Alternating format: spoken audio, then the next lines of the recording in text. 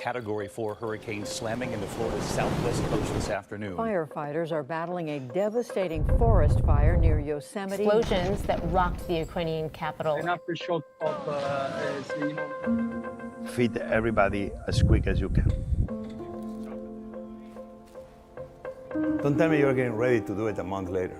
Don't tell me you are waiting to do it until you have everything ready to do it. It has to be urgent. Food and water is now.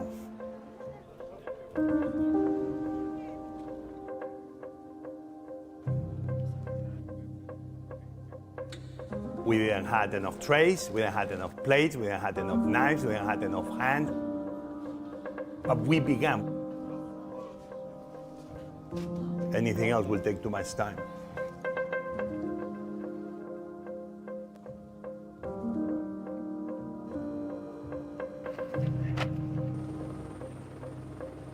Not tomorrow, not next week, not next month, today.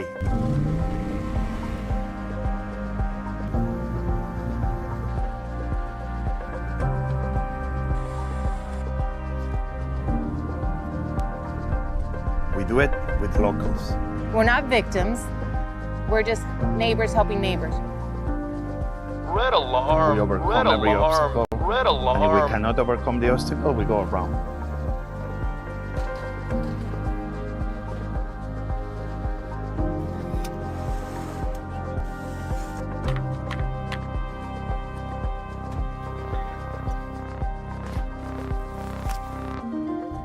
Here we are, and we'll come back tomorrow and the day after until you are okay.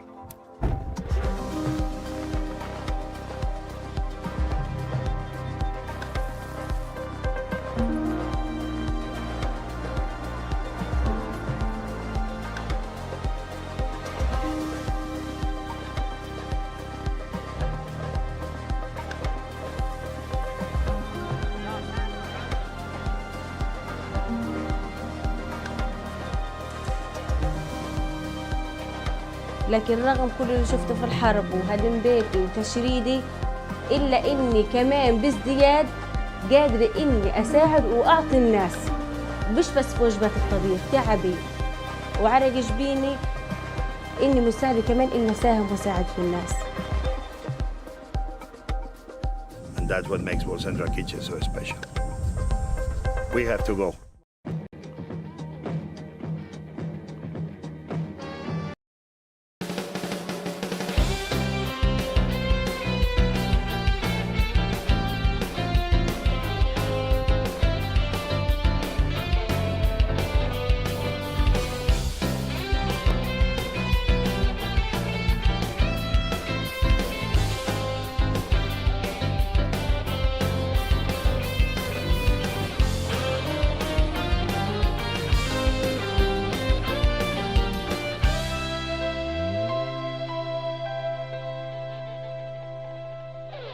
Yes, and everyone, welcome to the 2024 Trek Time Charity Show. Thank you, everyone. Thank you to Xenos76 for just following us. We are here at this monumentous occasion as we are going to be supporting the World Central Kitchen. This year is our there it goes. Is our donation category for this year. We are supporting this amazing charity that goes out to places, war-torn areas, deprived areas, but areas in much need of food and relief, in areas that can't get it naturally themselves. They are straight out there, straight out the door, no asking, no questions. Just go, as you heard the leader there, Chef Jose Andres, who's been running the World Central Kitchen since 2010.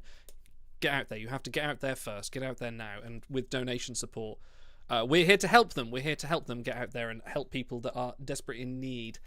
Gentlemen, Otto, Stars, Shai, Dan, Frank, thanks for coming, and we're gonna raise a lot of money today. I can feel it already right now. We're gonna really raise a lot of money. Do you guys know about the World Central Kitchen? Do you know? Would you like me to tell you about them a little bit before we start? Yeah, all I know is what's been in the news, and there's been some really remarkable things in the news. But why don't you lead in and let us know a little bit more? So, like you know, the timing of that was interesting because we all kind of picked causes that were important to us, and then had the community vote on that. And just days after that came out, the news of that attack, it's like, boy, it feels like it was the right pick from everybody. So Yeah, so for those that aren't aware, due to their efforts providing relief in Gaza, and again, we're not going to make this political, whichever side you're on, it's still a tragedy. It's still a humanitarian Ukraine crisis. as well. Yeah, and Ukraine. Right. But out in Gaza, there were, I believe it was 6 or 7 World Central Kitchen workers who sadly got bombed and lost their lives trying to help people. And as Otto said, this was several days after we'd picked this, and we went, yeah, no, this was the good choice, because these are people that were literally putting themselves in danger to feed people that can't feed themselves. But yes, as I said, it was founded in 2010 by Chef Jose Andres. It's a non-profit organisation that was the first to the front lines, providing fresh meals in response to crises, applying their model of quick action, leveraging local resources and adapting in real time. The World Central Kitchen has served more than 350 million nourishing real meals around the world, and this is global. This isn't just Gaza. This isn't just Ukraine. This is every famine and every local disaster that happens, even in the US as well. You have the floods and the hurricanes. They are out there to help everyone, and we're here to help them, because I say it's entirely non-profit, it's entirely donation led. Yeah, so we're going to be supporting them today. We've got some more charities. We've got a lot going on tonight. We've got an amazing lineup of activities and things. We've got a great lineup of donation goals. So as you can see at the bottom of the screen, bit.ly/trektime24. Hit the link. Whatever you can donate, whether it's just £1, $1, $10, whatever, appreciate during these hard times. Not everyone is cash fluid as they used to be, especially when we started doing these charity shows, but anything you can give will be great. And to reward you, we do have some donation goals. We got some fun things. Dan's going to do something fun. Otto's going to do something embarrassing. We've also got table reads. We've got things you can win. We've got lots of giveaways going out tonight. Frank, what kind of stuff we got for giveaways tonight? Well, I'm so glad you asked. For anyone that is present, you don't have to donate to win. No purchase necessary. Void where prohibited, especially in the states of Massachusetts, Rhode Island, Delaware, Connecticut, Virginia, West Virginia, North Virginia, and South Virginia. But anywhere else, you're fine, and you can win. We've got so many things. Some lucky person is going to win a copy on Steam of the hit game Star Trek Legends, and I cannot wait to personally buy that for a person. Anybody who's a Timelines player, be giving away stuff from the web store. I'm going to buy a couple of super uber premium campaigns for folks, maybe even a different package that's in there, who knows. As the donation incentives go higher, there are the old school, I've got some of them here, old school Star Trek The Next Generation technical manuals and the companions. As you see, this is still wrapped in cellophane. Wow. Those are going to be going all out. dog-eared. Yeah, that's fantastic. Mint. And then further on up, there's going to be crazy stuff. Like, now I didn't bring the slab one out, but a completely boxed and entombed copy of Star Trek: The 25th Anniversary on NES, and not announced, but we're going to put it in there. The Nintendo Power. From 1990 that covered Star Trek, the 25th anniversary. I'm sure it's a fine game. I've played it a lot. Could even win the Starship Enterprise from Playmates, which is a very large. That's incredible. I wish I wasn't running the stream so I could enter. Yep. Wait, can we not enter? Sure, why not? Shy just turns off. I'm out of here. I quit. I'm gone. And not necessarily on the docket, but you never know what weird things that are just lying around my office could Frank, what's in the box? appear. Some sort of Star Trek trading cards from 1993 sealed master case. I don't know. We'll find out. That could be in the future. That could be today. Who knows? But lots of good stuff. But all that matters is that you're here. For those who can donate, it's amazingly appreciated. If you can't, just watching and participating with us, if you can. and telling me, yeah, we appreciate it, because this is one of those charities that hurts no one and helps everyone. And yeah, if you're watching, tell a friend. Let them know we're going on. The donation link will still be live for many weeks after. So even if you can't donate today, you're waiting for payday, things like that. Please. Roy Kirk, thank you for subscribing. Which is the other thing we should mention as well, for those that aren't aware. Every one of our Twitch subscribers, including Auto, all the Twitch donations as well, go to charity. And as of last count, which I will be adding nearer the end of the stream, we have Twitch, Frank, thank you. We will be adding a grand sum of £318 to the charity pool. So thank you to everyone that subscribed to the channel. We will be adding that to the pool nearer the end. So thank you. Also, I believe we've got some donations in already. First out the gate, and Cranky again. Thank you, Cranky. See, I knew as soon as I opened my mouth, that alarm would go off. So. Yes, first of all, from Frank, who was testing the system before we started. Thank you, Dan. No one told Frank he only had to test with like 5 cents or something, so he did donate a little bit more than that. Thank you, Frank. From Cranky, who says, break a leg, fellas. A donation from the inimitable Stars and Garters. The promise of Star Trek's utopia is that no one needs to go hungry. The world's central kitchen works toward that aim. True utopians need all the help they can get. Thank you, Stars. A huge donation from Jörg Hildebrand, which we'll see Thank you. very shortly. We will be. Yes. Which block is he in? He will be. We'll be having a wonderful interview with him and Ben Schneider at. Let me get the time right. Somewhere on here. It's on here somewhere. There it is. At 8 o'clock, 1500 EST. So 8 p.m. for you guys, 3 Eastern. Yes. So that'll be a nice interview there. That will be and one other from a donation from Walt Koenig, who doesn't leave a comment, but Walt. Hopefully, we'll see him later on the stream too. So love you, Walt. Thank you. I have a Thanks, sneaking suspicion we might see that wonderful Mint Show man. But I believe we have just triggered our first donation goal, which is a giveaway, and we are giving away for everyone in chat. We're giving away a copy of System Shock Enhanced Edition. If you've not played it, it's a fantastic classic game, one of the genre-defining games. Is that the remake or the remaster? That's the It's the Enhanced Edition. Let's just say that. I can't remember. But I have a code for it, so we're going to give it away. So the giveaway is now starting in chat. You have 5 minutes. Please type !giveaway in the chat in the next 5 minutes to enter. And when that's up, we will have a winner. And at the end of the charity show, probably tomorrow, I will make a note and I'll ship out your codes. So we'll get those in for you. But please hit the giveaways now. And that's our first donation goal. But please, one last thing, please, World Central Kitchen. Thank you, Nifty Mittens. As Cake is Eternal says, the World Central Kitchen is a fantastic organisation. They get right in there, using local restaurants and cooks to help. 95% of donations go directly to charity relief and to relief efforts. 100% rating on Charity Navigator, and if that doesn't give you pause to help them out, to help us out to help them out, then please give generously. And if you can't, give something. And if you can't even do that, tell a friend. Tell a rich friend would be really good. Tell them to come on here. And watch the stream. Hit exclamation ! Giveaway. Comment with us. Throw the pie at us, or what is it? A little water balloon dunk tank. Just interact with us today, and that'll be great support. We'll be here. And I did not put a limit on where I'm willing to ship some of these various giveaways. So if people like Cranky who live on the moon win, I will. Oh, nice one, Cranky. Thank you for gifting. 7 Speaking subs? of, wow. I will ship to him, but I will warn you, it is going to be on the slowest possible method. It will be a horse-drawn wagon across the ocean and space wherever you are. But I will ship it to you. Awesome. All right, I want to talk a little bit about the charity itself, because I've prepared some thoughts, and if we keep messing around, I'll never get to say them. So let me begin first by thanking everyone involved with the preparation and planning this year.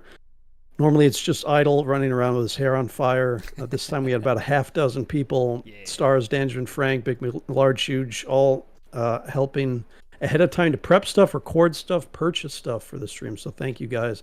Thank you to all of our guests who will be on as well. I think we have, upwards of a dozen other people. We have a lot of today. lovely people on. World Central Kitchen is one of the charities that I submitted this year. It has, I won't pretend it's near and dear to my heart, but I have a little bit of experience with that. I lived on food stamps for a while, and despite some of my antics on this stream, I'm capable of feeling shame. And when you go to the store and told, it's not going to cover this purchase, and you have to stand there and do the math, can I afford this item this month? I did feel shame at that. But even still, that's the lap of luxury compared to 40 million people in this country. Eidolon stars 14 million people in your country who live below the poverty line. They have to make those kind of decisions every day. And those are first world countries. Right now, World Central Kitchen is operating, like you said, in Gaza, in Ukraine, parts of the world where bombs are being detonated in their backyard. And if people are lucky enough, to have a school or work to even go to, they may see that their friends and colleagues don't come in one day and they're not going to see them again. And the last thing that they need to be worried about is what's for lunch. I mean, that's the most basic human necessity. And that ends up being their first priority sometimes. So I want to thank all the viewers, all the donators at the top of the stream. I know you guys are going to do great. You're building your own reputation over the last 4 years of being just very, very charitable in a space that started, around a mobile video game and talking about television episodes. You guys have really shown what your priorities are. So thank you for that. Thank you for being part of the community. For my own bit, on the table behind me, I will be stacking up, donating for every $100 you guys donate a non-perishable to a local food pantry. So if we can get a big pile of food over there by the end of the stream, I'll be really happy. So thank you guys for being here today. Thank you for being here the last 4 years. And thank you for picking what I think is a very worthy cause in World Central Kitchen. I did check online before I nominated them. Sterling reputation so far. They're a very young charity, relatively. I think they're like 15 years old only. So great work that they've done so far. No, absolutely. So just to give you a little a breather from that, we've got some of the things we're going to be doing if we hit those donation goals.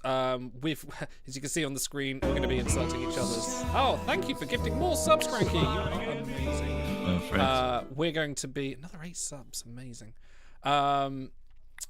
We are going to be insulting each other's mothers, Star Trek style. Of course, this is a Star Trek stream as well. We've got many fantastic things to do there.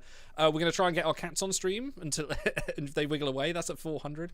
At 600, Dan's going to blindfold himself and play the first level of Super Mario Brothers blindfold while we shout. I need help from y'all. Yeah, y'all gotta tell me what to do. So we've got other things. We've got Twilight Zone table reads in this edition. Auto's gonna sing Rocket Man in Esperanto, which I believe he teased last year and didn't deliver. So this year he will be delivering it, whether he hit the goal or not. Practice. I have had a lot of practice.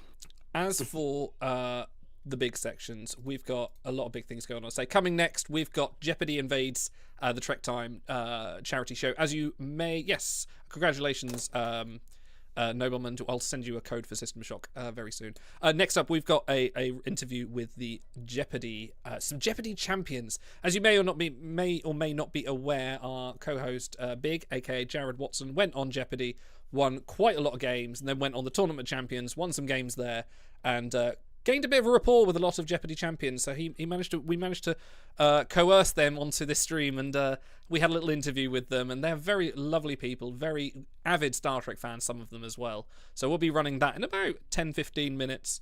That'll be going up to, and there'll be it's a shortened interview. I had to cut it down quite a lot, but there will be a full interview available for those that are interested in seeing the whole thing. That'll be up tomorrow.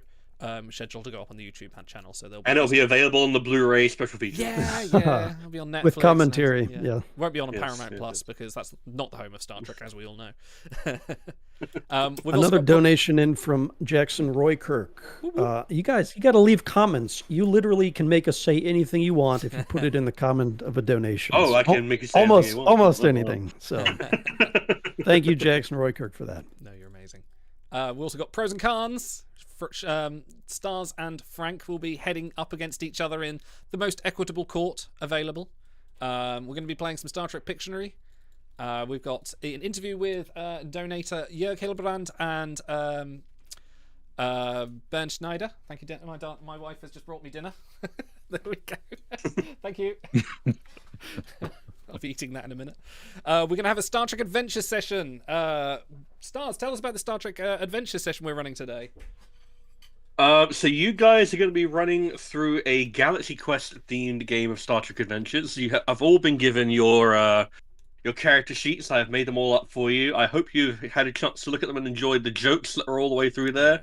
But guess what? It's going to be deadly serious because we're going to be dealing with Episode 5 of the Sacknod Supremacy. I will not be telling you anything about this. I want it to be a complete surprise.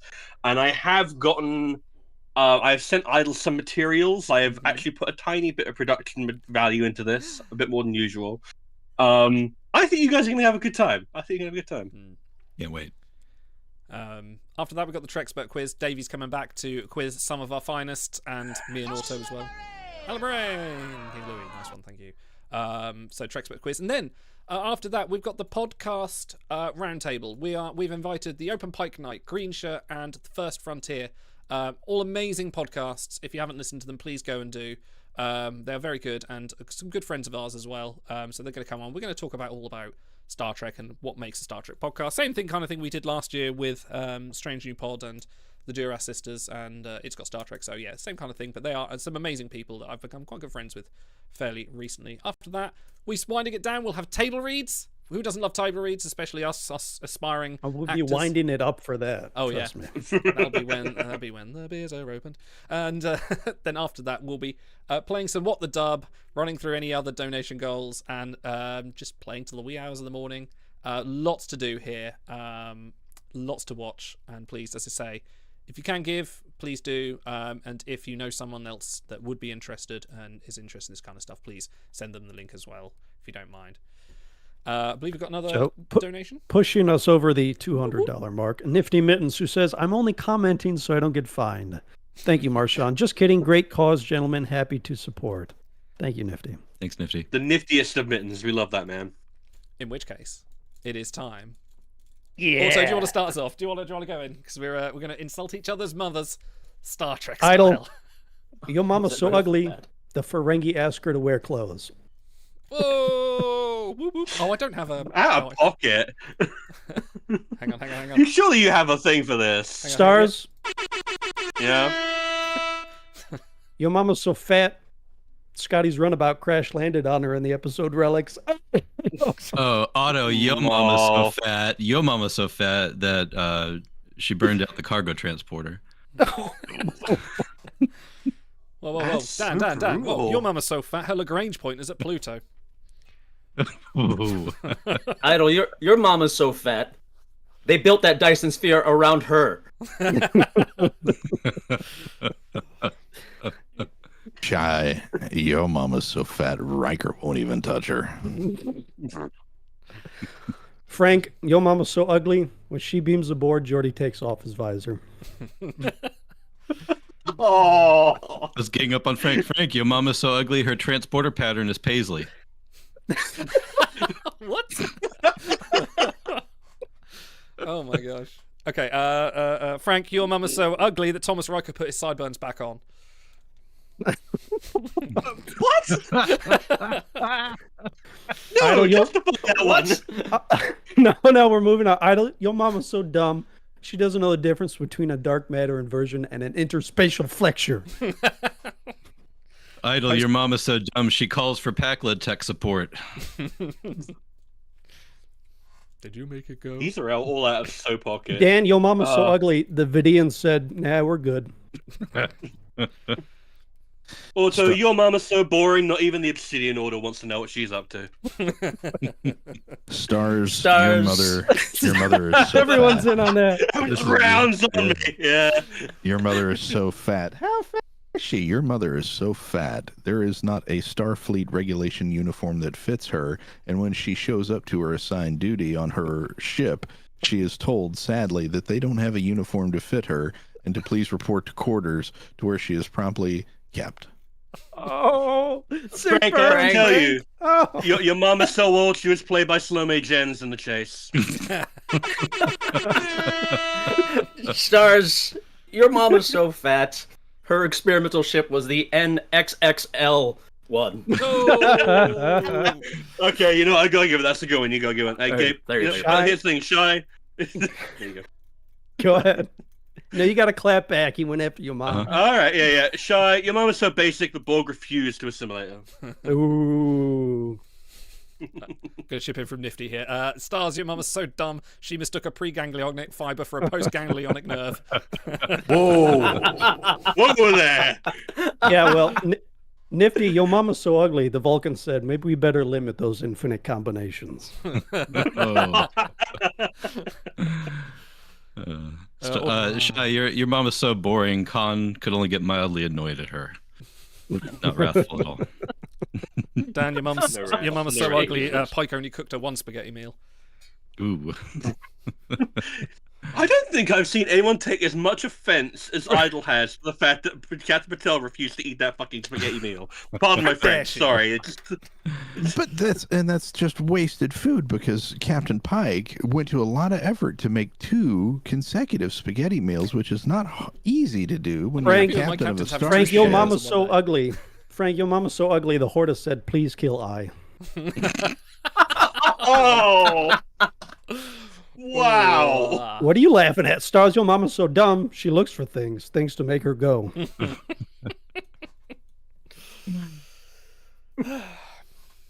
Idle, your mama's so fat, she beamed onto a Borg cube and it became a Borg sphere. See, Otto's just doing all this. Otto, it's time we let you know the sad truth. That is, in the major motion picture, in the greatest movie of all time, Star Trek IV, The Voyage Home, Scotty beamed your mother aboard and said, "Captain, there be whales here." Oh yeah, Frank? Well, your mama's so ugly, Ronan stayed in the candle. Wow. Although your mom is so nerdy, she goes to Risa to get caught up on her reading. Oh yeah, Dan, well, your mama's so fat, the Doomsday Machine was like, "Nah, I'm full." I haven't picked on Stars yet. Stars, your mom is so entitled, she goes on first contact missions just to say, "Take me to your manager." Oh, I like that. Oh, yeah. Dan, I have to tell you, your mama is so fat that every video including her is a slow motion picture. Oh, that's more an insult to the motion picture than anything else. Well, guess what? You're here, so I have to make that insult. Idle, your mama's so annoying. Robin Leffler was like, "Sure, I'll date you." Wow. Wesley Burns. All right. Did we run out? Hold on. Wait, I've got a few more. Okay, go on. Get them out your system. I bet you do. Stars, you're Clear like the this. notebook. Stars, your mama's so ugly, the Medusans have to wear goggles just to look at her. It's out of pocket, man. It's out of pocket. Dan, your mama's Yes? so slow, the Metrons made her fight Kirk to the death. Oh yeah, well, Otto, your mom is so poor she gets free facials at the Vidian Institute for Cosmetology. Oh, this is one's from Cranky. Your mum is so ugly, she should be hauled away as garbage. As garbage. Dan, you've been extremely rude, so I have to let you know that your mother is so ugly.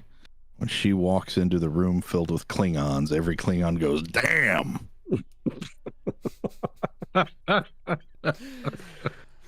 Frank, your mama's so ugly, Julian Bashir won't flirt with her.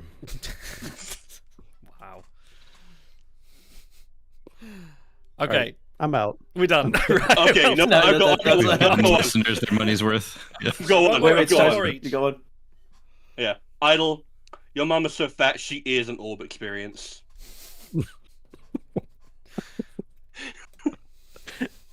I'm not sure half of these make sense to me, but they're still kind of funny. Yeah, Stars, your mom is so ugly.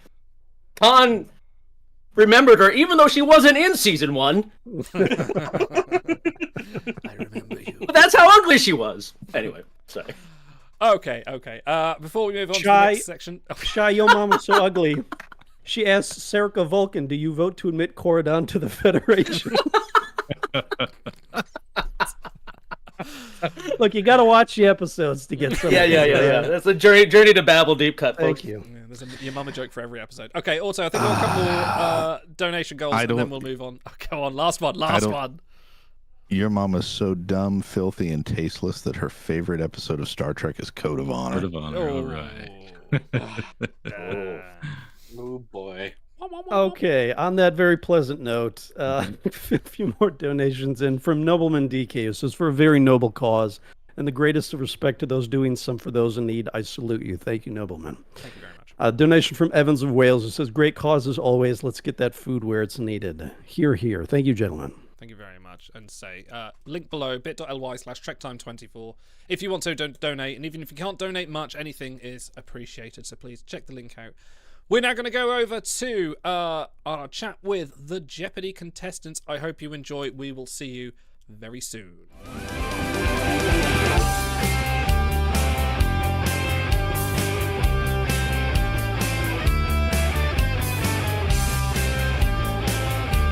Hello everyone and welcome. We have an absolutely amazing crowd of guests here. We have none other than a group of Jeopardy champions, a peril of Jeopardy champions with us to celebrate our charity show this year. So thank you all of you for coming and helping us support the World Central Kitchen, an amazing charity. And hopefully at this point we've already raised millions of pounds and millions of dollars, and it's all going swimmingly and everything's fine. But no, thank you very much for coming. For people who don't know you around the room, we have Nicholas Casconi, Jeopardy season 37 3-times champion and Champions Wildcard Club's bracket winner, tournament of one-time champion. One-time champion, sorry. My notes are wrong. Tournament of Champion quarterfinalist and actor in none other than Star Trek, 2-time Star Trek guest appearances. Ray Lalonde, season 39, 13 times Jeopardy streak, Tournament of Champions quarterfinalist, and a set designer by trade, including productions, including The Expanse and the upcoming Section 31. Yang Sheng Wong, season 38, 3-time streak. We have you as the Champions Wildcard Hearts bracket winner, Tournament of Champions quarterfinalist, and 2-time Jeopardy Honours Award winner. Congratulations That's right. on that. Like Daniel Day-Lewis. Deb Bilodeau, season 39, 1-time winner and 2024 Champions Wildcard winner, Tournament of Champions quarter-finalist. Rounding off this amazing group of guests, we also have Yogesh Raut, season 39, 3-times winner, 2024 Tournament of Champions champion, and this year's Tournament of Champions champion. Sorry, I should have gotten that with a bit more aplomb. And this all out to pasture. That's what, yeah. That's exactly. And on top of that, first to go. And currently competing in the Jeopardy Masters. And joining me for this as well is Jared Watson. You were on Jeopardy, right? You did something? Did you? I guess I was. Yeah. You just won 3 games and semi-finalist on the Tournament of Champions. Nothing to worry about. Yeah. Big deal. Everyone, thank you very much for coming. We'll go around the room with questions, but my first question to you all is, what got you thinking, hey, I can do this. I can go on Jeopardy and I can play this game. I can become a Jeopardy champion. Let's start with you, Nicholas. What got you into Jeopardy? Well, I've been watching since I was a little boy, but then didn't. Actually, I tried out in '87. I want to say for maybe the one of the very early seasons, and wasn't accepted, and then kind of didn't think about being a contestant until I got remarried, and my wife was a huge fan, and so I went back to watching it every day. And then she sort of gently suggested I take the online test, and suggested that several times, again and again. And then I took it, and the rest is history. So it was really her brainchild, I have to say. Fantastic. Ray, how about you? Once again, grew up watching it after school with my mom, and just was always kind of in the background. And then as later on in adulthood, I thought, I'll try, take the test. At that point, I did a couple of in-person tests back when they still had them. Got onto the list, never got called. 4th time's the charm. I did it during the pandemic online, and they did everything on Zoom. And, just after 14 months of waiting, they called me up off the street. Oh, want to come to LA? Yes, I do. And there I was. Absolutely fantastic. How about you, Deb?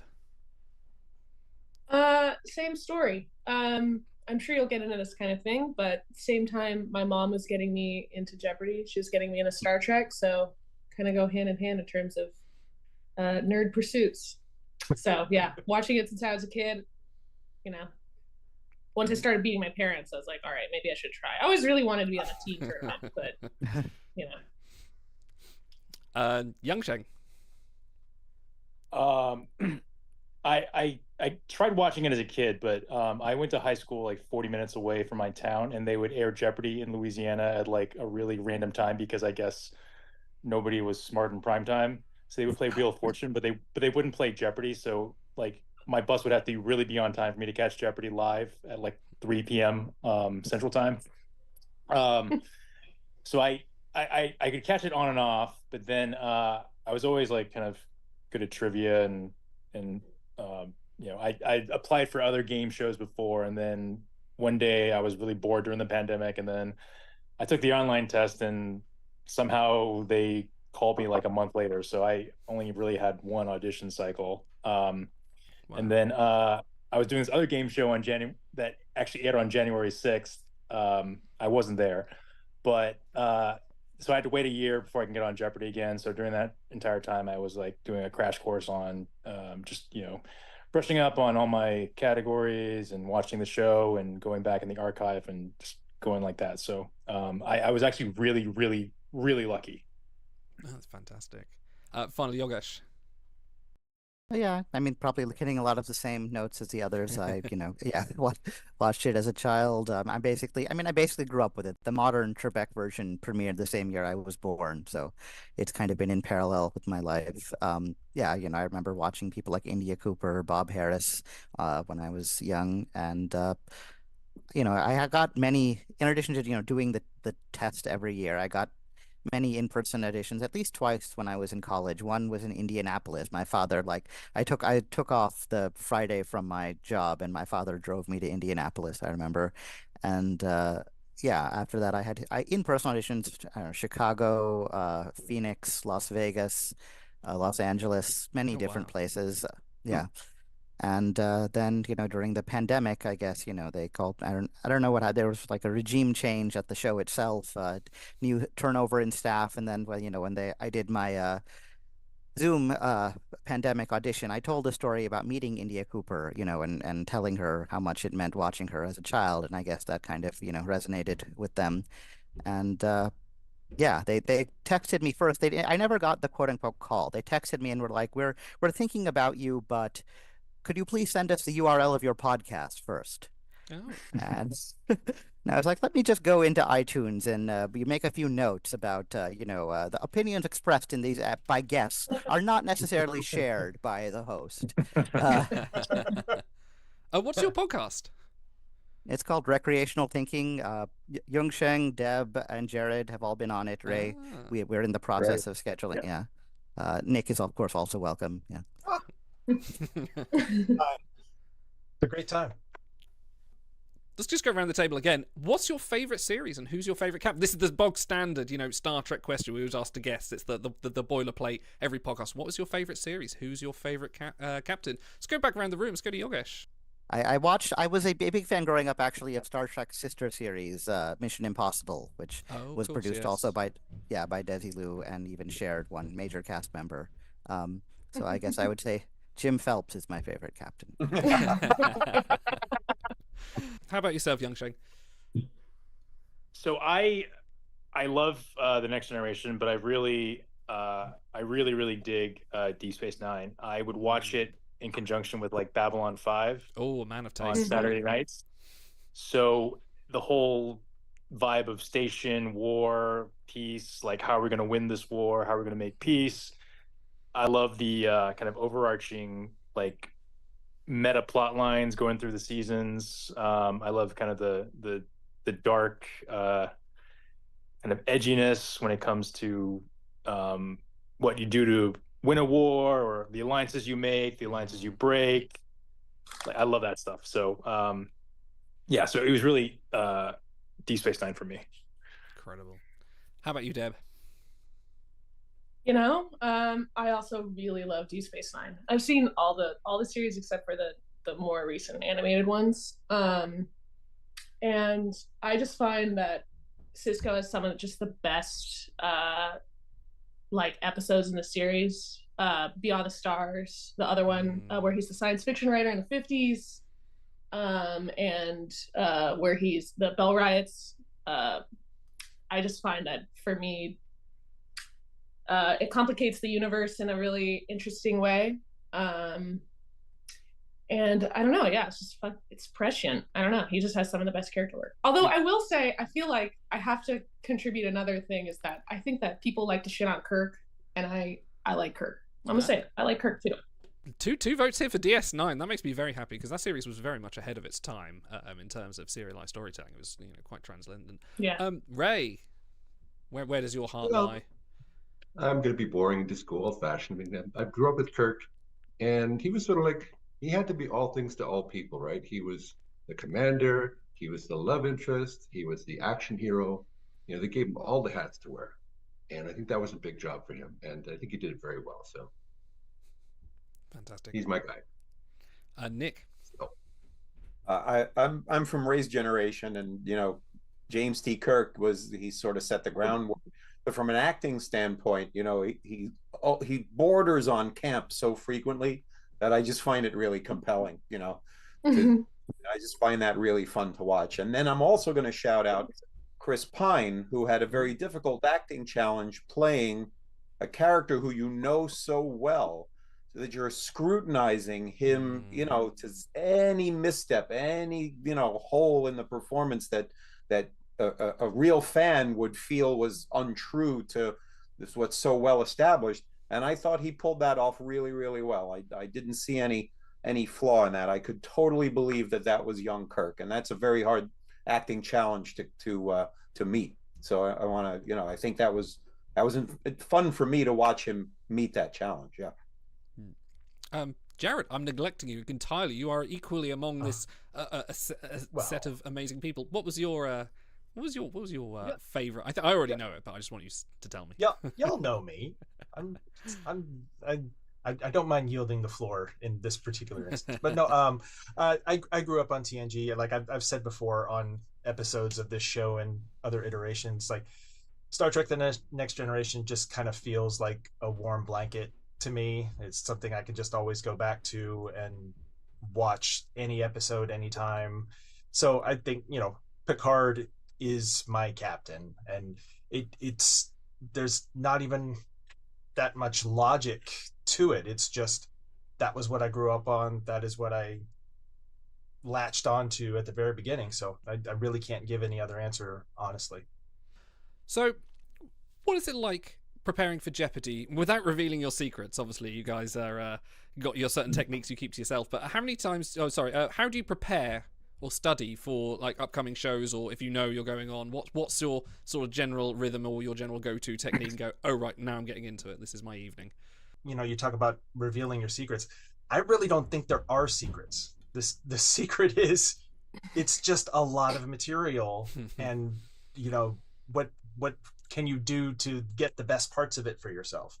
So it's like you can tell other people what you do, if they're not going to commit to the level that you are, doesn't mean anything to them. But anyway, so at that level, people's knowledge areas are a Venn diagram that mostly overlaps, and so everybody knows most of the stuff that's being asked, and it's about the buzzer race.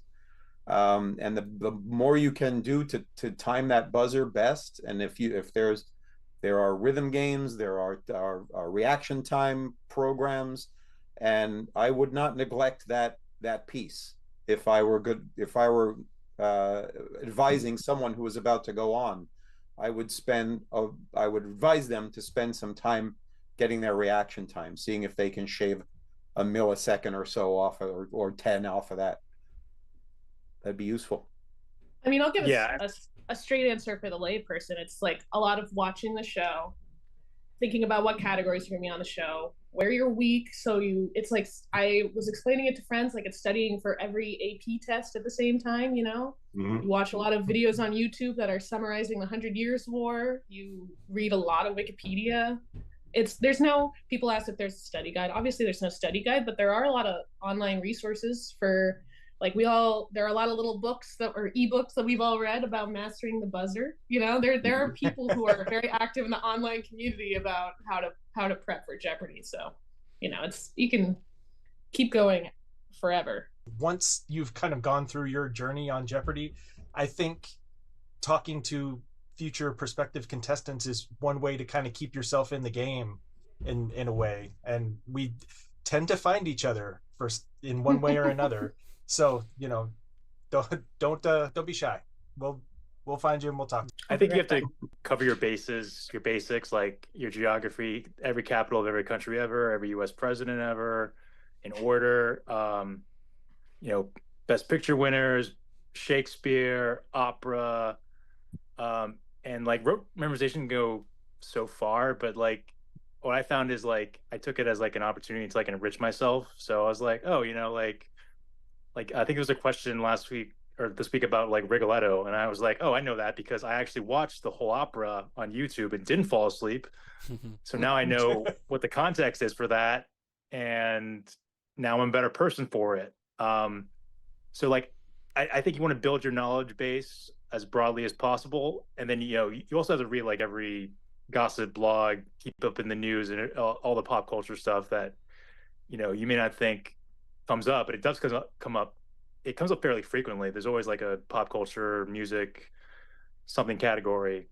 TV. So TV, yeah, like all that stuff. Like watching TV is actually a great way of preparing for Jeopardy because like they're going to ask you about XYZ show or XYZ actor in a show, and then you can kind of take that like, oh, okay, well that actor was in this, he's also in this, or that actress was in this and also in this, and then you can kind of make your connections. And if your brain works that way, that makes you a better Jeopardy player because then you'll be able to connect all the information together in your Madam Web conspiracy of like your brain, and then you work on the reaction time.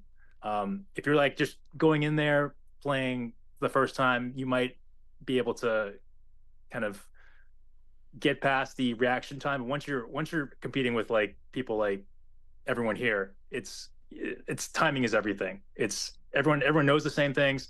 It's just about the timing. There may be one or two things that that someone else may not know, but that edge is only going to go so far. So you really have to work on the timing. One of the things too is that what kills you is not what you don't know, it's what you have know. And sometimes it's really helpful just to go back and just reinforce. You haven't taken your chemistry since university or whatever. Go back and just reinforce your principles, get all your little notes down, and the things, it'll pop back in your head that much faster because it's a half a second and you're dead. So it's worse it's worse to be wrong than it is to not know. Yeah. Yes. And then the web comes in when Final Jeopardy comes up because it usually is like a thing leading to a thing leading to a thing that unlocks it. Like, aha, I got it now. Mm-hmm. I think they all kind of covered it, right? You start off with the natural curiosity about the world, and then you kind of supplement it. You could try to go a little bit further to, learn about the area. There was a country music category, I think, in a recent episode I did well on. That was pretty much the result of an effortful effort to learn about country music, which was, kind of the one subgenre I wasn't naturally exposed to. So yeah, you go just a little bit further, and then you systematize your knowledge. Sporkle.com is a very good resource for doing what Yang Sheng said, systematically learning the presidents, the capitals, the flags, the best picture winners, etc.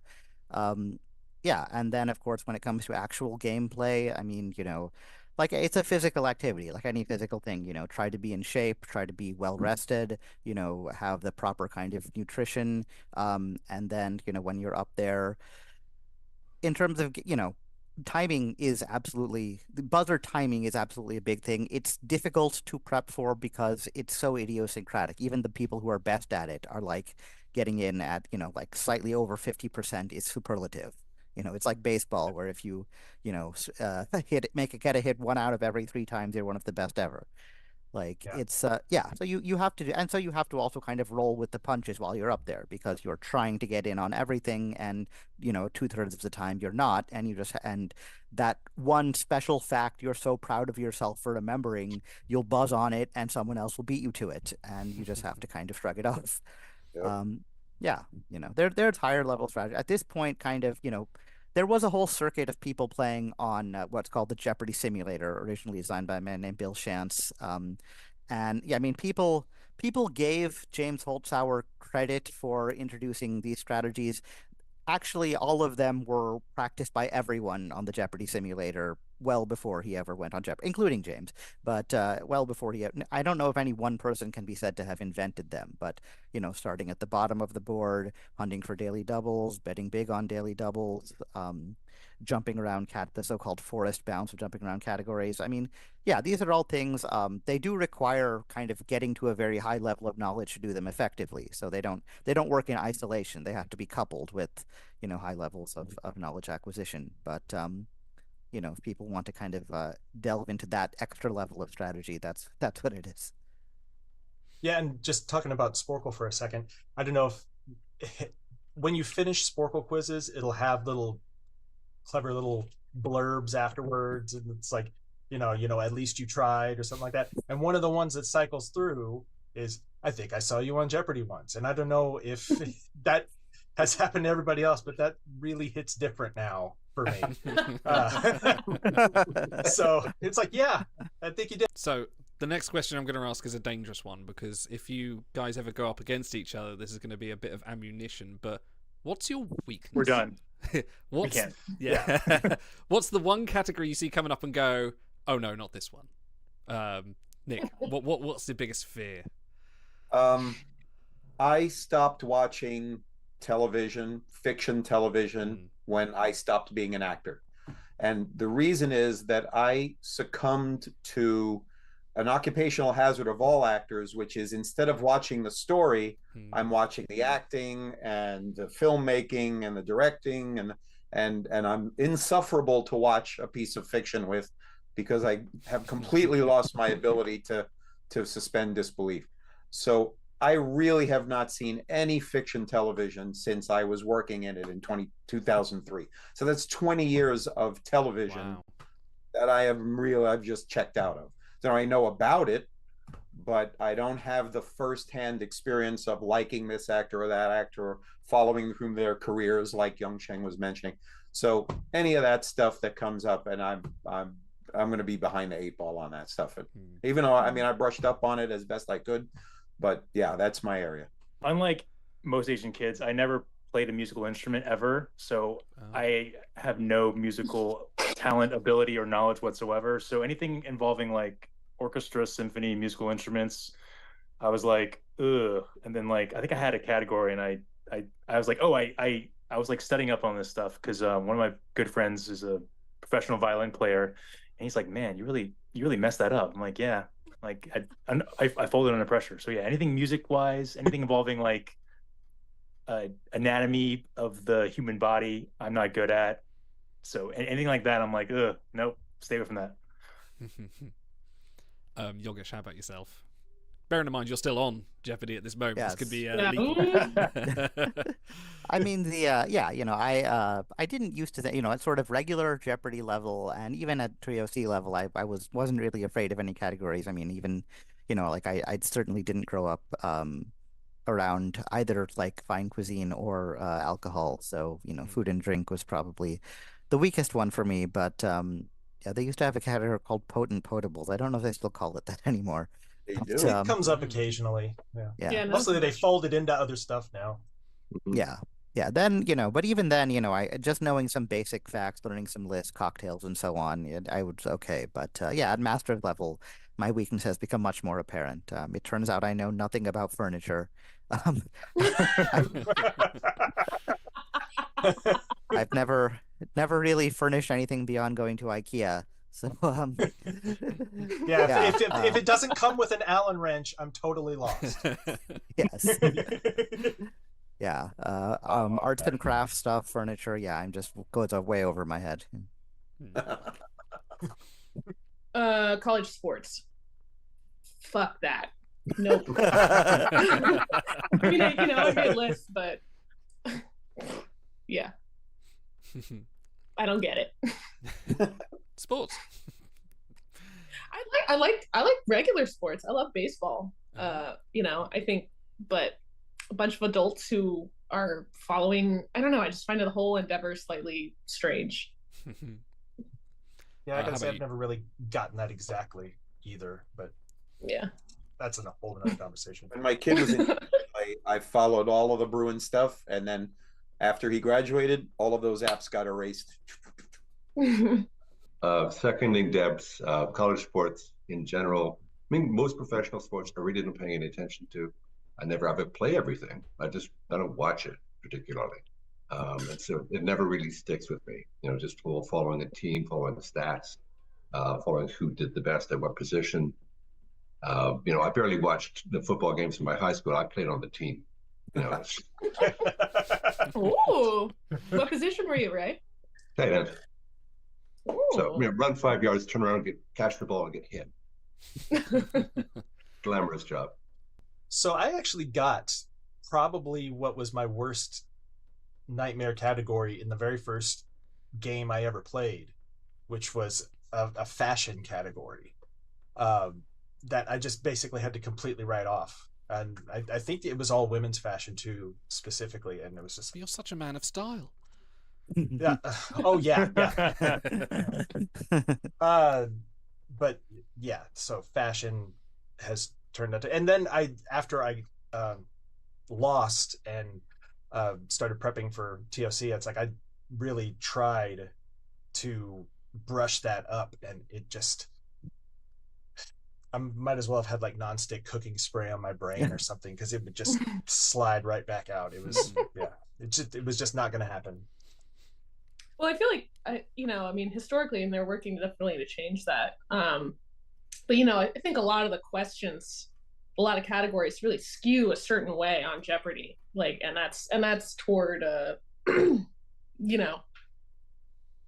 of there's a lot of for every one fashion category, there are going to be like 3 sports categories or everything like that. So speaking as a non-man, I love when those categories come up, because most of the time I'm playing against 2 dudes. So I'm like, oh, give me French fashion. I know that they're not going to put the Daily Double in it because of patriarchy. Just kidding. Haha, love Jeopardy. But I'm like, I'm going to take that. I'm going to take every little chance I can get. And I love when that confers me an advantage, and it did in my first audition. So I don't know. I have to shout those categories out. Oh, sure. Yeah. And I think the thing about it is having one category that you just kind of mentally write off is not fatal. Because it's like, I mean, I went on to win that game, but it's just, the having weaknesses is not necessarily fatal. It's just what you do in everything else. So yeah, I mean, I'm never going to say don't put something on Jeopardy, for sure. And I think the game is only better for it. Because it needs to evolve, especially now that people are taking so many more risks, I think, on stage, and like the strategy has gotten much deeper, that there needs to be a deeper knowledge base to draw from to kind of counterbalance that. So I completely agree with that. That said, I still hated the category when it came up just for me. But y'all can have it. Nick, you have actually been a guest star on Star Trek. You played Ensign Davies in the TNG Season 2 episode Pen Pals, and then also as Tamor in the DS9 Season 3 episode Equilibrium. What were your memories of that experience? I was such a fan of the original series that when I first got the call just to audition for Next Generation, I had to go through that whole thing of, oh my God, okay, I got to get rid of nerves. I got to get rid of how big this experience is. All that stuff has to go aside so that I can do my work and really just get this character and get on that set. And I was, it's one of my favorite acting experience memories, being able to get on there and just to get backstage and to see the set of the bridge and to see all of the what was there. In life, in real life, and then to have that on the resume and be part of that world and to be in Memory Alpha, and I mean, it's just like I keep geeking out. It was 30 years ago. I'm still geek out over it. It was such a pleasure. The people were wonderful. The experience was great. I was just so happy to be involved. Amazing. So you and Michael Dorn out drinking every weekend then, just... No, so the only cast members I worked with on Next Generation, I worked closely with Wesley. I had several scenes with him. And then I think one, maybe two scenes with Jonathan Frakes and Sir Patrick. But I was on, now in the second season, nobody knew if this thing was going to go or not. It did not have a very successful first season. And early in the second season, they weren't sure that this was going to have legs. So everybody was Jonathan hadn't grown his beard yet, even. Oh, wow! Yeah, it was. That's the inspiration for the TV tropes, growing the beard. Yeah. They were still wearing their one-piece jumpsuits, which everyone hated, male and female alike, for I think it would be obvious reasons if you thought about that. And so they were still kind of feeling their way. They were feeling their way into it, and it really was a dream experience. I mean, I did a lot of shows and I worked with a lot of famous people, but that one really meant something to me, to be part of that legacy. It was really fun. So here's a kind of off the wall question follow-up, because obviously our whole Jeopardy experience was impacted by a writer's strike. And pretty famously in season 2 of TNG, there was a writer's strike that cut off the end of that season. Was there anything that you were aware of while you were there that was impacted by it, or had that not really come through? It hadn't happened yet. So this was episode 2. And so, okay. So the episode took weeks, I think 2 weeks to shoot. So the end of the season writer's strike, I think I remember that writer's strike at the end of 87, I guess it was. I may be wrong about the year. The scripts that you're shooting were written months ago.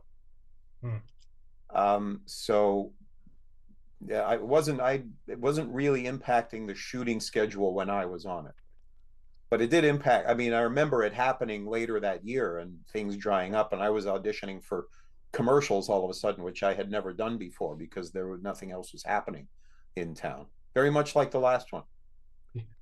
Yeah. So you were faithful SAG-AFTRA through the last one as well, despite the retirement.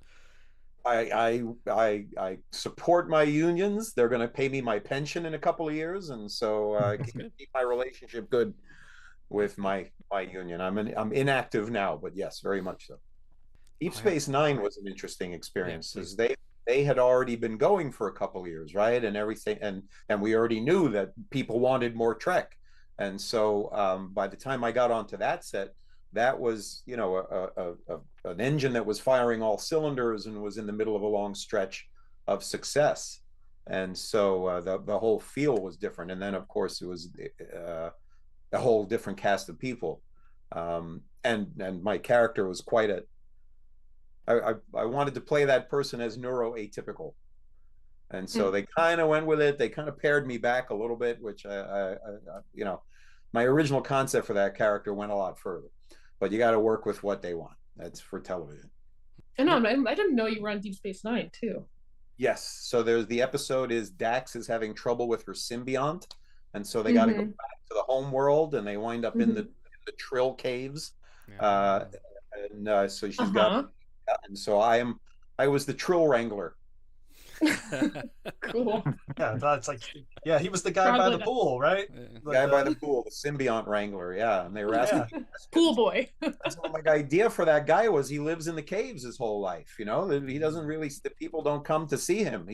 He's down there with the symbionts and his monitoring equipment, and that's all the human contact that he's got. And so when they come down and start asking him questions, his responses were not what you would expect out of a normal somebody who has a lot of human contact or sentient contact, let's say. And I took it a lot further in my audition, and that's what they hired. And then when I got on the set, it was like, let's not. I still managed to get where I wanted to go with it. It's interesting because for those who haven't seen it, the later series of Star Trek Discovery have been doing more stuff with the Trill pools, and it's it's interesting to think that the characterization of the Trill Guardians there probably inspired somewhat by Timur, by your character. So you've probably why set haven't a bit they of- called me? Do they not have my phone number? What the hell? They are set about 1,000 years in the future, so. Oh, I Yeah. cut off my landline and I stopped getting phone calls. Yeah. Ray, you are a set designer, also someone in the entertainment world. Well, let me correct you for just a second. Go on. First, a scenic artist. A scenic A artist. lot of Sorry, people yes. don't know what that is. That's No, okay. that's fine. That's fine. I work So, for set designer. being a scenic artist on some incredible productions, including The Expanse and upcoming things. How did you get into that field? How did you get into that kind of work?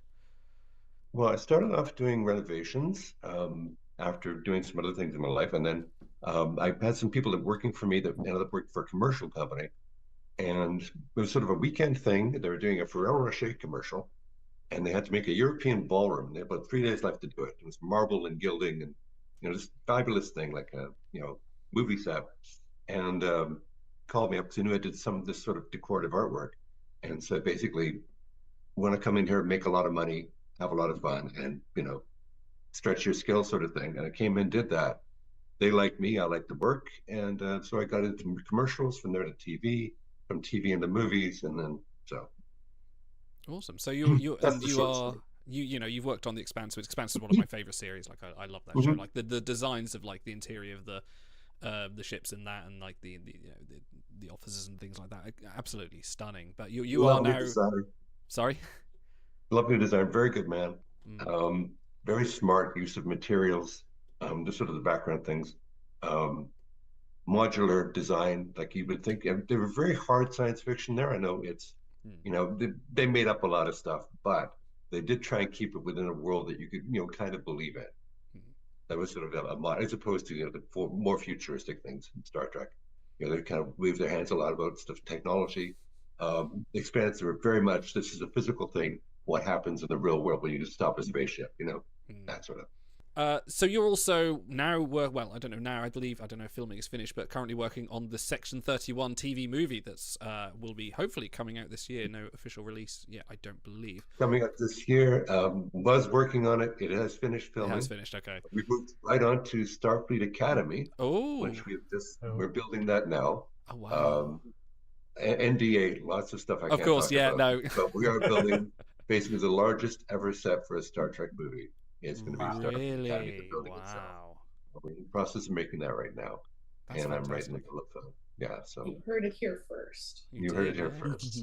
And it's they're very much investing in this series. They've got options to renew everybody for about 5 years, as far as the stages and all the actors that really believe in the project. They're throwing a ton of money at this to make it the best they can do it, and so pretty exciting to work on. You're going to work with a bunch of top-notch materials and people just at top of their craft, and so it's exciting. So going from being an original series, a Kirk fan, from watching that to actually going in when they first said, "Hey, can you come and work on Star Trek?" How did you feel about that? It is fun. I mean, my kids, my friends, everybody's like, "You're working on Star Trek," and it's my job. It's what I do anyway. But there is a certain level of buzz about it. Just you get to go out and tell people, I'm working on a Star Trek thing. I've got little things at home, little props that I can point to, and they're little souvenirs of everything I've done, sort of thing. But and Nicholas was talking about this sort of, you see all the nuts and bolts in TV, and I watch the things I see. That's a terrible brick wall. That's I don't believe that's special effect. That's a piece of styrofoam. But it's still, even if you see the plywood behind the set, it's still exciting to be there. And so you walk in the middle of it, and you can really lose yourself in that world. And certainly Section 31, the spaceships on that were gorgeous. And just being in the middle of it, you stand in the middle, and you can just imagine that's where you are. So that's kind of cool. And of course, space, I mean, it all happens in studio because you can't shoot in space. So we build everything, right? You can't go to somebody's house and start shooting a space show. So there's a lot of building, a lot of environments we do, even the outside environments. We'll build a lot of it in odd stages, sound stages, and in fake the backgrounds. So yeah, it's exciting. It's fun work. No, it sounds Great. I'm gonna be an interviewer for a second. So you made a distinction between set design and scenic artist. Can you Yes. explain what the differences are and what is? Yeah, we have an art department that's headed by a set designer called production designer. And what they'll do is they'll be in charge of all the drawings, all the renderings. They come to somebody like me and they go, okay, this is what I want this to look like. And it's kind of like Master Chef Kitchen. You've got these materials. How can you give me this? What's the budget? How fast can I get it? I've got 2 weeks to get, this set up in this stage. Here's the money. Here's your materials. What can you show me? How's it going to look? And we'll go surface by surface, image by image. We'll go through everything. This is what I can do for this piece of plywood to make it look like steel. La la la la. Yeah, so you solve problems and then you organize and you just try and manufacture. And because Spaceship's very much modular, which is a great thing for us because you make piece by piece by piece. And you solve the problems one at a time like that. And then you get to see it all go up, and it's very satisfying to walk in at the end of the day and go, wow, I solved the little pieces and now it's all put together and look at it. Neat. Do you ever stand behind one of the consoles and go boop, boop, boop, boop, boop? I know I would. Like, that'd be the first thing I'd do. Yes. Yes. We have people in the mold shop making the weapons and Yes. We're a bunch of kids. Fantastic. All the time. Yeah. I need to change You careers. guys make it so magic for when we walk onto the set for the first time because it's so easy to work when everything is right. Yeah. When everything looks right, feels right, props feel right, costume looks right, it just makes it makes it easy. There's no work involved. You can completely enter into the make-believe. It's wonderful. And the most satisfying moment for us is when the thing's up and the production walks in, all the staff walk in, the talent walk in, and they look at the set. You see smiles on their faces. They look right like, wow, we have to work in this. Oh yeah. That's where we're there. Good stuff. No, thank you so much for coming on this. It's absolutely brilliant to speak to you all and brilliant to talk to you all about Jeopardy, which has a British version now, which I need to look up and check up. Yeah, hosted by none other than Stephen Fry. So, yes. I'll have to check that out next time I can see it on. But no, thank you very much for coming on. Thank you, Jared, for sorting out the quiz there at the end. But you've all been fantastic. It's been great speaking to you all. And give some money, viewers. Yeah. Yeah. And yeah, back to the charity show. Bye.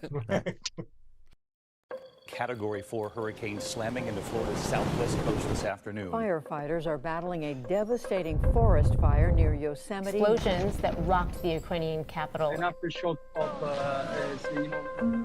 Feed everybody as quick as you can. Don't tell me you're getting ready to do it a month later. Don't tell me you are waiting to do it until you have everything ready to do it. It has to be urgent. Food and water is now.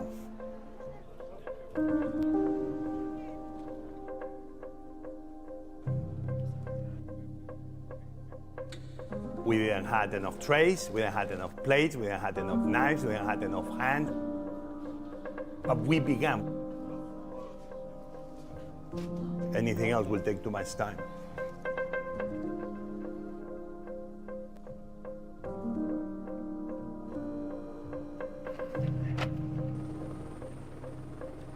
Not tomorrow, not next week, not next month, today.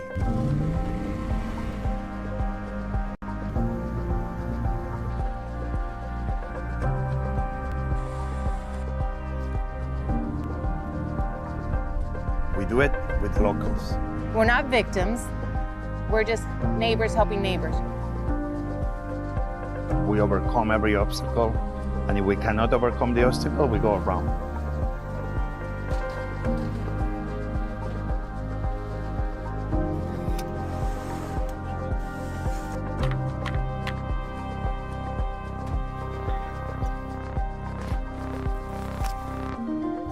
Here we are, and we'll come back tomorrow and the day after until you are okay.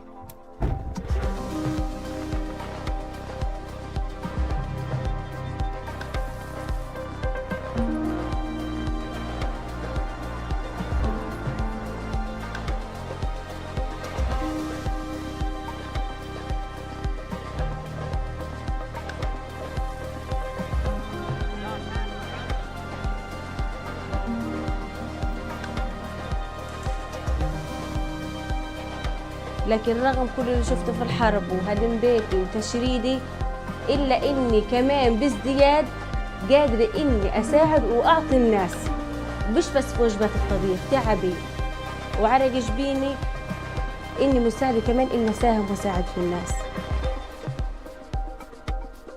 And that's what makes World Central Kitchen so special.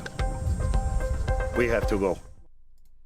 Yes, welcome back. We are supporting the World Central Kitchen on this fantastic evening's worth of charity donations. And also, well, first off, we have just passed 2 donation goals, the first one being a giveaway to win Star Trek Legends. So we are starting that giveaway right now in the chat. So hit !giveaway to enter and win a copy of Star Trek Legends. You will be into the pool. So there we go, Stars and Auto. You better believe Stars and I are getting in there. Yeah. Beat the odds. Get involved in that. Auto, do you want to give us a donation update, please? Yeah, several donations. First of all, from my father, who says, "Be blessed in blessing others." A donation from Idol's father, who says, wait, let me scroll up. "It's a good cause, and you guys spend your valuable time to promote it. It's the least I can do. Thank you, Idol's Thanks, dad." Dad. And one from Danjavin, who says, "Let's see some tribbles." Yes. I so- showed you my tribble. Please respond. Oh, So, yes, that was our- off stream, yeah. Our 400 goal, which we have also just broken, was the Tribble takeover. All cats on stream until they wiggle away. I need to go and find my cat. I think she was behind me. I'll be back in a second. If there's not one in iShop, Oh, I'm waking up my boy for this. He's not happy. Mine's awful wiggly right now. She's not You have a happy. lovely cat. You say it's like a Maine Coon, right? It is, yeah. She's a full-blooded Maine Coon, and she's not real happy right now because it's very warm. It's starting to warm up here in the States. Yeah. I just love the look on her face. She's just like, Yeah, she's showing off her chopper. She's not real happy with Daddy right now. No, you're gonna cause some problems. Yeah, it's like it's upper 80s, it's humid, and the cats just they won't lay anywhere but my lap. So it's been kind of brutal. I But couldn't find mine. The one I This couldn't is the find best was I've running got away for a cat. chasing another cat. So hey, I got a Tribble. I got a Tribble. Hey, there we go. Almost the same. You ever change it to? Oh, it's Hello Kitty. Hello Kitty. There you go. Who is apparently not a cat, according to. Wait, what? The company. It's not a cat. How is Yeah. Hello Kitty not a cat? It's just a person who looks like a cat. That's what was like a press release they made several years ago. Really? What? Hello Kitty is not a cat. Sanrio is no. Oh, My well, cat is very translation weird issue. looking. Not as weird looking as mine. the big nose Oh cat. no, you've got a baby. yeah, What a sweetheart. Really have. he's a limp noodle. Almighty donation goal. Oh, we got the first wiggle away. Oh, we got a Oh, there you go. There you go. And they're out. And they're out. Did Oh, anyone else God, have there this- it goes. Immediately after the World Central Kitchen video played, I got a commercial for Taco Bell, and I thought at jeez. first it was part of the no. World Central no. Kitchen video.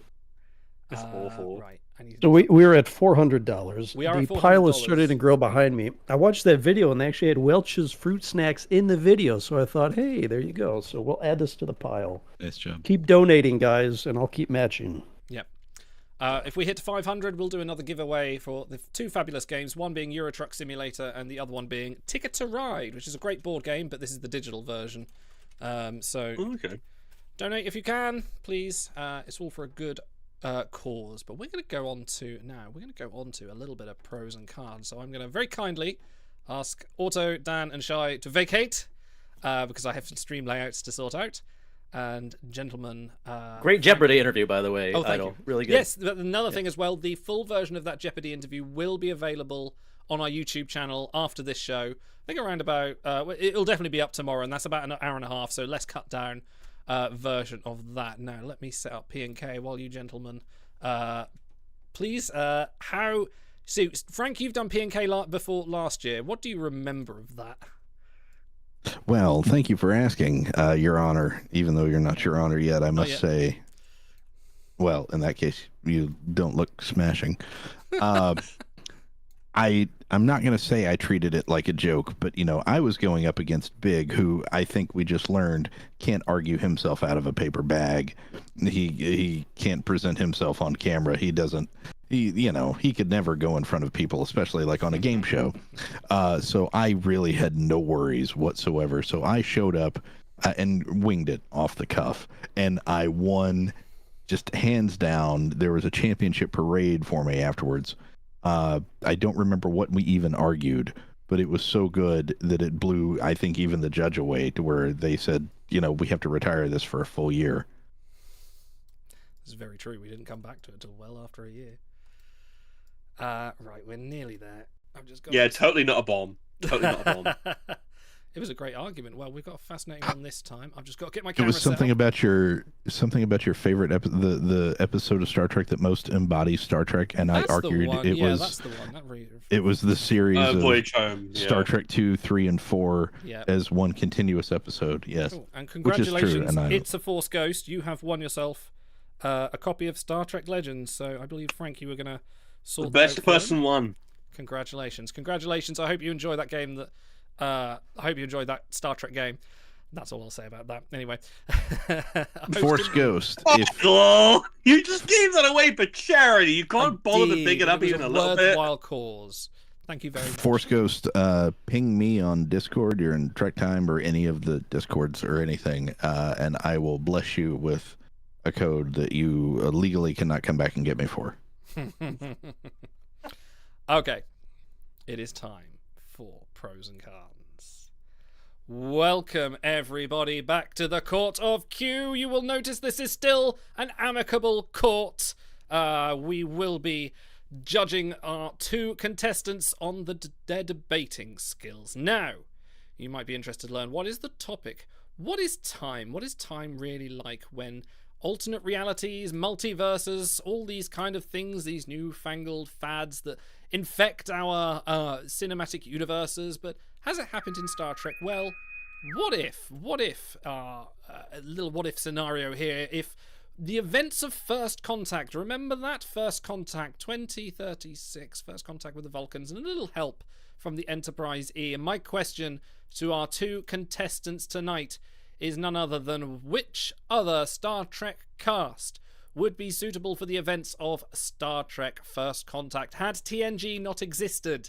Had the cast and the crew of TNG not been there to rapidly dispense themselves into the past? Which crew, which cast would be most suitable to solve the dilemma of First Contact at the time? Frank, who are you representing on this fine, esteemed occasion?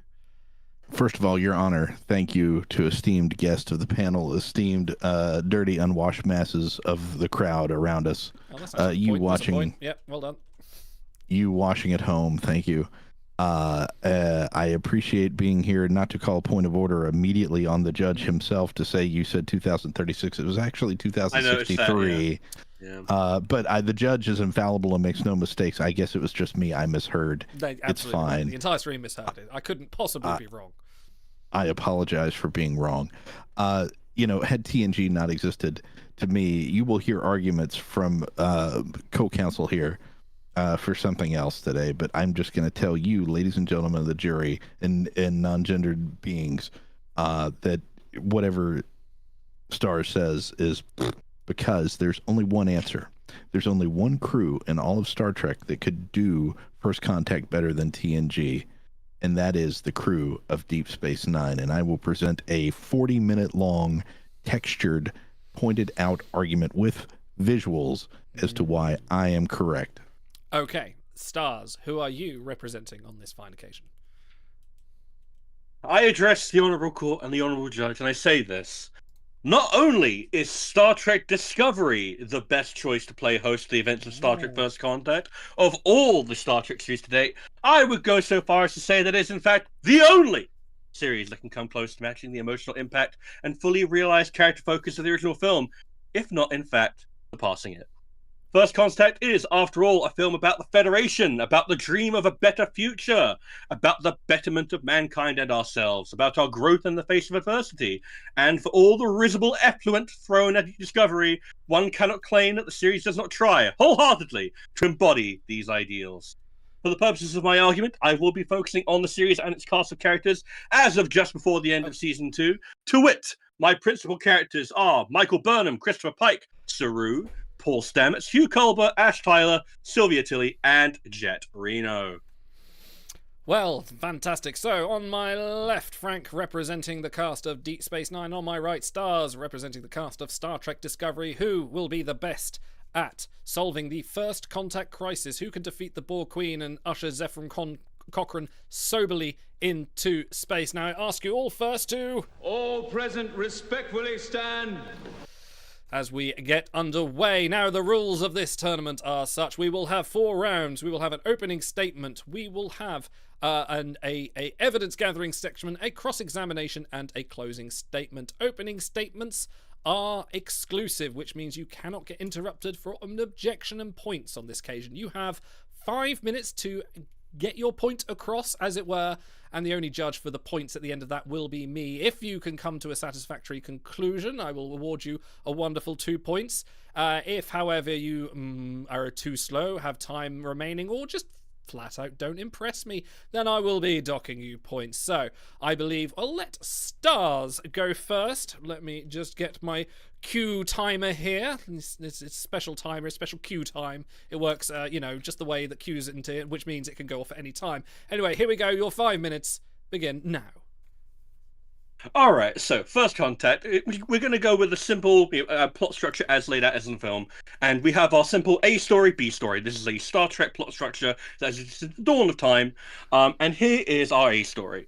So, aboard the Discovery, which will take the place of the Enterprise E, Burnham takes upon the Picard role, but as she has no need of Borg trauma, unlike a certain captain that Frank will be relying upon in his argument.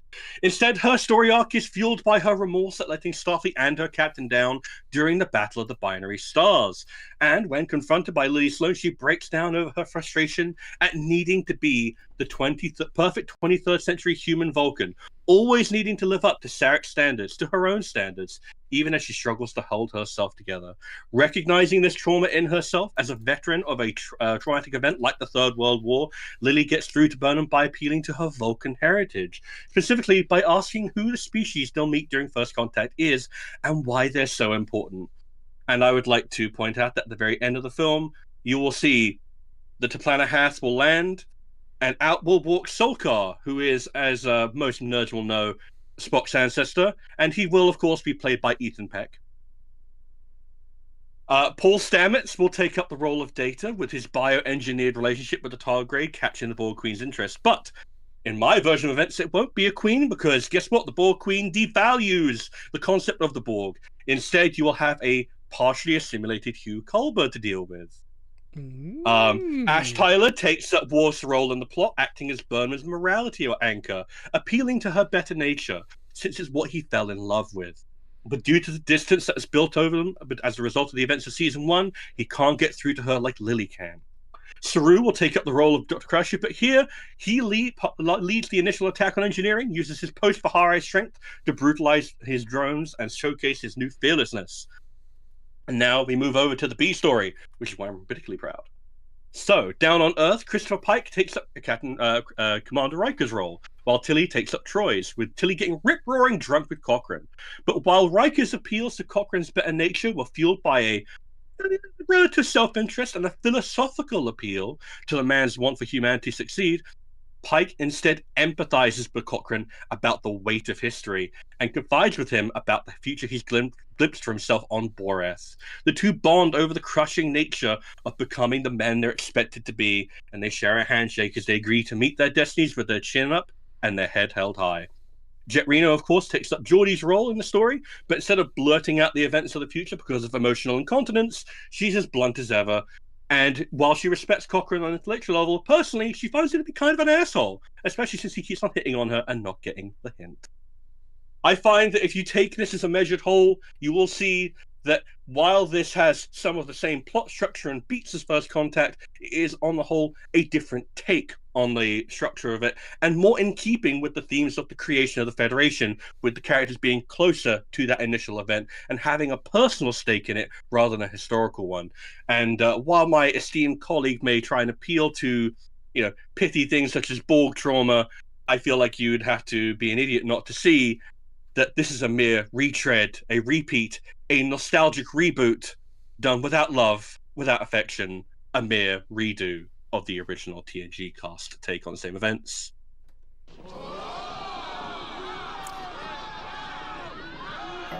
Well, on that bell, that is the end of your section. Well timed. That gets you a wonderful 2 points in the bag. And yes.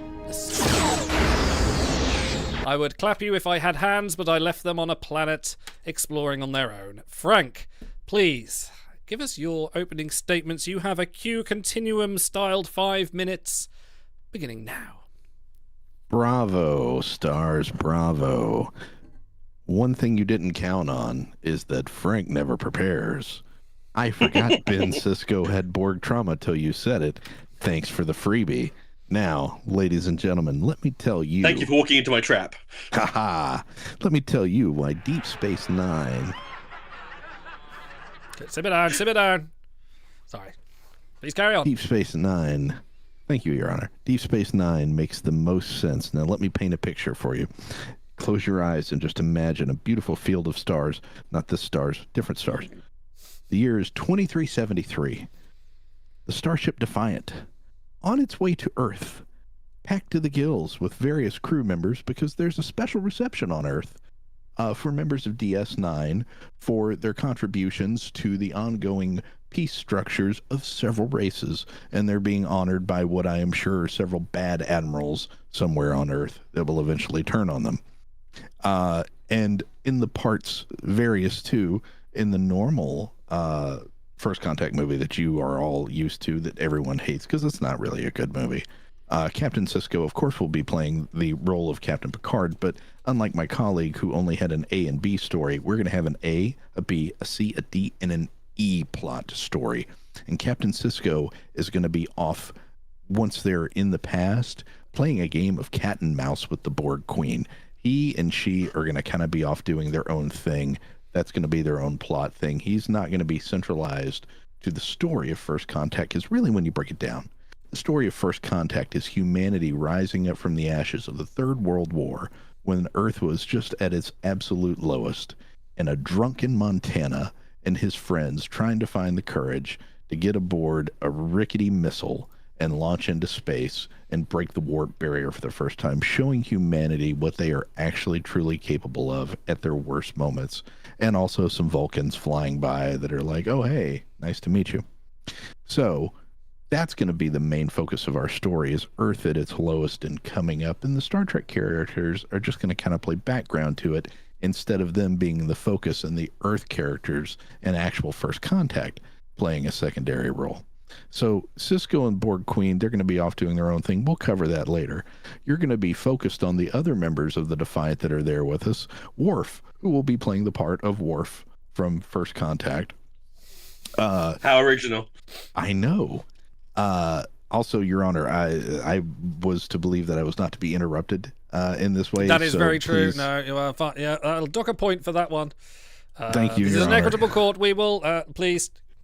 Oh, hang on. Criminal, you will read the charges to the court. You simmer down as well. Right, carry on, Frank, please. You have 2 minutes. Thank you. Very upset. 2 minutes. Oh, Your Honor. Okay, then.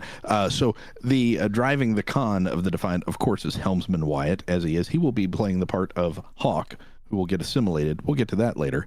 Jadzia will be playing multiple parts. She will be playing the part of Geordi and the part of Counselor Troy. She will get drunk with Cochrane.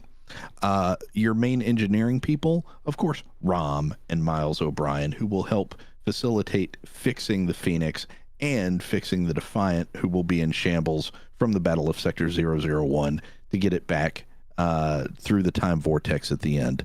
Julian Bashir will be there to creepily hit on women, I'm very sure. Kira will be playing the part of Riker. She will be in the Phoenix with Miles O'Brien, and they will be the ones helping guide Zephram Cochrane to their the first warp destination. And get this, Garrick will be there. Garrick will be off on our C plot doing something. He will be assassinating a leader of an Earth nation that was meant to be assassinated, and you sit there and you scratch your head and you go, well, wait, if history records this leader was assassinated and that ended some terrible things and Earth went on to live prosperously at the same time that First Contact happened, just like Scotty saying, how do I know he didn't invent the thing with Star Trek 4 and transparent aluminum? How do we know Garrick didn't assimilate or assassinate the guy the whole time? Aha, see? And then big special, Jake, everybody's favorite Jake, will be there. His sole mission in the E-plot will be to procure a Willie Mays baseball card that on the show he gives to his father in the year 2373, because it's easier to get an ancient baseball card at this time on the earth than it is, thank you, in the 2300s. And Nog will be a part of our F plot, because Nog will get... The bell signifies you are out of time, but I will... Nog will be meeting with the ancestor of Nurse Faith Garland. Right, well, in which case you got to take points away for that. In the G plot, where we go back to Deep Space Nine, where Deep Space you're Nine overstepping your authority there. That is chaos. a point lost, and you didn't Quark finish is within in charge the of Deep Space time Nine. parameters. Okay, on to our next round, evidence gathering. You cannot come to any conclusion without forms of evidence. Thank you, Cranky, for giving a sub out. Thank you very much for that. Now, evidence gathering, please submit yourselves 2 pieces of evidence to support your arguments. Now, during this evidence, the opposing person can object. If their objection is is sustainable, I will award them a point. If not, the opposing person will get a point. So judge your objections wisely. Please do not just object over and over again, otherwise I shall have to silence you. And the only thing I have to ask now is... How plead you, criminal? Stars, would you like to begin us? All right. Well, guess what? My 2 points of evidence will be relating into my A plot and my B plot. So my A plot, I'm really quite proud of the refocusing of the trauma that Burnham has gone through, because I feel like when people talk about Discovery, they often rag on Burnham as she's too central, she's too perfect, she's the hero of the Federation, and I feel like what people don't get is that she is, by her very nature, an imperfect person. And she struggles with that. Not only is she traumatized, but she's also proud. She's a little bit haughty. She finds it very, very hard to ask for help. And I feel like these are really interesting personality traits to bring into the forefront in the middle of First Contact, because Picard has some of those traits as well. But I feel like Burnham brings a different dimension to it, especially since she'll be interacting a lot with Lily here. And I feel like that's a really good a conversation between 2 black women. How often does that actually happen in Star Trek? Actually, how often does that happen? And the refocusing, you were talking, Frank, about how we want to make First Contact and about humanity. Well, who better epitomizes the themes of dragging yourself out of the mud and getting out of ruin than Michael Burnham? She has had one of the most awful lives. She has had so much loss, so much just trauma heaped upon her, and the ability to help and get through that and to externalize those factors and go through it, that's a really, really powerful statement about the strength of the Federation and what Starfleet means to people. So your piece of evidence is Michael Burnham. Yes, Michael Burnham is amazing. That's my piece of evidence. And guess what? You can't dispute that, because that is a canon fact. As all Star Trek Discovery has shown us, she is the most incredible individual. I certainly do associate Michael Burnham with the word awful. You are correct. You have to take a point away for that. I would like to hear opposing argument before I decide on a point on this occasion. Everyone has a right to an opinion. You can still be wrong, but you have your right to express it. Frank, please express why you potentially could be right or wrong. Well, and good try, Stars. Good try. But yes, we need to focus on humanity and look at the cast of DS9. DS9 is the most diverse cast of all the Star Trek cast, with the amount of aliens and people from different backgrounds and different, problems, race wars between different planets and different treaties being broken. You've got Bajorans, you've got Klingons, you've got Ferengi, you've got, I'm sure, a lot more that humans, a Trill, several things. Am I allowed to object again? You can object now at any time. Cool. I object. You claim to put humanity first in your DS9 film treatment of First Contact, and yet you have sidelined every human character in the favor of alien characters, including Benjamin Sisko, Jake Sisko. The only human who appears to be involved with the Earth plot and the actual Rising of the Phoenix is Miles O'Brien. Your Honor, allow me to give the counterpoint. Miles O'Brien will be drunk most of the movie. And it's about aliens showing the humans what humanity actually is, because humans only know humans up until this point, and they don't truly know humanity. To know humanity is to accept the wider universe and the wider idea of being and existence, and they can't do that until they meet a Ferengi, again, since they already met a Ferengi in the 1960s.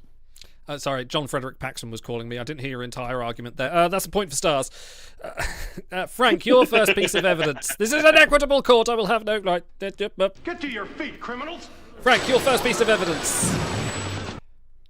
So my first piece of evidence is the ensemble cast of different backgrounds coming together in the 5-hour movie with the 9 different plot points and side stories going that allow everybody to have a different level of interaction, meeting with people of the time and bringing them up to a level that allows them to become that higher form of human, that higher form of being, and realize the capacity and the potential of the human race to be the founders and leaders of the Federation, the United Federation of Planets, and ultimately Starfleet. Not worrying about the Borg threat, not worrying about going through, holodeck programs with Tommy Gunn Dixon and shooting things up, although we will have a hologram sequence, and it will be Bashir, Julian Bashir, and it will involve the murder of several Borg because they will be tied to a rocket that has no holodeck safeties that goes up and explodes. But that's a different plot point altogether. We're not worried about that right now. It is going to encapsulate learning. It is going to encapsulate empathy. Zephram Cochrane is a drunk. Miles O'Brien is a drunk. They're both drunk humans. They're both engineers. They can't learn from each other. But when you get Rom, who is neither a drunk nor a human, but is an engineer there, to rub off on Zephram Cochrane, he says, hey, maybe I don't need to be a drunk. Maybe I can look at things differently, because he's going to be racist. He's going to insult Rom. He's going to say horrible things about Rom, because it turns out, he's a human and he's... Simmer down. But it's his first time meeting an alien. The Vulcan's going to be like the 13th alien he meets. He's not going to be really impressed with the Vulcan, because he's going to be like, hey, I got the Klingon here, I got the Ferengi here, I got a Cardassian. Garrick's going to be off the court has to interrupt here. What exactly is your piece of evidence, rather than the whole summary of the plot of the film? Oh, that's just the B story. But the evidence is... Sorry, I thought that was the E story, or was it maybe the F story, or was it the FUCKU story? No, that's Jake going off in search of a baseball card and having to get a job to pay for it. No, the evidence is the different melting pot of races and ideas of people coming together to show the humans of 2063 what they can be. Stars. Objection. This plot. Objection. This entire. Guess what? Melting pot is the correct term, because Frank is just throwing narrative elements into the stew here and trying to see what comes together. My thesis is clear. It's coherent. Everything's lined up, and we're dealing with Willie Mays baseball cards and MCU-like appeals to nostalgia by referring to old episodes with continuity lockout. Who's going to enjoy this movie? How does you are allowing your love of Deep Space Nine deep cuts to get in the way of telling a true, honest, deep story? It's disappointing. I have ruled a judgment, and seeing as I love pointing at the screen Leo style and going, I remember that, I will give Frank the point on this occasion. Stars, your second piece of evidence. All right, guess what? My second piece of evidence is rock solid, and it's going to knock your socks off. In the Season 2 episode, In the Valley of Shadows, there is the following exchange after Captain Pike looks at the time crystals in the Caves of Borath. Vogue says to him, you may still choose to walk away from this future, but if you take the crystal, your fate will be sealed forever. There will be no escaping it. And Pike, who is traumatized, he is panicked, he is anxious, he has never known a fear like this, reaches down within himself and says, You're a Starfleet captain. You believe in service, sacrifice, compassion, in love. No, I'm not going to abandon the things that make me who I am because of a future that contains an ending I hadn't foreseen for myself. And if that doesn't perfectly epitomize what the Zephyr Cochrane storyline is about and its resonance with the Gene Roddenberry narrative and his imperfect nature as a human being and about the commonalities between these two historical figures, then I don't know what does. These are two men who are being crushed underneath the weight of history and who find it within themselves to push forward and accept it, but on their own terms. And that's a lot better. Like, who even is the Riker analog? What it's like? It's Kira. You didn't even bring up the potential idea of, hey, Kira's from Bajor, which has gone through an awful Holocaust, and maybe she has some experience. Okay, the court interjects here. Please do not rag on the opposing argument for now. That will come over in cross-examination. Please stick to your own piece of singular evidence, Stars. I haven't even started to get into my D plot, and I'm just trying to give him some help. He's struggling here. Objection, anyway. Your Honor. His plot, his arguments are so razor thin that he's having to throw mud at me.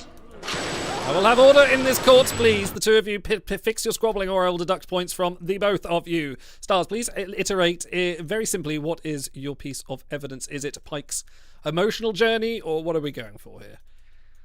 It's Pike's emotional journey, and guess what? It's Anson Mount as Captain Christopher Pike, and I asked the court, is there any better argument for the beauty of Star Trek and Starfleet and the Federation than Anson Mount? Frank, your rebuttal, please.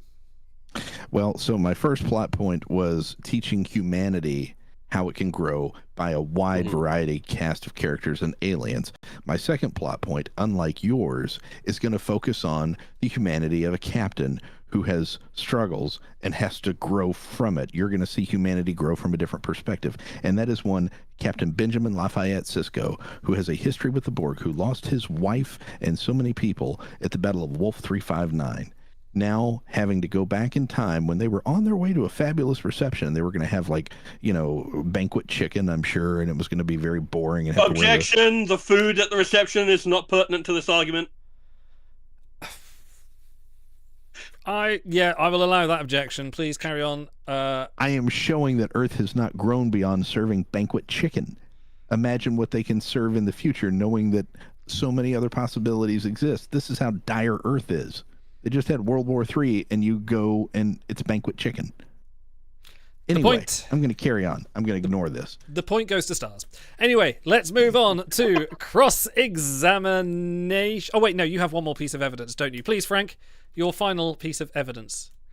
Is that where we are? I think the judge has been drinking. So, that's a point. You just got yourself a point already. Benjamin Lafayette Sisko is coming face to face with the embodiment of the one thing that gives him so much trauma. As a man, as a human, as a father, as a husband, as a captain, as a Starfleet officer, as a Bajoran Jesus, and that is the Borg Queen.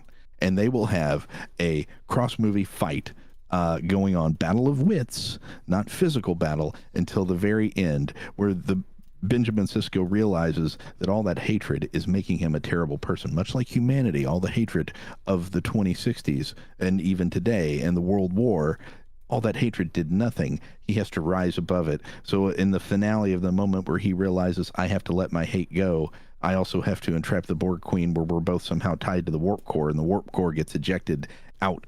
They're on the other side of the moon, so the Vulcans won't see them, and they eject the warp core with Benjamin and the Borg Queen and several Borg, including Wyatt, who's been assimilated, all tied to it. It's a great action sequence, great Jerry Goldsmith score, and then Garrick, who's still in engineering, hits a button and transports Sisko out as he is in space and starting to die from oxygen deprivation and freezing. Objection! Garrick cannot be present in two of these plot points. How is he on the planet assassinating a world leader and also aboard the Defiant? Because he's a master assassin and a tailor, and he can make an outfit, and he's really good, and you don't need to worry about that. And they detonate the warp core, and it blows everything up. And Sisko thinks to argue about time. We don't have the time. Indeed, we do not. Please summarize. Jadzia will be drunk saying that very line too. But Benjamin Sisko will have been prepared to give his life to rid himself of hatred, and he learns that other people love him, and he's worth so much more living than he is dead, and all he has to do is open up his heart and accept the love from Garrick. Objection, this is a retread of plot points from Emissary. I don't think Star Trek is mutually exclusive from repeating plot points. I'm going to overrule that objection. But you're repeating character development because you already learned to let go of the moment of existing in Jennifer's death. Is there any... Well, perhaps, but we haven't actually established when this DS9 cast was set, although Worf is there. But He said 2373. He did say 2373. I'm going to give the point to Frank because I feel that was a convincing enough argument that for those reasons that I said, that are perfectly valid reasons. And anyway, All present respectfully stand. on to our next section. The points as they stand. Frank standing low with 1 point. Stars racing off into the lead with 4 points. There's anything to play for in this cross-examination. Now you will get a chance to ask your opposing partner a question regarding their argument. So, please, Frank, go ahead. My first question is, how many times do you have Michael Burnham scripted to cry in your movie? 3 times. I was about to say 3. No. Rule 3. It's a narrative rule. Sit down. Was that your entire question? No, I have 7 questions prepared. That was number 1. Will you get to? Number 2, which is a follow-up to number 1, but not actually my second question. It's just a follow-up. Think of it as 1B, Your Honor. Thank you. You look very effervescent today. That's a point. Is Michael Burnham is going to be crying. Is that actually going to do anything, or is that going to take away like 10 minutes of the movie where she's just sitting there looking out a window and crying and thinking about Sarek and her brother Spock and all these things, instead of actually solving the crisis of humanity at that time and the Borg coming to assimilate them, and how do they get home in First Contact because Zephram Cochrane is drunk with, you said, Tilly getting drunk with him, and how are they going to pilot the ship? And, Was there a question in there, or? Yeah, the disco cast is just no good, and I don't know why. More a statement than a question. That's an opinion, in fact. The disco cast is no good? Are you really going to tell me that Captain Christopher Pike is no good? He's not in the disco cast. He's in Strange New Worlds. He actually is. I'm sorry. Discovery Season 2, he is absolutely a cast member. He's in the opening credits, my friend. I've never watched it. That's your problem. No, I think that's a point for Stars on this occasion for unclear questioning on this occasion. Stars, your question for Frank, please. All right. So, Frank, I think you'll agree with me that Hollywood is in a rut right now of creative, malaise, of just constantly recycling old ideas. So I ask you, why did you think it was acceptable to come here with your half-baked script where it's just full of nothing but references and nostalgia and reheated ideas, whereas I come to the table with something new and fresh and idealistic? All you have to offer is 90s reheated leftovers. You have Ecto Cooler. That's all you've got. If you want to talk about 90s reheated leftovers, look at yourself, buddy. Because all you've done is taken an existing movie and you've replaced everybody. I believe we are lacking questions in this questioning section and more vague statements than your mama's insults. I was asking a question of why he thought it was acceptable to come here with a nostalgia-ridden piece of crap. And that's a personal attack. And you know what? I'm going to answer it. I'm going to answer it with the respect that it deserves. So your movie is a direct one-for-one rehash. You just went through and recasted it. That's all you did. You gave zero effort. You gave negative effort. You gave the same effort I gave to Big McLarge, who I destroyed a couple of years back on our pros and cons. Go watch it in the archives, link below. And that's so much worse than having 20 interconnected plots that go nowhere. It's an amazing story. Think about it. You're in the cinema. Cinema sucks these days. But think about going to a movie theater, sitting in a big, comfortable chair. Objection! My opponent is a snake oil salesman. Then that was never in dispute. I'm trying to tell you, how amazed would you be if you're going beat by beat by beat, where there's just amazing interconnected stuff. You see Jake just slinging newspapers on a bike. He has a job as a newsie, just like he did in a flashback episode, trying to make enough money to buy a Willie Mays card that he doesn't actually end up getting enough money because it's like $100,000. Objection! I would like to ask the judge how scintillated he would be by a Jake Sisko B plot. I'm already bored of this plot, so let's give a point to Stars, and we will move on to our next section. I was going to give you 2 questions, but you two seem to misunderstand the nature of the name question. We will go on to our closing statements, your final chance to declare your argument, as it were, full. And yes, objections can come at any point, please. They should be quick fire, quick questions. Interrupt the argument, win some points. But you now, gentlemen, have 5 Q minutes again to support your closing statement. Stars will begin this time. I immediately object. Because this court is not fair and I know, but this court is not fair and equitable. It is. It is absolutely fair and equitable. It is so equitable. We're losing a point. So there we go. That's how equitable I can be. That's how fair I am. You allowed me to tell you about the end of the movie, which is an amazing battle, because all during this going on, done to earn your disrespect. Deep Space Nine is under attack because Quark is left in charge of Deep Space Nine. Morn takes over the bar. Riggs Dabo. It's just pure havoc, and Dukat comes. Objection! My opponent is at the 21st plot point. Yeah, I'm going to also have to intercede arrives with a fleet. Martok arrives with a fleet and takes out Dukat.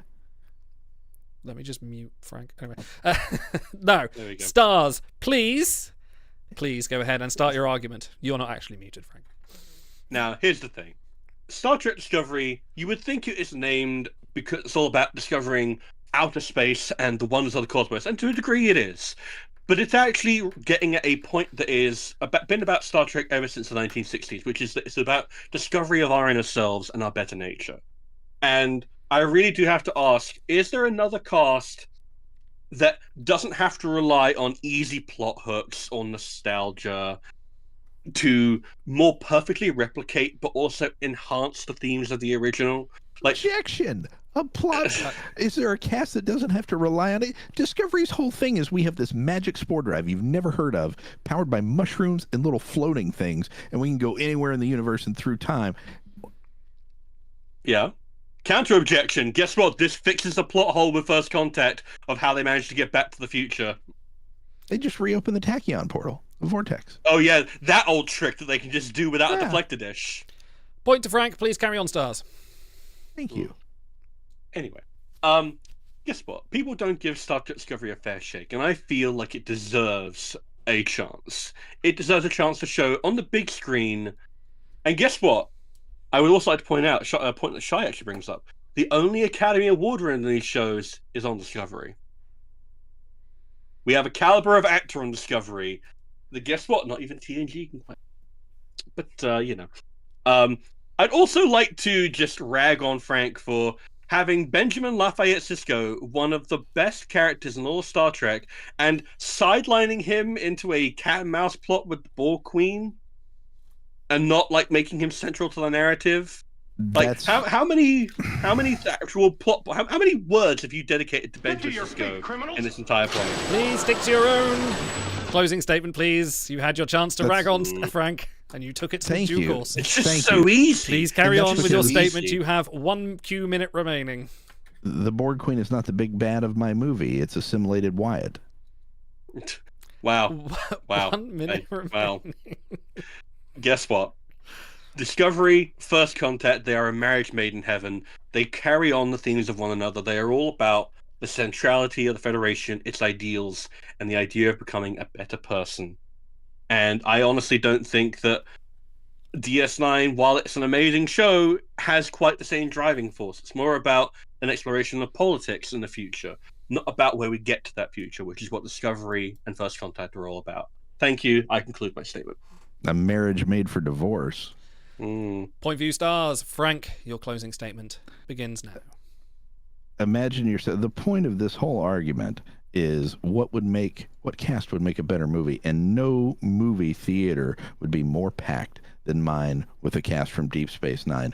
No moviegoer would be more captivated than with my 5-hour opus, concluding in the battle of our epic big bad, assimilated Wyatt, on Earth, getting ready to start assimilating humans, and Worf going down bravely to fight him one-on-one, and he gets off his epic line as he gets in the driver's seat of a motor vehicle, looks deadpan at Wyatt and says, "Assimilate this," puts it in drive, hits the gas, and mows right over Wyatt, runs him over, vehicular manslaughter, and that's how he stops the Borg. Objection! This vehicle combat is reminiscent of Star Trek Nemesis. That is an instant point against it. I'll allow it. I'll say vehicular combat is a norm for Star Trek, as in The Voyage Home, Nemesis, and many other high-octane action scenes, including a recent episode of Star Trek Discovery. So I will give Frank a point for that interruption. Please carry on.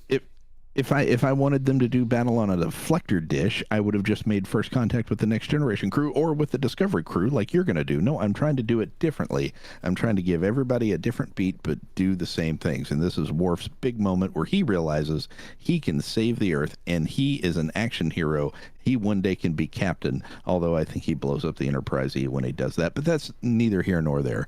My movie will be filled with dramatic, with pain, with excitement, with thought-provoking, with drama and suspense. Objection! My opponent is using words like dramatic and thought-provoking as, like, instead of drama or thought provocation, where he is speaking incorrectly. It's not a English task is on not my first intelligence. language. It's not a task on intelligence. English. I'll give you a point, Frank, for that one. You're allowed to use whichever vehicular to get your point across as you like. You have 2 minutes remaining. Please continue. English is not my first language. How dare you, sir? Maybe not Benjamin Sisko. Maybe you're the racist. Is it any of your languages? Oh, hang on. Anyway. Please continue. Ladies and gentlemen of the court, just picture yourselves paying $75 for a movie ticket to go see this amazing piece. And no, I know you're wanting to object and say piece of crap. No, it's an amazing, it will be an Academy Award winning movie. It will win a lot of awards because it will just captivate anybody who watches it like they're being held at gunpoint or phaser point, to imagine what could humanity be, what could we be if we just opened up our minds a little bit. And when Nog meets with the ancestor of Faith Garland, who says, Objection! This man is trying to sell me a $75 cinema ticket so I can watch Nog and, like, Faith Garland. No, you can't. Don't even try. the granddaughter of Faith Garland long dead, the granddaughter of Faith Garland, who says, my grandmother always told me about funny-looking Martians with big ears. And that is your timer for the end of your closing statement. I think I have to give you a pity point there, Frank. You did try and soldier through that epic opus of a DS9 novel, and at the Computer. end... Erase that entire personal log. Yes, we'd all be grateful for that. But at the end of that scintillating argument, we have Frank on 5 points and stars in the lead, winning the game at 7 points. Which cast would he be better? Replacement for the TNG cast in First Contact? It clearly is the Star Trek Discovery cast. However, Frank, I will give you another sympathy point, because I actually genuinely would like to go and see this DS9 epic, 5-hour epic. I It told does you. sound quite I told good. you. So Even in the a judge way, would rather you won, watch. but in a realistic way, you didn't. Yeah, Anyway, I thank won. you all for watching Pros and Cons. Frank needs to continue his reign of terror. Keep an eye out. We will do this again.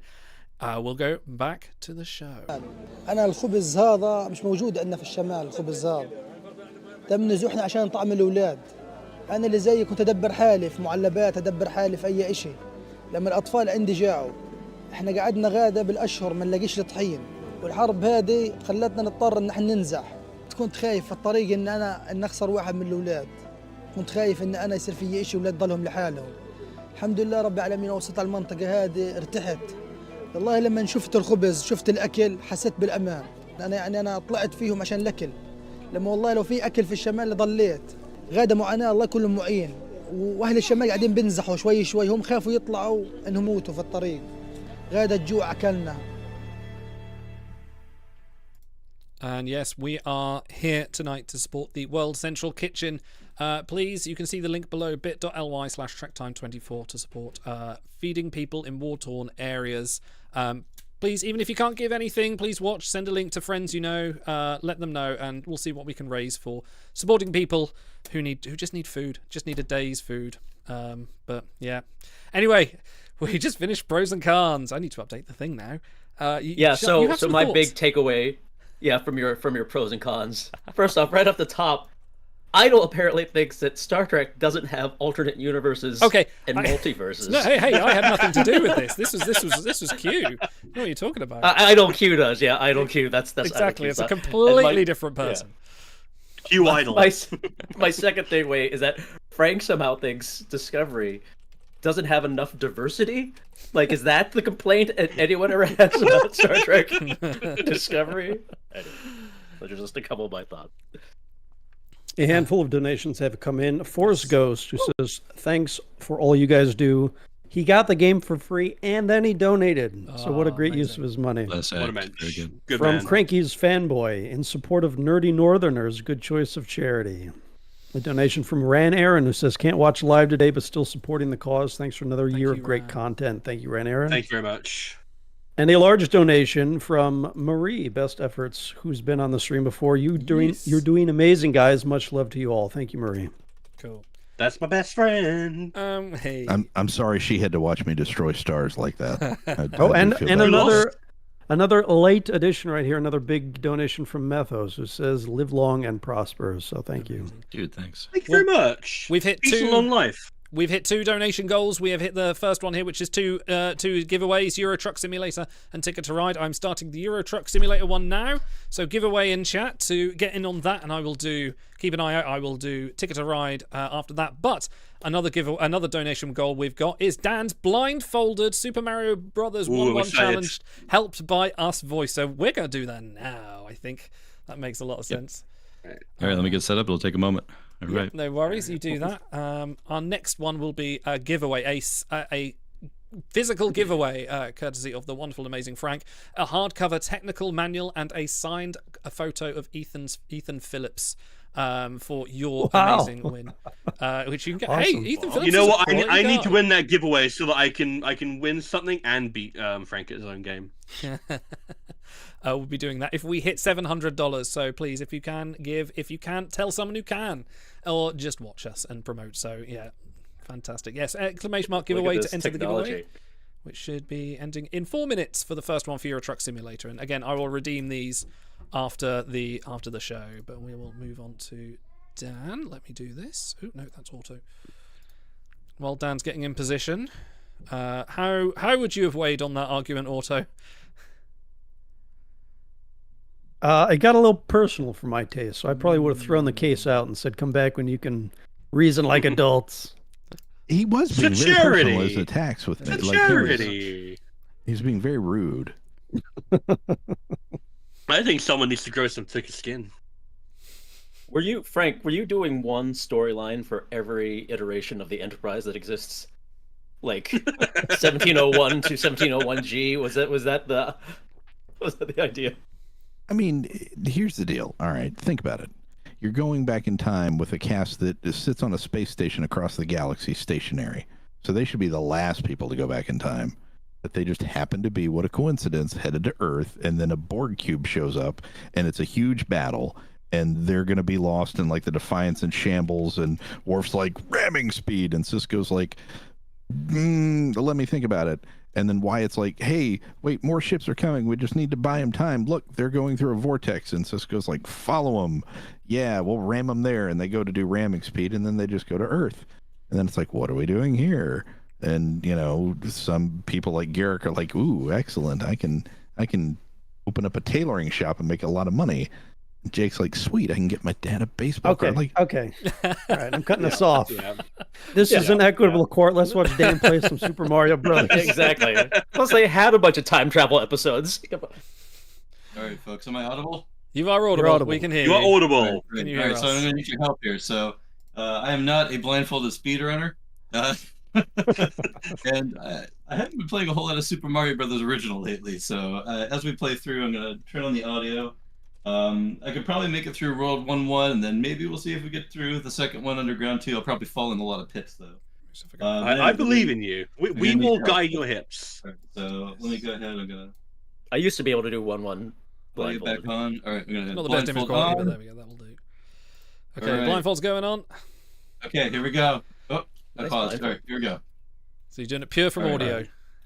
I need your help. All right, keep on Go going. forward, Keep on forward, going. forward. Yeah, forward. No, go on. And you don't need No, to no, jump yet. no You're nowhere jumping. near the things yet. Okay, cool. Right, it's a Oh, Goomba oh, coming oh. towards you. Get ready to Oh, jump. Oh, Yes. he did it! Oh, yeah. Got the first Goomba. Yeah, All right, forward. First kill. Yeah. Oh, Nice. wait. Huh?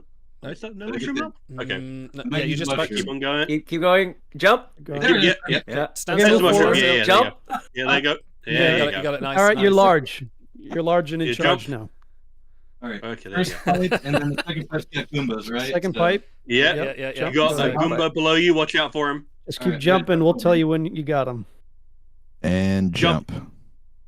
Yay! Oh, Hey. there you go. Great. Jump. Says he's never done this There you before. go. You're on top of the third pipe now. All right, now I get two Goombas, right? That's Okay. right. You got two That's right. Goombas. Look at that. Good think I man. Right got next to each other. I think I gotta go for it. You gotta go for it. I believe in Go you. for it. Just keep no. jumping. Oh, Jump, you're jump, small now. Jump. Get it. Oh, you're right. You're small. Okay. All right. You're out of danger, but Yeah, All right, careful, inch forward. Inch forward. Yeah. Yeah, You might just have to isn't run it and better jump. for him to get running jump? Yeah, you have to do a run and jump, I Yeah, think. All right, here we go. Yeah. Jump!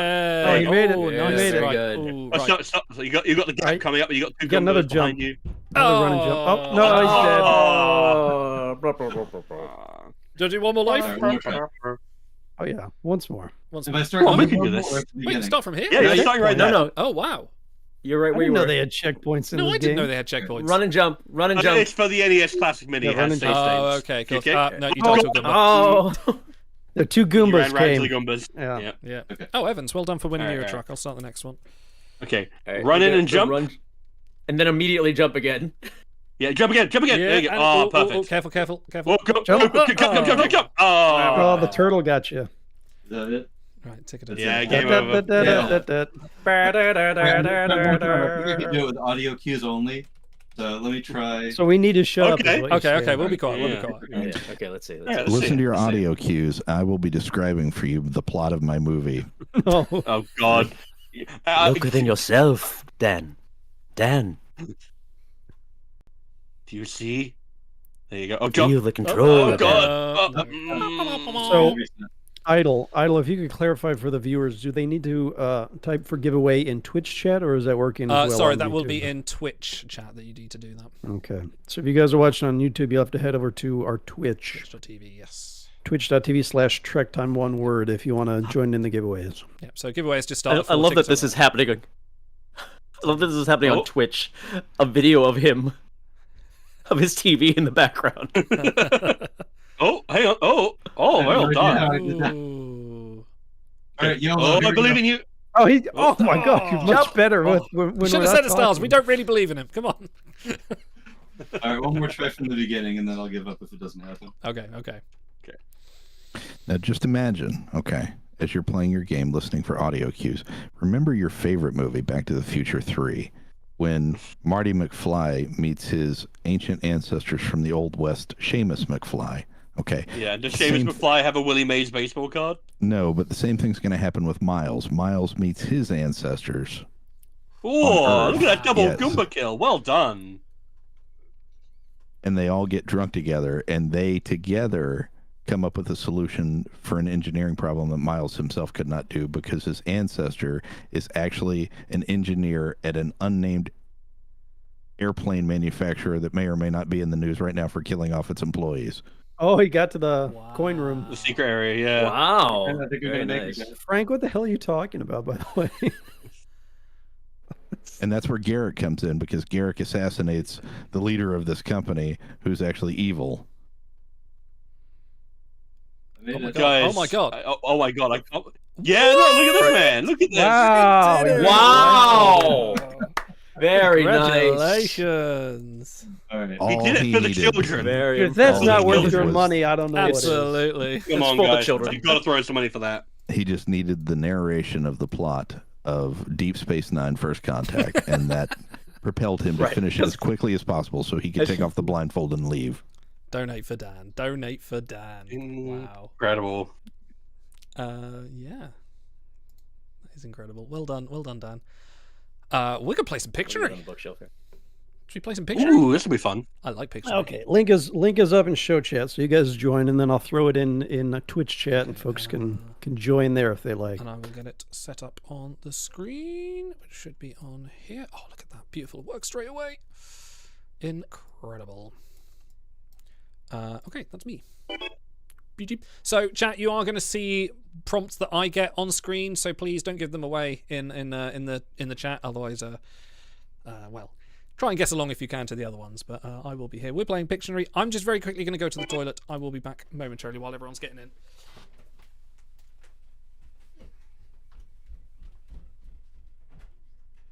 This will be good fun. Guess what? This is a good cause we're working toward today. I'm proud of us. Proud of all of you guys. Guess what? Everyone who has donated today, you're a wonderful human being. You're doing something wonderful for the world. And I don't know, it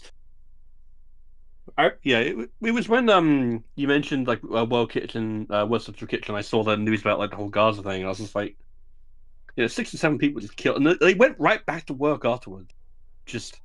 That takes a lot of fortitude to do that. That's a special kind of human being who decides to keep going back in and helping people after that. That's a special kind of human being. Speaking of special people, another donation from Cranky, who says Dan should be doing blindfolded Mario as an international sport. So. Thank you. It was very and another impressive, donation from Nifty Mittens, who #donate for Dan. That's right. Bringing in the big bucks, Dan. Hey, thank you. All right. And also a thank you to anybody watching, whether you've donated or not, for 4 years. This group of people around me that really deserve a lot of thanks and praise have managed to accumulate over $10,000 in now 4 years for various charities, all because we played a very crappy mobile game together. And that can't be stated enough. So I guess we have to indirectly thank Star Trek Timelines, which is words I never thought would come out of my mouth. In a way, yeah. really Crazy, isn't odd. it?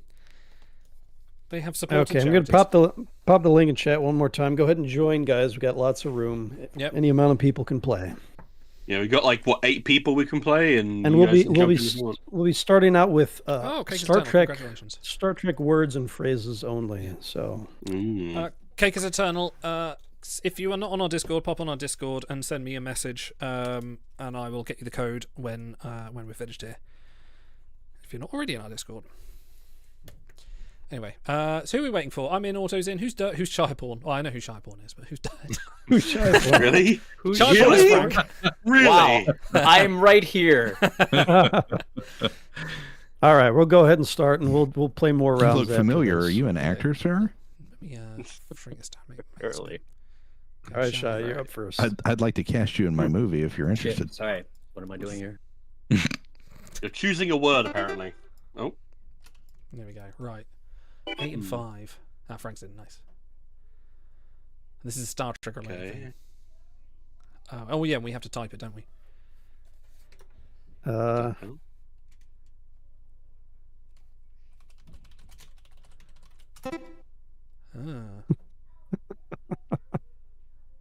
I happen to put the terms together, so I may win a few of these rounds. Yeah. Oh wow. Okay. Thanks for letting us know. Yeah. This is a good drawing, though.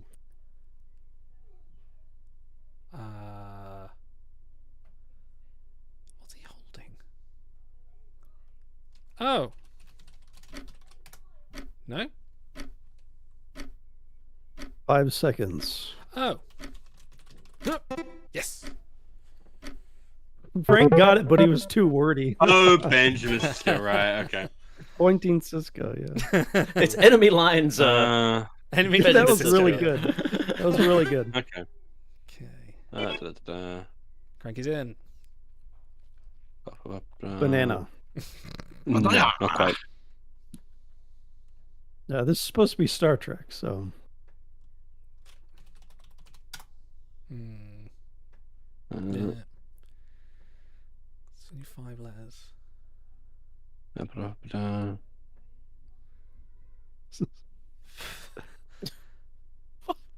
Pigs in a blanket. Some kind of weird word. No, not quite.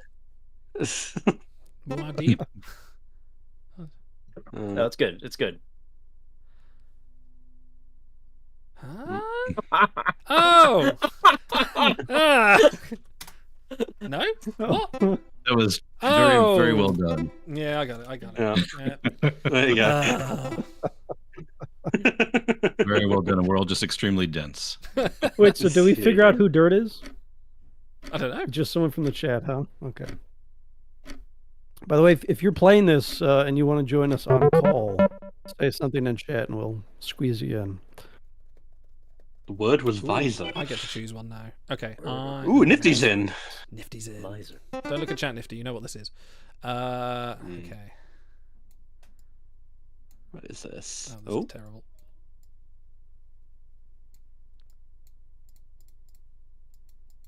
Okay. Yeah,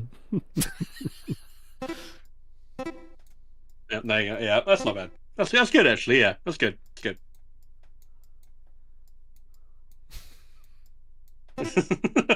That's all I'm giving you.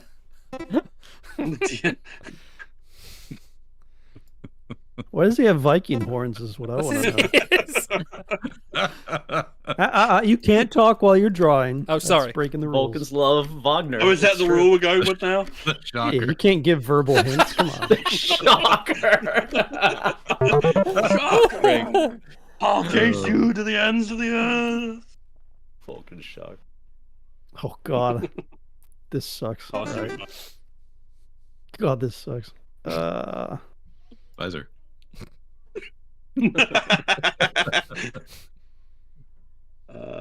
No. Oh. What? Yes. Oh. Yeah. Oh, I'm blanking on his name. Oh, frack. Do I have to open my game? Oh, I got it. Nice job. Look That at was your really good. unfrozen copy. Yeah. Good work, Otto. That's great. GFC. That's good actually. Yeah, that's good. Yeah, that's good. Oh, look at the adding the detail there. You could add something in the background to really like drill it in. Yeah, yeah. Just blank on a word. This is Frank's gimmick is that he's going to get 0 points. Yeah, yeah, he's doing a good job on it. Oh my God. Armus and Hammer. Oh, no. Oh, it's Nifty. Yeah, Army Hammer. Oh, it's Nifto. How you doing, Nifto? No. You should be playing Tech Sergeant Chen in about an hour or two. Mm. Oh God, it's a long one. Mm. That's what. Never mind. No charity stream. Yay! I know what it is. Really? Wait, how did you guess? You'll see. Oh, hang on. Yeah. Okay. Yeah. Dude, I put these together. I have no clue what What? this is. Yeah. Yeah. That makes sense. Yeah. What? I'm sorry, Frank. Lord isn't Yeah, a trait anymore.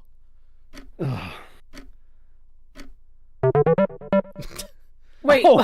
As soon as I saw the arrangement of letters, I was just like, I wonder. Yeah. There's not that many What's with words. the in TOS?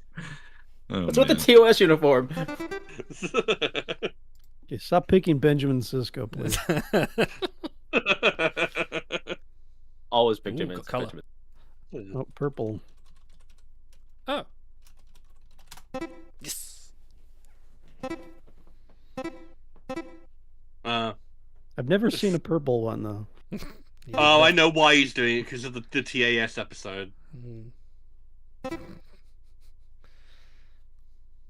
Yeah. Frank, you still putting your movie notes in here. All right, I vote kick Frank. I need 4 more votes to make it through. Just click on his name and click vote. Oh, I kick. accidentally banned him from the Discord. Oh, Nifty. There's nothing accidental about that. Nifty, I'm just going to chuck it on this lane here. Hey, Nifty. Hello. Good, we're all voting. Greeting, Nifty. I have to defend myself, Shy. Putting red on his uniform immediately was the fastest way to imply his division. I know it was the wrong division. I mean, the wrong era, but All good. Wait, what? It's not that again. No, it's not because the letters aren't right. Oh. What? Yep. Idle only knows this because we tested it. Yeah, we with did. this Yeah. beforehand. I'm cheating. I'm cheating hardcore. What? I don't. What? Excellent. Excellent.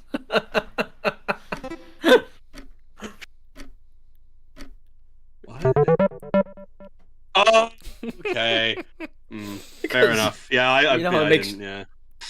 your brain going out of your head. I guess, yeah. That's brains.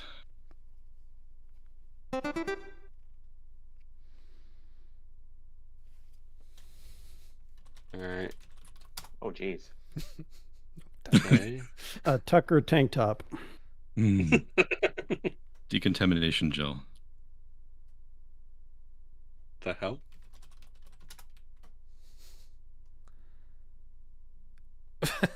What? I have no. Oh, I know who it is. Oh, screw off. No. Okay, right. Wait. Yeah. He thinks Oh, he's very yeah. funny. No, I'm not. I'm missing it. Such terrible opinions from such a. See, I only put this one in here thinking someone would do that, and y'all get riled up. So Wait, what? What? not the best tears I've ever seen. I'll say that. Yeah, no, they could have been blue, you know. Okay, no words, Oh, Frank. What did I? Yeah, of course. I'm gonna vote kick Frank again. So the problem, Frank, is you Also- now have points. You were supposed to draw. Yeah, so sure. poorly He's that you he's didn't he's earn any broken points. the yeah. What is this?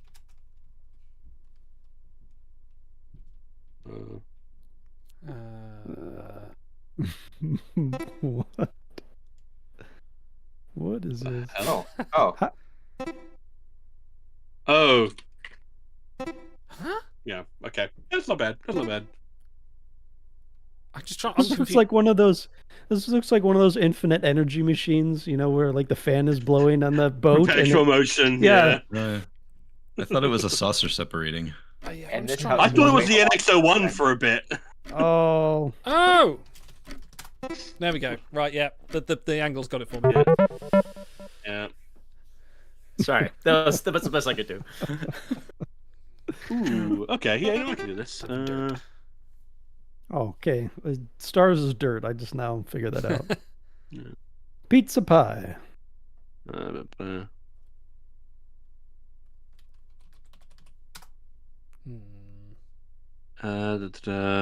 You know, if I just write.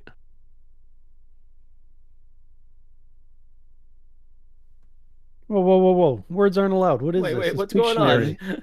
Oh yeah, you're right. Actually, yeah. Oh, but you guessed it though. Oh, because you how put a do I- word in there. I put half a word in there. There we go. If I just do like that. Oop, doo-doo-doo. Oh, here. Oh, yeah, I know. What if I just put like a. Yeah. Yeah, I'm way lost. Oh, okay. All right. Yeah. What? Nelox? I have no idea. What? Lots of things. Optimism. Okay. Optimism. Ooh, Yeah. ooh, ooh. Although I liked Nifty and I were both on the same page with Umox. That was Okay. It's not a bad pick. All right. There you go. Perfect. well done, chat. Not my best rendition of Flox, I'll admit. Ribbed for her pleasure. What? Oh. No? Nope. Oh shit! I'm gonna spell it wrong. There you go. Phaser wriggle. My Good guess, Dan. my typo gave up the game. Well. That's good. This is good.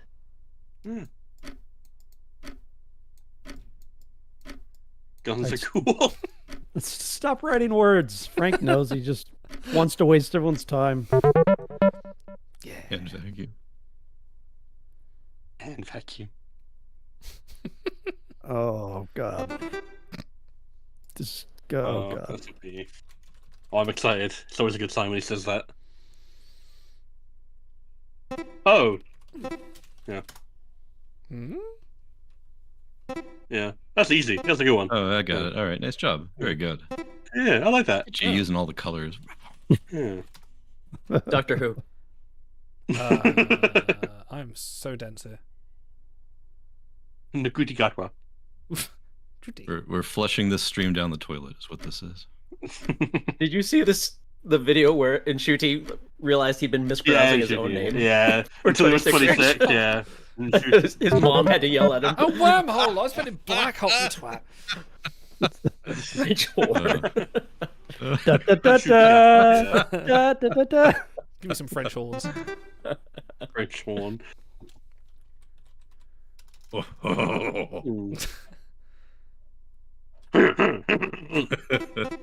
What? Oh. Oh yeah. Yeah, We're still Wow. I had no confidence in that. Oh. I don't even remember No. putting that in. Yeah. Oh, it's Data's cat. It's dignity, Luan. It's dignity. It's a life, Data. Hey, we didn't all go to Gudger College. Come on, draw the 3D Hello, Crankster. representation of Hey, the Cranky. gravitational. Hey. Ooh. Rocking the default Discord background. Nice job. Idle, the fact that you didn't get that first after you'd literally just said the words black hole. I know. My brain works in weird ways. Red alarm. I chose the Starship red Simulator, alarm. thank you for Red following. alarm. Thank you guys. You guys are doing awesome work. If you aren't, Starship Simulator from those guys, Dan and Claire. Hope you're doing all right. Dan, What's this? Grey matter. Oh. Yeah. Nice. Easy one. That's a good. That's a good. Yeah, that's drawing. a good one. Yeah. Yeah. Mustache. I must ask you a question. So if you guys haven't gone and checked out the demo of Starship Simulator, go and do it. It's a good lot of fun. It's a good concept there. They do weekly streams as well. It's great. Yeah, guess what, Frank? You got kicked. Yeah. We're not going to wait an extra 20 seconds every round.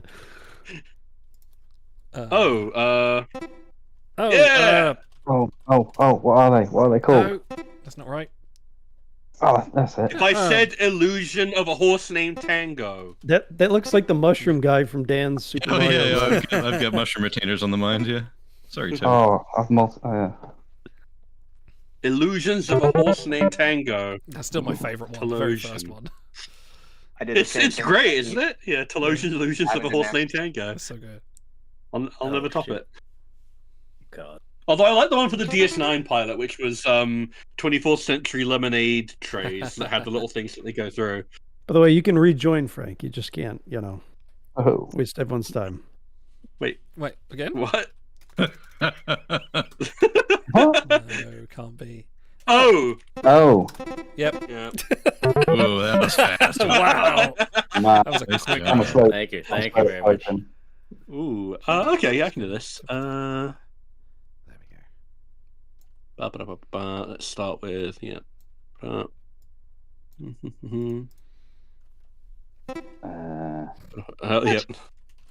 Not enough words. And then if I put... What? What? It's a and then if I life. put... and then if I put... like that. Oh, okay. All right. There we go. They're gonna start using colors. We all, you know how to draw Data's cat now. It's very easy. Oh. Yeah, and then if I just put some black hair, yeah, there you go. Golden It's me data. there. He's got golden skin. He totally does. Yeah, Let's do yeah, this then. yeah, Right, okay. let's go. That's a long word. Wow. Oh, hang on. No? Oh. Ooh. Yeah, that's what I was going to do. Oh. No? And then No. Oh. There you go. Oh, nice. That's pretty good. Yeah, that's good. That's I like the good. detailing on... Look at Yeah, I that. like it. thank you. Yeah. Draw the portrait on the wall. Oh, my R key Brian wasn't standing working. there Oh god, it's Murderer Rand. What we got back didn't live long. Oh, transport a room. Yeah, I also guessed Beam, but then I was like, wait, what else did it be? Oh, yeah, Oh Room. god. Oh, this will be good. No, Overtard, you're fine. As long as no one looks at chat, it's fine. God, this is not. Just a reminder, if anyone wants to donate, bit.ly/TrekTime24.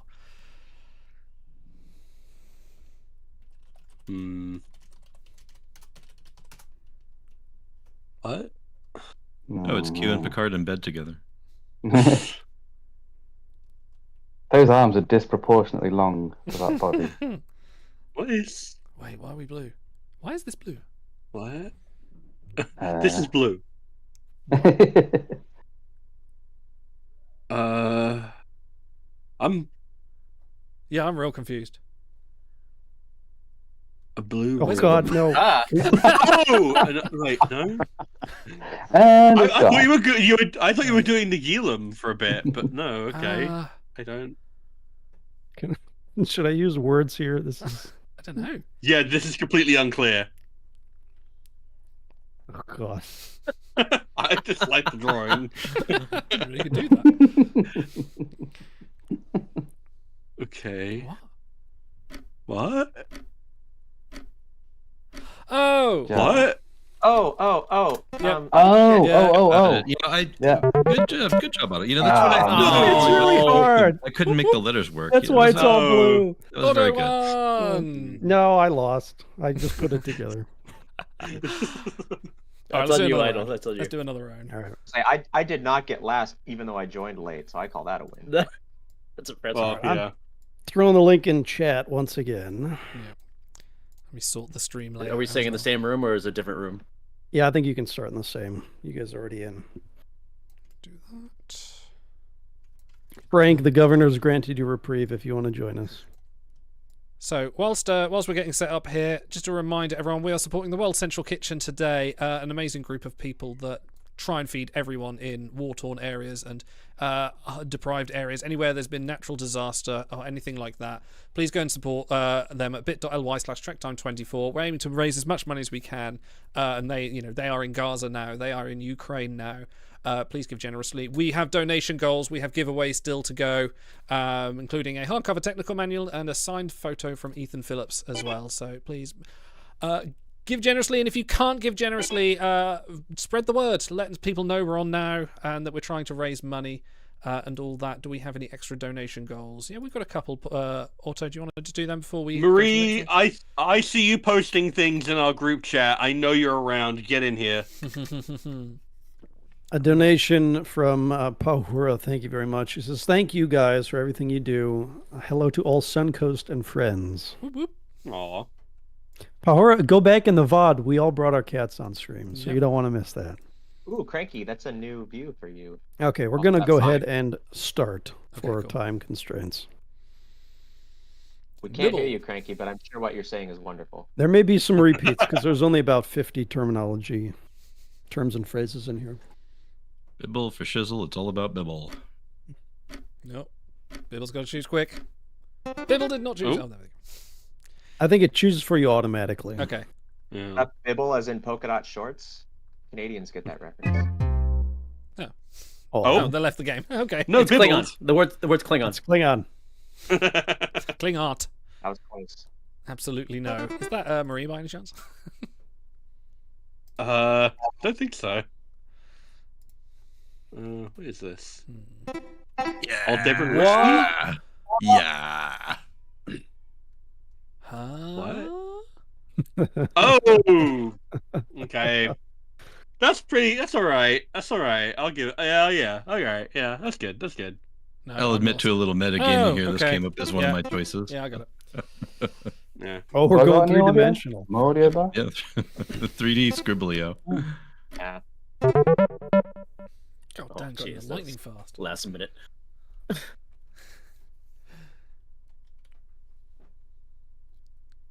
All right. Impress me, Nifty. It's always my goal. You always succeed. Borg sphere. What is this? Oh, no. Is Data's legs come off? Yeah, I got it. Wow. That's no, What? I got it. That's pretty good. Not bad. Good use of color. Draw the shell. Draw the shell. Now do saucer sep. Okay, hold on. Saucer separation. It's just like that. No, it's a guy. No, it's just a guy. Oh, is in your it? space. Superman. No? I'm blanking. I don't get it. Warp speed. Oh, fair. I was being an idiot. Don't mind me. No, Frank saucer isn't here, really- so I had to take up the role. It's it's just catching strays. Look, I do it because I know he's got a thick skin. He can take it. Oh. Yeah. There you go. Nice. That was one of the best ones we've had so far. That was really, really good. Oh my God. All right. I'd just like to point out I'm in second place. I'll borrow this. What? Yeah, Oh, okay. Yeah. Oh, yeah, okay. Yeah. I need to look at how many letters there are before I start guessing. Yes, you do.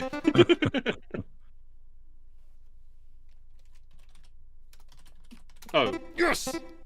No? Damn it. Okay, yeah. Yeah. Could have been quicker on the draw there. Ooh. Okay. Drawing. Oh, I changed colors on me. How do I? Yeah, so. And if I go with. Cranky, you're going for an epic beard, man. How long you been working on that soup strainer? Well, I would tell you, but I can't hear. You can't hear me. I can hear. Yes, we can now. Yeah, we can hear you. Oh, hello, audio. Oh, yeah, this thing's been going for. Well done. Yeah, very good. Good. Very nice. Good job, Stars. Yeah. Thank you. Oh, I distracted him. Sorry. Yeah.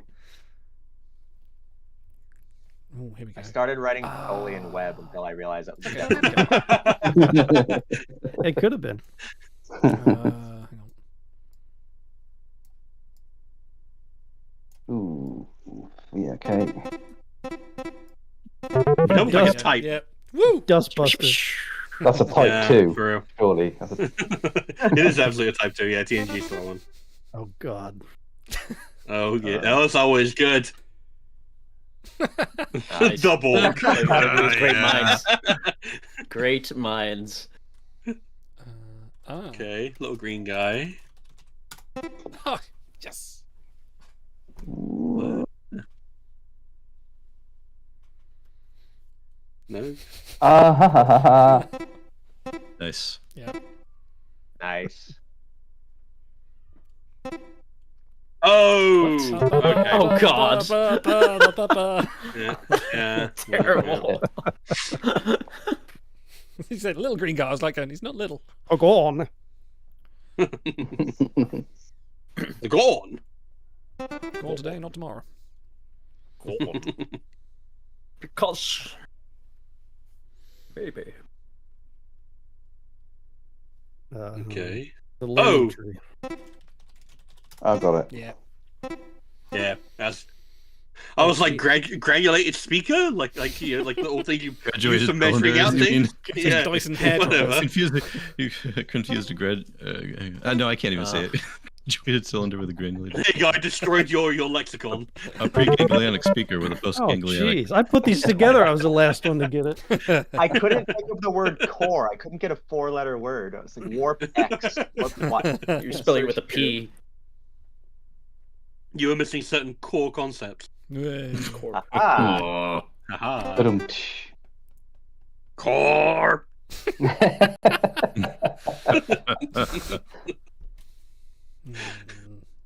Warp course. Ooh. Oh. Who's got heterochromia? I can't think. Oh. Pew pew. No. Okay. Oh. Yeah. Okay. Yeah. That's pretty good.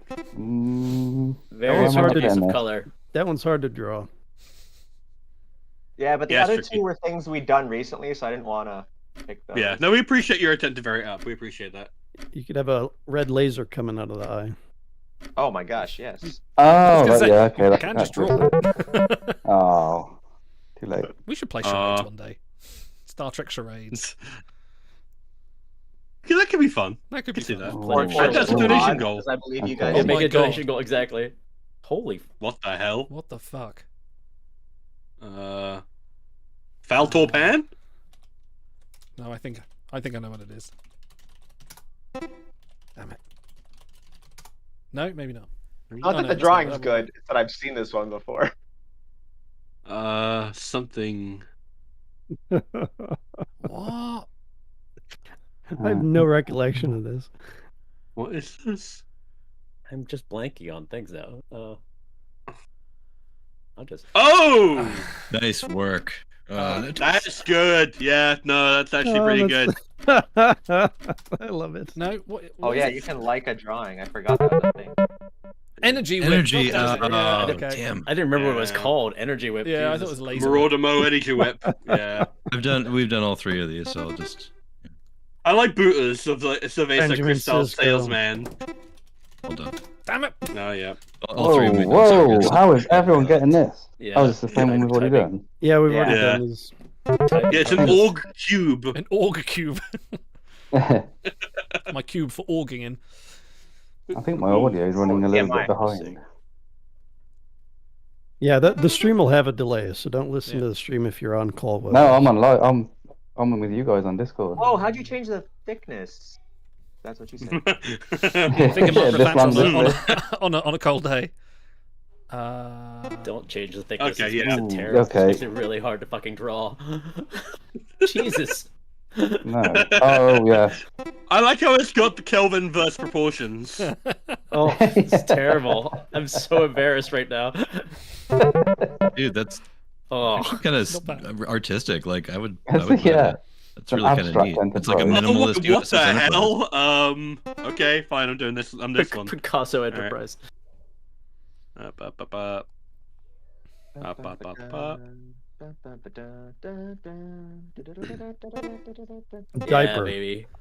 Go for it. What? Bloody diaper. Not that. TNG, baby. Oh. TNG. Oh.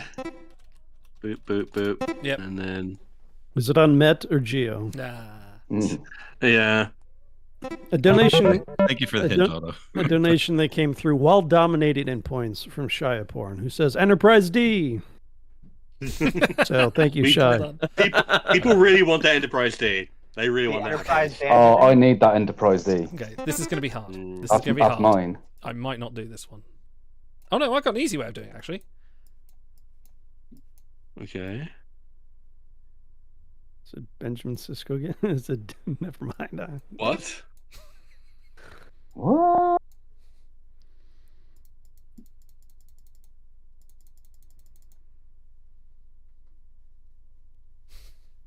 What? Oh. Okay, yeah. That's racist. nifty. That is- A little bit. I was thinking, how the fuck are we going to draw this? I like how you guys are swearing all the time. Oh. yeah. Sorry. Oh, okay. This is like I can't draw a Cardassian. Like I'm just going to go for that. Oh gosh. Just for the record, I'm number one. Who's your captain? What is this? 3 words. That's TOS food, isn't it? Oh, Oh, is it? yes. I mean, no. Yeah. No, never. the food cube. This is not really a word. This is a lot. This clue. My Oh, God. it actually is. And You're- chicken you're- sandwich. My chicken sandwich Also and mine. coffee. I said it at Chicken the start and I sandwich, didn't coffee. even type it. I want these things off the ship. I don't care if it takes every man we've got. I want these things off the ship.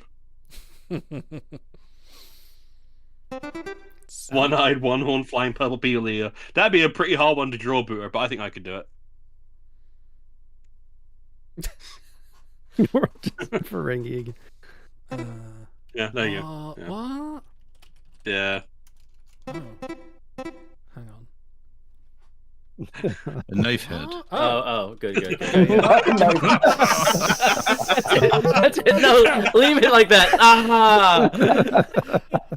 Yeah. That was a work of art for a second. That's like the best Klingon ever. I'm going to steal that and use that as an emoji, I think.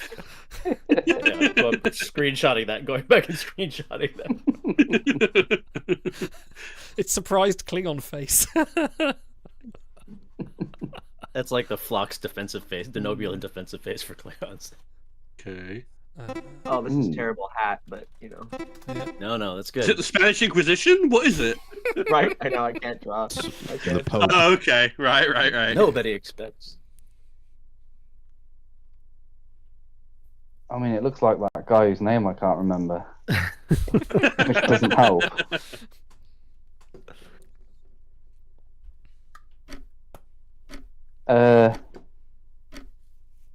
No, it's not him. I don't know. The hat should have been much bigger, to be fair. Yeah.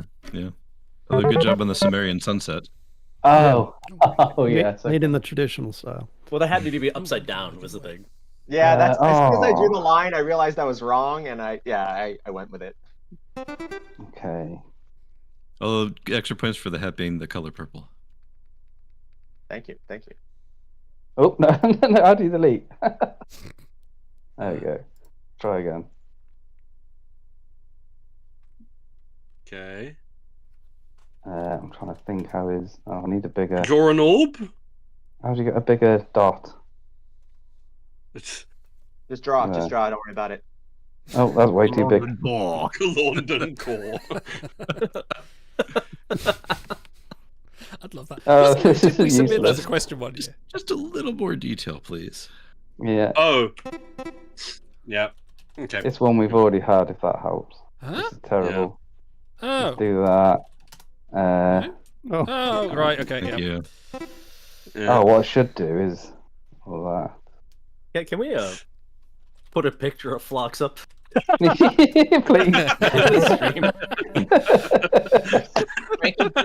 You're getting a lot of Neelixes here. Yeah, based on these drawings I am so far. Oh my god. No. What the hell, Ion? What was it we had Oh, last that's some time? long What was words. that?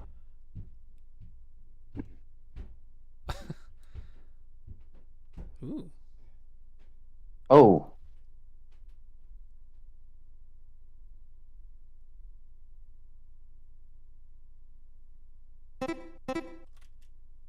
No typos.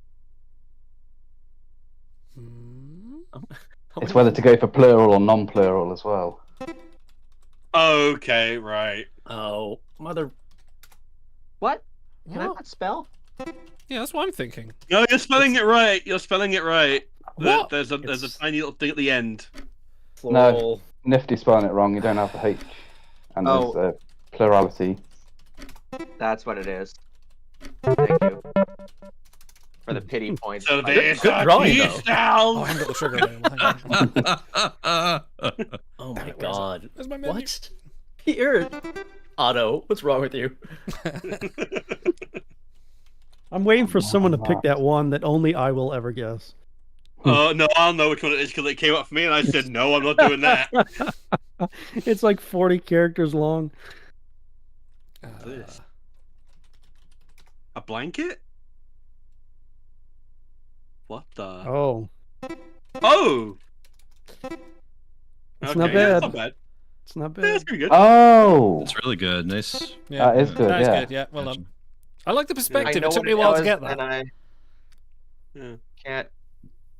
Every one of Shy's drawings is going on a T-shirt. That's what. Oh man, I do have a couldn't good figure Jackbox out the T-shirt first game. three That's letters. incredible. Yeah, that's good. Ooh. Yeah, I love that one too. Yeah.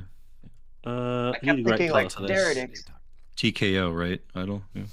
Yeah. Yeah, TKO is great. Mhm. TKO. We should play some Jackbox games sometime. They're really good.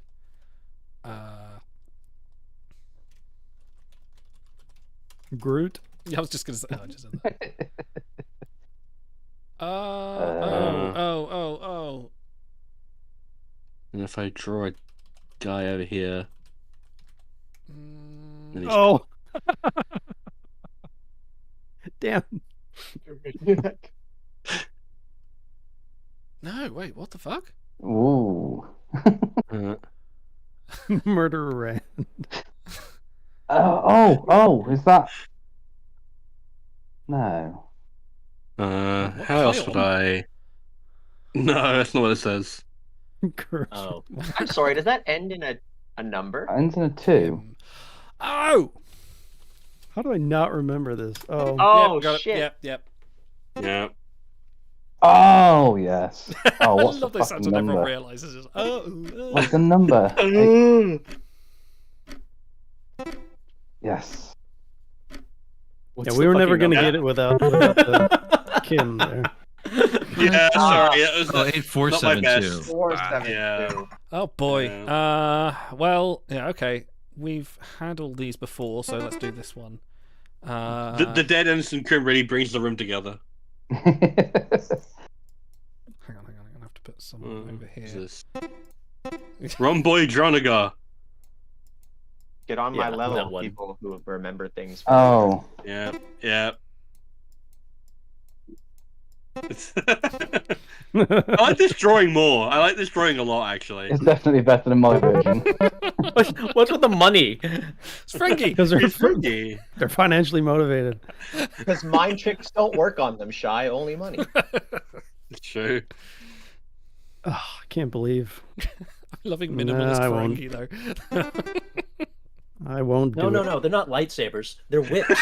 Oh yeah, that's come out recently, Damn hasn't it? stars. That was the pitch meeting.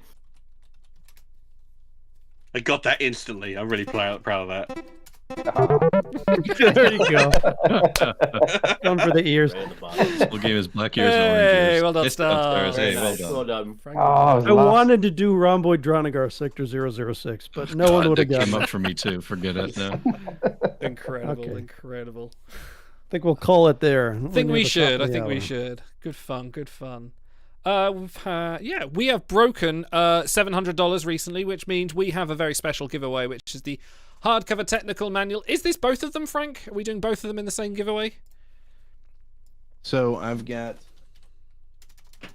one's downstairs, but I have the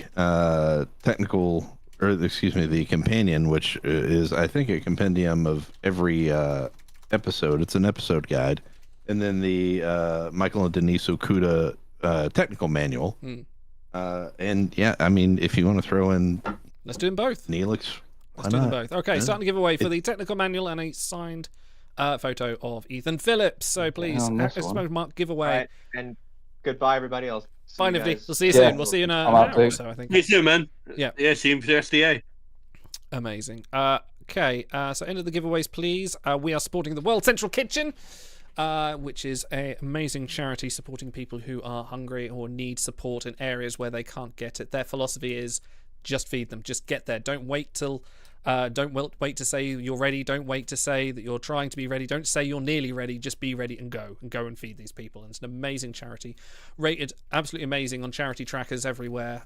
They're a very good cause. So please, if you can't donate, please spread the word. Tell someone who can donate or can spread the word of this stream and come and watch us have fun. We're having a lot of fun tonight. I'm having an ecstatic time.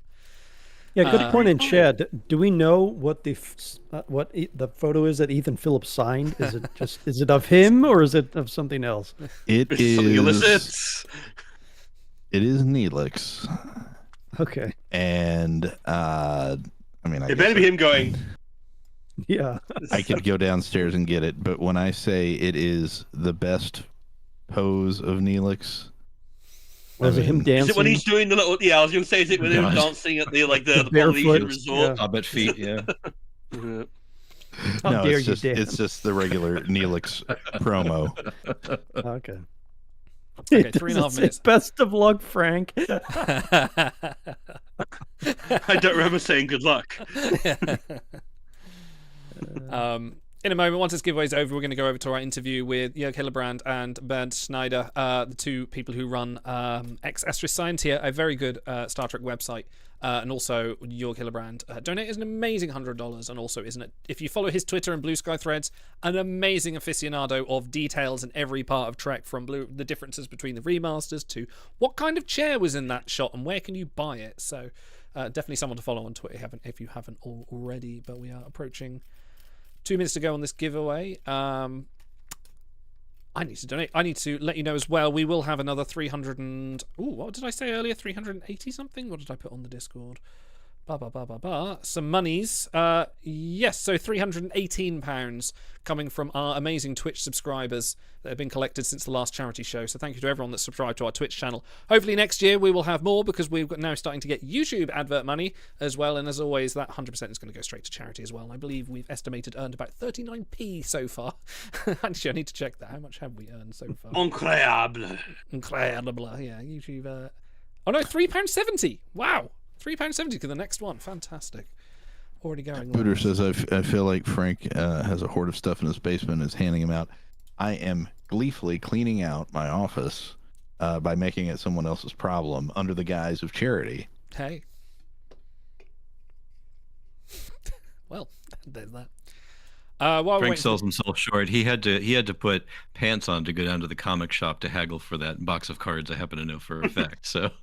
Do we have it confirmed that he was wearing pants? Maybe that was like a negotiating technique. I am, not only was I wearing pants, I am actually currently wearing the same pants.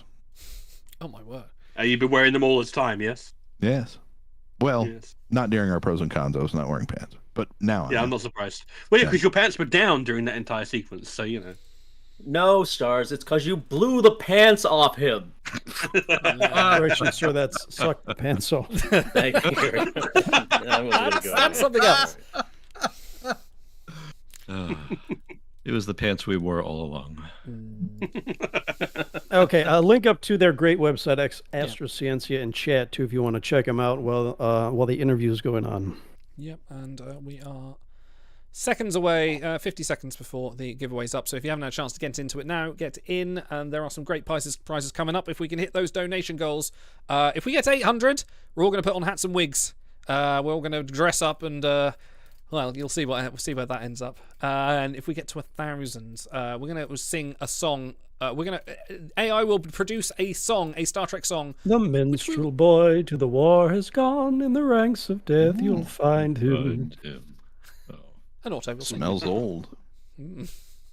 Smells old. We've got some other things. We've got some table reads coming up, but we've got Assassin's now. 15 seconds, and we'll find out who the winner of this amazing piece of loot is. Will it be Nifty? Will it be Cranky? Will it still be your chance to get in? Please do.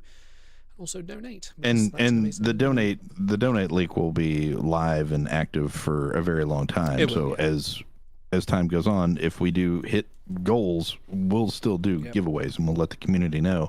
Be on the Discord to find out. I will clean out my office and give away everything I have, furniture also included. See, the reason there's no good Star Trek merch is because Frank has bought all of it. Congratulations, it's a Force Ghost. You have won yourself a TNG technical manual and a signed photo of Ethan Phillips. Have a chat with Frank. Again. Address. Yeah, you guys got to get in this. Right.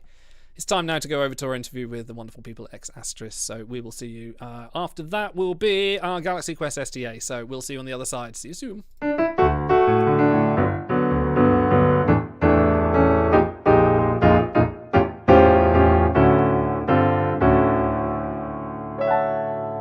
Welcome everyone to a very special interview. I have with me two of the finest Star Trek scholars with me to talk about the finer details in things of Trek. Please, Bernd Schneider, and from Twitter and also writing for Ex Astris, Jörg Hillebrand. Gentlemen, thank you for joining us and helping us support the World Central Kitchen. Let's do a little bit of introduction to yourselves. Bernd, let's just start with yourself. How did you come to Star Trek? What brought you into this world, and what brought you into obsessing over details, one might say? I think I have to go all the way back to 1973. that was the time that Star Trek first aired in Germany. It was on Saturday afternoon, more like a children's program at that time. And I don't have so many recollections. I mean, I was like 6 years old and didn't get all of what was going on the screen, but it was people running around in colorful costumes with fascinating technology, with exciting gadgets like the phasers. I think I also built a phaser of Lego at that time. Oh, wow. And that was to me one of my best childhood memories, although as I said, I don't have the specific recollections. I do know that we had one episode on tape. It was The Changeling. Yes. And was very, very scary for me as a kid, as the machine was hovering through the ship, and everyone was extremely scared, and that music playing, and for some reason we kept that on video, and I kept watching it as Star Trek was off the air. It was gone for many years. Do you get shivers down your back when terrify someone... you? Yeah, I was going to say, do you get shivers on your back when someone says Roy Kirk? But I don't think I sustained permanent damage. No. Wonderful. How about you, Jörg? How did you come to Star Trek? I think the first memory of Star Trek I have is sitting in the playroom, and the TV was running. I was like drawing something, and The Devil in the Dark was on TV, and I was just found it super interesting to see this funny brown creature, and that is the very first memory I have of ever watching Star Trek. But then I quickly forgot about it, and I remember coming to my friend Andy's home in, like, I guess 1991 or 1992, and he had recorded some TNG episodes, and he was watching a first season episode. And I thought, that what is Kirk doing there? And he said, that's not Kirk, but he looks like Kirk. No, his name is Riker. So then, that tells you how little I knew about Star Trek at the very beginning. And just at his place, we would watch the TNG episodes he had recorded from a German TV station called ZDF. And then, when it re-aired on another German TV station, I just, said, it's fun watching this at Andy's place, so I can watch it at home also. And then I, kept watching. And then on the 20th of October, 1994, I decided I didn't just want to watch, but also to take notes. And that is, how I basically became a Trekkie. It's the day I'm still celebrating with my friends, and it's the 30th anniversary this year. Oh my God. That's incredible. Wow. Yeah. So it really began with TNG. And the first TNG episode I remember actually watching is also a scary one. At least it scared me when I was younger. The Royale, the skeleton, Colonel Richard's skeleton in the bed. So that is the very first memory I have of TNG. In my case, it was not an exact date. Was rather like a slow process. In the 80s, there were the movies. I had them on tape, and then I got into TOS. My father had a satellite dish for his business, and he taped all the episodes for me when all 78 were shown for the first time. I have to correct myself, 77. One was still missing, Patterns of Force. Oh, yeah. And then, of course, I got into TNG, and that really got me hooked. Yeah, me too. TNG, definitely TNG. Yeah. So, as you've sort of grown up and you've, you've finally absorbed it into yourself that, yes, this I like this. What series and characters and ships kind of stood out to you as or any iconic moments in the TV shows that stood out to you and went, yeah, I want more of this. This is something that's really resonated with myself. Like, I know a lot of people go, well, like the philosophy and the morals of Picard. A lot of people go, I love the designs of the starships, and that's what brought me in. Like for yourselves, start with you, Jörg. I think I mean, I remember that when I first started like dreaming I was in the Star Trek universe, or I was on a starship, it was always the Enterprise D. So whenever I read people make comments about the fat one or the ugly one, or doesn't look good, it looks like some kind of, I don't know, chicken or goose or something, I totally don't see that. It's just it's the ship I've grown up with, and the one that I find beautiful, the first starship. You bring your hands around it and you cradle it. Yeah, totally. I had one, the very first model ship I built was the Enterprise D, and it hung in my bedroom for I don't know how many years. So it's I'm always drawn back to that ship, not because I want to find out how does this work or where is this located, just because it's the ship that I want to live in, basically. So it's the Enterprise D. And when it comes to finding ships fascinating, there's just this one Alien of the Week ship. It appears in a Voyager episode called Gravity, and it's a renovation team Nova ship. And I just saw this. It just appears like for, I don't know, 10 seconds or even less in 2 scenes. But I just found the designs very interesting because it looks like a mixture of a Klingon and Romulan ship. And I always wanted to get a good look at it, and it was never featured in the Star Trek fact files. So I was always waiting for this ship to get schematics of the ship. And then when I worked on one of the Starship books for Eaglemoss, I finally got my hands on schematics of the ship. So, that is finally when my dream come true of seeing that obscure ship up close. And it's, really low res. But, it did happen in the end. So those are the 2 ships that come to mind. So for anyone out there that designed a starship for 10 seconds and thinking, no one noticed it. No, there are people like Jörg out there who notice it and love that ship. So take pride in your work. It made me super happy. And it was never reused again. It only appears in this one episode. So I never wrote an article about it. Yeah. So there's no article on it. Nope. Oh, wow. There's not a Memory Alpha article. Nope. Oh, that needs to change. Yeah. How about you, Ben? Sorry. Favorite starship? I picked the Enterprise D2 because that's a ship. The bridge was more or less like my living room, also because of the carpeted floor, and that's really the place I would feel at home. And the exterior, of course, the graceful lines. That is something that no other design, at least of Starfleet, has ever repeated. So to pack this much volume into such an elegant shape. So it's unmatched. Yeah, so that's for Starfleet ships, and regarding alien ships, Klingon Bird of Prey. So that's quite a contrast to the Enterprise D, but I think a nice contrast. And the Klingon Bird of Prey, it represents everything a Klingon culture stands for, and also an unmatched design.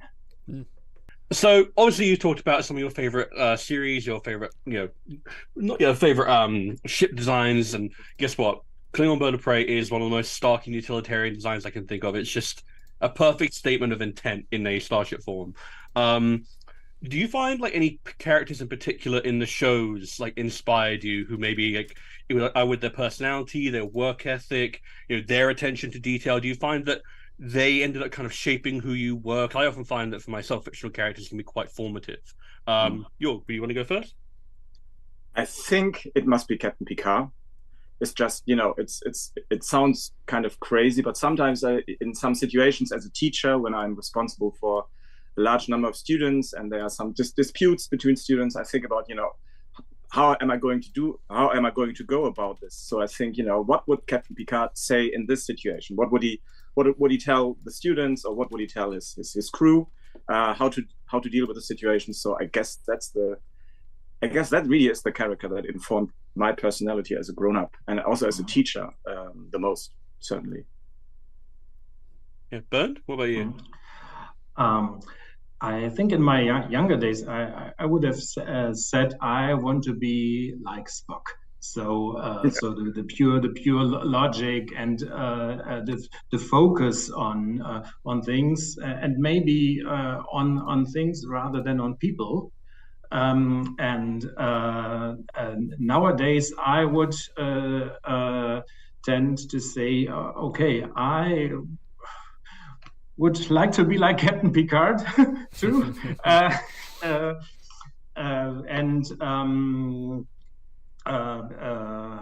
But that is more like a wish. So I know I'm not that diplomatic. I know I must try to motivate people, and Picard is a role model for me, but one I probably can't achieve. Well, I think Picard Sure. himself would tell you it's not about being that person. It's about aspiring and Aspiring. improving. Yeah. But it's good to know that all of us would happily celebrate Captain Picard Day. Yeah. So I don't want to be Captain Picard because assimilation is not your vibe. With you. Mechanical heart, the band syndrome, Let's move on to your website, X*Scientia, which you set up, Ben, many years ago, and it's always been a favourite of mine to go back to check like lots of details, lots of interesting things. Definitely the fleet yards and the shipyards and all the things like that, and the wider implication it's had on like the community. There's lots of offshoots. There's lots of sort of community. You've got fan fiction offshoot of it as well. How did X*Asterisk come to be? What was your driving force to actually thinking, hey, I'll start a website? Yeah, that was in the mid-90s when I got connected to the internet, more specifically in 1996. And I started with looking up information on the new movie First Contact, and discovered a whole world of websites. And there were really many websites already in existence at that time. And I think they were even more visible than websites are today. Although most of them were small, they had typically maybe like linked lists was a big thing back in the day. Episode guides, pictures like 400 by 300 pixels, of course, there was a lot of room for improvement, but I never wanted to create some sort of mega site. So did you have one of these just sitting handy? Yeah, sure. Sure, and it was impossible to compete with that unless you type the whole content and was unmatched back in the day. And so I tried to find my own niche, and that turned out to be starship design, and came up with the articles, with the starship database, and had a lot of help from the community as well, especially from the Flare forums. They still exist today, and has become a bit quiet, but so basically the people are all still around. I then added a variety of other topics, like the episode reviews. Of course, everyone must have them in some form. Oh yeah, everyone's got to pitch in. But the starships, that's still the core of the site. Besides, of course, all the stuff that Jörg suggested to add, and that is another focus. We'll probably talk about that. The symbols, the alien starship investigation, the TNG observation articles, the chairs. Yeah, classical music, all that stuff. Yeah. It's like an encyclopedia for the fans who want to know the extra go the extra miles. Like Yeah. I was going to bring this up later, but the chairs, I love the chairs section on the website because it lists the make and the model, and go and check it out if you're interested in thinking, hey, I'd quite like that chair in my house.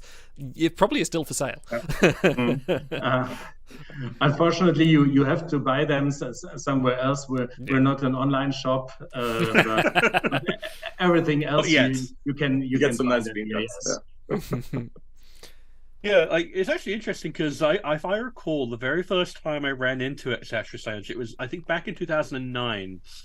Because I got way back in because of the first J.J. Abrams movie. Yeah. And I remember seeing the redesigned Enterprise and thinking, that's an interesting take, but there's something a bit weird about it. And then I think I remember seeing an article going on talking about the fact that it was scaled wrong. Like the fact that it's twice as big as it should be if you look at stuff like the windows and like the shuttles. And I remember thinking about it, and I was like, and it just completely shattered the movie magic for me, but in a way that I was like, but that's interesting though, because the fact that it scaled it wrong there means that it's scaled correctly elsewhere. There is a consistent scale across the universe, and I had a copy of the encyclopedia when I was growing as well. I had the size charts, and I was always just like fascinated by seeing how things scaled up. I was like, wait, but what do you mean the Enterprise E is like shorter? But it's like, why would it not be bigger? Actually, size charts are still the most controversial content still today. How big is a bird of prey, really? That's contentious. So everyone will have objections. Yeah, well, it doesn't help when it's like they use the exact same bird of prey model with 16 different subclasses, but that's getting into the weeds. But again, that's kind of what we're here for. So, what you want to talk about some of your like motivations and inspirations towards what the site could provide? Because I find that it's up there with Memory Alpha in terms of you really want to talk about the nitty gritty of what Star Trek is as a living, breathing world. Like I can't think of much that kind of matches the sheer passion you guys have put in. So speaking as someone who is literally staring at like a desktop full of work in progresses, do you want to talk about like what some of your what really pushes you to go, okay, this one I really, really want to finish? Is there like a particular subject matter that pushes you to finish one article over the other, or is it just a case of like you find flow comes with some over the others? So, yeah, you want to start, Bernd, or? Maybe I start because I don't have anything like a list of items that I work off. There's no priority list because that would be much the same as working in my company. Of course, working in my company is fun too, but I don't want to do exactly the same in my spare time. So so I decide on a day-to-day basis what to take care of next, and I don't take on topics that I know I'm very busy the next couple of weeks, maybe months, and I don't take on an article that needs weeks of research. So that dictates what I can take care of. And for me right now there's no new Star Trek episode on shown, so I just go back to TNG and currently going through season 4.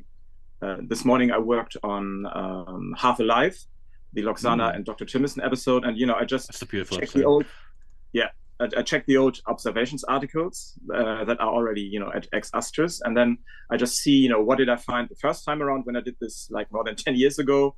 And I watch the episodes over and over again, sometimes with my friends, and then I find new things. And I think what keeps me going is I just want to get to the next episode and the next episode, because you might know the observation articles, they stop towards the end of season 6 of TNG, and of course I want to finish them, but I also want to do the same for Deep Space Nine, Voyager, or the other Star Trek shows someday.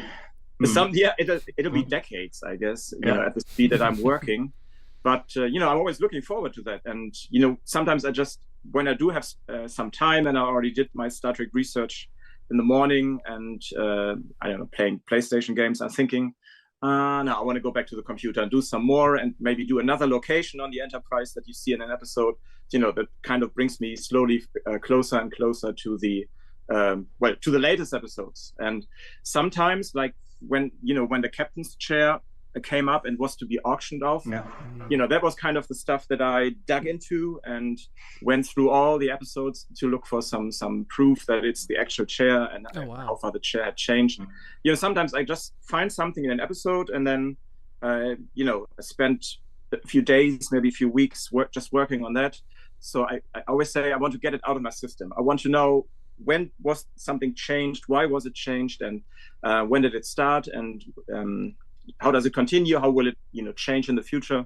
So it's just something that kind of piques my interest. And sometimes it's some chair that you see in some episodes. Sometimes the captain's chair was a very special chair, not bought but specially made.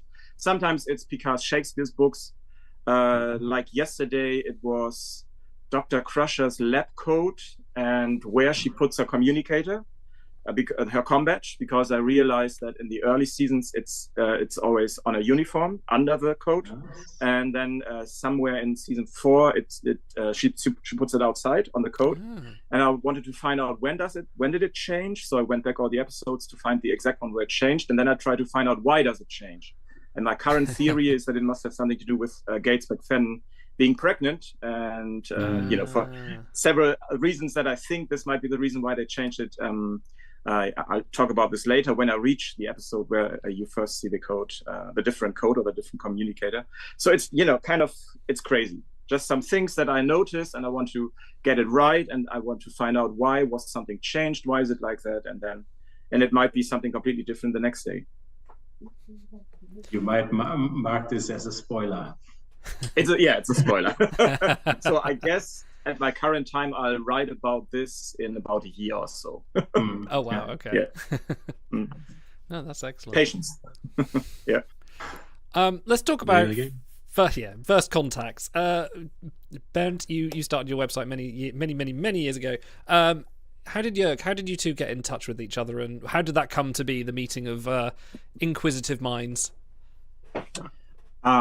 When we got our first computer in the late 90s, I wanted to look, at that time I had been a Trekkie for 5 years, and I had all kinds of behind the scenes books because I personally just read those books. I don't read any Star Trek novels or something or comics. I just read the behind the scenes books, the encyclopedia, the chronology, all the episode guides. And there was nothing really about starships. So that was the first thing I searched online. And I think the very first thing I found was the Starship database, where I could, find all those starships, and especially side views, which I absolutely love, to get a good look at what they look like from the side. So, that is how I discovered Ex Astris in the beginning. And then when I got TNG on DVD, I could take screenshots. So that meant I could just take a screenshot of one starship from one episode and then compare it to a screenshot from another episode to see if it actually was a reuse of a starship model. Because I couldn't do this before when I just had Star Trek on video cassette. I remember actually taking my camera and taking photos of the screen, and I had them printed out then, like with a film roll, like the way you did it in the past, and then compared stuff. And of course that didn't work, it took too long. But when I was able to take screenshots, then I noticed some things, and then I noticed something that Bernd hadn't noticed before. I think he wrote an article about Kazon cockpits, Kazon ships. It was the Kazon. So then I gathered the screenshots and wrote an email to Bernd, and that's how it started. Yeah. And the article is still around, right? Yeah, sure. Yeah. Very first one. And all because of the Kazon brought you together. Yeah. Definitely starships. It started with starships, absolutely. Yeah. I feel like it does for a lot of people. So, speaking of of screenshots and the comparison of ships, the TNG remaster with all the redone effects and the cleaned up footage, that must have been quite the investment of time for you both in terms of replacing screenshots and the changes. Because I remember there's a pretty infamous goof in, I think it's like a season 4 or 5 episode, where you see them firing phasers out of a photon torpedo tube or something like that, and then they fixed that in the HD remaster. Narmok. Yeah, that's the one. That's what I'm thinking of. So, how did that? That must have been quite a time impact, having I mean, obviously a lot of fun because you guys seem to love rewatching TNG over and over again. Guess what? Everyone does. It's an infinitely rewatchable show. But that must have been quite a time investment in analyzing the comparisons and working out what had changed and what hadn't. Yeah. So, if I remember correctly, what I did, I mean, it's been like more than 10 years now, but what I did is before the new season was released, I watched the episodes just on DVD and took my general notes, noticing everything that I found. And then when the episode was released on Blu-ray, I watched it again and, found new things, found some mistakes that had been fixed. And then I send the preliminary versions where I just had the DVD screenshots to you first, Bernd, or did I wait until? Yeah, Okay. that's the way we did it. Actually, I wrote an article on that too. The making of the observations. It's outdated by now because things work a bit differently on my side. But we summed up the hours that we spent on each step, and I don't remember the exact figures. You work like 8 to 10 hours on compiling the preliminary version. Then I work like 8 hours on putting together the article from the preliminary version. Then you research the changes in the Blu-ray version. Then I put the changes in the Blu-ray version into the article. Then I make some final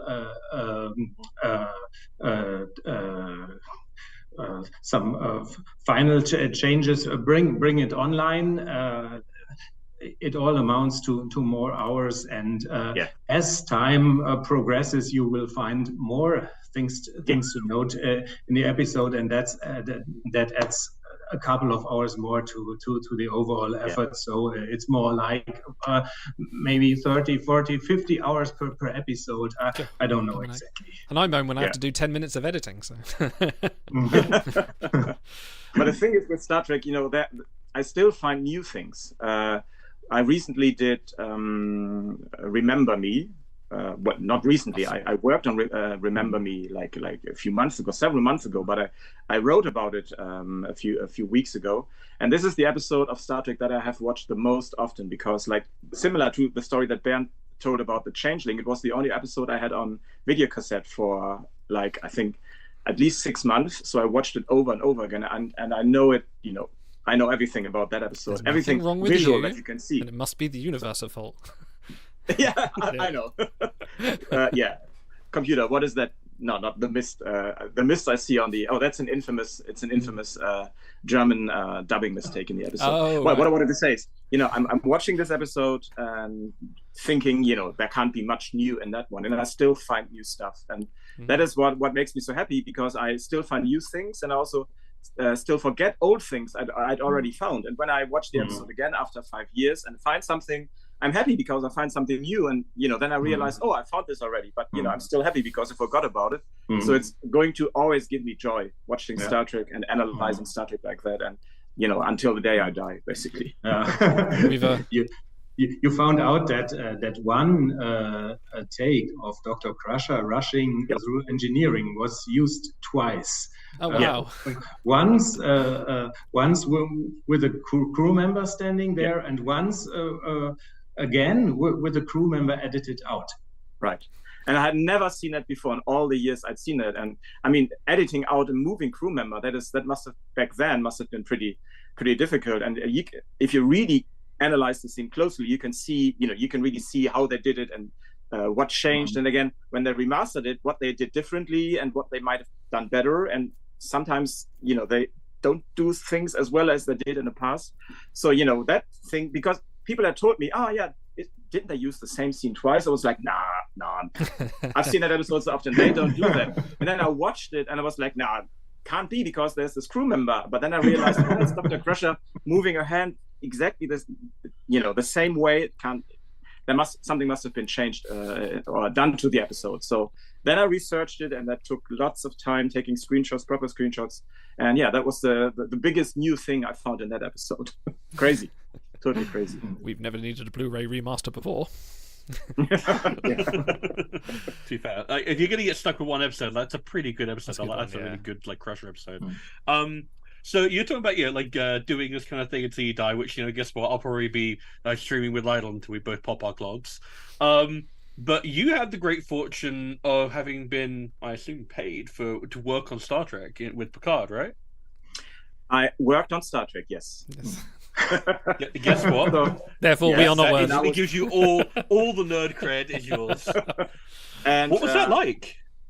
No, what I wanted to say is working on Star Trek was payment enough, basically, what I wanted to say. And just the honor of being asked to help. And, I was just contacted out of the blue by Dave Blass, and I really had no idea who he was, because at that point, it hadn't been announced that he was working on the show.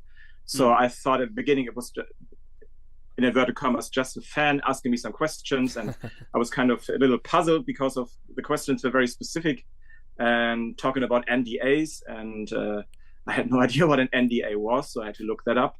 And after answering some more questions, I looked up his name, and then I found out that, he actually wanted me to help on Star Trek. And then I signed the NDA, and then I just did what I always do. I did research on Star Trek and took screenshots, sent screenshots, wrote texts, and sent them through the production. And then a few years later, I saw the episodes. So wow. It is still totally, totally unreal to me. And now that about a year has passed, and I'm starting to forget things, I'm kind of feeling like I'm going back to the way I was and just doing my regular stuff, working on my my Star Trek observations articles, TNG, and working on the new episodes. It's still crazy that I actually got to work on Star Trek and was asked for help and asked for suggestions, and that my name is in the credits. And it was a wonderful experience, the best experience, absolutely. Oh, I bet. Very much so.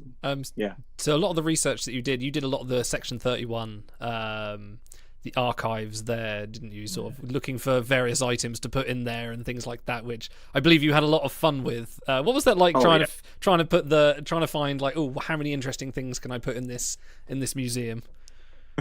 So I had when I was asked to help with that, I had some ideas right away that I just wrote down and took screenshots and started a grid of where was the object seen, why should it be in the archives, and finding proper screenshots to show it.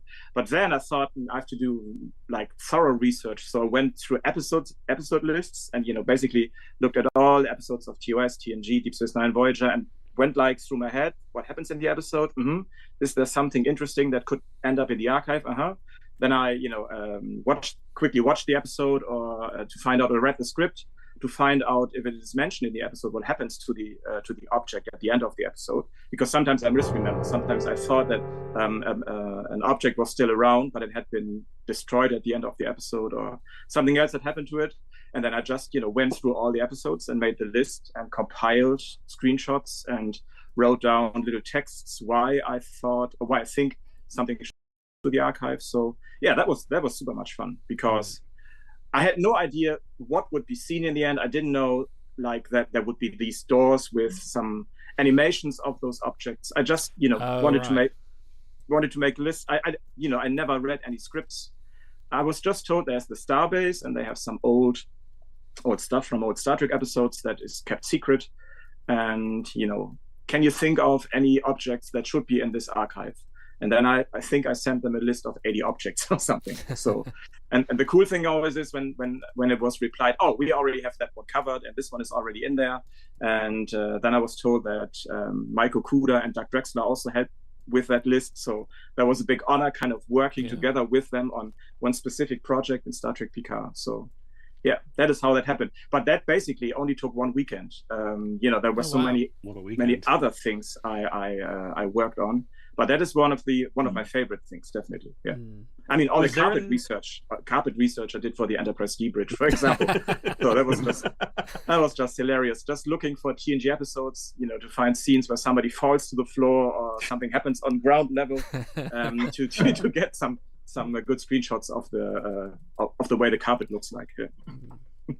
Were there any objects that you were like, I really wish that I'd gotten into the archives that didn't make the cut? Like, is there something that you were like, ooh, this would be a really fun one, but it didn't make it in there? Or did all the ones that you really wanted to make go in there? if you had asked me a year ago, I would have had a list, I guess. But right now I can't. Like, as I said, you find new things and you forget things. And I'm just happy for all the things that I know came from my list that actually made it on screen.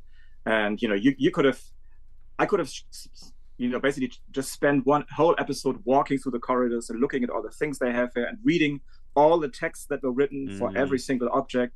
I got to see, I think Dave posted a video that shows the animations of all the objects and the text that is underneath it. So so, again, I think I forgot which things I suggested. I'm just happy that many things were seen in the end in the episode. So. No, that's great. So going back to sort of props and things that, anyone that's followed your Twitter profile or your Blue Sky or your Mastodon will know that, you're very much into comparison, finding objects and seeing where they are in different episodes, going from like even cross different franchises. I think lately you've been comparing objects found on TNG to Babylon 5, and you found a few comparisons there. Do you have anything on mind of anything fun or anything interesting that you've found and gone, that's interesting, or something that's a bit more unique than general, sort of like your IKEA brand chair coming across the borders? Goodness, again, I learn and I forget. There are so many things. Whenever I'm able to identify everyday objects that were modified to make them look like something else, and then they're used on the show, that is always something that I found funny, because I see something in an episode and think, wait a second, that looks like something that I might buy in a supermarket here. And then I do some research, and Bernd also does the same, and look for what might this really have been. And then we might find the exact model that was used. And that is always fun. In this one, in the Deep Space Nine episode, where Odo is kept in stasis in some kind of stasis container, which is actually one of those kind of old-fashioned bread baking machines. I don't even know if people still buy those today. Yeah. But that was like, I saw that on the show, and I thought, like, I know what that is. And I think I didn't find the exact model. Bernd found the exact model. I found a picture of the exact type. Yeah. Mm-hmm. Yeah. So whenever that happens, that is always interesting. And I think what I like most is when I notice that something was changed in a set. They moved a console, I don't know, just 1 meter to the left.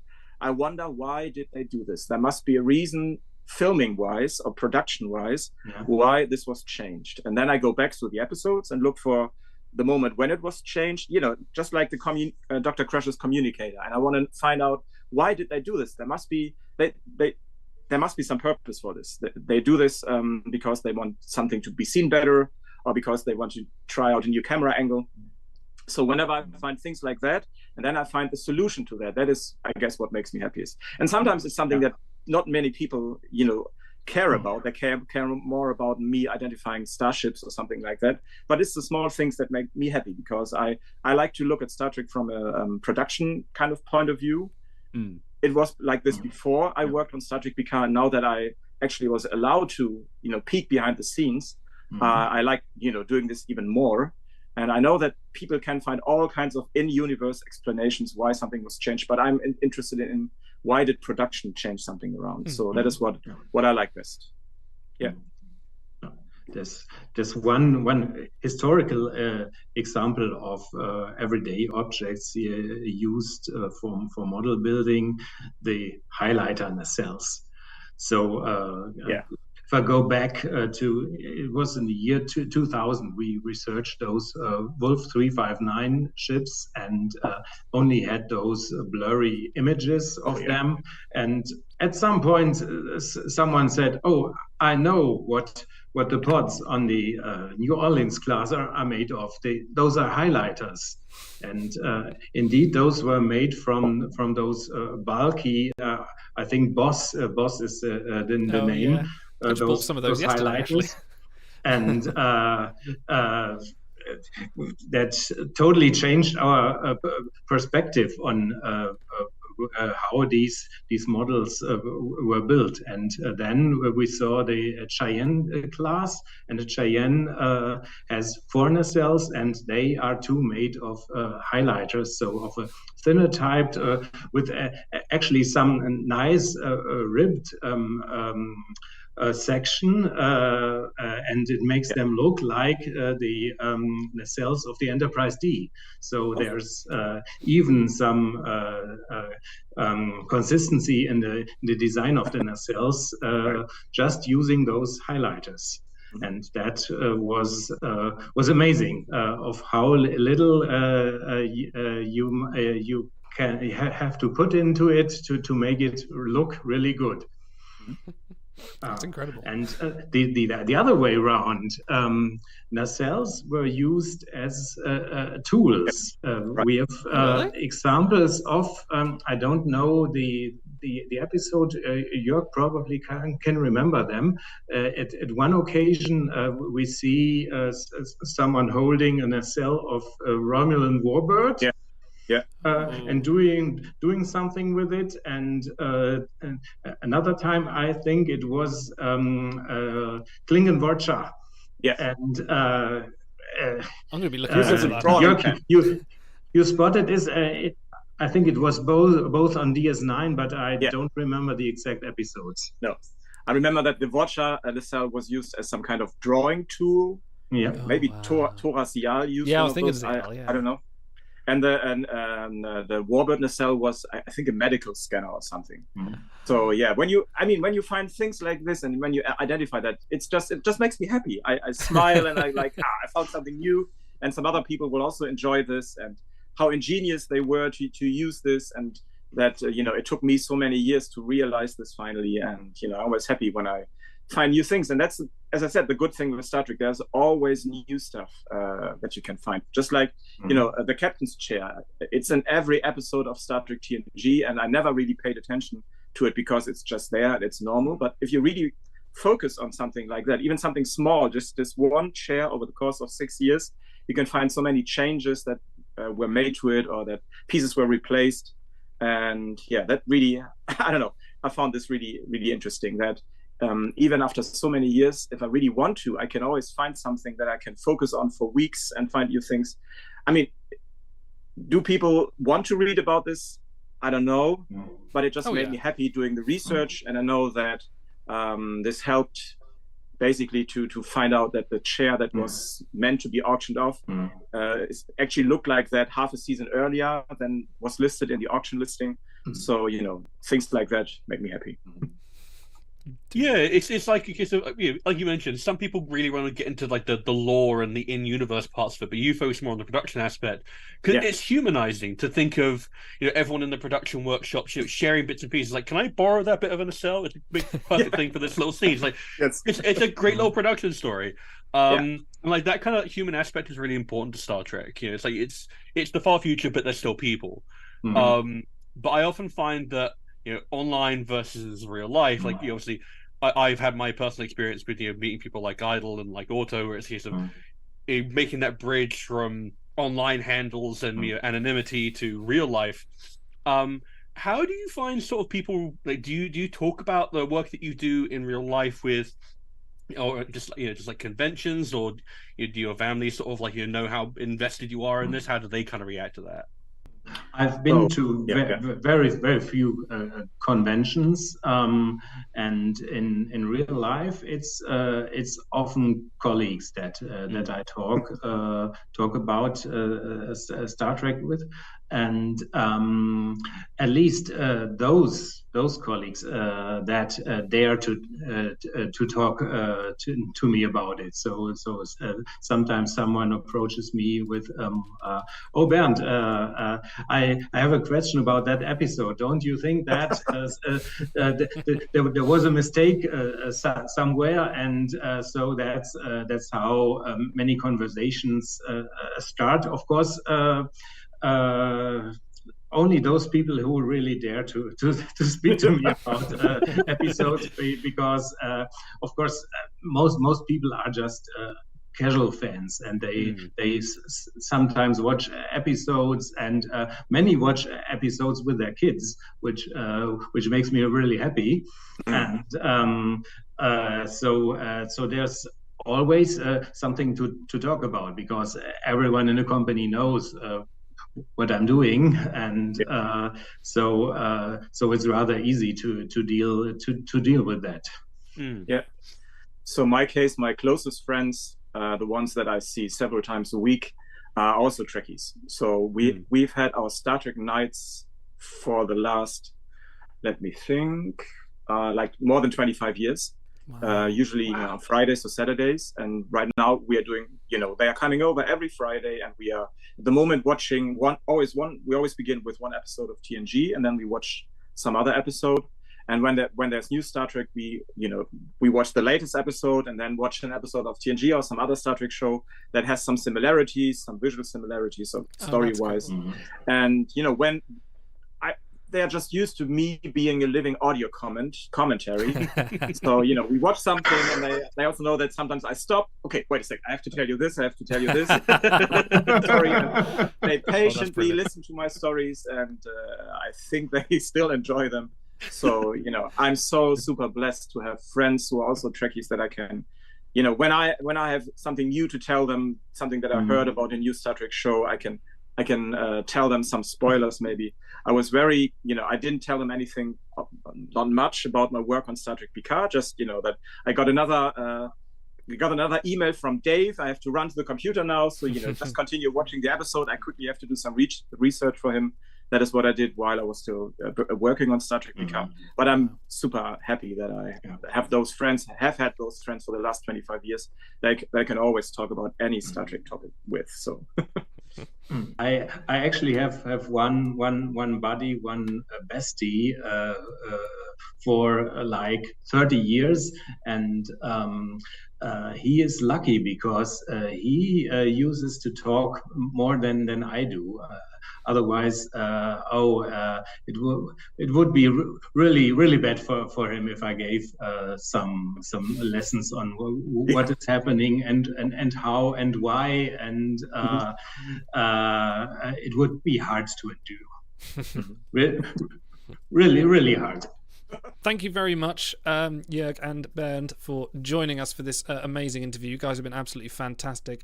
If people wanted to find you, where can they find you? Well, obviously you've got the website, x*Scientia. You can Google that and find that.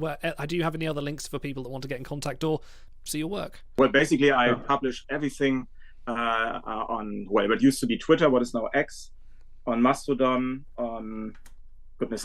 I don't even right now know all the sites. What I'm doing, I write the tweets and schedule them, and then they are published like every 30 minutes or 45 minutes, and then I reshare the same stuff on several different other sites. So just look for my name on social media sites, and you'll find me. How about you, Bernd? Yeah, you'll find me if you find Jörg, and the other way around. Yeah, that's right. The dynamic duo.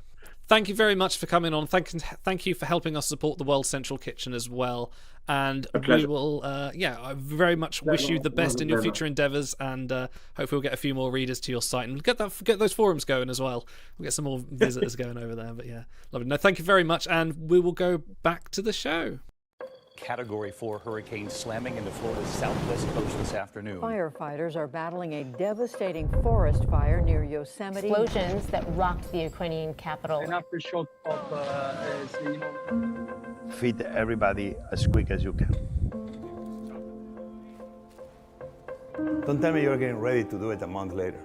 Don't tell me you are waiting to do it until you have everything ready to do it. It has to be urgent. Food and water is now.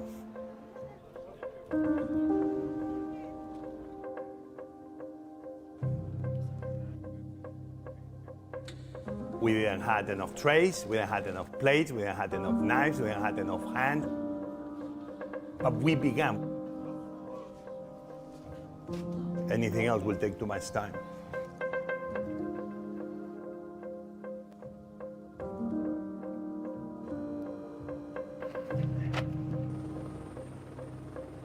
Not tomorrow, not next week, not next month, today.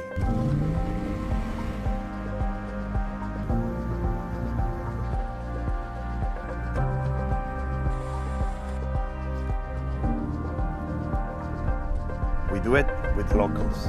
We're not victims. We're just neighbors helping neighbors. We overcome every obstacle, and if we cannot overcome the obstacle, we go around.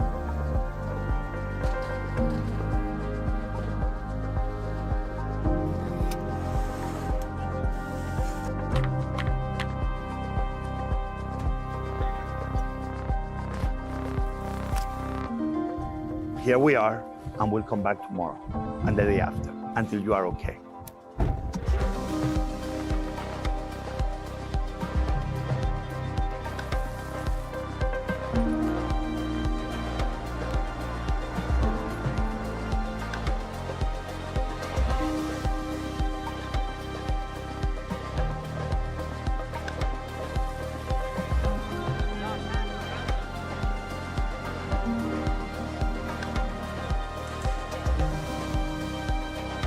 لكن رغم كل اللي شفته في الحرب وهدم بيتي وتشريدي إلا إني كمان بازدياد قادرة إني أساعد وأعطي الناس، مش بس في وجبات الطبيخ، تعبي وعرق جبيني إني مساعدة كمان إني أساهم وأساعد في الناس.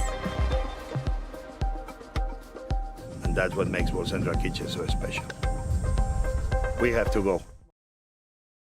Okay, yes, we're back here on the Trek Time Charity Show 2024, and we are supporting, as you saw, the World Central Kitchen, an amazing charity that helped to feed people in deprived areas, in war-torn areas, and disaster areas, places where people need food the most, where they need water the most. And like Chef Jose said there, they don't aim to get there when they plan to be there, they aim to get there today, as soon as possible. So it's a worthy cause, and we invite you all to please help our drive and help to donate to the World Central Kitchen. As I say, 100% of everything here goes straight to World Central Kitchen. Doesn't come anywhere near us, and you can do that on the link below at bit.ly/trektime24. So please, even if you cannot donate, if times are hard, we are in a unprecedented inflation crisis at the moment, even if you can't donate, please spread the word, tell others, tell some other people on whatever network, social networks, friends, telephone them, go knock on your neighbour's house and tell them we're streaming for a good cause. They may not be Star Trek fans,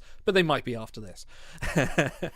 So yes, please, bit.ly/trektime24, and you go and donate there. Absolutely fantastic. And we've got a donation goal coming up at 800. We'll all get wigs and hats on, we'll do some fun things, but we've got some more giveaways to come up, including, let me check the list, what have we still got to come up? We've still got some Jackbox party packs to give away. If you're a Timelines fan, we have some Supremium campaigns to give away at $900.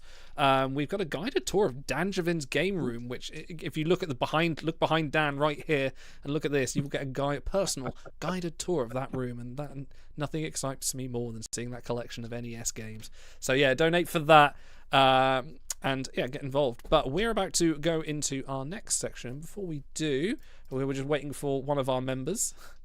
A donation has come in from Cranky, who says, donating for stars to get drawing lessons. Oh, sick burn, Cranky.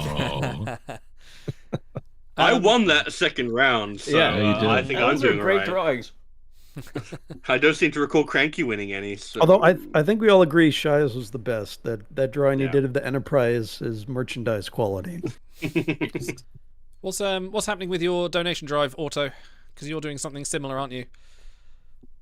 Yes, I am matching donations with non-perishable goods. So far, we have a delicious beef pot roast with country vegetable soup. I've got lots of soups. I've got graham crackers, fruit. The Welch's fruit snacks were actually on the video for World Central Kitchen, so they know what's good. I've got nuts and pasta. I even have a lemon cake mix, which, is not strictly healthy, but it's one of my personal favorites. So every item I pulled off the shelf as I was going through, I'm like, all right, I've got a little story with this, So if we need to fill for time, I could give you guys recipes. I could give you childhood memories of all the wonderful food off the shelf. So, but no need for that, because here comes Nifty. I would have eaten half of those things by now at this point in the stream. Yeah, well, I think give as much as lemon you can. Cake is basically a fruit. We do have an update. Otto, if you want to have a quick look at the donation goals. Is it Cranky for the fourth time? No, it's someone else. Frank, ? Has donated without a comment. A very large, the largest donation yet. So thank you very much, Frank. Awesome. So you can come play the rock monster in our Star Trek adventure. I mean, Galaxy Quest Adventures stream. Indeed. He's a better donator and a better human being than he is a debater in pros and cons. It wasn't a Frank, it was a rock monster. Thank you. Frank Monster. So it does mean We have exceeded $900 now, which is outstanding. Our goal is 1,000. We will increase that if we go past it, but to get to 900 so soon, we're not even, I think we're just about halfway through now. It's absolutely astonishing. So thank you to everyone that's donating. Keep it coming, but we do have to start our next giveaway. If I can find the button for that, which is going to be here, which is a Star Trek Timelines Supremium campaign, or Uber campaign of your choice. Let me start that now before we go into Galaxy Quest. So if you're wanting to get the next campaign in Star Trek Timelines, the HG, WRG, TP games, Star Trek card collecting game, even though it kind of isn't, but is, starting the giveaway now. 5 minutes, please enter. And whoever the winner is, get in touch with Frank and he will furnish you with a Supremium campaign. I believe it's time. While that's running, let me get. Sorry. Well, hold on. Now we hit $800. So we did. Should we do this before or after? Or maybe we should do it while we're doing the let's do campaign. Yes, no. In the spirit of... work on my headphones. Okay, this makes it better. Actually, no. You know what? I'm going to wear it cool style. There we go. That's the better way. Yeah. Oh God. Oh shoot! I'm not prepared for this. There we go. That's mine. Oh Dan. Oh my God. Oh Dan. You're my hero. My daughter went as Wednesday this past Halloween. So. There you go. Look. Oh my gosh. Yes. Alexander Dane.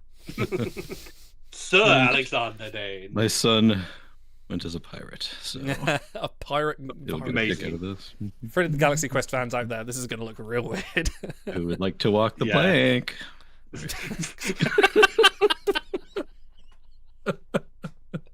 Okay. That's for the Rocky Horror Picture Number Show. one, that's retract the plank, not remove plank. Retract the plank. Right. Let's go ahead and do our next feature.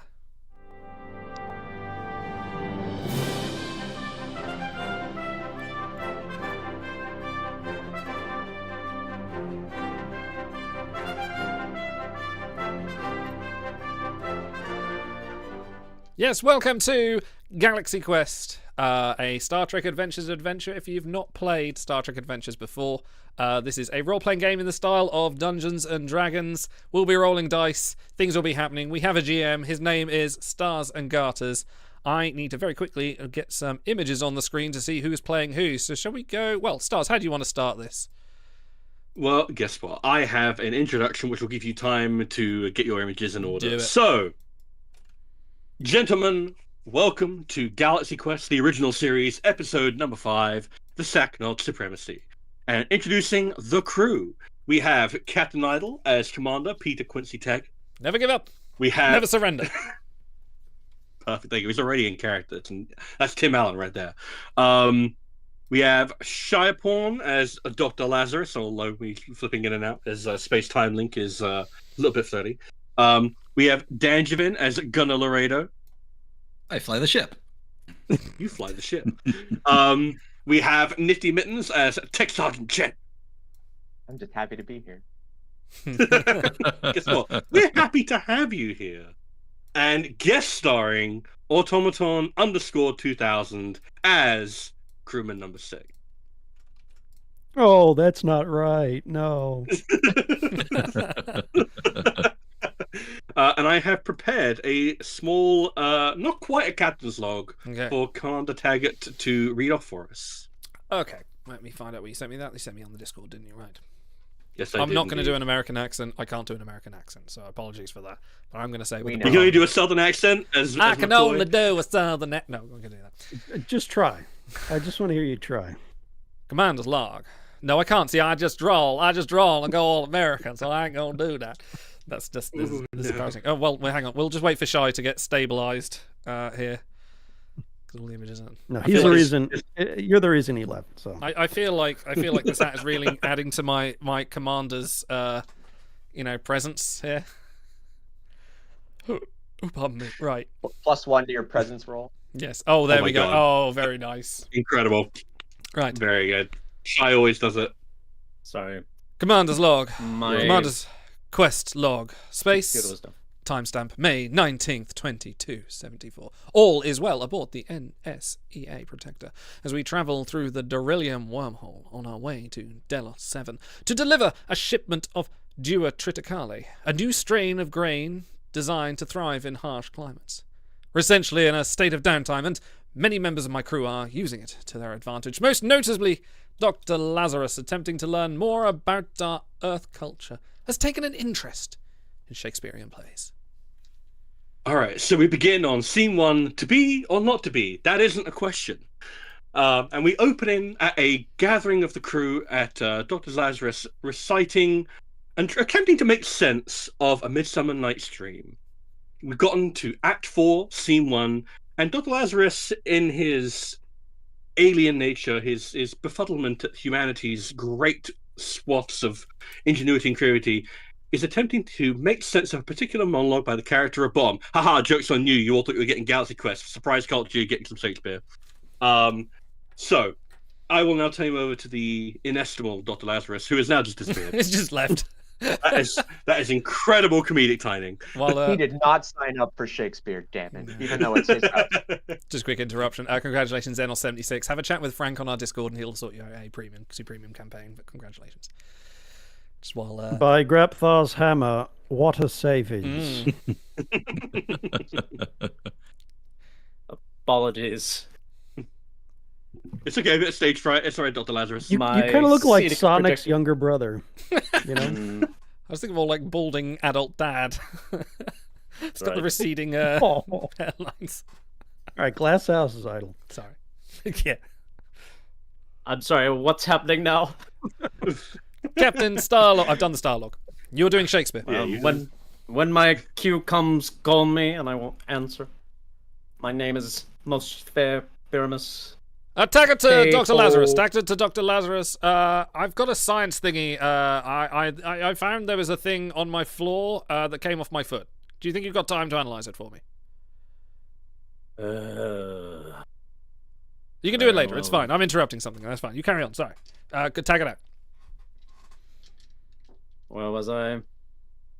Hey ho, Peter Quince, flute the bellows mender. Tag it to Lazarus. Tag it to Lazarus. Tinker.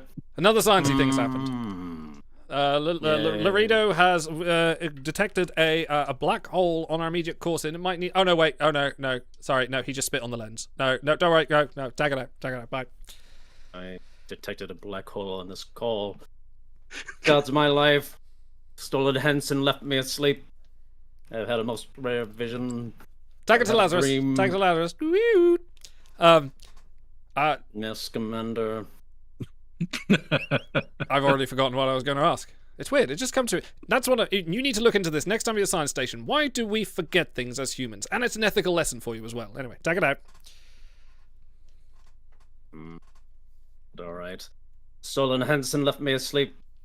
Past the wit of man to say what a dream it was. Man is but an ass. Daggett is but an ass. If you go about to expound Tag it to Lazarus. Dream, Tag it to Lazarus. Yes. I heard that. Lazarus out. No, tag it out. I'm Taggart. You're Lazarus. Tag it out. The eye of man hath not heard, the ear of man hath not seen, man's hand is not able to taste, his tongue to conceive, nor his heart to report what my dream was. We'll get Peter Quince to write a ballad of this dream. It should be called Bottom's Dream. Tag to Laredo. No bottom. Tag to Laredo. Laredo here, Captain. Yeah. Can you just go check on Lazarus? He's not answering my calls anymore. He's just dangling on me every time. Can you just go over there and just ask him to go and look at the science thingy or down on deck B? When he's got a chance. No rush. Thank you. Thank you.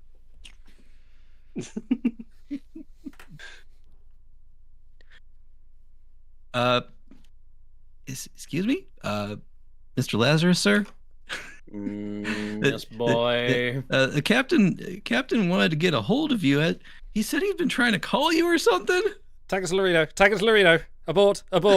I've just found out it was another false anomaly. It's more spit on the screen. We really need to get shield guards up. It's fine. Just abort. Don't worry about Tag. I've been told he's trying to do something important. He doesn't need interruption. So please, no, abort. I can do that. Back to the con, Captain. 5 standing ovations. 5 curtain calls. I had a Mokhtar. Ding dong. Lazarus, you there? Yes. There's a red thingy moving toward the green thingy. I think we're the green thingy. We are the green thingy. Do you know what to do? Not really. Try to find the button that says end this bit. All right, I'm gonna take mercy on you. All right, I'm so happy I did that. All right, at this point, you are going to get a call. All of you calling you to the briefing room by Lieutenant Tony Madison. So you can be updated on the most curious happening on board the ship. Lieutenant, what's the computer saying now? Give it a second. Give it a second. Because you have to enter the briefing room, not quite pursued by Bear, although I did think about it. All right. So now we've moved on from that bit. Scene 2, Against the Grain. So we come back from commercial break to the briefing room, where Lieutenant Toy Madison is going to be giving you a briefing. Now, Idle, I believe you have something for us to play. Yes. Number 1. Upon entering the Daralian wormhole, the Duever Gale was exposed to cosmic radiation related to the space-time warp of the wormhole. It has had a mutagenic effect on the grain, and it appears that it is turning into some kind of creature.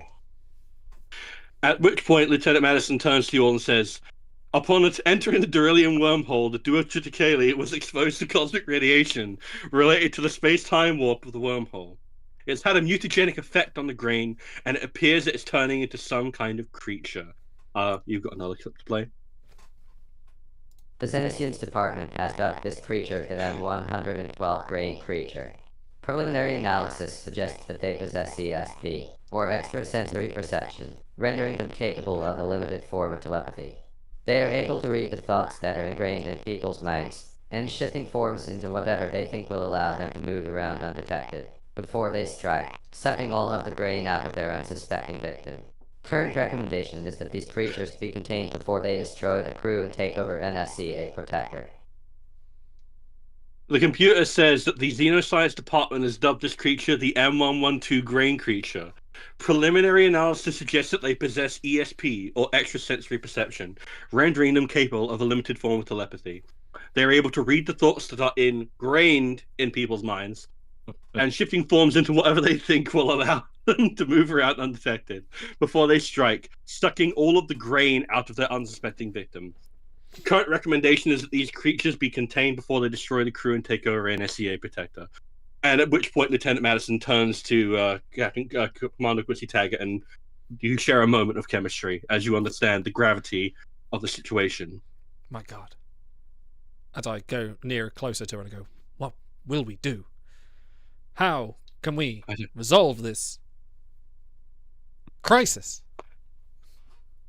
I don't Dr. know, Lazarus, I don't any know, thoughts? Commander. It's just...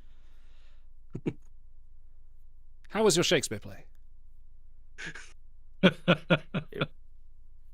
Fine. I normally don't do regional work, but sometimes. These creatures appear to be some sort of Ozempic-based creature, removing carbohydrates from the body, resulting in a 20 to 30 kilogram loss of weight in its victims over a 6-month period. Damn it, man. I need this in English. I can't understand this space gobbledygook. How much danger is there to the crew? How much danger is there to the grain? At which point Lieutenant Madison is going to go, well, this can be right for me. I haven't eaten any grain in quite some time. Commander, are we doing episode 81? I don't understand you. We're doing mission star log 5. The danger is paramount. Timestamp May 19th, 2274. Sorry, who are you again? All right, hold on. I get there certain down. I'm not even supposed to be here. I'm just crewman number 6. I'm expendable. I'm the guy in the episode who dies just to prove how serious the situation is. Well, we're going to need that for the upcoming away mission. Where are we going? All right, so at this point, I'm going to need you all to roll perception for me. Or rather, what would the roll for this be? Give me insight plus command difficulty 2. All of us? 14 on that. All. So I want to know what you see. Difficulty 2, did you say? Difficulty 2. Absolutely failed. Oh, well done. Not critically, but absolutely. How many dice is this? You failed both rolls? Just one. Oh, but it's difficulty 2. Right. Yeah. Yeah. Yeah, so 2d20s, let me know what you hit. You got your target number. All right, so I've got one success and one critical. Nice, well done. 2 successes here. 2 successes. How about you, crewman number 6? 1, okay. This is why I've got the best crew in the fleet. But not the best commander. So it appears that there is actually a 7th person in the briefing room with you. And Oda? while to tag it, it may appear to be a moon princess. Ooh. And to the crewman, it appears to be a fighting chance of survival. The rest of you all see it as what it actually truly is, an M112 grain creature. I push And the Tawny moment it realizes- away from me, and I go towards the moon princess and go, "How did you get here? Do you need any commanding help?" Captain? Captain? Quiet. What are you doing with that monster over there? Laredo, how could you? What is it's wrong all with your eyes, me. man? I order you to go to things sick coming bay out and of check its your things, eyes. Captain. This is a beautiful being who needs our help. She has been transported here uncontrollably. It is our duty as NSEA protectors to help her. I start to move towards the captain, so that I can try to get between the captain and this creature. All right. Well, in which case we're going to enter combat, or rather the members of the crew who can actually see what they are actually got in the room with them. Have you all gone mad? Sure, they're cute now, but in a second they're going to get mean and they're going to get ugly somehow, and there's going to be a million more of them. I know, and that's just the crew. I'm going to go for a vicious backhand on Commander Quincy Taggart. Oh right, you. Okay. I was going to defend. Yeah. Well. Oh, you want to try and go for it? No, it's fine. You carry on. You carry on. I mean, I'm happy to let you defend it if you're feeling like getting the grain sucked Well, I feel out like of my crew. I think Taggart's like thinking like the crew's gone mad. Like, what are they doing? They're clearly out of their minds on some sort of space you. Hey, plague. man, if it's what your character would do. Okay. So the grain monster's attacking him? I feel like it's gonna like reach its hand around and try to start sucking the grain out of him. Yeah. Okay. So let's roll for this. Let's roll for grain stuff. Yeah. Well, sucks to be you. So I'm gonna roll for daring and security. So I have target number 13. Ooh, that's 2 successes. Roll to oppose. Right. Hang on. What am I rolling again? Daring and security. Yeah. Actually, you know what? For you, it's gonna be a different thing because you have to roll to resist. Give me presence plus command. Presence plus command. Can I use my focus? Because I got. Oh, I was gonna say, can I assist him with my talent in disarming nature? I think I have to be the one who has talents, isn't it? I get to reduce the difficulty by 1 because this is. I think I would you're argue use talents if love you're... is the ultimate social conflict. Yeah. Well, I was going to use my focus in interspecies no, I'm gonna allow romance. It. I'll allow it. I'm going to take this. I'm going to attempt to take these 2 hands, and instead of them strangling me, I'm just going to pull them around and go, "Can't you see? She's a caring, loving." Well, I'll get to that. I'll see what I roll. What am I rolling? You are rolling presence plus command difficulty 1, thanks to Tech Sergeant Chen's disarming presence. Because even though the M112 grain creature is like about to get at your succulent grain, it's looking over at Tech Sergeant Chen. There's a certain sexual charisma that Tech Sergeant Chen. Well, the more appendages, the better, baby. Okay. I got 1 success and 1 fail, so I just succeeded. So I pull these 2 hands into a loving embrace, and I hold these tentacles. Are they on the hands, or are they all over the arms? All over the arms. Okay, so I'm going to pull. Yes, Denson, it's all over them. I think I'm going to pull them close, and then I'm going to realise that as a commander, I should have a bit more decorum, even if it is a pretty lady. And I twizzle off, and I say, "Easy now, easy now. There'll be time to get acquainted later. Please, I need you to introduce you to my crew. This is Dr. Lazarus. This is Commander Chen. This is Laredo, and this is some guy I just met. Your name?" That's beautiful. Such a beautiful name. What a handsome race. Would any of you other gentlemen care to take a shot? Because Yes, Lieutenant Madison's fainted at this point. Use my psychic kinetic powers to operate the bridge food synthesizer and program it to produce a nice challah or a baguette to distract the monster. You absolutely may synthesize a ingredient. A baguette, yes, you may. All right. Is there anything you actually have to do for that? Just for striking. Yeah, you know what? Are you asking me? Wait, are you asking me for a roll? That's great. Oh my god. Boo that man. This is the hardest. This is Shy's hardest roll since Hamlet. True. Yeah, they come out stale.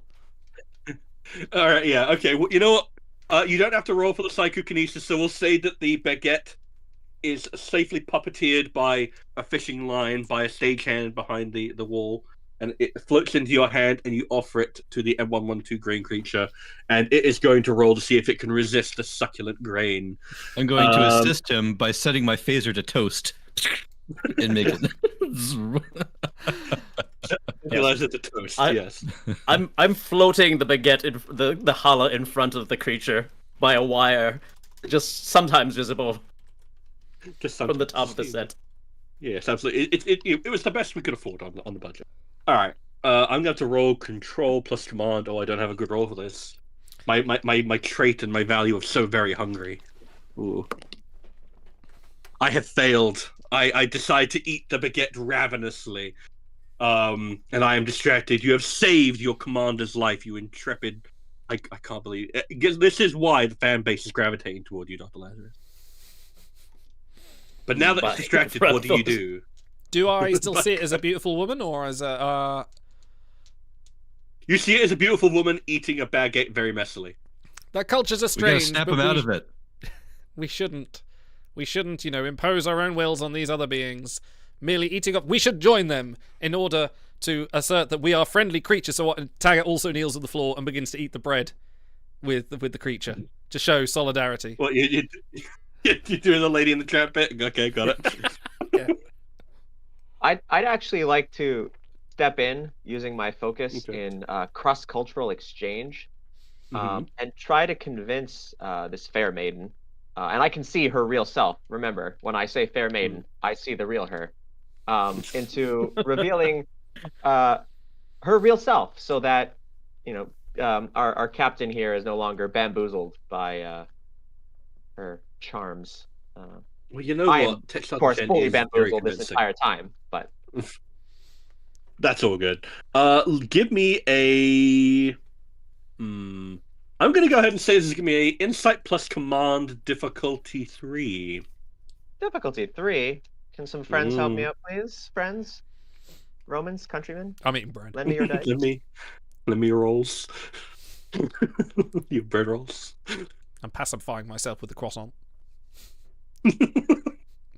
And sorry, that was insight what?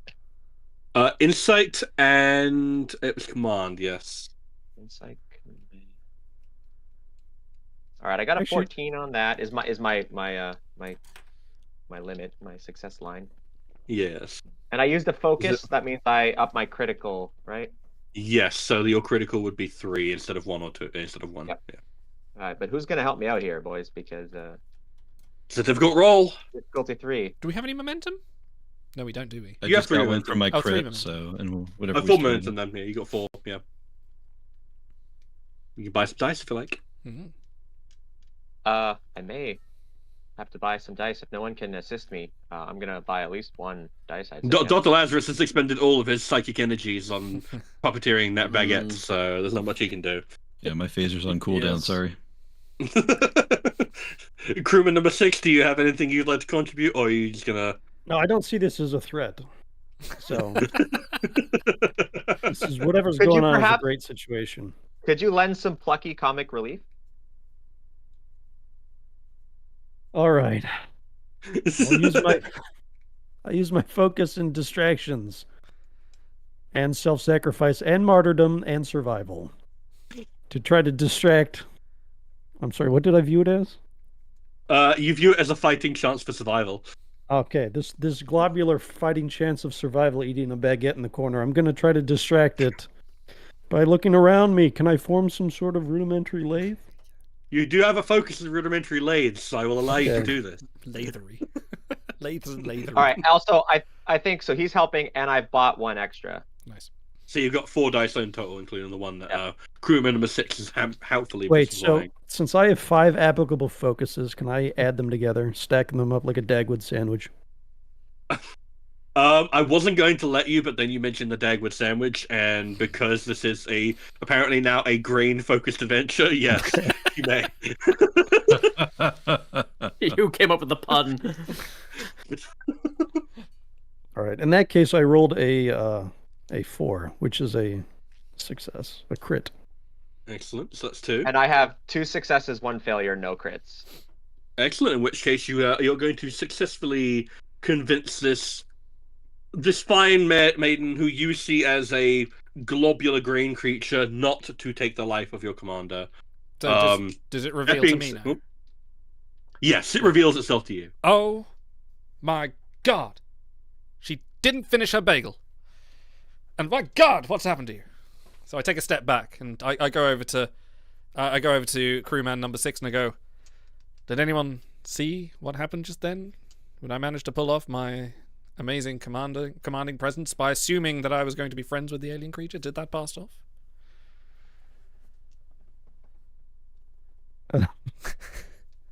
Jason Nesmith is being hated by the rest of the cast and crew right now. Good job, Captain. You really did it. Thank you. Yeah. Line! Good job, Captain. The director's given up at this point. He's in his trailer. Is it lunch yet? All right. Jesus on the launcher. Okay. Let's see. Okay. So guess what? You've pacified this one green creature, but within the cargo hold, the rest of the grain is starting to mutate as well. And while this fair maiden, who is now starting to ease on up to Tech Sergeant Chen and nibble on his neck a little bit, while she may have been pacified, the rest of the creatures may not be quite as open to pacification. So we're going to move strictly on to scene 3, where we are taking things for granted. Oh. Sound like a scam. Commander, the aliens are starting to rise.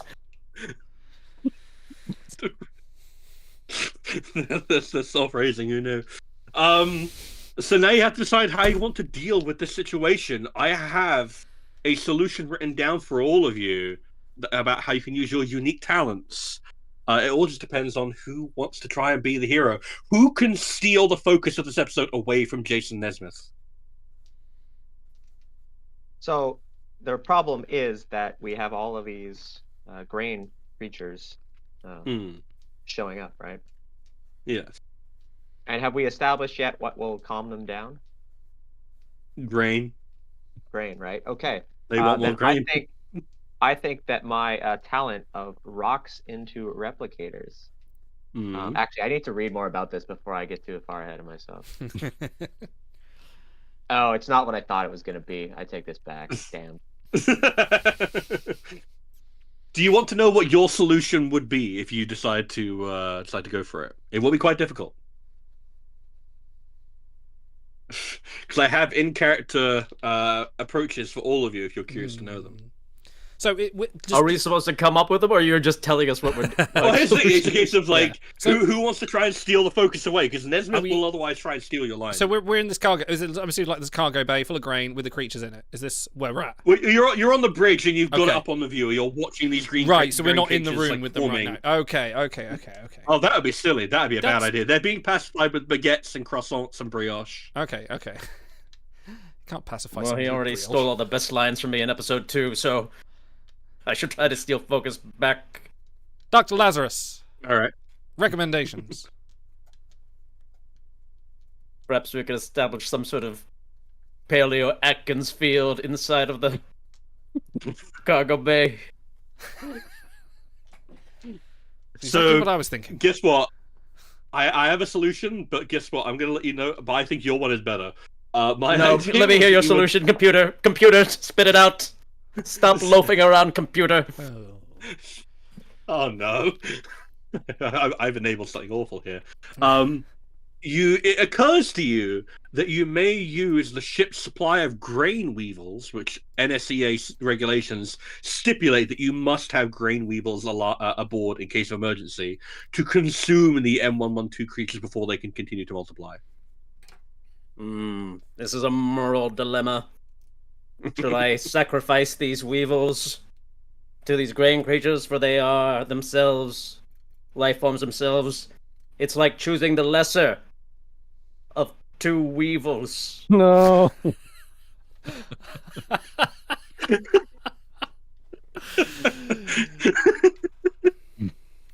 How would we sacrifice them, Dr. Lazarus? Would it be some kind of local-based virus, or would it be maybe going guns shooting? I think we just beam or digitize the weevils into the cargo hold. I've got a better idea. Trademark department. We should take them in by hand. I don't trust these digitizers. Never have. Never forgive them for the death of my puppy. But we should take them in by hand, me and a crew of 4 of my finest crew members. Sadly, since they are not here right now, you 4 will have to do. So I suggest we grab these genetically modified weevils and take them in, so they can harvest all the...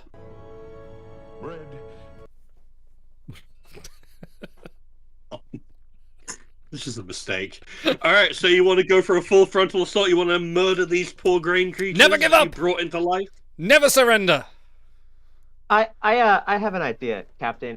What if I could, reconfigure the solar matrix in parallel, and we could totally just, beam the weevils in there. What do you think? It might work. It might. And here's the thing about mites, is they might not. My team will be on it. They're pretty good. If there's even a % chance this could go wrong, I'd rather handle this myself. There's nothing wrong with getting your hands dirty. WD-40 to do anything. Never give up. Never surrender. I'd like to imagine this is exactly what the character was like. So I will let you know, Tech Sergeant Shen, that your team, well, you've got a good team. You're going to bring them in for a hug. They come up with the idea of overcharging. Group hug. They come up with the idea of overcharging the beryllium sphere so that it emits upsilon radiation, which will knock out the grain creatures, and they can be deposited on a nearby planet. But it'd be risky. Sounds like a pretty good idea, Captain. Sounds like the best idea. What do you think? It's a great idea. It's a first-class idea. I can't wait to see it in action after we've delivered the weevils. Captain, how much of this grain can we spare? If we can just give them some of it and just make them happy. What I was thinking, if I could get the ship real close to this star, this nearest star, and we could deposit some of this grain off the bow of the ship and just let it, bake, make a sort of a baguette in space. It seemed to work with this first one we found. Maybe they'd leave the ship and go ahead and just have a feast and be happy. That sounds so half-baked and crazy. It might just work. I could get us right into that butter zone, Captain. This is so much better than I could have anticipated. Damn the resonance cannons! Full speed ahead. All right, so what solution are we going for, guys? We run the gamut here, from Cisco to Janeway. We've got a whole load of moral equations here. I think we need to do a space and bake. I think my boys are up for... Space and Bake. Tech Sergeant Jen loves this. Okay, that was good. Is that not what we're talking about? All right, but when we go to warp, you have to hit the theme song. Pedal to the metal. Command. Oh, that's not my line. Sorry. Command. Hang on, I've got to find the theme song. I had it somewhere. I may have deleted it. Just have it ready. All right, yeah, get that queued up. So, Laredo, I'm going to need a control and con roll from you, and it's going to be a difficulty 4. Hot damn. And I'm going to... Guess what? If you guys want to assist, if you can find some way to help out plucky young Laredo, I'm sure he'd appreciate it. What's he rolling for? I could use some help on the plot stabilizers. Yeah, so you're rolling to space and bake. Oh well then. Then here we go. Takes his way in. I do have a focus in beryllium sphere maintenance that I think could come in handy right now. What do Yeah, you we can overcharge it. It's gonna take a lot of shields to get in close to that star. I'm gonna use a momentum to buy an extra dice. So I think with your help, Tech Chen, I've got 4 dice here. I think we could probably make this happen. And what's our roll? It is control plus con to do this daring maneuver around the star and hope that your plasma armor holds. Darn, it's really not an engineering roll, eh? Well, I'll allow you to use engineering because you're doing your bit from the engine room. You're nursing your wee bairns. In that case, can I use my talent in meticulousness to reduce the? You absolutely may. Let's see. Oh wait, no, that only removes the complication. I'm sorry. No, that's all good. Although I think, yeah, you have a lot of stuff about ignoring complications. So guess what? If this goes wrong, that'd be fine. But you can still assist in the roll. Okay, so I'll use it, and if shit hits the fan, then I dial it back. Okay. Yeah, and I think your role here, Tech Sergeant Chen, would be, let's go with control plus engineering. You'll be rolling that, and control plus con for Gunnar Laredo. Control engineering is one of my best. So you said difficulty 4, so I do I have to add 4 to Overall. my roll? Is that what we're? So the difficulty is just how many successes you need to hit. I see. Oof. All right. So 3 dice on your end, 1 dice from Nifty. But if I hit a 5 or better, I get a crit. Oh yeah, absolutely. Yeah. You've got to focus on engine room dynamics. What can you need? Exactly. And what I needed to do is what I did, because I hit a 3. That's 2 successes right there. Laredo, what have you got for us? How plucky is our... 1, 2, 3 successes, 2 of them crits. My goodness. All right. Good lord. All right. So are you gonna hit the boost? Yeah. Bring it in. We're gonna hit the boost as we go around the star and bake this cake. Let's slingshot it. Yeah, let's put a little shake and bake on this. All right, give me the theme. We asked the theme. Give me the theme.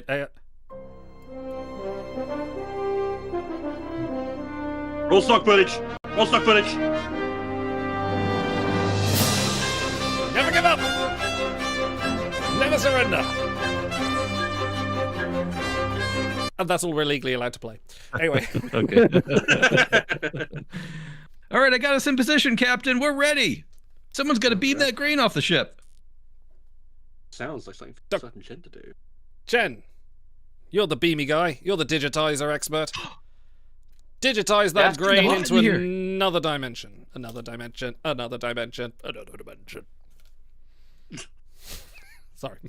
I got the hat on. I thought we'd go Beastie Boys. Okay. That'd be a control plus science difficulty 2, and given you have a focus in digital conveyance, I would hope you'll be able to handle this, Tech Sergeant Chen. Maybe Dr. Lazarus could assist. Yes, I will use my super scientific brain to assist you. Bleep Lord. You said control science? Control plus science. Difficulty 2 with an assist from my dear friend. Oh, I hit a 3 and a 6. Ooh, very nice. Boom. Thanks for rolling momentum. One crit and 1 normal success. Yes, one success. I get the 1 roll correct. Yes. It's the only thing you're allowed on this damn show. That's right. All right, so guess what? You successfully digitally convey all of the grain creatures off board, and guess what? You have now dealt with the problem.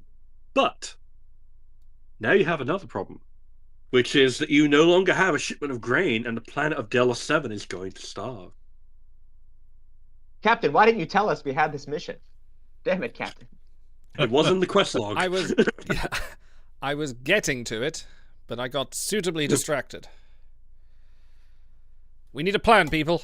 We need 60 million tons of quintriticale, or was it Duotriticale. Yeah. We need 500 tons of it by 0800. It is now 0759. The shit is up the creek. and we are without a digitizer. You're not allowed to say that on this network. You're not allowed to say that on the network. Oh Christ! Okay, the poop is up the stream, and we are without a paddle. Dr. Lazarus, you are the expert in producing the baked goods. I need your expert opinion, as we've always worked. My greatest friend, my greatest ally in these trying times, the one who's given me so much character growth, who's developed my character into the person it is today, who really defines me as a person. I forgot what I was asking. Oh, yes, we need grain. How do we do this? Do the thing. What happened to the bodies of the grain monsters? I think they fell into the star. So they're extra crispy right about now. Commander, I'm sensing a space station K7 on the sensors. They might have some extra grain they could spare. Set course for K7. Someone. Laredo, you're the one at there. You do that. Yep, space station K7, K for Costco. Coming on up, here we go. And that's right. Warp speed. How is your radio DJ title going? Incredible. All right, so you arrive at we say this is special K7. So that Gorged on my grain. Come on, though, we got to turn this into a crossover episode. And you are met by my god, administrator Commissioner Barris. Yeah. No, Commissioner Warburton. Okay, no, I got that, Stars. I don't think you guys. Yeah, you guys That's the UK got brand that. of bread for anyone wondering. And you're going to have to make some kind of deal because he has a lot of grain, but he's not going to give up easily. So, what are you going to do to sweeten the pot? Unless you plan on stealing, but that's not in the way of the NSCA, is it? Someone have sweet pot? Extra sticky. We need to. The floors are so sticky. We need to negotiate. What do you want? What do we have we can offer you here in your federation? Never heard of it. It's the National Space Exploration Administration. Don't worry about it. So Administrator Warburton is going to think about it for a deep moment, and then he's going to look at crewman number 6. He's going to say, every Friday we host a gladiatorial combat arena. If you are willing to spare your strongest warrior, we may well be prepared to part with our grain. Well, good job I'm here. Not you. What?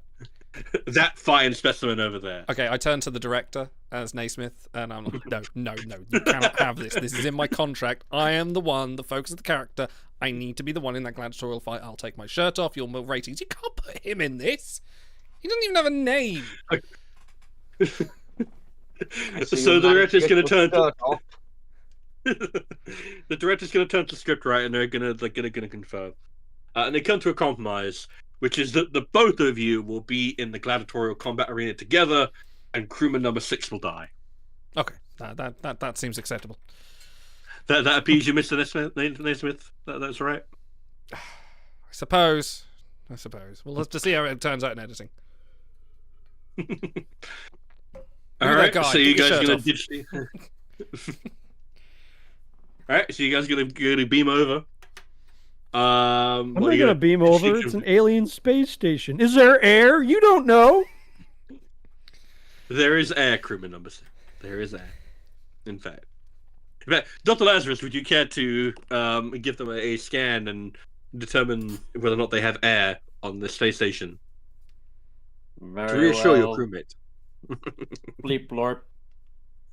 There's air. The role Shy was made for. Incredible.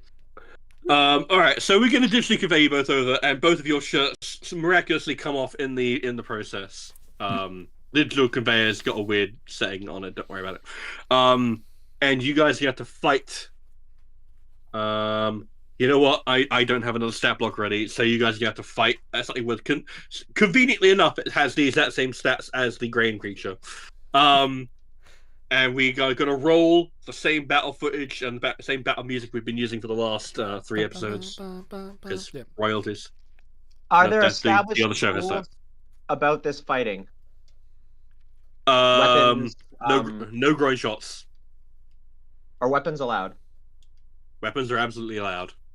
Then I think It's I gladiatorial. absolutely digitally convey some weapons in with them, even though they weren't holding them prior to my conveying of them. I'm that good. Oh, you're just that good. Yeah, no, continuity, guess what? Continuity doesn't stand a chance against Texan Chen.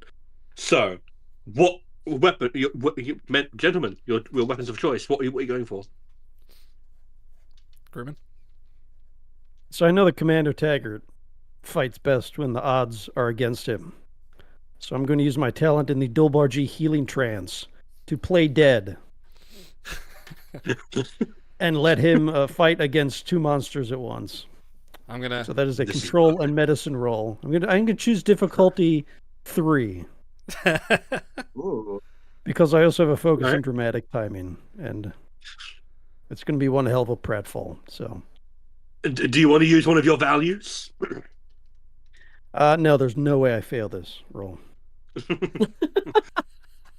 Oh my god! All right, so I have 2 successes and a crit, so 4 successes. Oh shit! Which means Wow, you really wanted to die. Yeah, and can you please explain for us, Mr. GM? So he chose a difficulty of 3, meaning that. Oh, so in order for the opponents to figure out if he's alive is now difficulty 3. Yes, he is in a deep healing trance. He is playing hard possum, and that means that it's all up to Commander Peach Quincy Taggart, who may or may not have slipped Guy Fleegman $50 to make sure that he takes the fall, so he can be more of a hero. In this scene, we cannot confirm or deny. So, also, what weapon have I skillfully beamed over with you, Captain?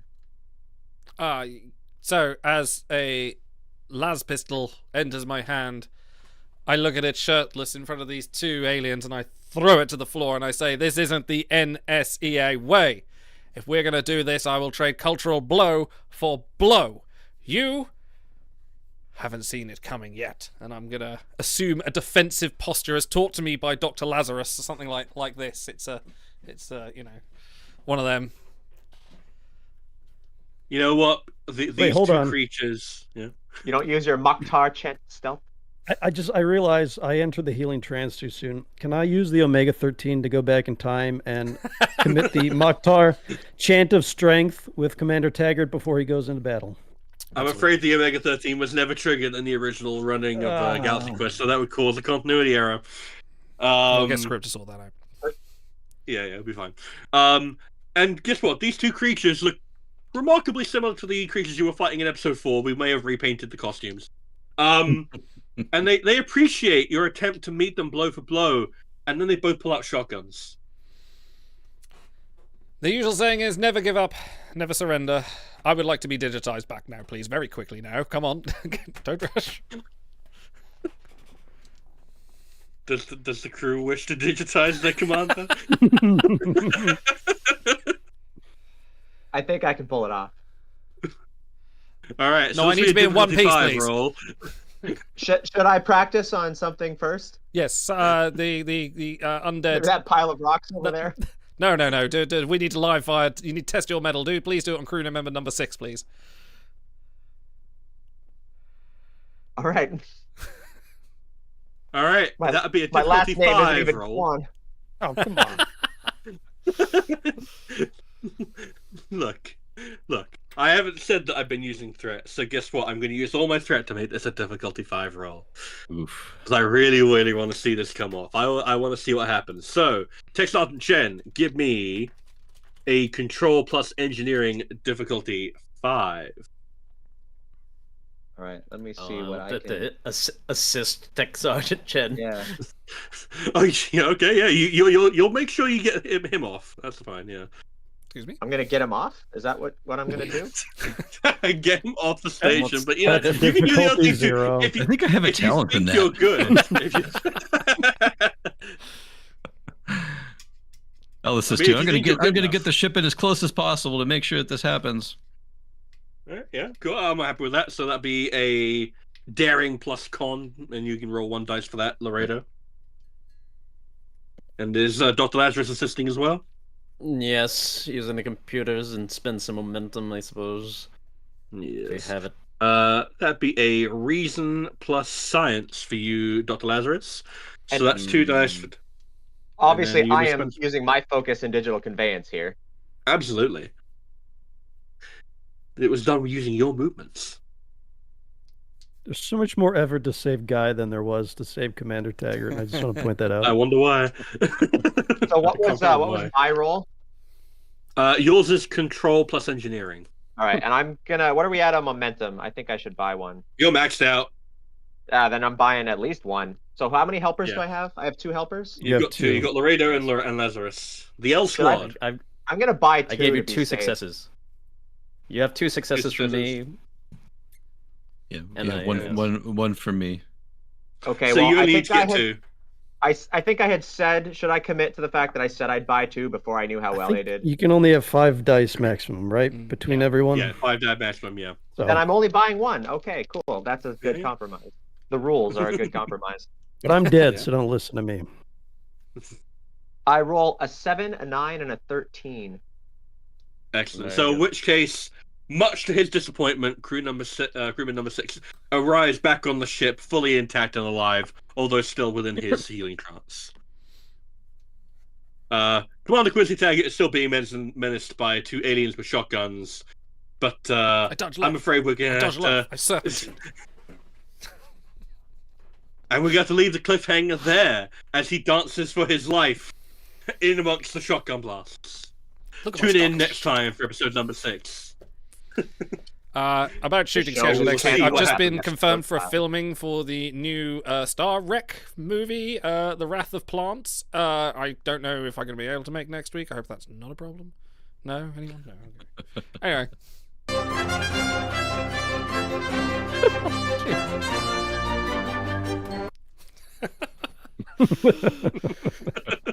Join us next time. Perfect. Well done. Next time on Galaxy Quest.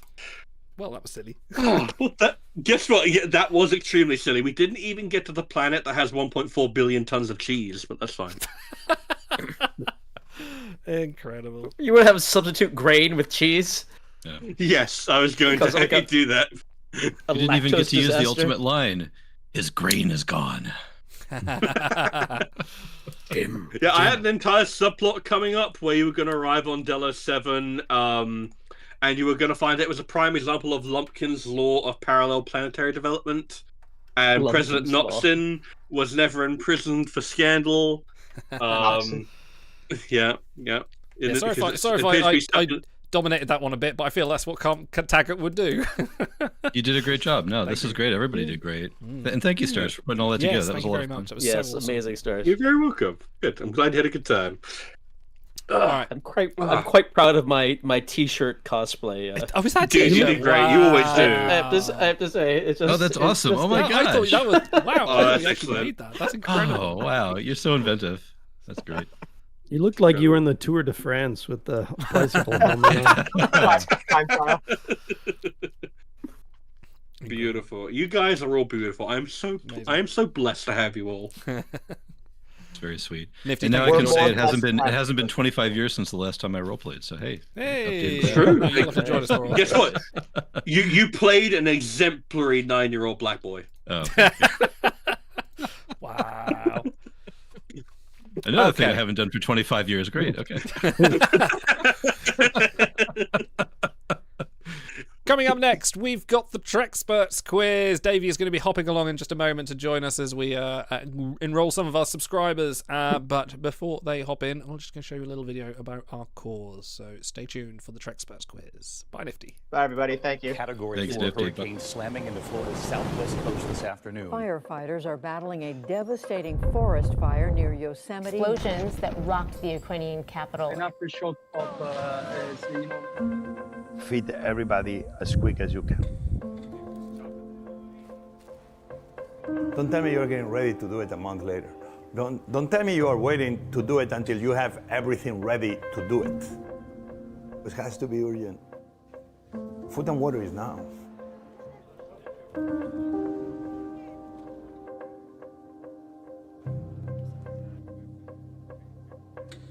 We didn't have enough trays, we didn't have enough plates, we didn't have enough knives, we didn't have enough hands. But we began. Anything else will take too much time.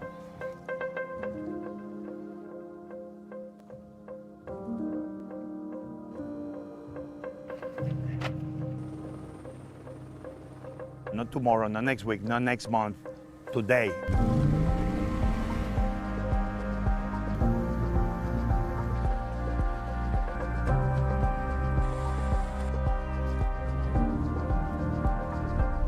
We do it with locals. We're not victims. We're just neighbors helping neighbors. We overcome every obstacle, and if we cannot overcome the obstacle, we go around.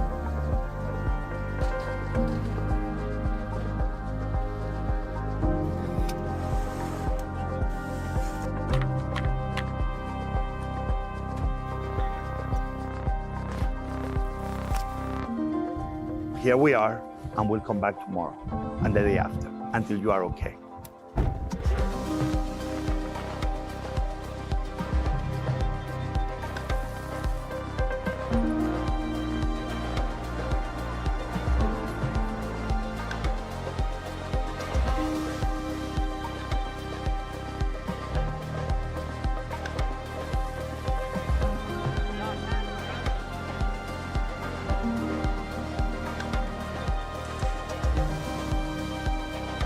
لكن رغم كل اللي شفته في الحرب وهدم بيتي وتشريدي إلا إني كمان بازدياد قادرة إني أساعد وأعطي الناس، مش بس في وجبات الطبيخ، تعبي وعرق جبيني إني مساعدة كمان إني أساهم وأساعد في الناس.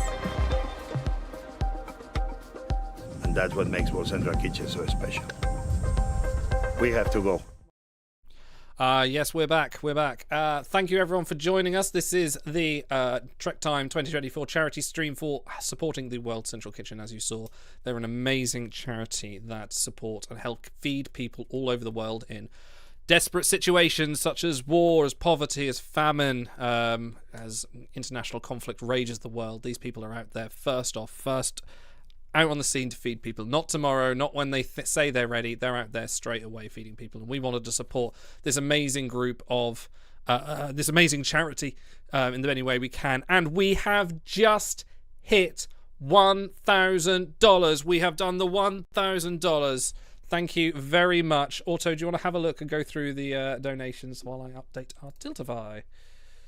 Yes, this last one was a large one from TV Guy Grayson. I don't know if that was the same Guy Fleegman that I was playing or not, but a very generous donation there. So Amazing. Thank you very much. Thank you very much. And everyone that donates, if no matter how much you can give, if it's only £1, if it's only $1, if it's $10, even if you can't give, if you're in dire financial straits, please go tell a friend, tell someone that we're doing this. The donation link below, bit.ly/TrekTime24, will be open longer, be open weeks and weeks after this. So even if you're still waiting for payday, you say, I can't afford it right now, it will still be open. There's still a chance to donate. It's not just for here. But we have hit a donation goal.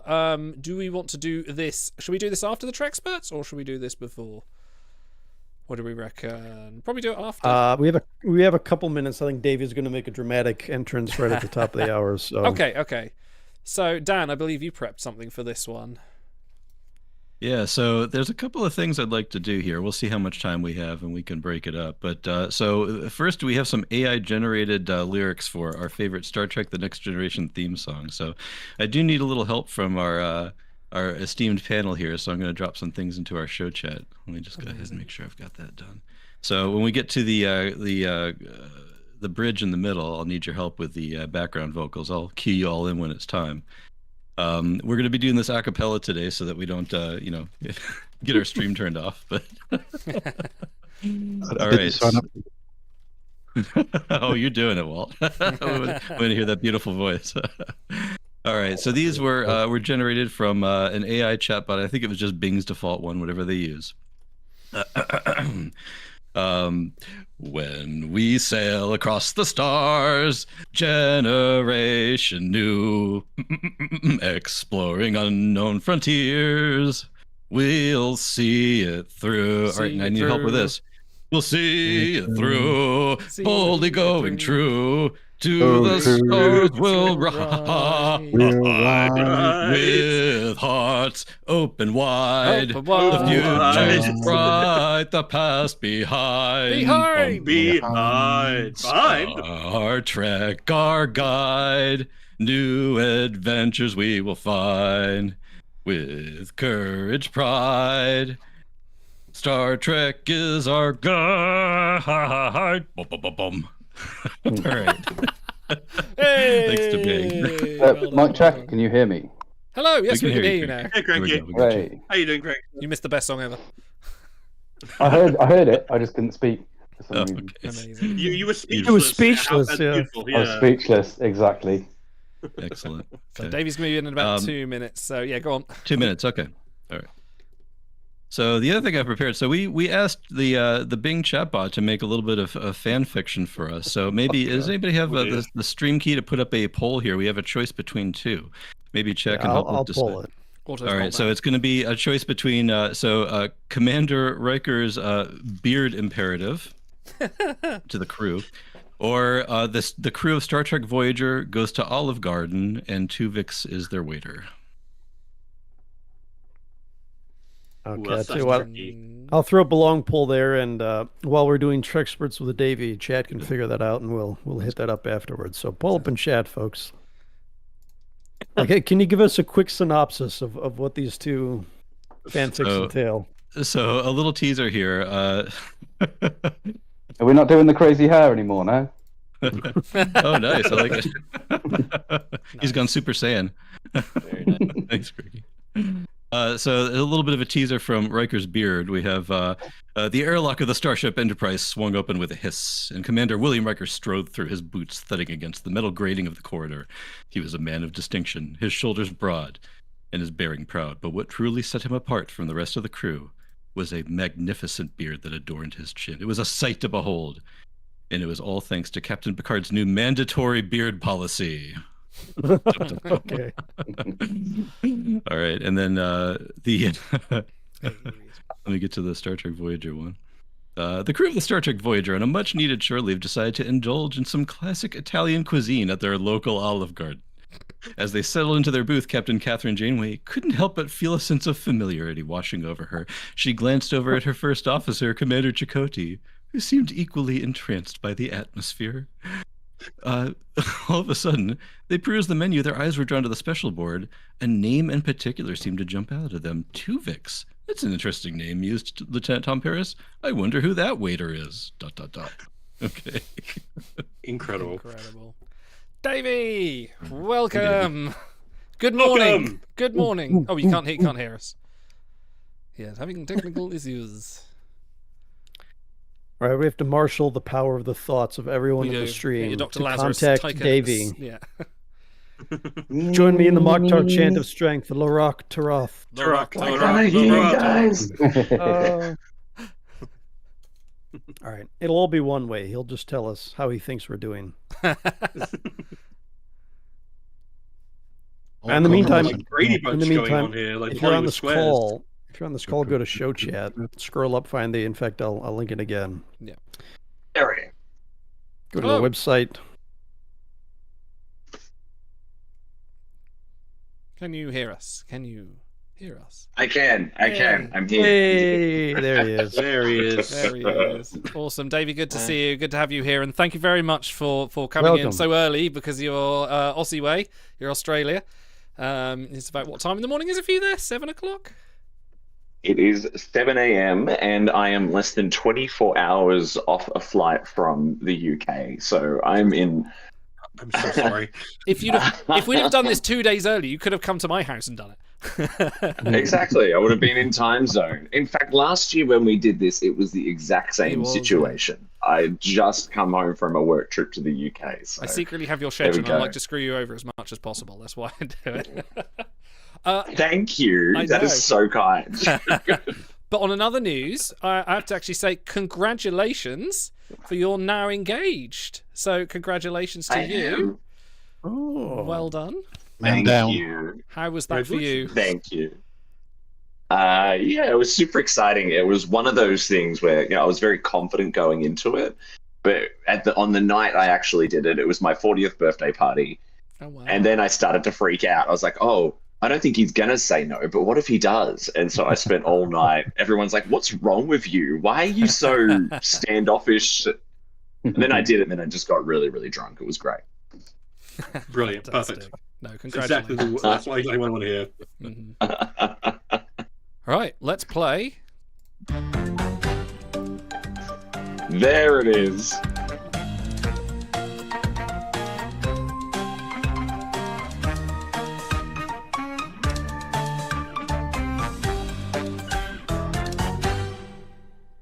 Gotta have your brand. Monkey, I love it. I love that. Love that. Love that. Well, thank you so much, everyone. So I've done a. Oh, what's happening? Oh, you shared a stream. Oh dear. No mind, don't worry. Good game, everyone. Good game. Yeah. Oh, you can hear that. Okay, never mind. I've won already.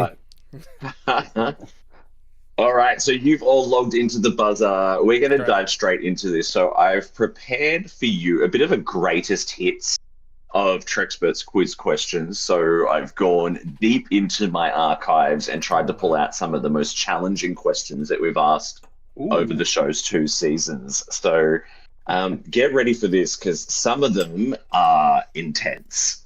But I figured we've got there were some ex-Jeopardy contestants on this thing earlier, so I'm assuming we've got some trivia boffins ready to go. Maybe.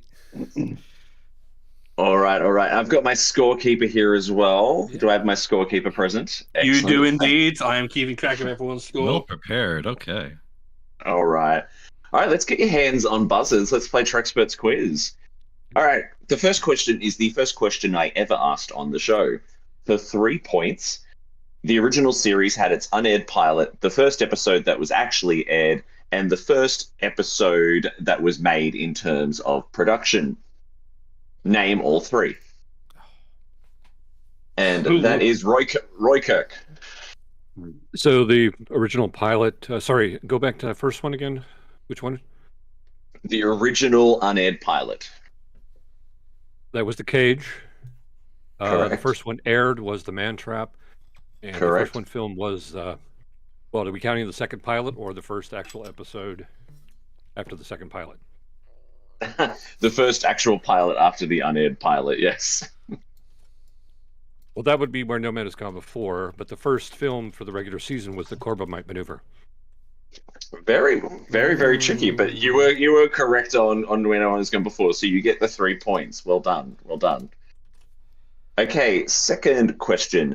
Star dates in season 2 of Deep Space Nine started with what 2 numbers?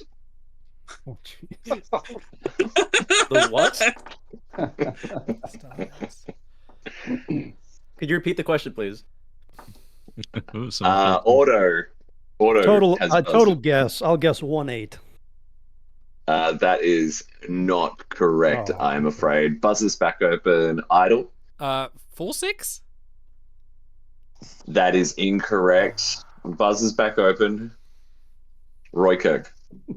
3-8. No, everyone's just guessing at this point. Yes. Cranky. 2-0. Incorrect.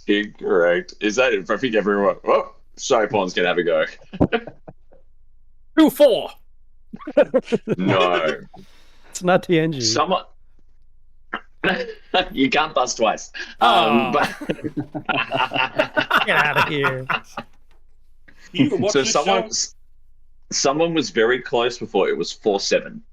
Oh my god, I was 1 off. Of course it's 4-7. Same as the 7th season. Same as the 7th season of TNG because it was running concurrently to that. So, well, no points for that one.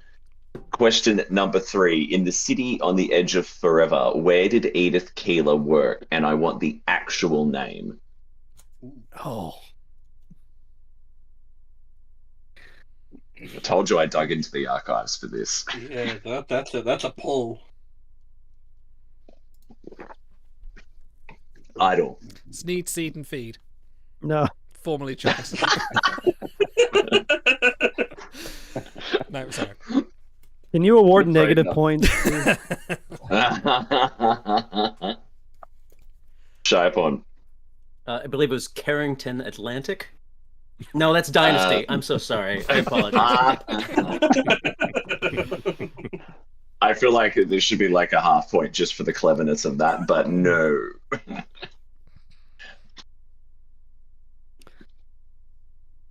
No one knows it? I think it had the word mission in it, but that's all I remember. You're close. You're close. Do you want to try and expand on that a little bit? No, I don't. I'll let them You don't? embarrass themselves. Is in other words street? Something street mission? Ooh, circling. Who hasn't buzzed in yet? I think Dan? Dan. I haven't buzzed in, but I got no idea. I'll guess the Jupiter Mining Corporation vessel Red Dwarf. I mean, bonus just for mentioning Red Dwarf. Well done, well done. All right, I'm gonna cut it off there. So you were very close. It was the 21st Street mission. Oh, we were halfway there, Shy. Yeah. The following question comes from an episode I did for a couple of Enterprise D geeks who are obsessed with the Next Generation technical manual. So this is a question straight out of the technical manual, and I cannot wait to see your faces when I ask it. What is the storage capacity of a singular isolinear chip used on the Enterprise D?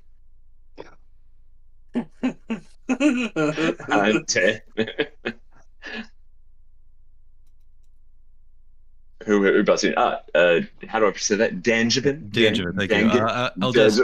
I'll guess 10 petaquats. No, I'm afraid not. Okay. No petaquats. Walt. Sure that wasn't Quatloos? I'm going to go for 10 teraquats.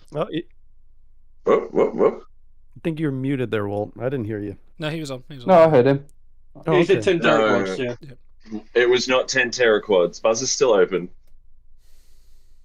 Cranky. 10 gigaquads. Guys, he's never coming back. Okay, so the unit of measurement is kiloquads, so I'll give you that as a hint. Oh, dude. All right. Idle. 47 kiloquads. Lower. Shyapod. Oh, it's lower. I was gonna say 64.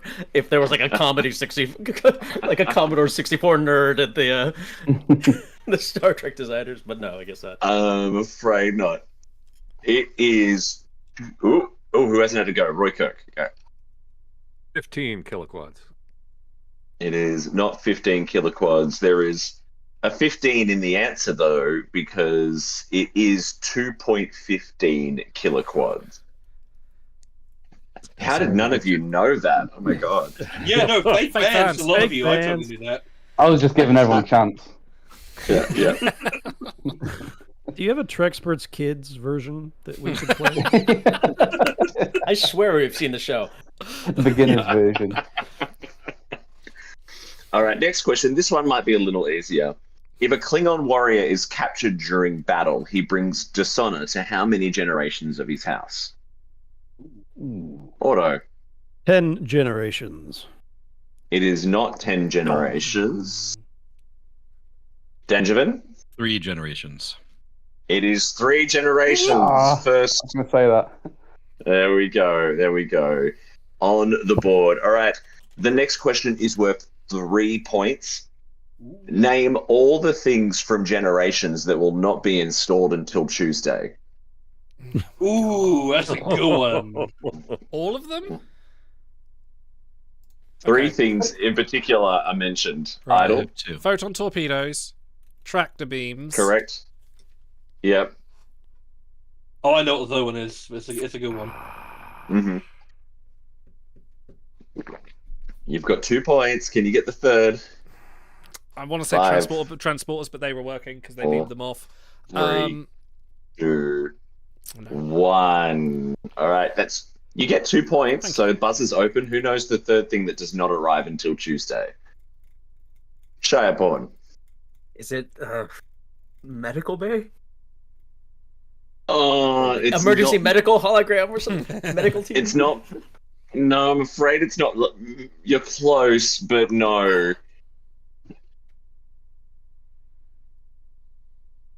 Otto. Isn't it just the doctor? I'll give it to you. It was medical staff. Okay. Where's your medical staff? Medical staff doesn't arrive until Tuesday. Yeah, that's why Chekhov does the thing, right? That's why. Yeah. You just become nurses. Let's go. Yeah, because it was blatantly meant to be McCoy, but they couldn't get DeForest Kelly. All right. Question 7 of 9 is worth. Well, actually, we'll go 8 points if you can actually. But minimum 4 points, maximum 8 points. Now, actually, no, sorry, 10 points, I should say, but minimum 5. So this is probably one of the hardest questions that we have ever had. Oh my gosh! And when we asked it on our Janeway quiz a little while ago, someone actually got all of these right. Oh God! Name the 5 episodes in which Janeway debuted a new hairstyle, and which hairstyle. Bonus points if you can tell me which hairstyle it was. Oh my God! Well, there's an easy gimme. There's a gimme there. Yeah. Did we get partial points? For someone? Caretaker. Damn it! Caretaker. Caretaker. Updo. Well, what'd you call it? The updo. Well, what would you? I mean, what would you be? Not much. What's updo with you? The wiggles are on the ground like this. Let's just stick to the episode names because names of hairstyles could be up for debate. So you get a point for Caretaker. That's right. I'll take it. I'm not proud. And what other 4 episodes did Janeway debut a new hairstyle? Do you know? Basics. Basics is not one of them. Really? Because she Basic Part 2, she gets her hair cut off on the planet because they're trying to use it for kindling to build fires. I mean, I'm just saying. On a technicality, it's like, hey guys, it's my new split ends look. No, it was not.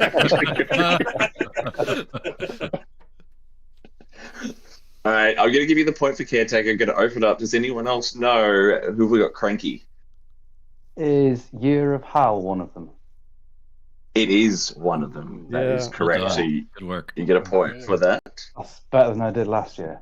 That's it. I'm out. I'm done. I can't think of any others. You're done. All right, we've got 3 more. Idle. Scorpion. Nope. Night. There's another gimme here, actually, kids. What about night? Oh, oh, I can't do it again. Come on. No. Yeah, Night's not one either. You can't guess them all, Idle. Time and again. No, you're already wrong. You're already wrong. You're out. You're done. You're done. We've got 3 more. We've got 3 more. You know what? There's one I'm surprised Automaton hasn't said, but you know. I'll try buzzing. Oh, whoa! Steady on with the clues. Danger. I just can't. How about the Q and the Grey? Nope. Oh. I just can't remember the blooming episode titles. I've just forgotten them all. I think I know There's an another obvious one. one, kids. Resolutions. Resolutions is not there either, I'm afraid. Take one more. Who hasn't gone? Roy Kirkwalt, do you know it? Nope. No. I can't Can we remember the guess, titles. Watched like- Voyager all the way through once. So So you should know. The this. original Endgame, one right? was in Caretaker, so we got that one. The second one was there was a hairstyle in Heroes and Demons that was actually only seen in that episode. Oh wow. Parturition also had a one-off version of the bob. Future's End Fair had Haven? the ponytail, and Year of Hell had the new bob. So those were your 5 episodes. But well done for getting at least 2 of them. Wait, would you Are we have given not us counting- Endgame for future Janeway? I mean, you could, but that's a technicality. That's a technicality. I was going to suggest Fair Haven, because doesn't she wear like a unique hairstyle for hanging out with Mike Sullivan? Yeah, that's true. I think the other impression one is I that was when she thinking walks was- out the ready room, everyone looks around and goes, "Who's that girl?" And the L'Oreal advert plays, and you go, "She's got a new dude, a command dude." The She's other one I got was the thinking was the urge to Civil her. War episode. Yeah, she does kind of do it up differently in that one, doesn't she? Yeah. You're right. That's the Q episode. But anyway, we'll move on from Janeway's hairstyles. Last 2 questions for the first round. What was the name of the agent who secured the Genesis information for Krug in Search for Spock? Oh, that's a good one. I know this one. Walt. Valkyries. Valkyries. Well done, Valkyries. Well done. Correct. It was Valkyries. Well done. And final question for the first round. What was the name of Picard's archaeology professor? Oh, Idle. damn it. Galen. It was Galen. Yeah. Very good. All right. What are the points look like at the end of the first round? All right. So in current standing, we actually have a tie going on. Captain Roy Kirk, you have 3 points. Yeoman Idol, you have 3 points. Everyone else is sitting at 1 point apiece. So there's a lot of Couldn't room I here. have at Things least could go- 4? Didn't I Is it get the 4? 3 for the first question and then that one Yeah. for Valkyries? Yeah, that was 3 for the first question. Oh, was yeah. that not what? Oh, I thought No, that was Walt got that one buzzed because into Walt buzzed in first. Can I have 3 for mine? Just asking. Yeah, Davey, like, was that for not Walt who buzzed in first on the Valkyries question? I Was think that, Walt had or- Valkyries. I had Walt for Valkyries, yeah. That was the first buzz in. Yeah, so then it'd be the 3 All points right. for Roy I Kirk thought for it was the me. 3 episodes. Yeah. I'm not hearing Walt then, or something's going on. Oh. Oh dear. What was a little Good bit sketchy, but I heard it. It's sabotage. Yeah. Remember, it's for charity. That's right. I'm just happy that everyone has a point. All right, let's keep going. The second round is behind the scenes and fun fact. So behind the scenes or behind the scenes adjacent. All right, get your hands on buzzers. Your first question: Jerry Ryan played a teacher in which David E. Kelly drama? Reading about Shireborn. Boston Public. It was Boston Public. Well done. That's a point for you. See, I was going to say Boston Legal. That's not the same show. No, that's Shatner. Oh, I think she's on that. I'm pretty sure I only watched Boston Public because Jerry Ryan was in it. All right. Your second question for 2 points. Faith of the Heart originally appeared in which 1998 film sung by who?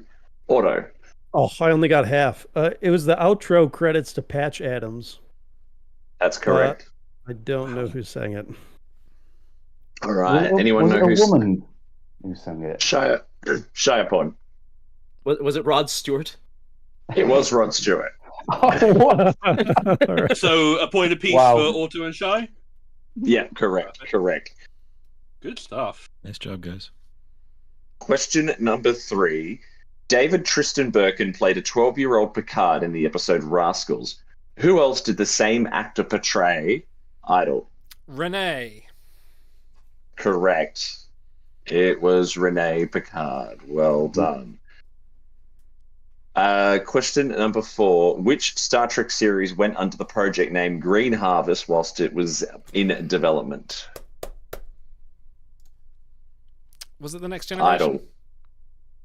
It was not The Next Generation. Shireborn. Discovery? It was Discovery. Correct. Well done. You're faster than me, buddy. All right. Which regular DS9 guest star was the first to have their character name featured alongside their real name in the guest star lists during the opening scenes? Otto. Oh, I have no clue. Is it Jeffrey Combs? No, that's not correct. So, Walt. Andrew Robinson. That's not correct either, I'm Repeat the afraid. question. Oh, hang on. Benjamin? Chase Masterson. No. So the question is for someone asked me to repeat it. So which regular DS9 guest star was the first to have their character name featured alongside their real name? Right. You know, when it comes up at the beginning, guest starring such and such. Yeah. So, Cranky? Is it Aaron Eisenberg? That is incorrect. There's only so many more it can be. Yeah, keep naming actors. There's enough Shireborn? contestants. Renee Beaugennois. Very well. Was not a guest. Was not a guest star. Oh, but guest okay. star. Guest star. Come on, it's aubergines. Come on.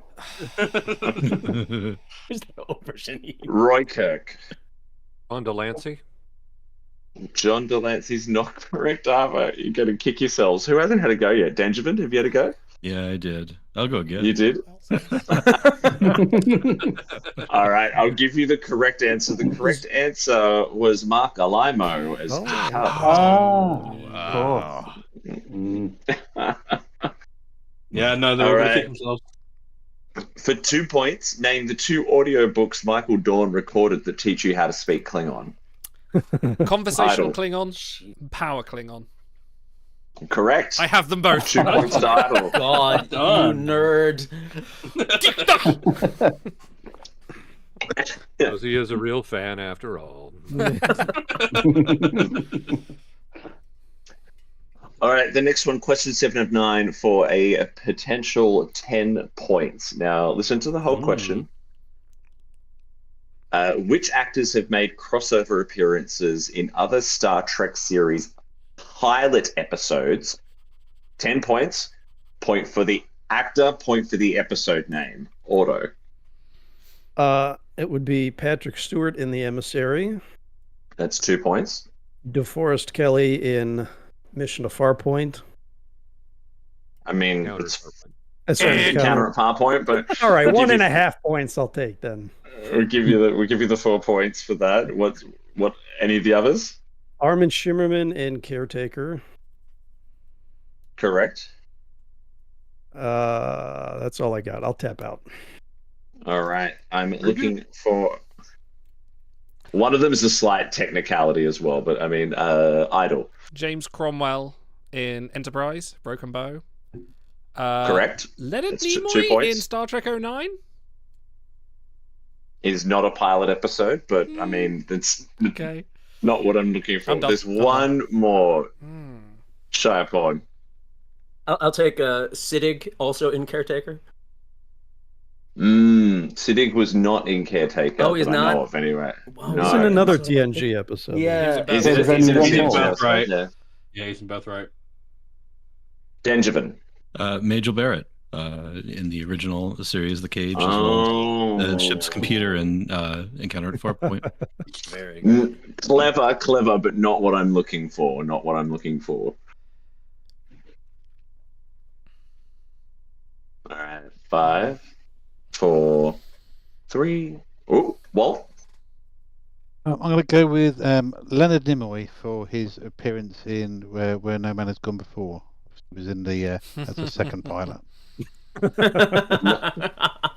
Nice try. Nice try. Look, but- look, Davey, you said I had to try technicality. something. I had to try something. So the other one I'm looking for is Mary Wiseman in the short Trek premiere Runaway. Oh. My answer was better.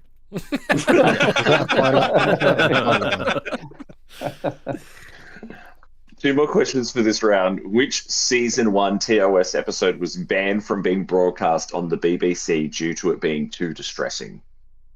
I know this. Distressing. Idle. Charlie X, because no one should have to watch that again. Incorrect, I'm afraid.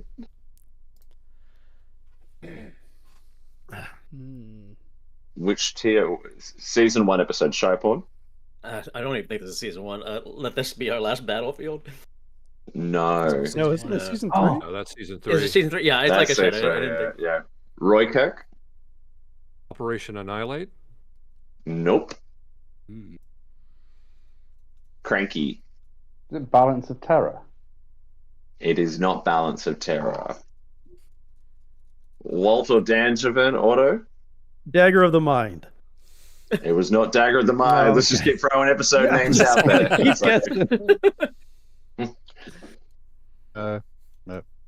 I read something about this like 3 days ago.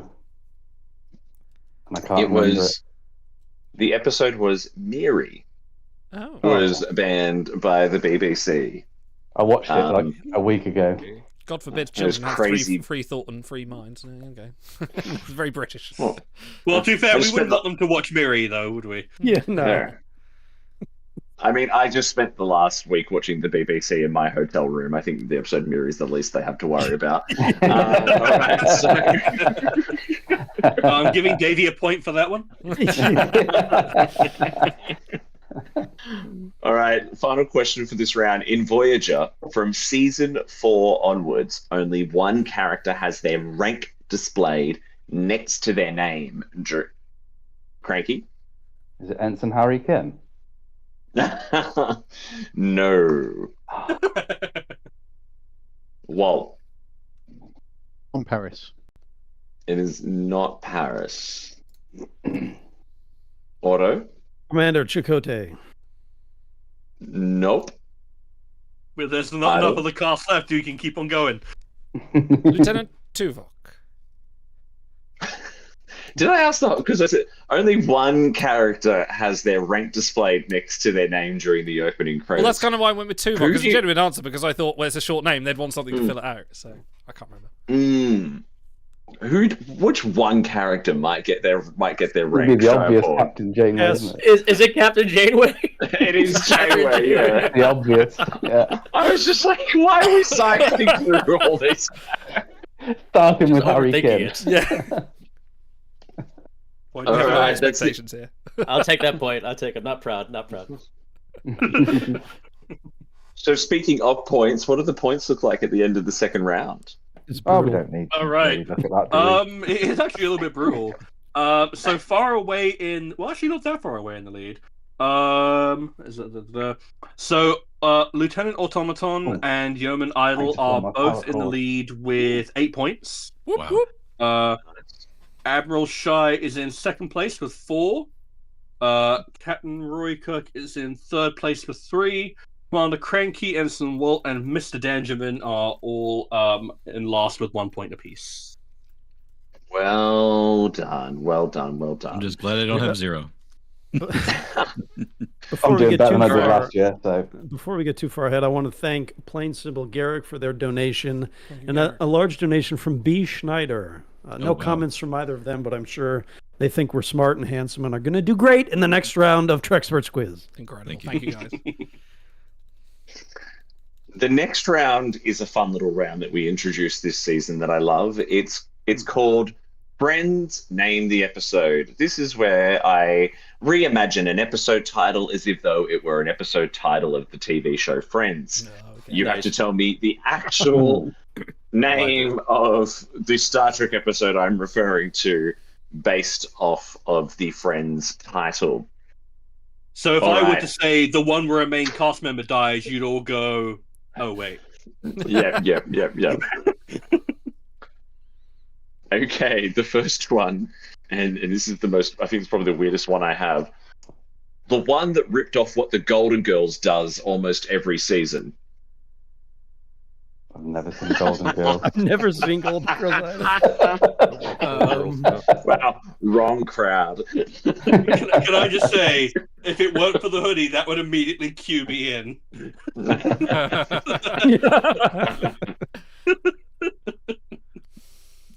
Shireport. Is it what is Justice? Because they're all slut shaming Rue McClanahan's character. Amazing. I mean, no, but that is hilarious. Okay, thank you. Buzz is back open. Jeez. All right. There's a particular something that Golden Girls did at least one episode of every season. Dangerman. Is it Body and Soul? No. Because that's where they ate cheesecake, and the Golden Girls ate a lot of cheesecake. Let me have another guess. Auto? I've never seen the show, but I'm going to guess it's a clip show, and that would make me say Shades of Grey. And you would be correct. Well Oh. Damn it. Nice job. The Golden Girls had a clip show almost every season, so there you go. Well done. Well done, Otto. The next one could be a number of episodes, but I'm after one in particular. The one where Riker is asked to talk about his sexual organs. Oh. Ooh. Auto. Oh. I have no clue. Forget I busted. Okay.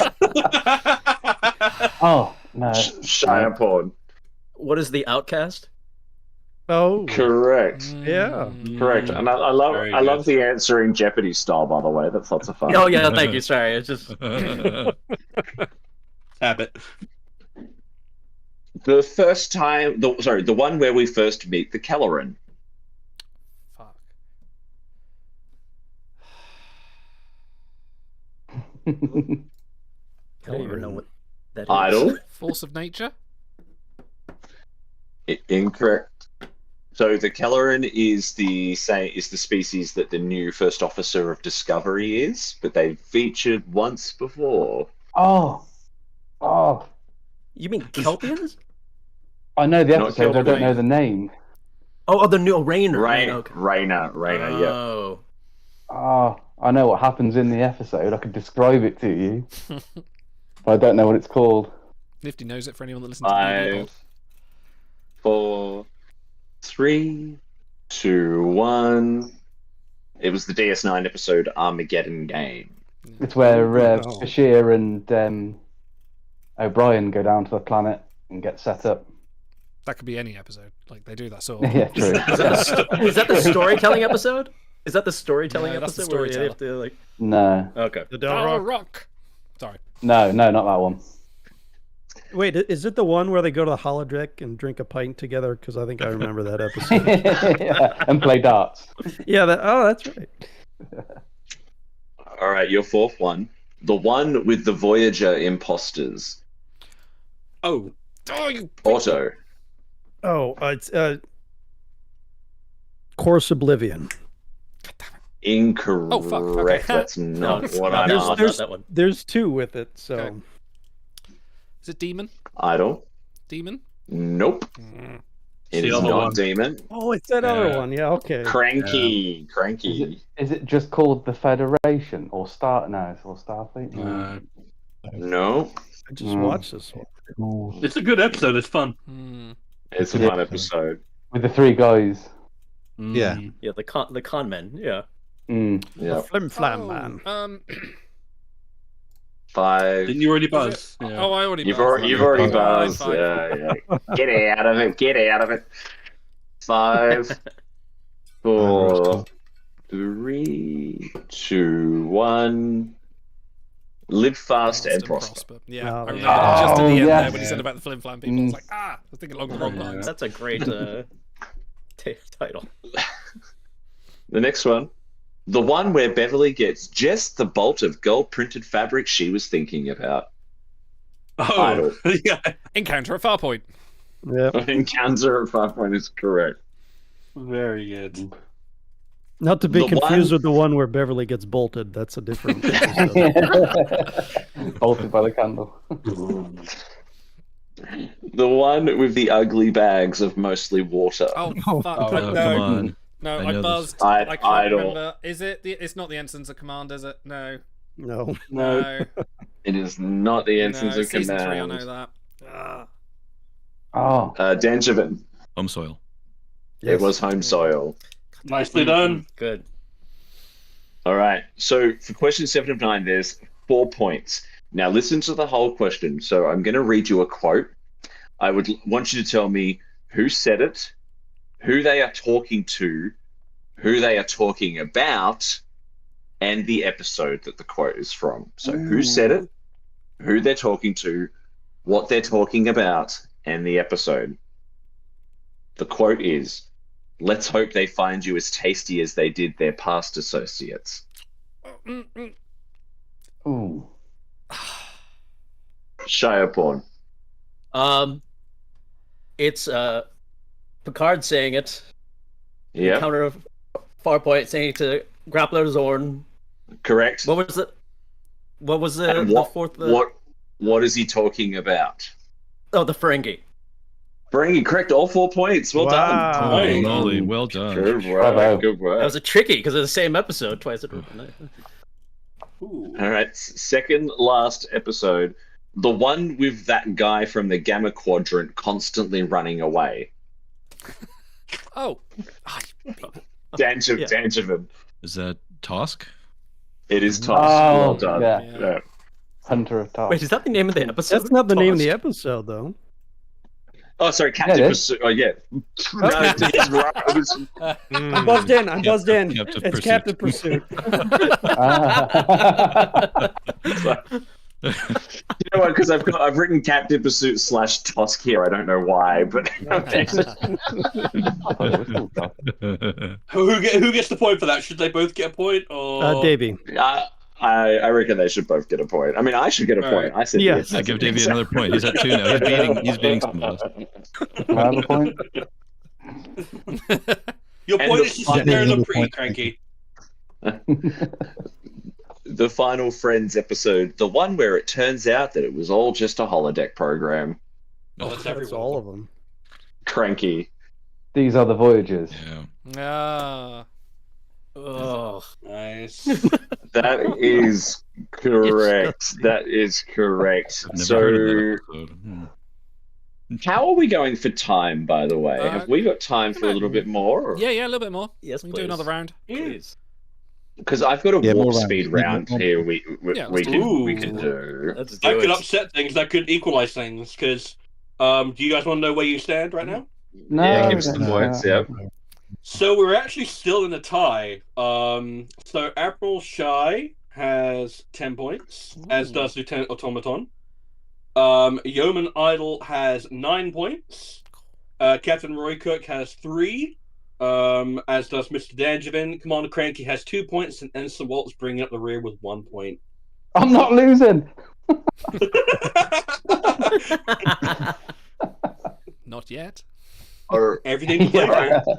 Yeah, we're gonna do a warp speed round now. Warp speed is 20 questions long, but I will not give you very long to answer, and I'm only going to let 2 people attempt to answer before I move on to the next question, just in the interest of There's time. everything to play for here, guys.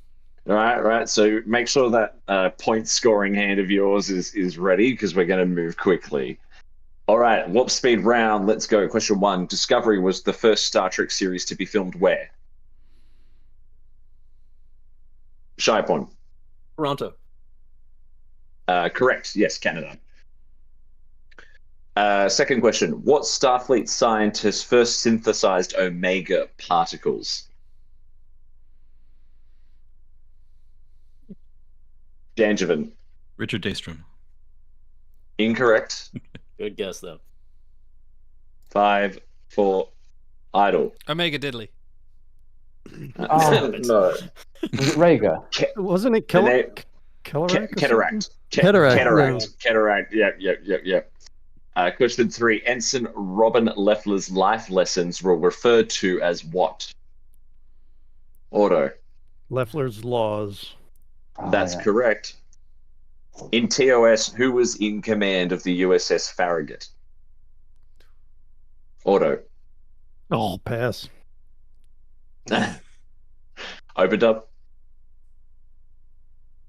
5, 4, 3, 2, 1. Captain Garavik. How many sons did Rura Penthe have? Shiapon. 2. Incorrect. Cranky. 3. Correct. Ooh. On what starship was Janeway a command officer during the mid-2360s? Ordo. The Albatani. Not what I'm looking for. Incorrect. After the Albatani. 5, 4, 3, 2, 1. The USS Billings. Question 7. In Enterprise, what class of ship was the USS Bozeman? Oh. Idle. Intrepid? Incorrect. Dangervin? Soyuz. Correct. Ooh. Oh. Sorry. Figure happy. Oh, good. Question 8. Which punk rock legend starred as Yelgren in The Magnificent Ferengi? Oh, easy one. Walt. Iggy Pop. Yeah. It was Iggy Pop. Well done, Walt. Yeah. Well done. Robert McNeil reprised which character in the recent season final of Walt? That was, oh my god, I've buzzed in too quickly. I can't remember his damn name. Nick Locano. That was it. Nick Locano. Well done. Well done. Enterprise ended in which year? Can I just Idle. clarify, physical year or in date year? Actually, 2005. Proper year. Correct. Also 2161, but carry on. Just in the same vein. All right, we've all got Wikipedia. Discovery premiered in which year? Idle. 2017. That is correct. All right. Kate Mulgrew was joined by which other Voyager cast member in Prodigy? Cranky. Robert Beltran. That's correct. Which crew member was aiding Seska after she left Voyager? Oh. Walt. Michael Jonas. Yes. It was Jonas. Well done. Which DS9 cast member guest starred in Voyager as a young Kazon warrior? Cranky. Aaron Eisenberg. Yep. That's correct. Yep. What was the name of the civil rights activist that Cisco took the place of? Shiapon. Gabriel Bell. Yeah. That is correct. All right. In Star Trek Beyond, what damaged ship did Jayla use as her home? Walt. No, I can't remember. No. All good. Sorry. Buzzer's back open. Written articles about this. Can't remember. Was it? I like that ship. Good ship. All right. Unable to comply. No. It was the USS Franklin. Yep. Question 17. Malcolm Reed has a relationship with a waitress who worked at which club?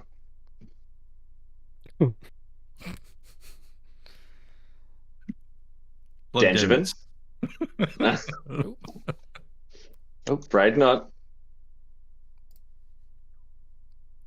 5, 4, 3, 2, 1. The 602 Club. Question 18. What was different about the computer voice in Mirror Mirror?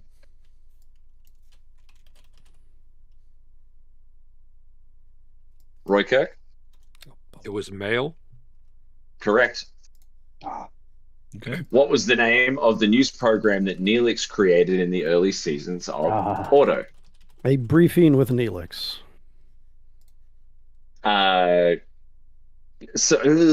Okay, I have a different name here, but I think you're actually right. So I'm going to have to just double check that. So I'll give you correct. I actually it has had its own memory alpha page, so it's got to be it. Yeah, the briefing with Neelix is what I remember. Briefing? Yeah.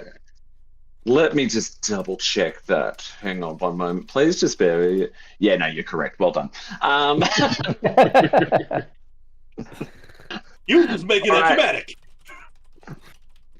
All right, final one is your audition to play Kirk in the reprise of The Wrath of Khan. Everyone's going to give me their best Khan impersonation. I'm going to go round the screen. Our scorekeeper's going to decide who does the best one. I'm going to call you out. Walt, you're first on my screen. Give us your best Khan.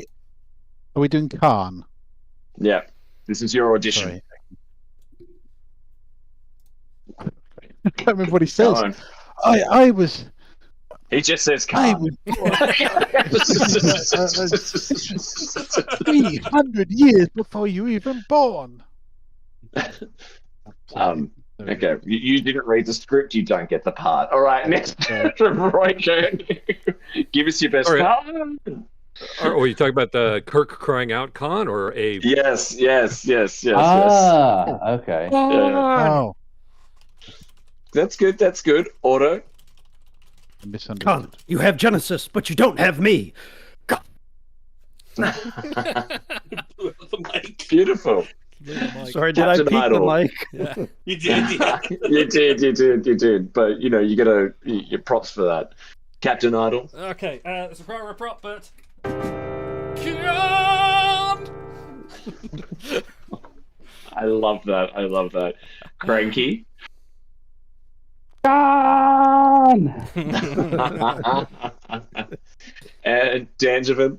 I'm just the guy standing in the way of shy porn, so I concede the floor here. All right, we've got costumes ready. Shy porn, take it away. Buried alive. Buried alive.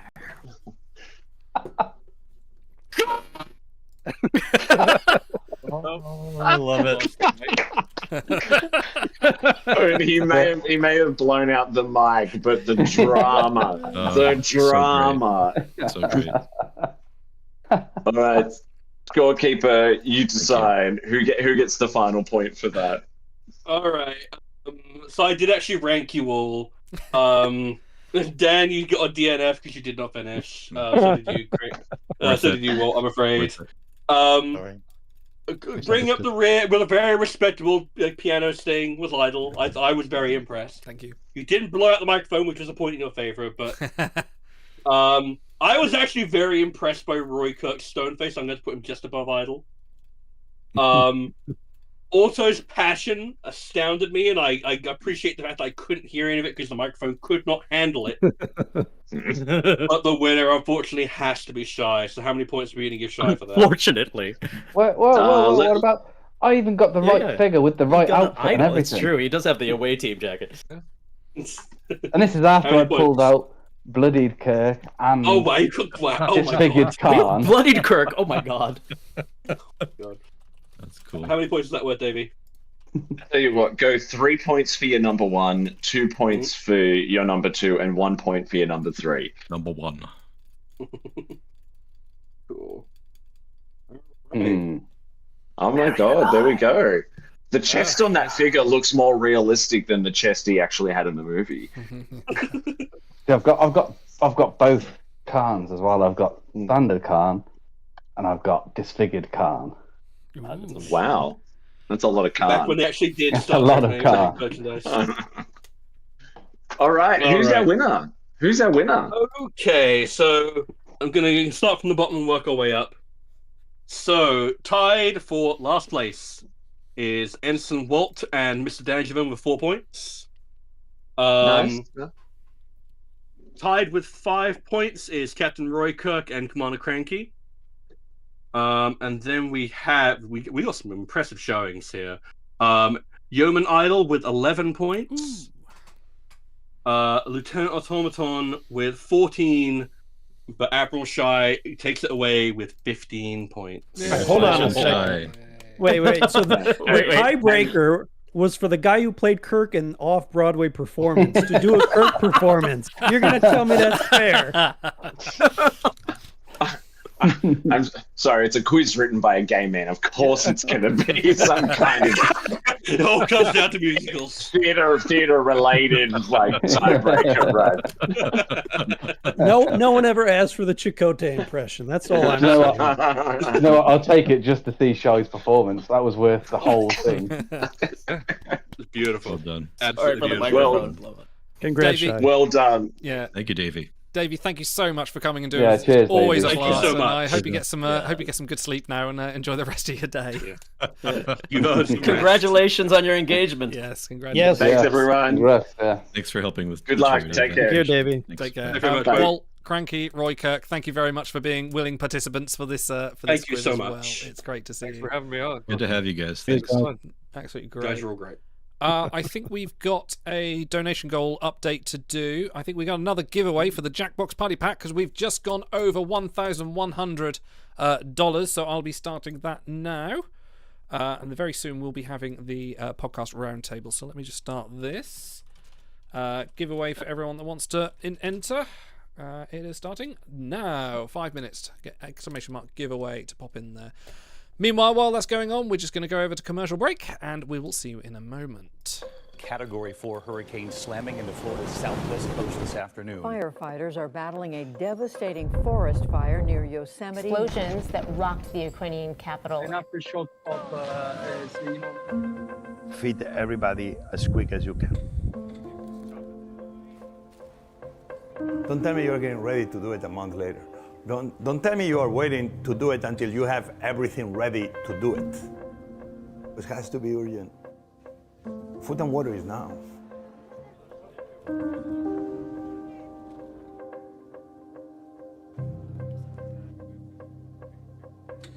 We didn't have enough trays, we didn't have enough plates, we didn't have enough knives, we didn't have enough hands. But we began. Anything else will take too much time.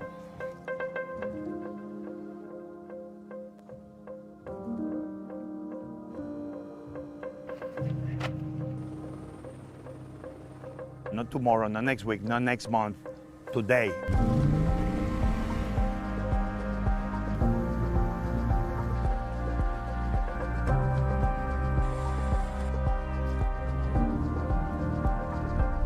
We do it with locals. We're not victims. We're just neighbors helping neighbors. We overcome every obstacle, and if we cannot overcome the obstacle, we go around.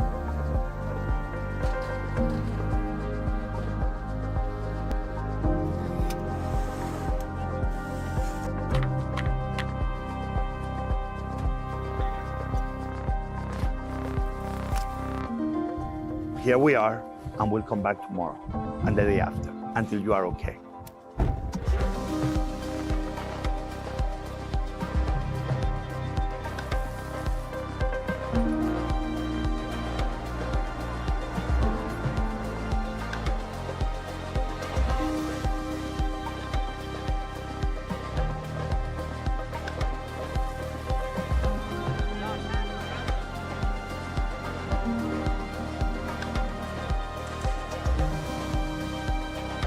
لكن رغم كل اللي شفته في الحرب وهدم بيتي وتشريدي إلا إني كمان بازدياد قادرة إني أساعد وأعطي الناس، مش بس في وجبات الطبيخ، تعبي وعرق جبيني إني مساعدة كمان إني أساهم وأساعد في الناس.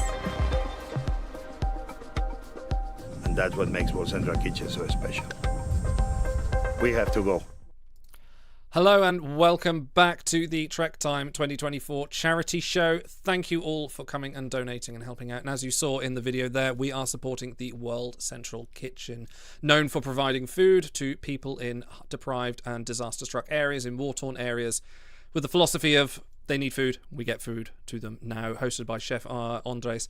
Definitely, if you haven't already, check the link below, bit.ly/TrekTime24 to come and donate on our channel. It's been an absolute blast. We've raised so far over $1,100 so far, but there is more to go. We've still got plenty of other things, including these fine people you now see before us.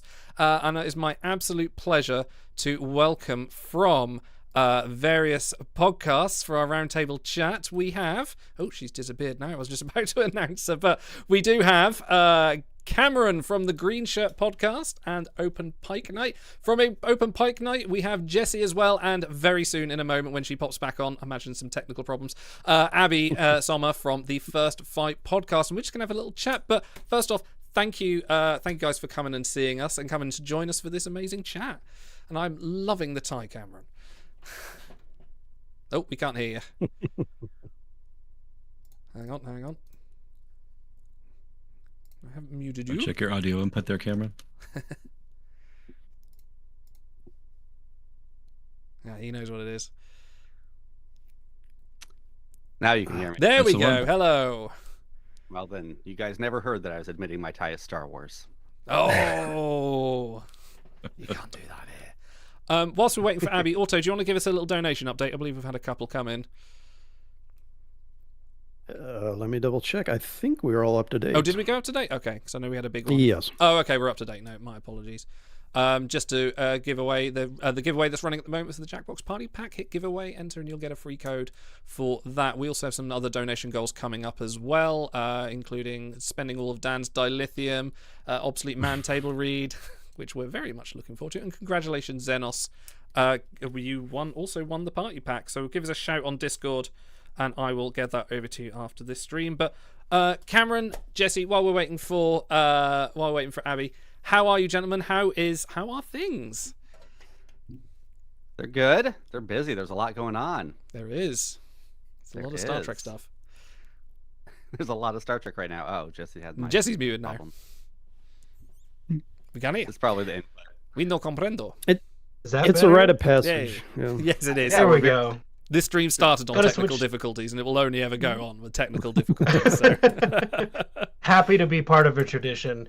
And yeah, Cameron is kind of selling us short there. There is so much going on that it's almost difficult to do everything. But we've got new interviews with Star Trek World's crew members coming up. We have an appearance on Long Island coming up. Oh, yes. And giving away some asses to that. And this is actually something that I think Cameron doesn't talk about it. But he's spearheading an effort to get a statue of Commander Riker placed in Valdez, Alaska. Oh, that's I was incredible. literally just looking up the website so I could pimp that and have Thank you, Jesse. It sounds much better coming from you.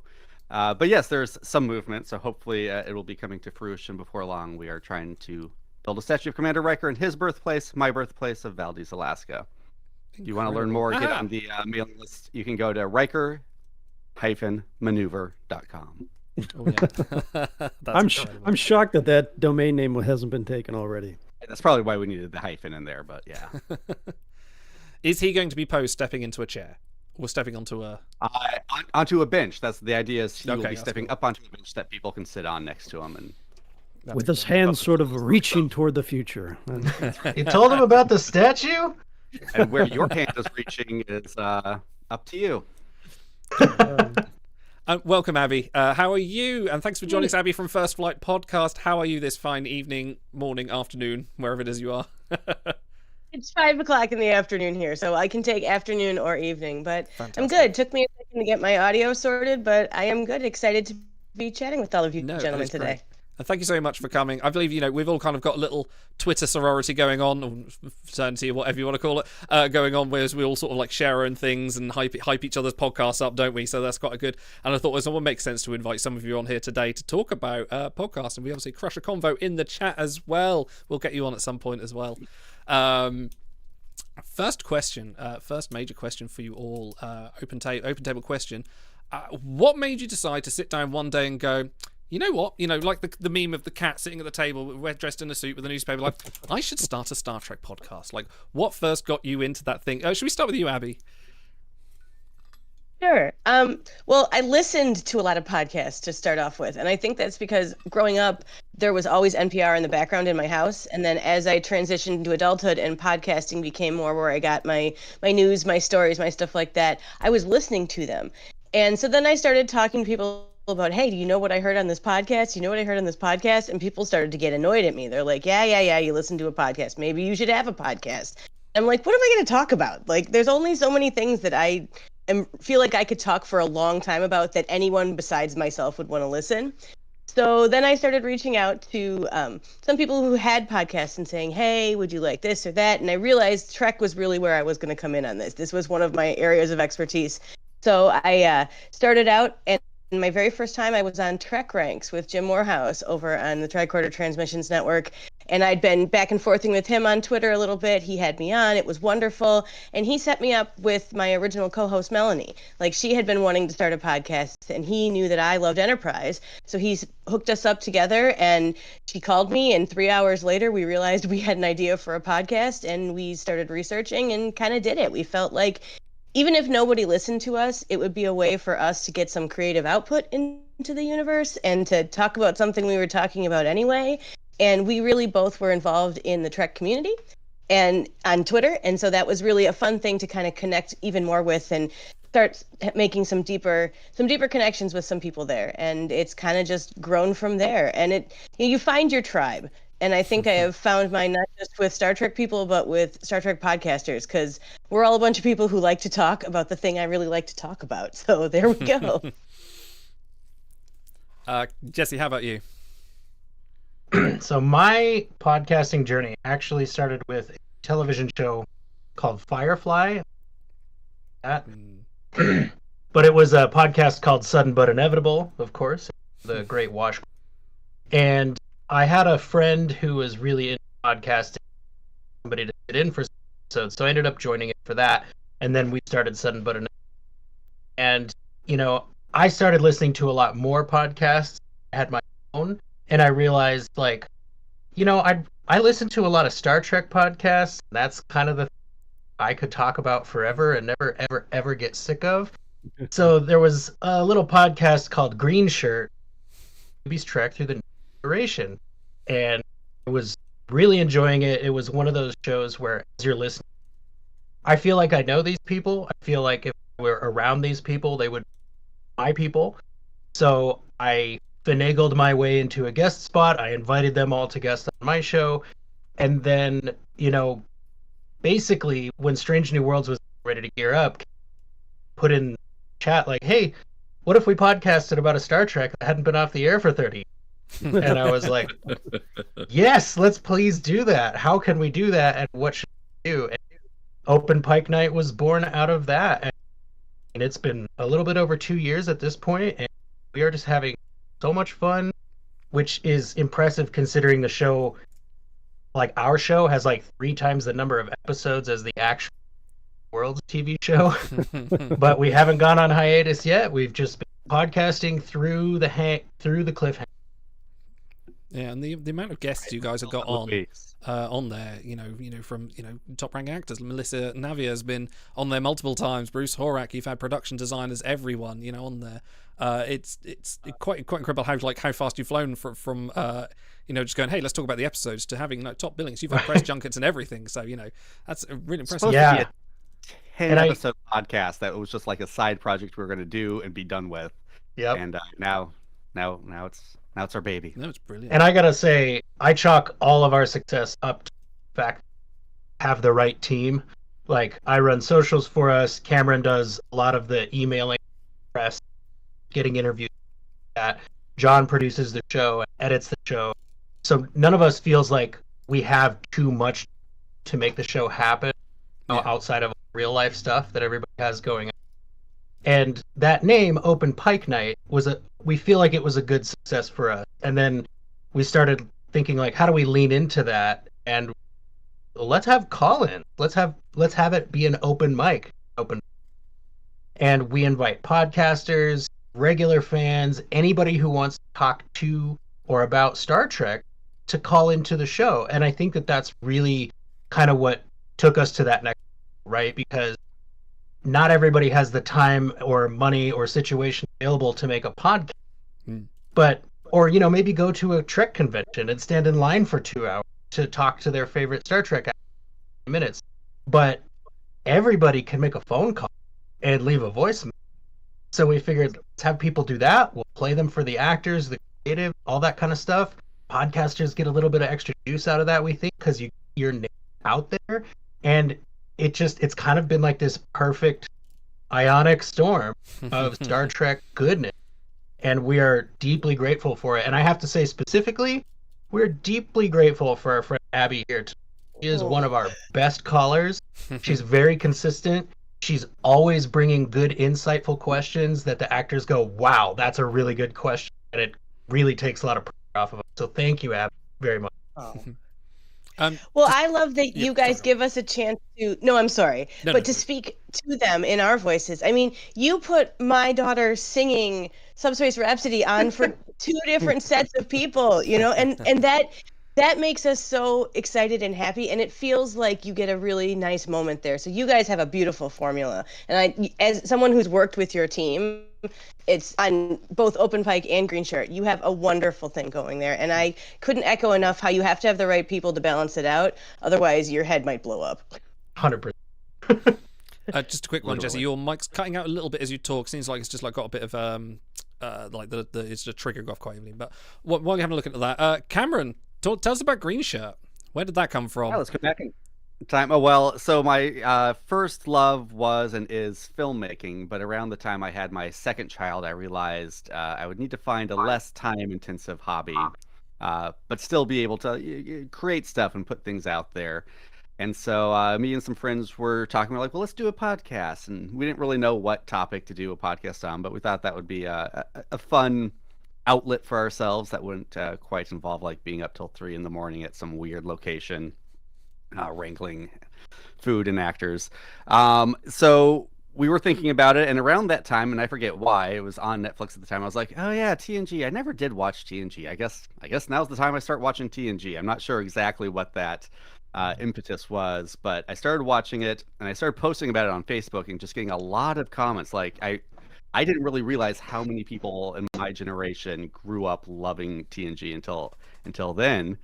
And I was like, oh, well, maybe this is it. Maybe this is the podcast. I'll just watch TNG and share my thoughts, and people can react and answer my inane questions. And interestingly, I don't think many of the people on those first Facebook threads actually became podcast listeners, but we did end up finding our audience, which included Jesse and Abby and the captain here. And yeah, and here we are halfway through season 7. I'm almost no longer a green shirt.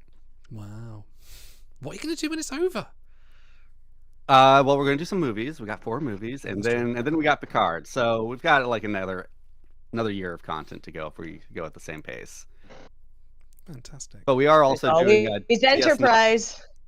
There's Enterprise. I mean, there's DS9 and Voyager.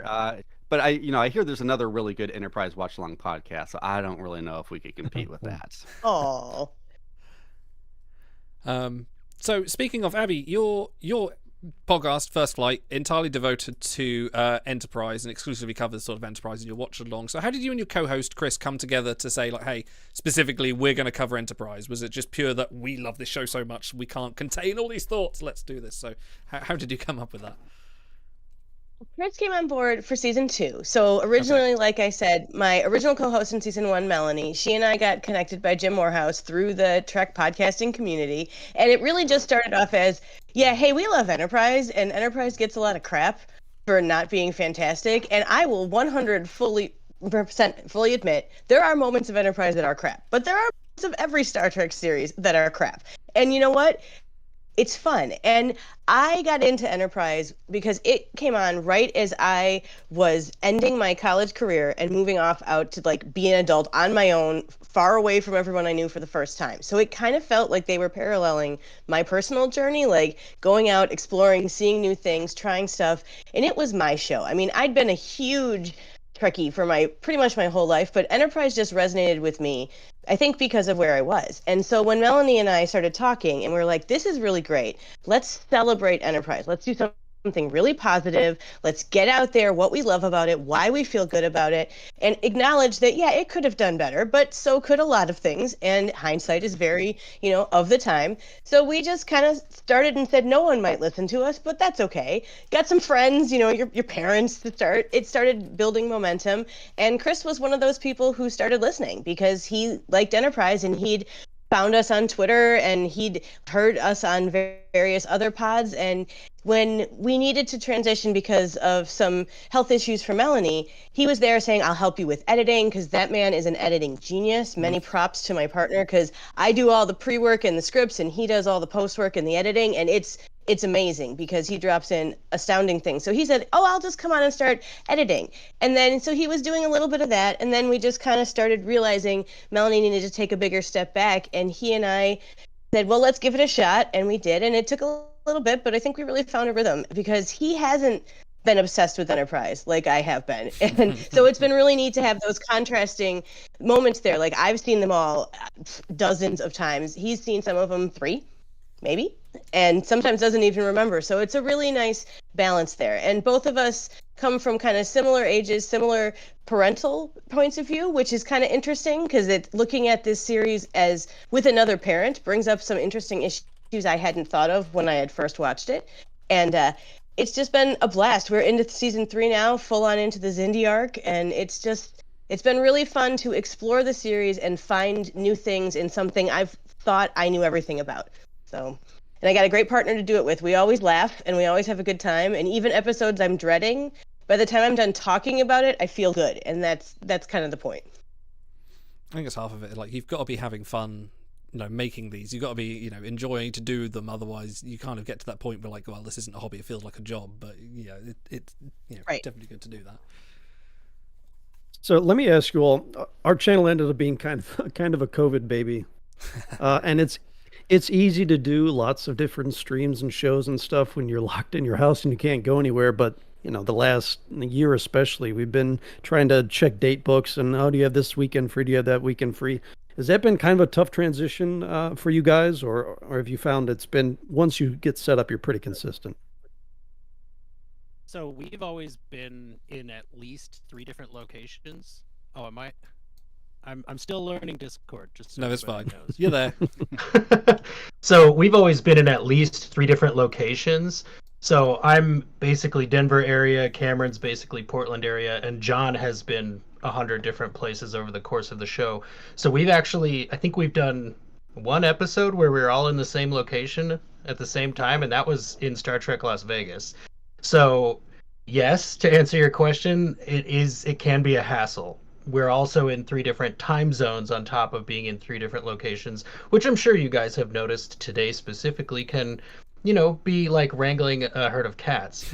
So it's just, we have a shared calendar in Google that we put all of our interview times in, and then we have like a specific podcast specific Discord chat for just the 3 of us that we really use to plan, and we share a lot of Google Docs, that kind of a thing. And I mean, there have been times when, for example, I slept through an entire interview with an Australian guest because it was I didn't know what time it was in Australia, but I'd say like 99% of the time it works out really well for us. And as you were saying, like, it can start to feel like a job, but I think another thing that comes from the balance of having the right team is that it feels like something you get to do rather than something you have to do, if that makes sense. Yeah, we started a few years before the pandemic, and we were always recording in person, which was always a nice reason to get together. But the pandemic did force us to start trying recording virtually like we all are now, and it kind of ended up working a lot better. It's less of a time commitment. It's easier on the editing end. It is so nice to just have isolated audio tracks. Oh my goodness! Like, you will notice a difference from, like, I think it was right around the beginning of season 3 we shifted to that. So yeah, timing is always a challenge. We've got 4 hosts and then sometimes a guest or 2, and that can be a struggle to balance. But we've made it work, except there's the odd one out where suddenly people start dropping. It's always frustrating when you oh, you can't make that day. Okay, well, we'll shift this so you can make that day. Then someone else can't make that day, and then someone ends up losing. But that's only happened once or twice. For the most part, I don't know. I think, like what Jesse was saying, it's a testament to people wanting to be there. So I think it's a little easier. Oh, go ahead. Please. I was just going to say, I think it's a little easier on my end because there's only 2 of us, which makes it a lot more. We can just text each other and be like, oh my God, my kid puked. Never mind about tonight. And then you keep going. But I think it is a challenge, but it's also something that, like I said, it's worth it. And it's me time. So I try to make sure that I'm prioritizing that. And I know anybody else who podcasts with families, kids in the background are loud.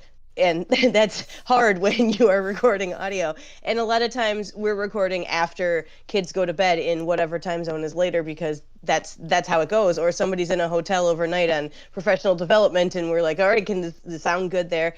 But you make it work and it's fun. And like I said, I make it a priority for it to be time where I am just a grown-up. And that's been really important for me to have. So I think that's one of those things that I'm trying to balance and show my kids and show people out there, you can do this. You just make it a priority for yourself. And that's a self-care thing. So podcasting as self-care is a real thing. Even if no one listens to you, it feels good to talk. Amen. So Abby, you talked about Enterprise being your show. And I found a lot with New Trek, people come in, they find the channel, and they all have their favorites when they show up. And New Trek gets a fair bit of vitriol from the old timers who love their 90s era Star Trek, and this is the real Star Trek and all that. How do you guys handle that, trying to include people, welcome them into your podcast? Or maybe if you only focus on one flavor, how do you try to make that the best flavor you can and still attract a wide audience? Well, it helps to have friends that boost you, like all of this kind of stuff we were just saying. You find the people and they'll be like, hey, this is actually worth it. Or I don't even watch Enterprise, but it's fun to listen to them talk about it because they're interesting people. So that helps. But I think there are always issues, challenges. There have been positive and challenging interactions with people who are listeners. And I think what I always try to do is realize that everybody's favorite Star Trek is somebody else's least favorite Star Trek, and everybody's least favorite Star Trek is somebody else's favorite. So somewhere out there, you're going to find the entire spectrum, no matter what you're talking about. And it's okay if not everybody likes your flavor. And the people who are meant to be your listeners and be your, like I keep saying, your tribe, your community, your group of people, they'll find you and they'll stay. And the rest of them, while it might be unpleasant short term, most negative people, if you just come back at them with positivity and inclusivity and not engaging the bots, but saying, hey, well, we love discussion and let's do that. And you keep it polite and kind. They don't have enough energy and there's not enough time in the day. So they just kind of fizzle out and you're stuck with the people who are really there and having a good time with what you're doing. Mm-hmm.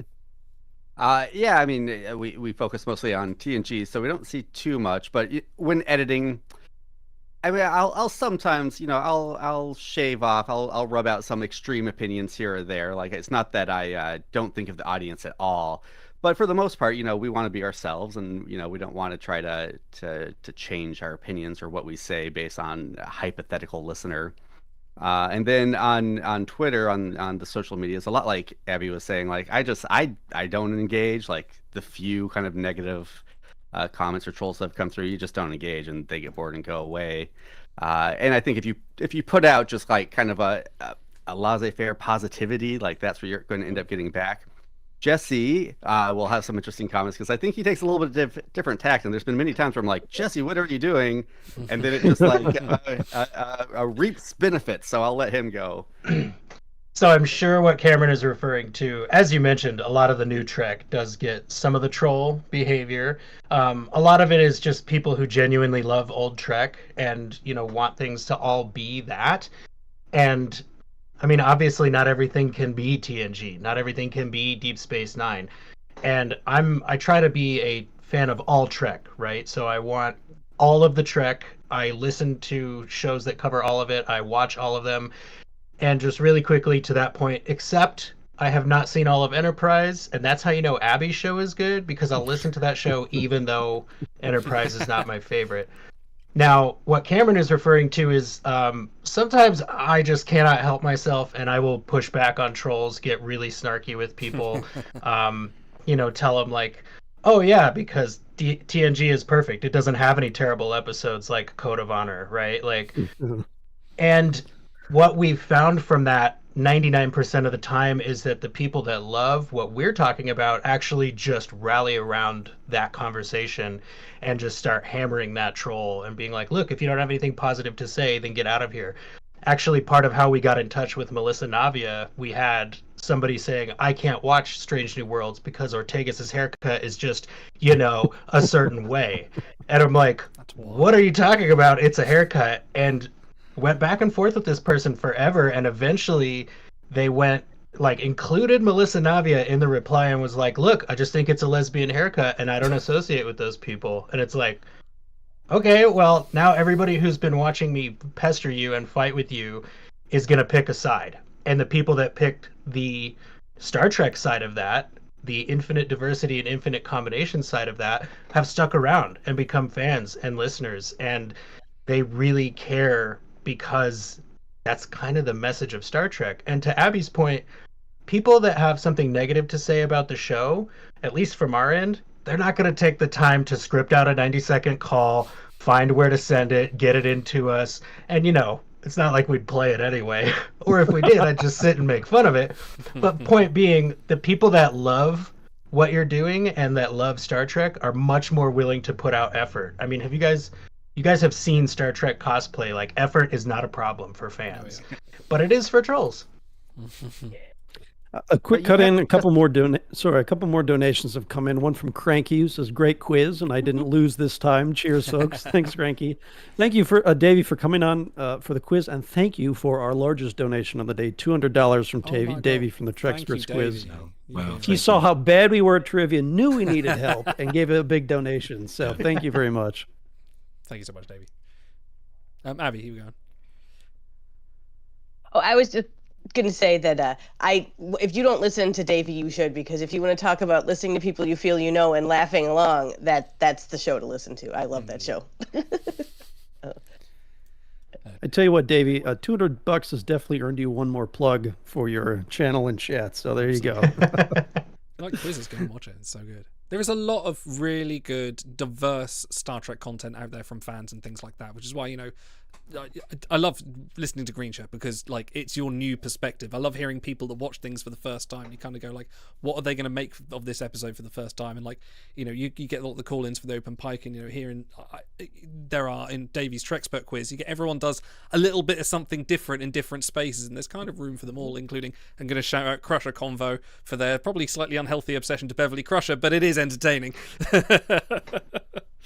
Absolutely fantastic. So, how would you balance? Because we're all fans of Star Trek here. How do you kind of balance being talking about Star Trek from a fan's perspective, but trying to do it as a critic or an analyst? So, you know, if you're reviewing an episode or you're talking about an episode, do you have that little line where you go, well, this is my just needlessly excited, I'm going to review this episode 10 out of 10 because just it had this person in it? Or do you kind of, how do you sort of, how do you change the line? You know, your favorite Enterprise episode might be like a 4 or 10, for example, but you love it so dearly because, gosh, doesn't Porthos eat that cheese so cutely?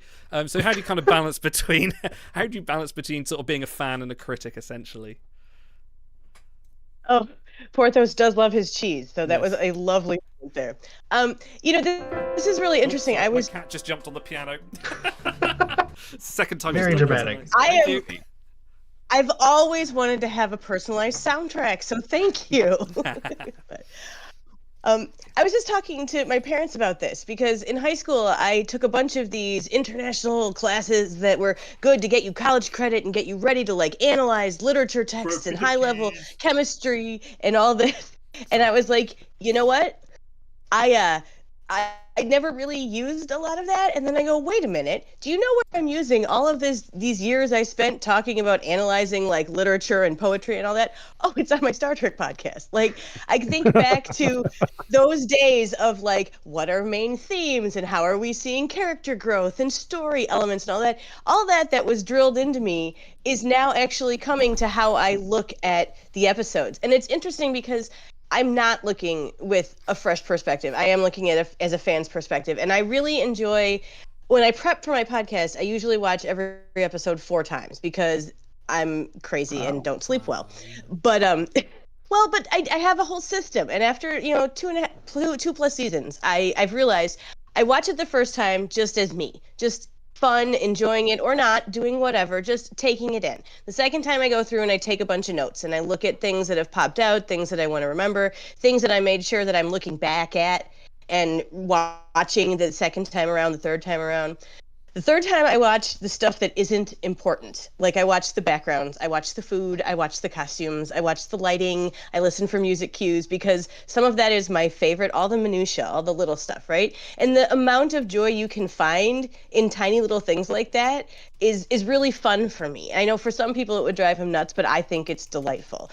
And so then the fourth time I kind of go through and synthesize. And then I do go through and I say, okay, I'm looking for the things that if somebody wasn't me who already loved this, what would you notice or what would I want you to notice? If I was trying to convince you to watch with me or why I have this opinion of how it went or that opinion, what I feel about this ethical dilemma, I go through and do all of that. And then when I actually get on and start talking about it, I've got this is the real stuff I want to talk about.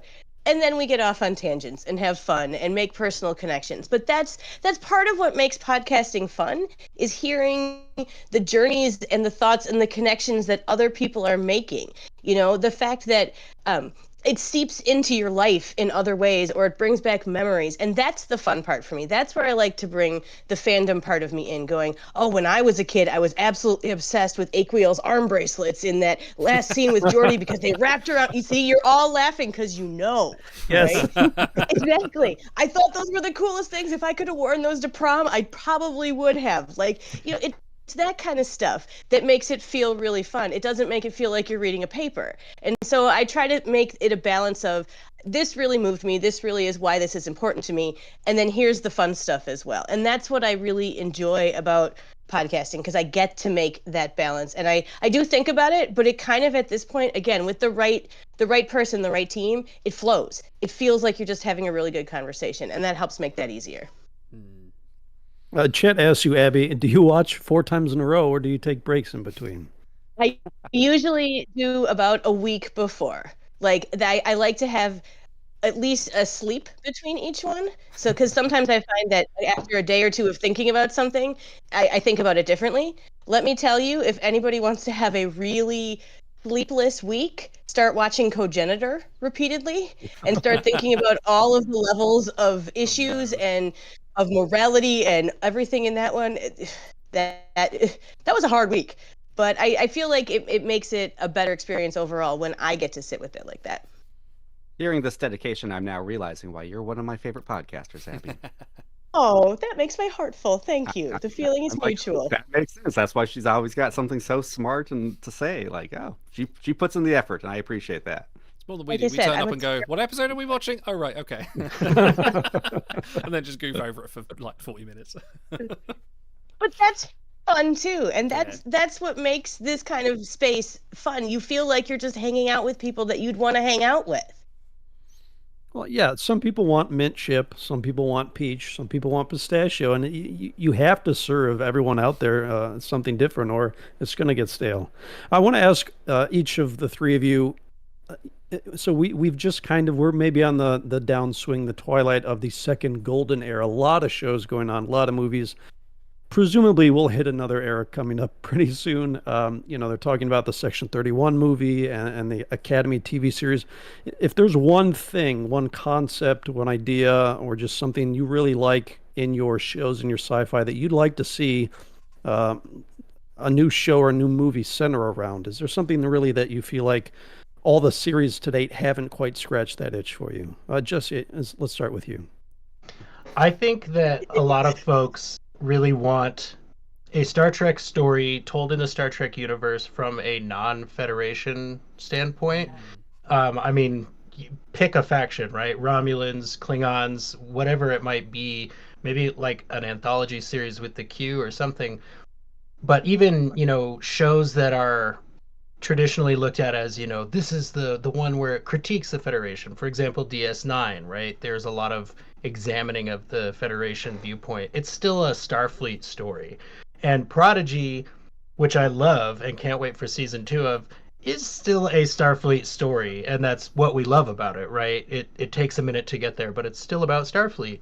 So I would be really interested in that. And, the Nicholas Meyer Khan SETI Alpha 5 TV show that got turned into a podcast that we've then never heard anything else about. Like, I'm totally ready for that. Please give me more Star Trek audio dramas and give me those kinds of perspectives.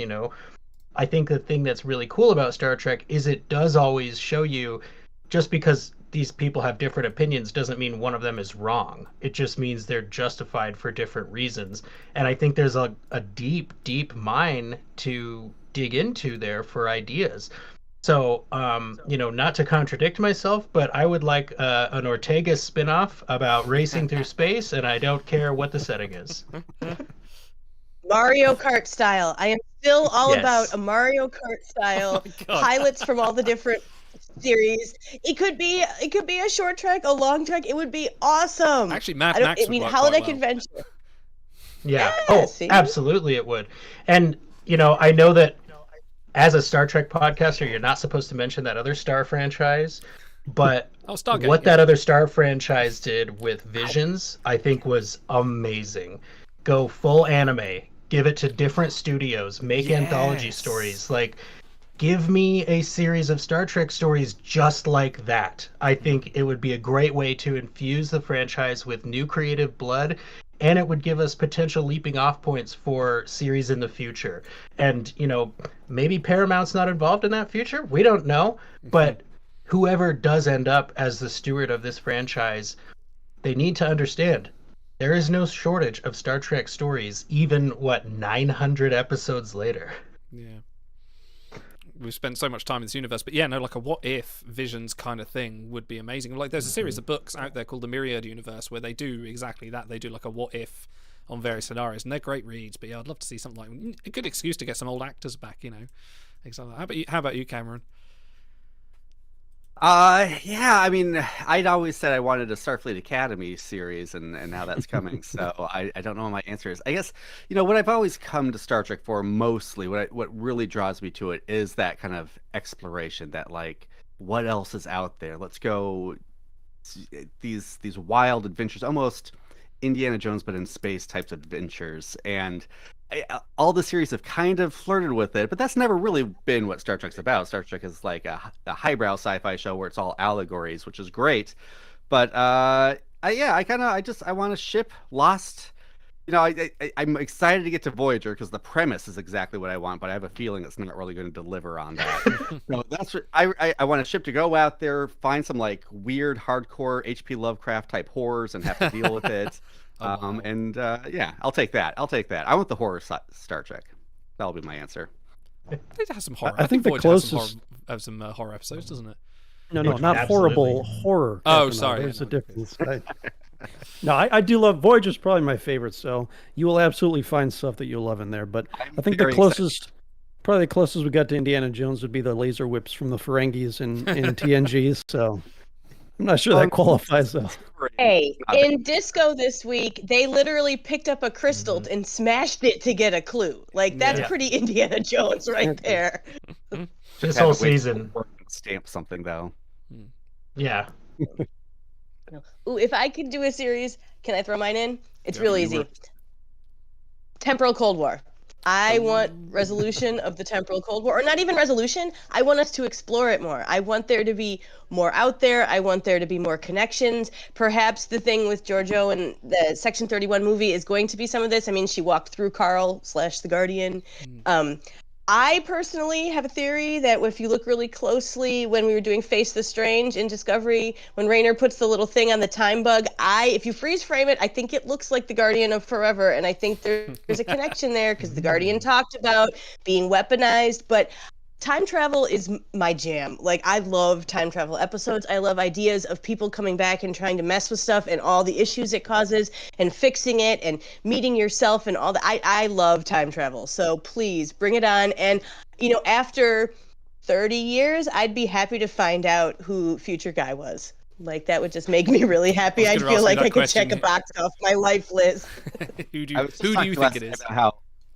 Sorry, I don't even know anymore. It's probably somebody that we don't even know at this point. I would love that if it was Kovic or Mira Giorgio, like with a filter on. I think that would be amazing. But I don't think that's who it is. I think if they actually did this story, it would end up being somebody completely new or some random tiny little background, somebody who didn't have a big part and nobody would think of.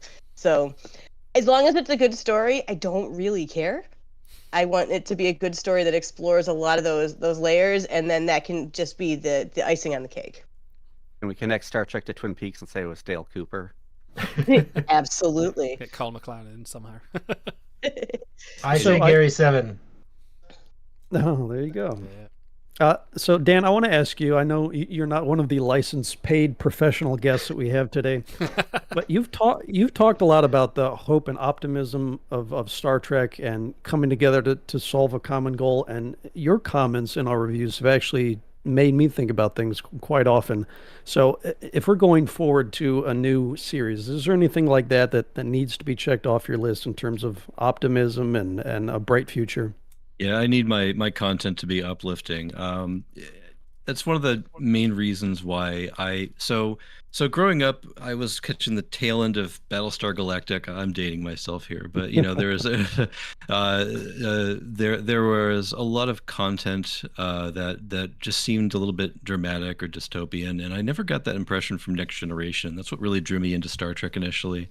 And then I got to revisit in syndication some of the original series and just seeing the camaraderie and the brothers in arms, and I felt like telling those stories of humanity overcoming and triumphing really just gave me hope, and it was my guiding light, and it's guided my interactions with other people. It's drawn us all together. I'm really appreciative for the people I have in front of me that you're in my life now. This is fantastic, and so any series has to make sure that they keep that core concept. And while I understand that it's exciting to get some action and some drama here and there, it's a mistake to lose sight of those interactions. I love Star Trek dearly. I don't love all Star Trek dearly, and that's okay too. As we've said, we all have our own shows that really draw us to them, our shows, and I think that's what we bring to the table as content creators, just being able to share that love in some way through the video and through the audio, and really connect with people. And that's what I'm always looking at from the TV screen, is to take those performances and bring them into myself and take the best parts of it along with me as I go out into life. Well said. Question for the Open Pike Nights, Jesse and Cameron. Who has been your favourite and most memorable guest so far? And you cannot say Melissa Navia, because that feels like that's a cheat for the both of you. But who has been your favourite guest star that's come on, the best person to talk to, or the one you enjoyed the most? I know you don't want to pick favourites, but yeah, which one sort of stood out for you and went, Which one did you like least? Call them out by name. We all need to know. Let's get some negativity going. Come on. You know who was the absolute worst? I'm totally kidding. Cameron, do you want to go first for this one? Not really, but I can. I'm trying to think of our. Well, I'll tell you my two favorite episodes for you guys. You think for a minute. My two favorites were listening to you guys after Vegas was the most beautiful, heartwarming thing to hear the three of you geeking out about how you geeked out. And my favorite interview of you, which is no surprise, is when you got Bernadette Croft and you talked costumes, which just makes my heart sing. And she was so delightful to listen to. I could only imagine talking to her was even better. So the great thing about Bernadette, and she kind of feels like a cheat too, is she's the one who came on who kind of felt like the biggest fan of us. Like she had actually listened to it and like that's cool. talking That must have about felt us good. with people on set. I mean, it's kind of mind blowing. Like, oh, the people who make the show that we talk about listen to us talk about it, and like, yeah, it's that weird. I'm sure misuse the term Mobius loop, but I'm going to use it because it sounds sci-fi and Star Trek-y. But yeah, it's just it's nice, and yeah, she was amazing. I always just kind of fall back on, actually, I think, it was early into our interviews, so we were still kind of learning what to expect, and we'd gotten Rong Fu on, who plays Lieutenant Jenna Mitchell, I think.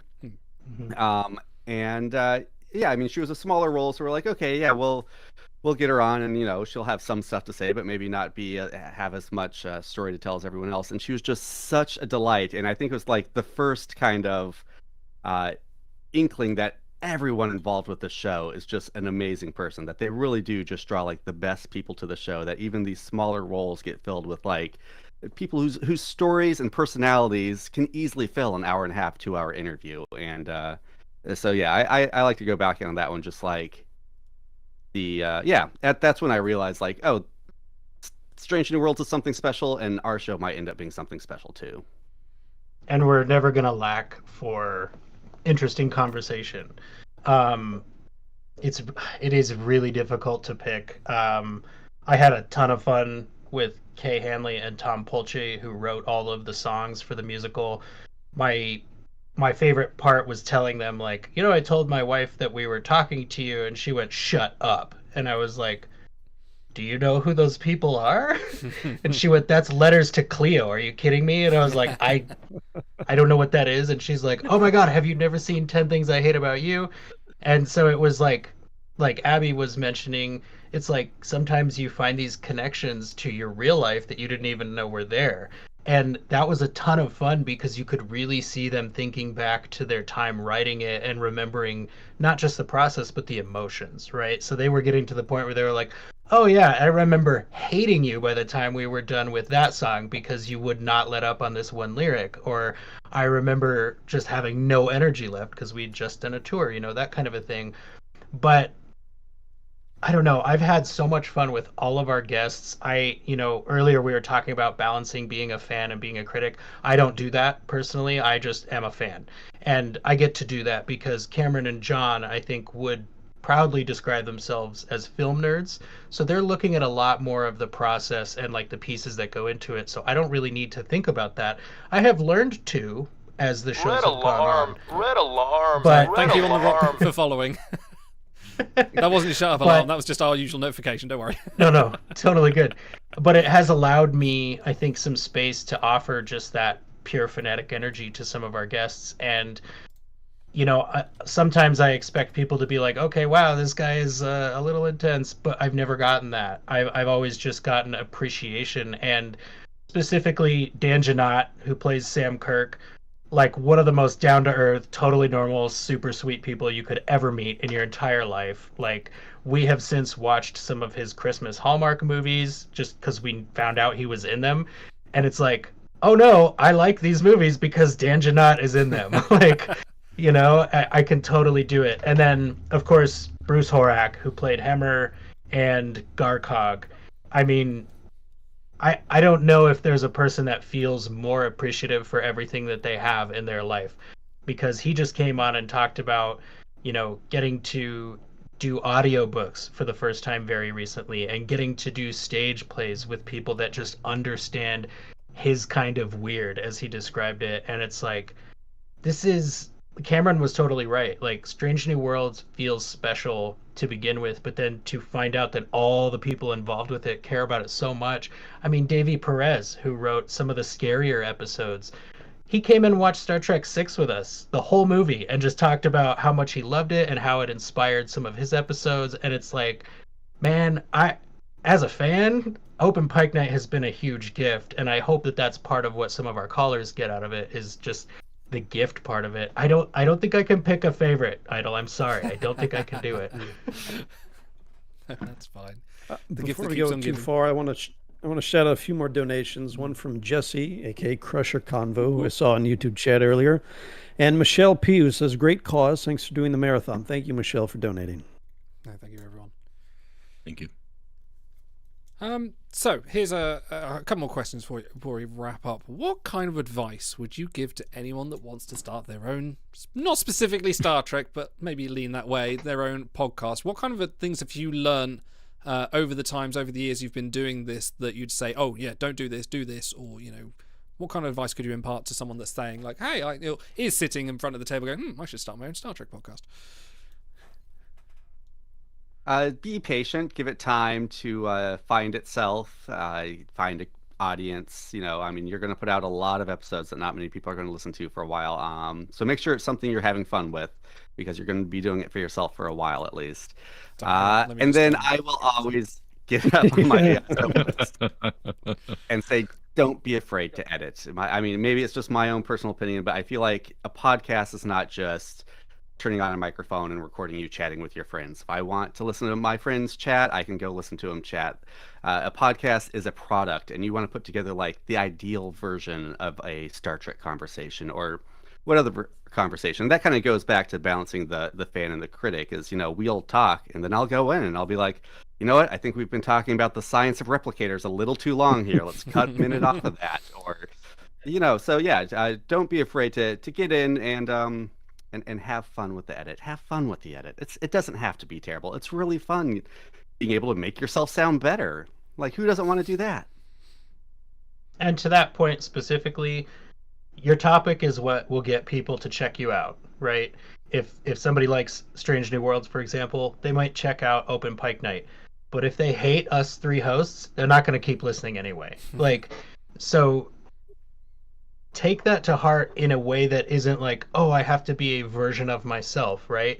Lean into what it is about yourself that you think lends itself to that fandom. Like, for me, it's that all Star Trek makes me very excited. Yes, there are things I have nitpicks with, but I'm always happy to be watching Star Trek and receiving it.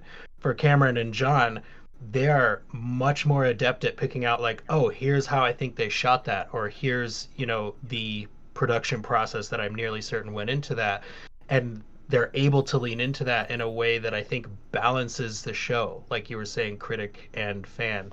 And so just remember, they will show up for your topic, they will stay for the hosts. And I think that also goes into editing. Like, yeah, even if they like you, they don't want to hear you saying, wait, what was that thing? Here, let me look it up. Okay. Oh, okay, the internet says this thing is that. Absolutely do that, but edit that chunk out. Like, just don't be afraid to make yourself sound much smarter than you are. Yeah, listen to any professional interview on NPR or the news or anything like that, and think about all the stuff you don't hear. You can tell when cuts are happening, and guess what? It doesn't affect your enjoyment because it's being put together, as Cameron said, like a product. And it's I like think jazz. It's all about the opinions you can't hear. Yeah.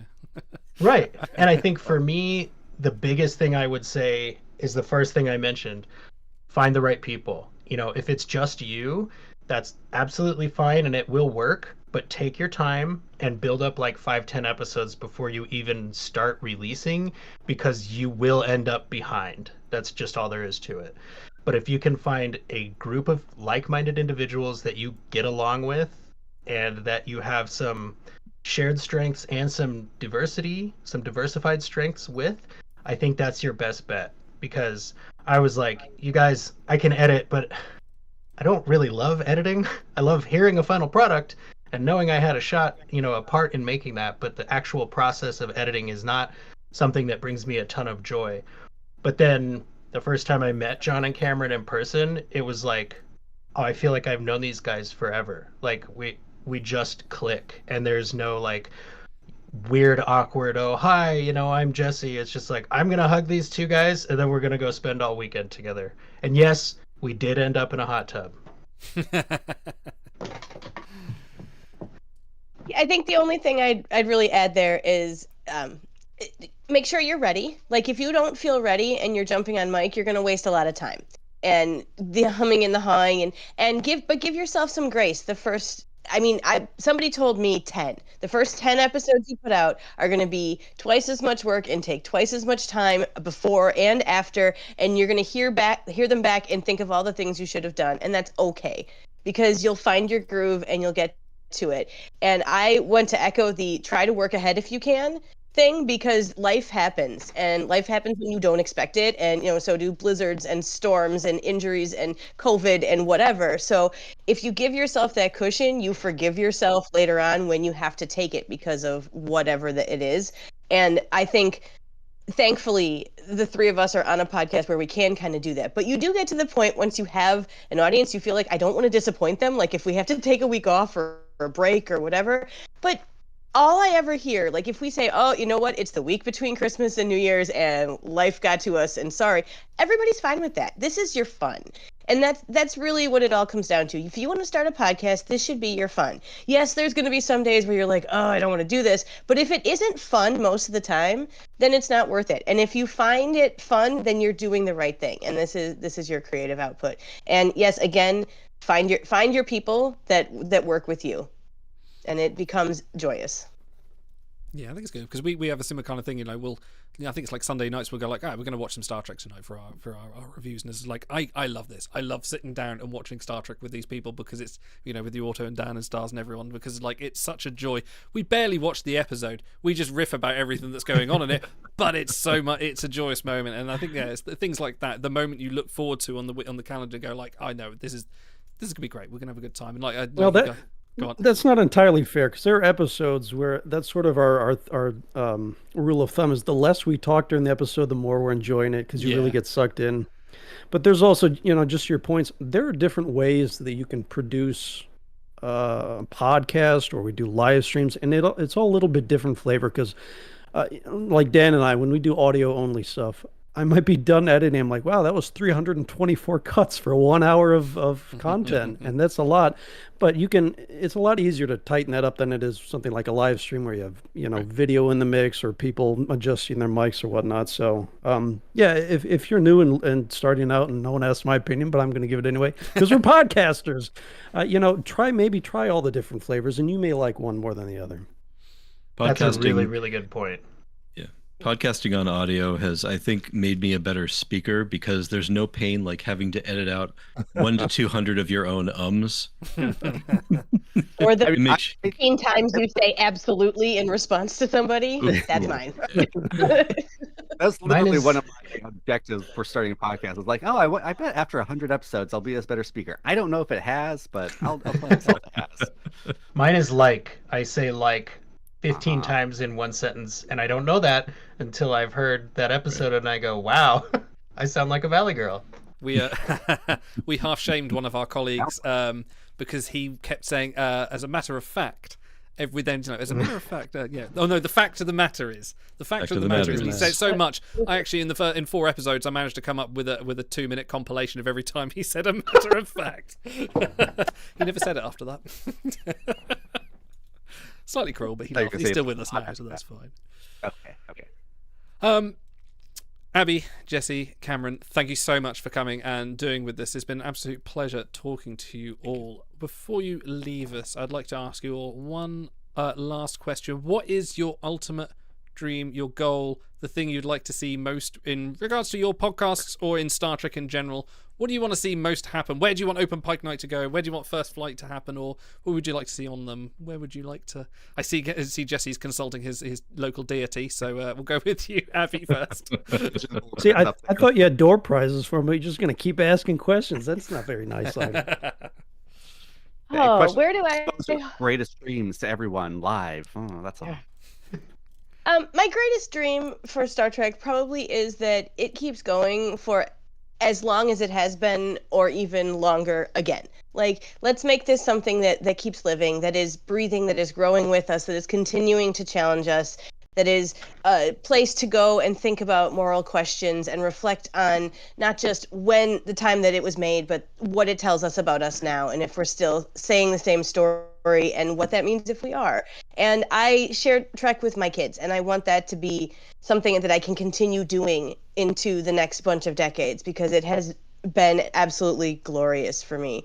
And as far as my podcast, I mean, we have a limited run as well. We're partway through season 3. So, 2 years from now, I am hoping that I have a brilliant idea and I'm ready for the next thing. And that First Flight lives on as a positive bite of Enterprise love, and that tells you that it is a rewatchable listen and a rewatchable watch, because Enterprise needs more love. If we're dreaming, I'll say for Star Trek, I'd love to see another Kelvinverse cast movie. Let's just throw that out there. And while we're dreaming for the podcast, I want a set visit. I want to sit in the captain's chair. Oh. Put it out there. Put in those vibes out. I'm not going to disagree with Cameron, and I promise I do have an answer for this, but I got to say I already feel incredibly humbled by some of the stuff that doing this show has given us. The first thing was like, oh, we're talking to Melissa Navia. She flies the Enterprise. Like, how do you go up from there, right? And then we just kept getting guests, and a big part of that was thanks to her. We were like, so how did we do? Is this how you normally get an interview? Who should we contact? And she really helped us out and blew the door open for us. And since then, I mean, I've stood in front of or spoken to every cast member of Strange New Worlds main bridge crew, and I'm like, I don't know what I could ask for beyond that, right? Like, as a Star Trek fan, you're like, that's all of it. I shouldn't ask for more. But then we started getting the screeners, and it was like, oh wow, this is a huge responsibility, because I have a tendency to gush, as you may have noticed, and now I can't gush about this thing that I just watched. So I'm really grateful to have Cameron and John that I can talk to about things like that. And Cameron is right. We would love to get a set visit. But if we're going to dream and we're really going to reach, nothing against Will Wheaton, but I'd like his job. Oh, there we go. Red alert. Ready room. I think I could do that. That's incredible. Okay, where That's can a we find good you dream. all? Where can we find your various podcasts and streams? Abby, where's First Links Flight in at? chat, by the way. Oh, yes. Like I said, my podcast is called First Flight Pod, and we're on all of the major platforms. You can also find us on YouTube under the Tricorder Transmissions Network. That's our bigger hub. And you can find us on all of the socials. We try to keep them up and monitored, some more than others, but we give it our very best shot. It's the end of the school year. We're both teachers and parents, so, we try. And if you want to find me personally, I'm on all the socials at Abby M. Summer. That's SOMMER. Fantastic. Jesse? So you can find Open Pike Night at openpike.com. You can find links there to merchandise, episodes, easy ways to call into the show. We also have a newsletter linked there, and that will tell you who's coming on the show next and who you can get, ready to speak to. Spoiler alert, this is something that not anybody knows yet, but we got the casting directors coming up, so we'll get to talk to the people who picked the people for Strange New Worlds. So cool. Definitely go to openpike.com and get your questions in for them, because this is going to be a ton of fun. And we are on all the socials at Open Pike. Fantastic. Having talked to them on the phone, I can tell you it's going to be an amazing conversation. Yeah, at GreenShirt87 will find us on Twitter is where we're most active, though you'll find us on all the socials too. And if you start talking to us there, we'll come talk to you. Find the podcast wherever you listen to podcasts, Green Shirt, a newbie's trek through the next generation. And a reminder that if you're interested in that Riker statue I'm looking to erect, you can go to Riker-maneuver.com. Fantastic. That's going up in Canada, right? You know, my grandfather's Canadian. Sorry, This had is to why take- you're my kind No. of people. That's the funniest part about that is because Cameron is a TNG newbie. He doesn't have the context for that joke. Okay. All right. I think I've heard Soon. to that. So Yes, very soon. Excellent. Thank you so much for coming and joining us and helping us support the World Central Kitchen. We're going to take take a quick advert break, but we will be back with our table reads. So stay on the line. Live long and prosper. مش موجود عندنا في الشمال الخبزات. تم نزوحنا عشان طعم الاولاد. انا اللي زيي كنت ادبر حالي في معلبات، ادبر حالي في اي اشي. لما الاطفال عندي جاعوا احنا قعدنا غاده بالاشهر ما نلاقيش طحين، والحرب هذه خلتنا نضطر ان احنا ننزح. كنت خايف في الطريق ان اخسر واحد من الاولاد. كنت خايف ان انا يصير في شيء اولاد ضلهم لحالهم. الحمد لله رب العالمين وصلت على المنطقه هذه ارتحت. والله لما شفت الخبز شفت الاكل حسيت بالامان. انا طلعت فيهم عشان الاكل. لما والله لو في اكل في الشمال لضليت. غاده معاناه الله كلهم معين. واهل الشمال قاعدين بينزحوا شوي شوي هم خافوا يطلعوا انهم يموتوا في الطريق. غاده الجوع اكلنا. Category 4 hurricane slamming into Florida's southwest coast this afternoon. Firefighters are battling a devastating forest fire near Yosemite. Explosions that rocked the Ukrainian capital. An aftershock of, Feed everybody as quick as you can. Don't tell me you're getting ready to do it a month later. Don't tell me you are waiting to do it until you have everything ready to do it. It has to be urgent. Food and water is now.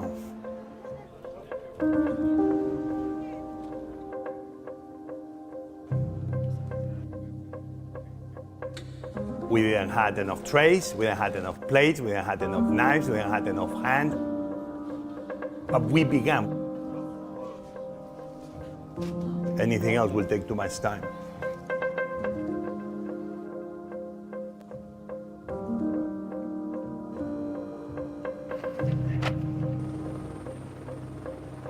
Not tomorrow, not next week, not next month, today.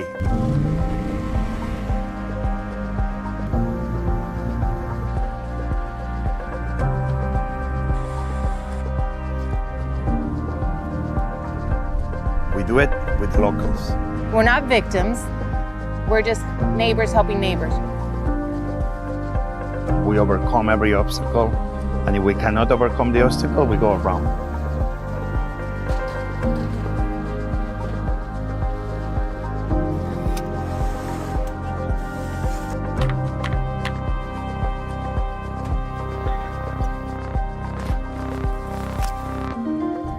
Here we are, and we'll come back tomorrow and the day after until you are okay.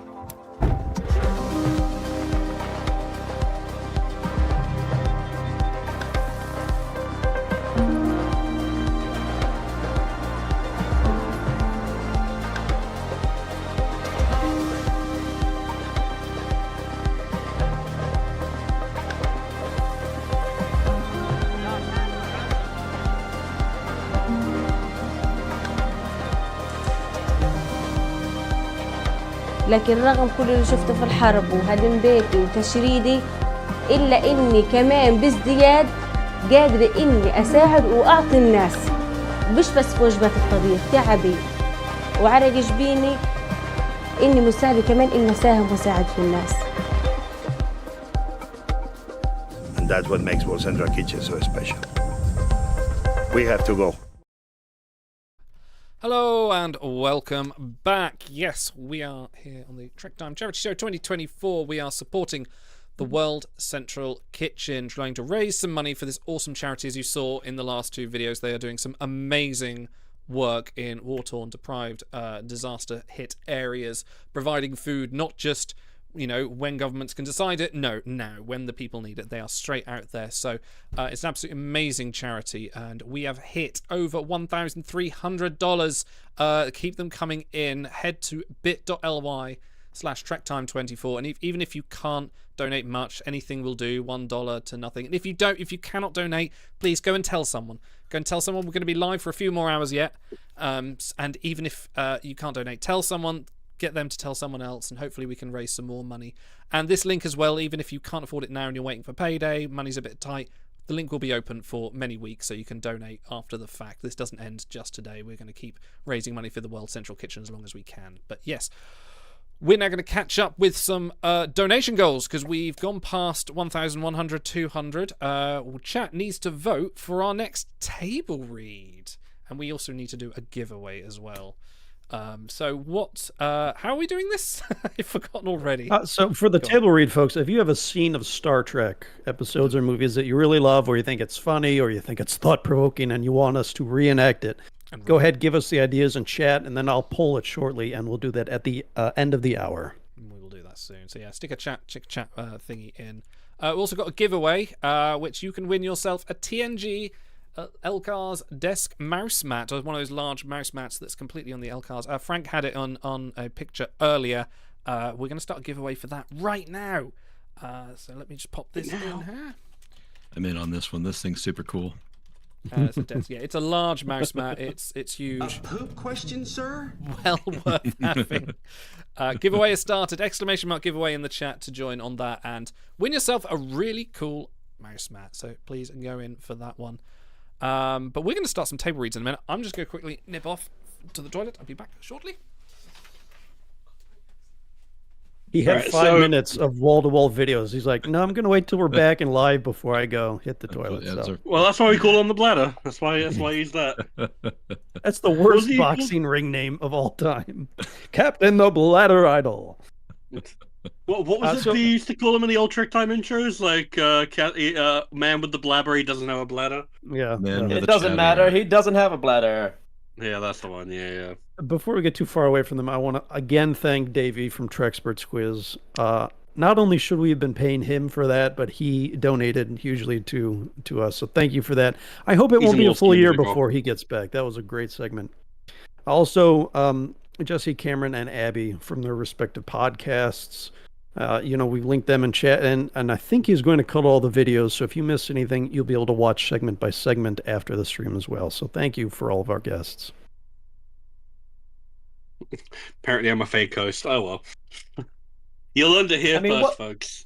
Frank, you look like you're about to sing Mambo number 5. What's going on here? Well, I'm apologize for being late. I was swamped by some people that came to the door, and I had to take a meeting. It turns out there's a lot of people that are big fans of my idea to bring DS9 First Contact to the screen. Okay. I've had a meeting with a major Hollywood film producer, and we're starting to sign the pictures. They're going to give me $250 million to make this movie, and it is going to be incredible. I just have to give him $500 in gift cards that I have to go down to the Walgreens and get real fast. And as soon as I do that, the thing is greenlit. So I'm going to go get $500 in little green dot prepaid cards and scratch off the codes and give it to this guy in Discord. It's real weird. But Hollywood's weird. So I guess that's how it's going to happen. Frank is committed to the bit. He certainly should be committed. Okay, on to table reads. Before we we're already 8 minutes into the hour. We're tight on scheduling. We're on loose time now. You know what time it really is? It's time I opened a beer. My first beer of the night. Oh, It's gone midnight. Here we go. He's allowed. He's been working hard. So you're drinking first thing in the morning, huh? Yes, I am. Morning drinker. This is breakfast, technically. All right, what are we doing? All right, so our first scene up, this is the quintessential charity, food sort of related, aid sort of related scene. This is from the episode Ensign Row. So we have 4 roles to play. Well, technically 5. We're going to squish it into 4. Picard, Keeve Falor, Ensign Row, and Data and Worf together, because they each get 1 line. So who wants to claim who in this scene? And I will narrate. Come on, you better claim something. I can grab Data and Wolf. There you go. Okay. Shy, any preference? Okay, do Kiev Falor. Very good. We need a Picard and a Roe. I'll do Roe, unless. Okay, I'll do Picard then. Okay. You are British and you are bald. This is true. I was born for the role. Oh, and make sure you have your sound trigger. To I have my sound trigger ready, denote yes, I do. Denote the end of the scene. That's gonna be Absolutely, yes. I have fantastic. it well ready. There's even All a right. little bonus surprise even you don't know about on this as well. Captain Picard, go ahead. Hang on one Kick second. us I just off. need to move it somewhere. There we go. Right, it's ready. Okay.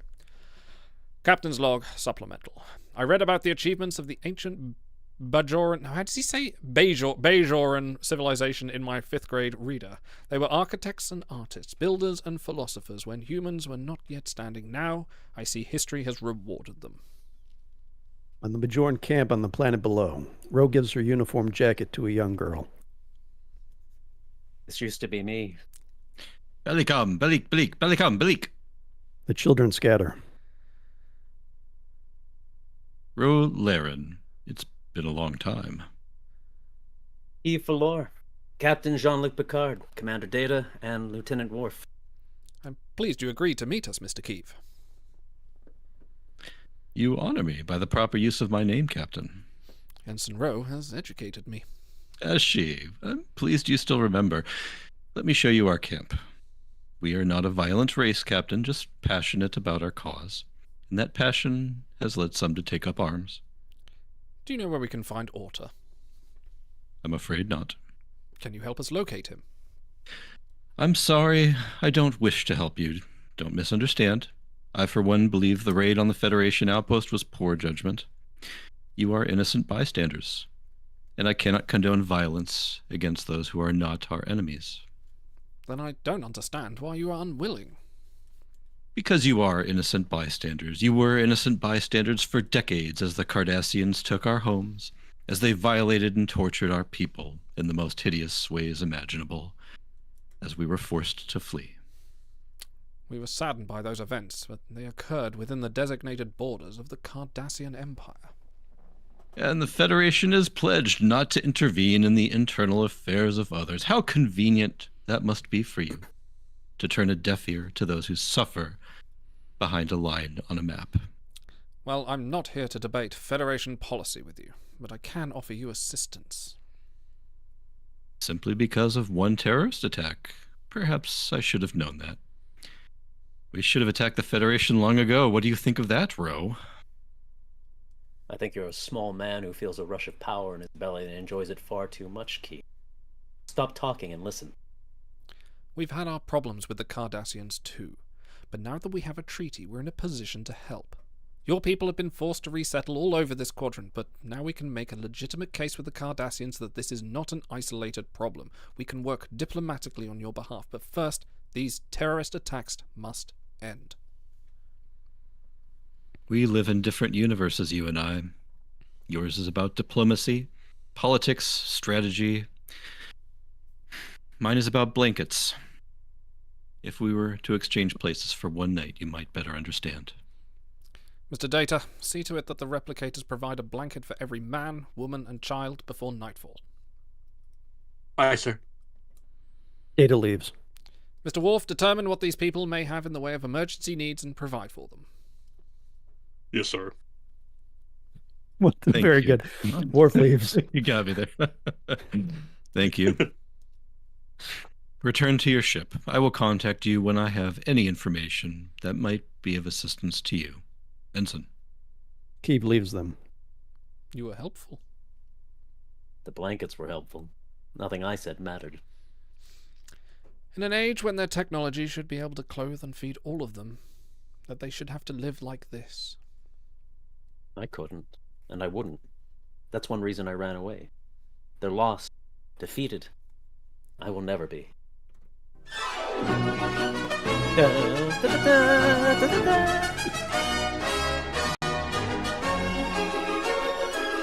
Scene. Oh, jeez. What are you doing? Just like playing Star Trek Timeline. It is, I know. Shuttle mission complete. Okay, up next, a bit of a lighter one. I can't believe we've been doing this for 4 years and haven't done this one yet. Starship Mine is the episode, and it's all about small talk. So we have a lot of roles here to cover, and they're all up for grabs. Who wants what? I will take Aliens and Geordi. Okay. I'll do Picard in this one. All right. I got Riker. Okay, I'll take Hutch. Thought you would. Idle. That means a very juicy role. I'll take Data. All right, I guess that means I'm Crusher and Troy. Man. I tell you what, Frank, since you have one of the smaller roles, you also get to narrate for us. So everything in bold there for you. I charge double. Okay. Checks in the mail. Akira Base. The reception includes a buffet table and waiters serving drinks. Data is prowling, observing a shorter, balding man in action. Beverly, lovely as ever. How do you manage it? It's good to see you again. It's been far too long. What is it, 4 years? Now I want to hear everything that happened after you left Starfleet Medical, and I have so much to tell you. Oh, that must be Commander Riker. Excuse me. Of course. The person talking to Riker escapes. Pardon me. You must be Will Riker. I must be. Calvin Hutchinson. Call me Hutch. Calvin, awful name. I've never forgiven my parents. As soon as I saw you, I knew you had to be the Enterprise's first officer. Oh. Of course, your reputation precedes you. Flashing blue eyes, square jaw, quite the ladies' man, I hear. Now don't be modest, Will. May I call you Will? Data is imitating Hutch by now. Sure. I also hear that you're a musician. I certainly hope you'll play something for us. It's not often we get to entertain the command crew of the flagship. Oh, and speaking of command, hello, Captain Picard. Commander. I was just telling your first officer what a real pleasure it is to have all of you here. So how are you anyway? Very well, thank you. Our focus moves from Hutch to Data. It is very good to see you both again. Beverly, may I call you Beverly? Beverly, have you noticed the mean temperature here on Arcaria is slightly higher than normal for human comfort levels? I have found humans prefer a body temperature of 21 degrees Celsius in order to operate most efficiently. However, there are several cultures who actually prefer their body temperature is identical to the temperature of the room in which they are standing. The Shellyak, for example. I'm telling you, you have never seen anything like this. There were thousands of these creatures. The whole northern sky turned dark.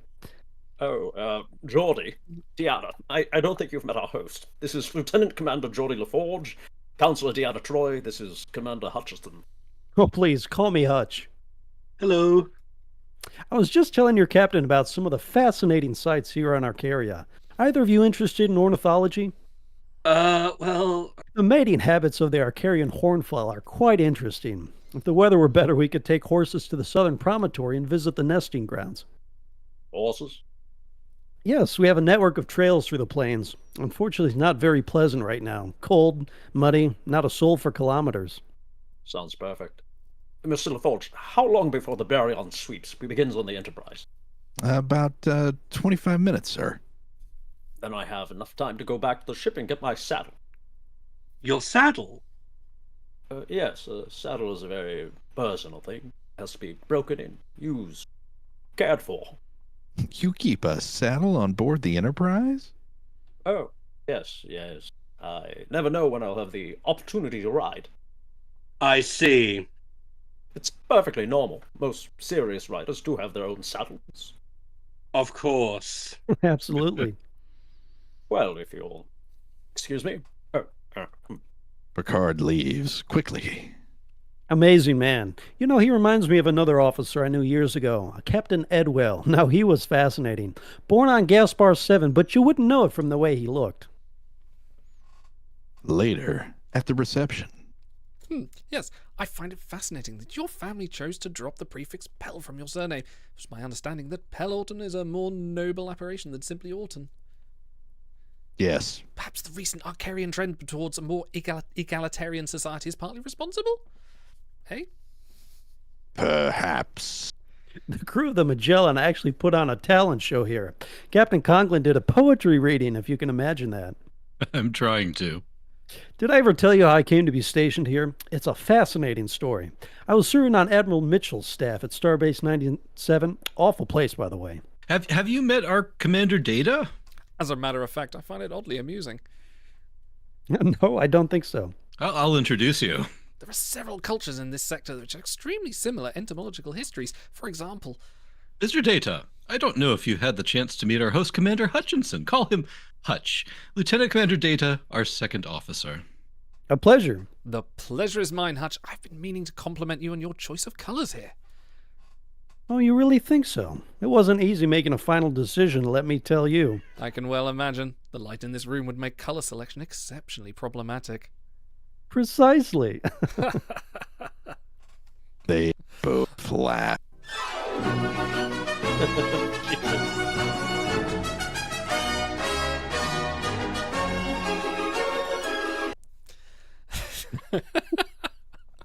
I tried to go in and add the rest of the Brent Spiner improv on the Shellyak in the script, but I don't have edit access. Oh, sorry. Oh, sorry. You can request that. I'll send it to you.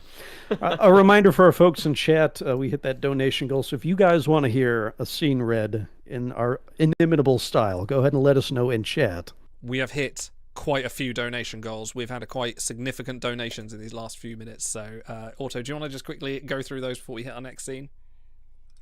Yes, from Cameron, a green shirt, quote unquote, who joined us in the last segment. Thank you, Cameron.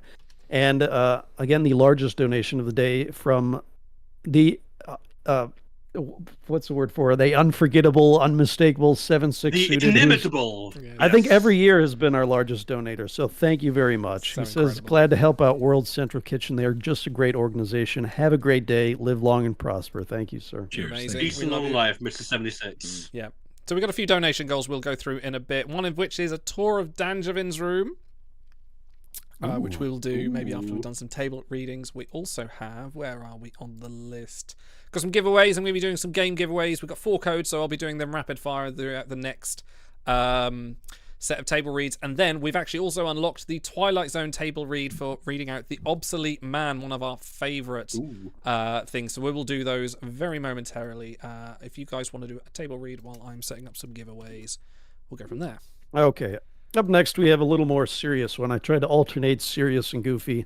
From the DS9 episode, It's Only a Paper Moon. We have Nog, Vic, and O'Brien in the holosuite. Who would like whom? Can I take Vic? Absolutely. Nog and O'Brien. I'll take O'Brien. Okay. And who wants Noggles?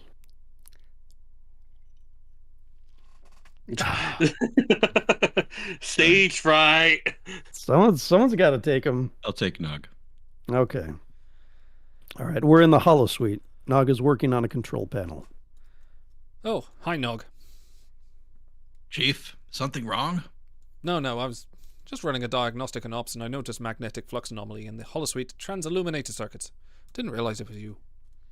Sorry, I'm just having trouble getting the Las Vegas program to run. You know, Vic's matrix is a little different than your standard photokinetic hologram. He can turn himself off and he doesn't want to appear. He doesn't appear. You mean he has free will? I'm an engineer, not a philosopher. All I know is that when Vic turns himself off, he's off. And ripping out the guts of the holosuite isn't going to change that. Anything else I can do for you?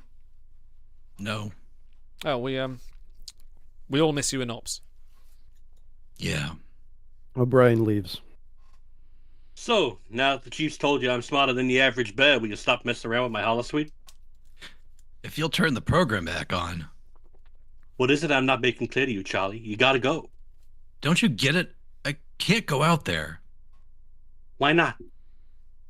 I'm scared, okay? I'm scared.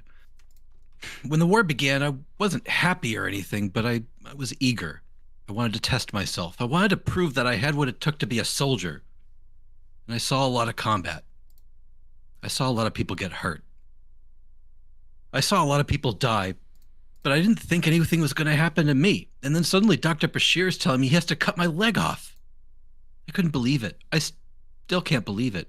If I can get shot, if I can lose my leg, anything could happen to me, Vic. I could die tomorrow. I don't know if I'm ready to face that. If I stay here, at least I know what the future's going to be like. You stay here, you're gonna die. Not all at once, but little by little. Eventually, you'll become as hollow as I am. You don't seem hollow to me. Compared to you, I'm as hollow as a snare drum. Look, kid, I don't know what's gonna happen to you out there. All I can tell you is that you gotta play the cards life deals you. Sometimes you win, sometimes you lose. But at least you're in the game. Nog leaves. Vic picks up his old walking stick. Crazy.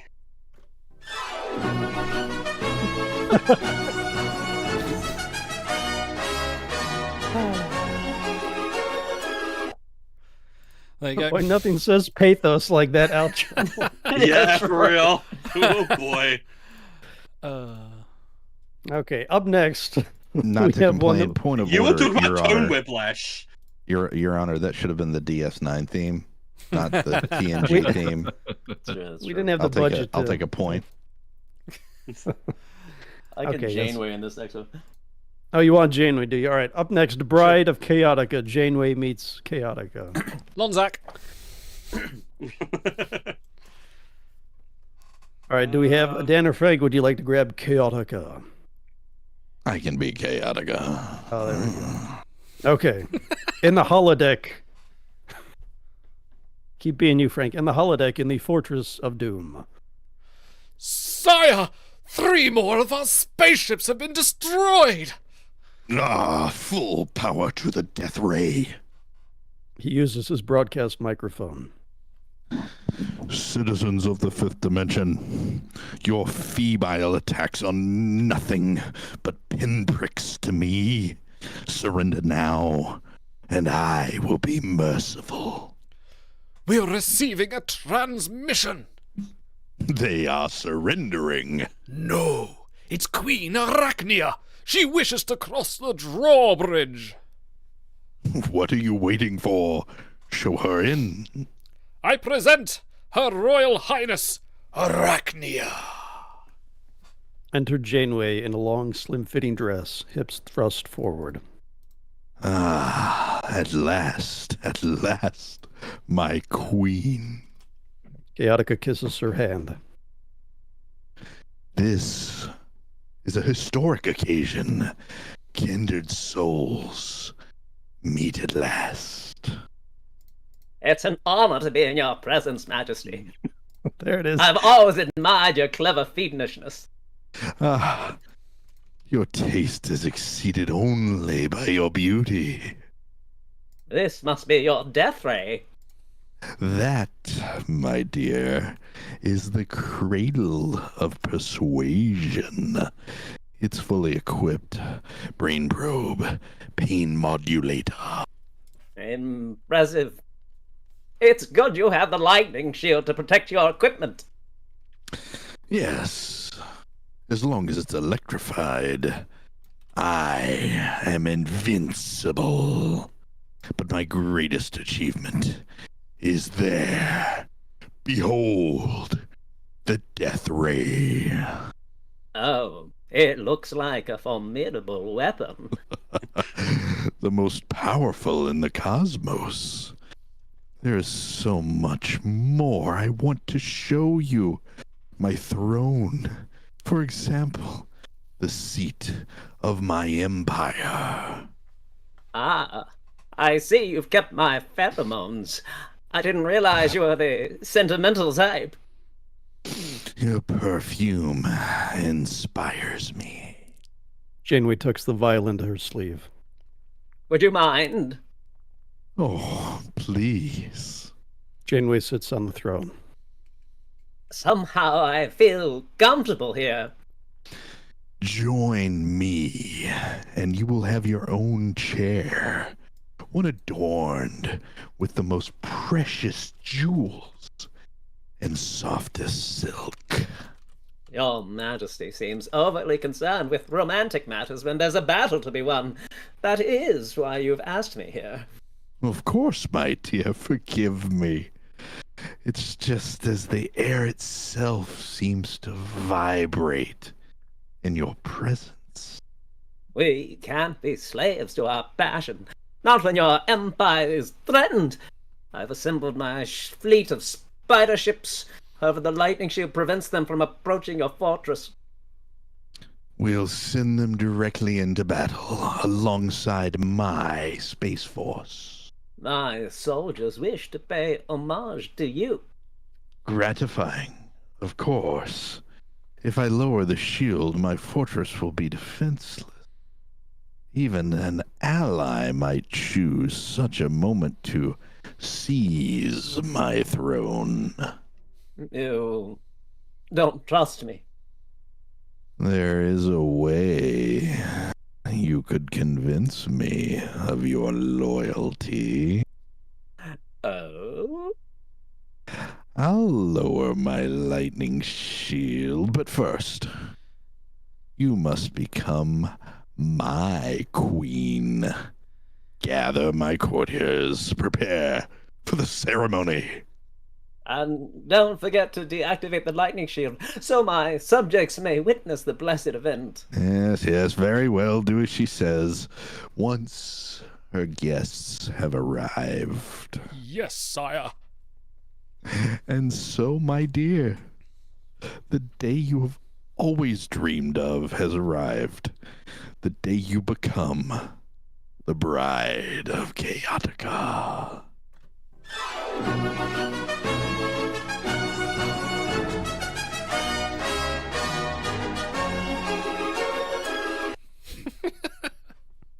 I've never actually watched that episode. I have no idea what he sounds like. I have no idea what the delivery is. Zero clue. You weren't far off, to be fair. His name's Chaotica. How else can he sound? Amazing. Giveaways are available in the chat, guys. If you want to win, at the moment it's Payday 2. That will be ending soon. We'll be going on to another giveaway. Payday 2 is a great game. Great game. Now that all the It's better DLC's than Payday out. 3, believe it or not. Well, It's yeah, actually the better of the two. unfortunately. Okay, up next we have an entry from Enterprise, Abby's favorite series. So there you go. If you're still watching Abby, I think it's season 3, Observer 4, Effect. isn't Is it 4? I thought it was 3. I think it's Anyways, 4. Doesn't really need Lindy, so. all right, hold on. We gotta settle this. Observer Quick, someone pull memory out. Effect. Enter. Oh, sure. Now I can't. I feel pretty secure. It is season 4, episode 11. Oh, where's Davey when we need him? So yeah, no, we all lost a point. No, Stars got a point. All right, I need 4 volunteers here because I have to get the other table read ready that chat suggested. I need an archer, a tucker, a Hoshi, and a narrator. I'll narrate. I'll go for Hoshi. Colorblind casting. I'll do archer.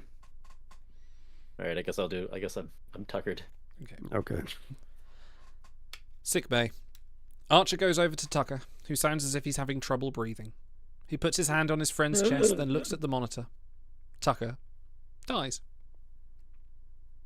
I have such respect for you, Captain Archer. The readout Trip? still says he's dead. Trip? Not exactly. I'm an Organian, a non-physical life form. He sits up. Trip is my host. What did you do to him? Nothing. We would never interfere with the natural development of other species. We only observe. Did you know about the silicon virus? That's why we come here. To see how different species react when they encounter it. You knew about the virus that killed 2 members of my crew and you didn't warn us. I wanted to, but it's not up to me. No, she removes the sheet from over her head and sitting up. You're breaking every rule we have. Because they don't apply to the species.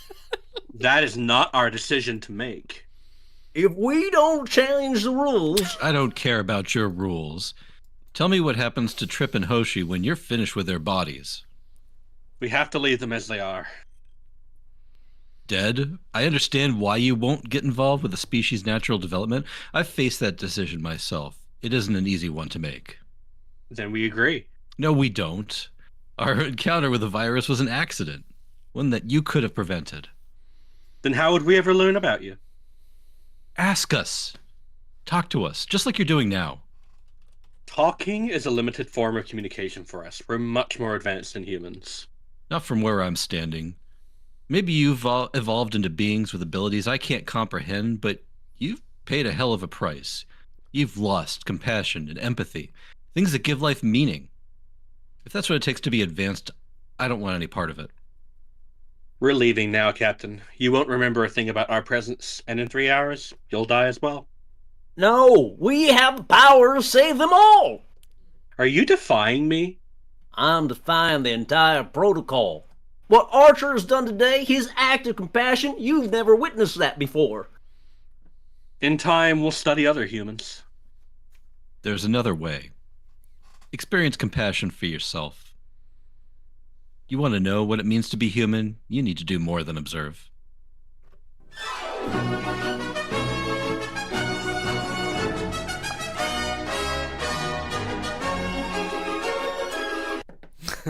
Really wish you had a banjo version of that. I don't know why I leaned into that accent. There's a snake in my boots. Oh, brother. I almost Poop died. question, sir. I almost died laughing. That was so funny. Oh my gosh. Still got tears in my eyes. All right.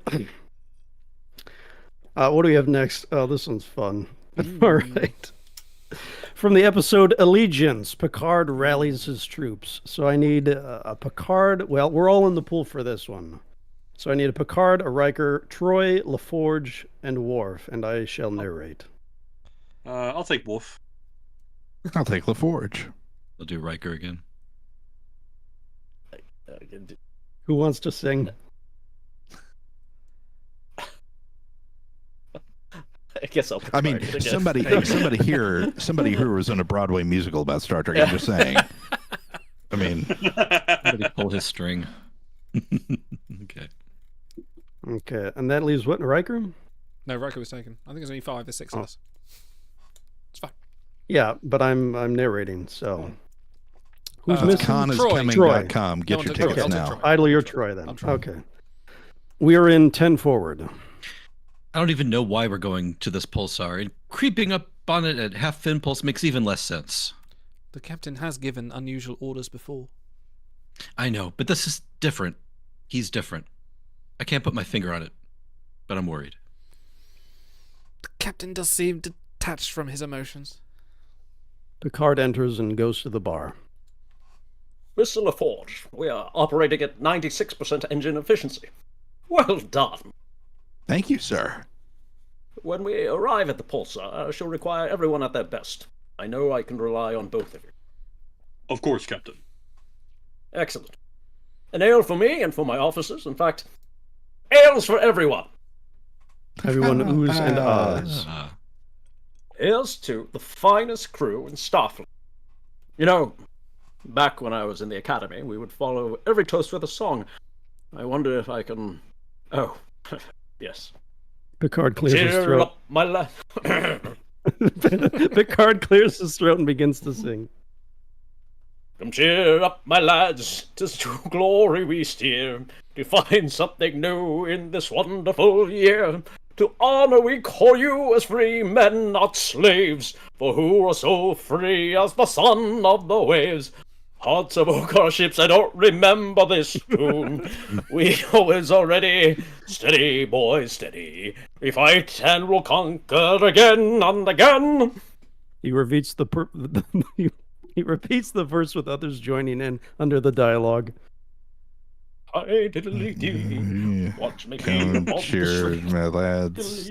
It's his glory. Cheer up, my lads. we steer. Purple Mountains Majesty. LaForge. Someone's lying after this.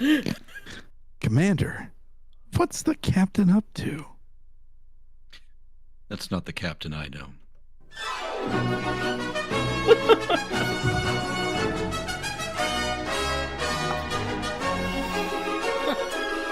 Stars, you've won System Shock 2. Okay. Oh, excellent. Thank you. Well done.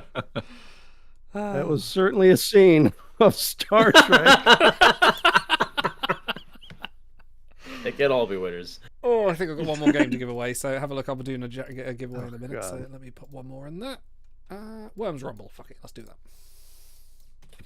Okay, up next, if we have any viewers left, the DS9 Season 1 episode Duet, where Kira exposes Maritza. I have to claim Maritza because I love this scene, and I I'll need a take Kira. Okay. Perfect. I'll narrate. Stars and I. Okay, thank you. Holding cell. How are you feeling? I was starting to get a little bored, but seeing you again brightens my day. I was referring to Kalanora syndrome. Would you like to see Dr. Bashir? Oh, so that's it. You want to see me writhe around on the floor in pain. A Cardassian would never put on such a deplorable display in front of a Bajoran. You just don't understand us at all. I'm beginning to understand a great deal about you. One thing does puzzle me. And what would that be? How you contracted Kalanora syndrome. Did you think the mining accident only affected the Bajoran laborers and not their Cardassian masters? That would be very nice. So you're saying you were at Galatep when that mining accident occurred? Of course. Why are we going over this again? Because your own progress reports show that you were back on Cardassia at the time of the accident. That's ridiculous. Receiving your proficient service medallion. The reports are wrong. I can show them to you. That won't be necessary. I know where I was. Why were you taking a dermal regenerative? I don't know what you're talking about. Then let me help you. 5 years ago, when you first got to Cora 2... Okay, that's enough. Your presence no longer amuses me. Get out. Why did you have your face altered? Security, get this woman out of here. Why are you pretending to be Goldar-Heel? Why don't you ask me something intelligent? As for instance, how did I feel when we were withdrawing from Bajor? The answer is I was furious. The thought of leaving any survivors behind was repulsive to me. So while our useless office clerks were packing their precious files, I ordered my overseers to begin slaughtering the laborers. If you felt that way about your filing clerks, why did you take Maritza's name? My plan was to do nothing less than kill every Bajoran in this camp, and to this day my one regret is that I was not able to accomplish this honorable goal. You're Maritza, aren't you? You mistake me for that bug. That whimpering nothing. Oh, you stupid Bajoran girl. Don't you know who I am? I'm your nemesis. I'm your nightmare. I'm the Butcher of Galatep. The Butcher of Galatep died 6 years ago. You're Amin Maritza, his filing clerk. That's not true. I am alive. I'll always be alive. It's Maritza who's dead. Maritza who was only good for cowering under his bunk and weeping like a woman. Who every night covered his ears because he couldn't bear to hear the screaming of mercy from the Bajorans. He breaks down in tears. I covered my ears every night. I couldn't bear to hear those horrible screams. You have no idea what it's like to be a coward. To see those horrors and do nothing. Maritza's dead. He deserves to be dead. Kira releases the cell force field. What are you doing? I'm letting you go. Security! Get in here! You didn't commit those crimes and you couldn't stop them. You were only one man. Oh no, don't you see? I have to be punished. We all have to be punished, Major. You have to go out there and tell them I'm Goldar-Heel. It's the only way. Why are you doing this? For Cardassia. Cardassia will only survive if it stands in front of Bajor and admits the truth. My trial will force Cardassia to acknowledge its guilt, and we're guilty, all of us. My death is necessary. What you're asking for is another murder. Enough good people have already died. I won't help kill another.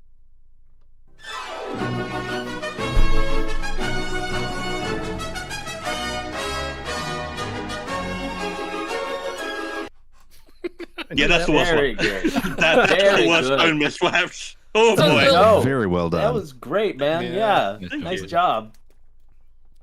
Very good. That's like a little palate cleanser. That tune at the end there. It's like the the lemon hand towel at the end that just Yeah, it's so seamless. Perfect. Now going from that to this, where I play Wesley, just clearly you're going to be transported. It's going to be magical. Dibs on Guinan.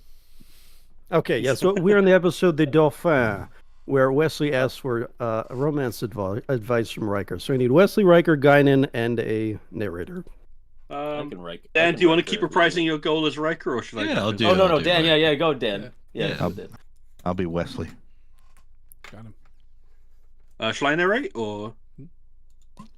If you don't have a role, go for it. Yeah. You good, Wesley? You good? All right, cool. Grin 10 forward. What should I say? How do I act? What do I do? Gaiden, I need your help. Could you step over here a minute? Sounds simple enough. They sit at a table. Now, the first words out of your mouth are the most important. You might want to start with something like this. Riker sits opposite Gaiden. You are the most beautiful woman in the galaxy. But that might not work. Yes. Yes, it would. You don't know how long I've wanted to tell you that. But you were afraid.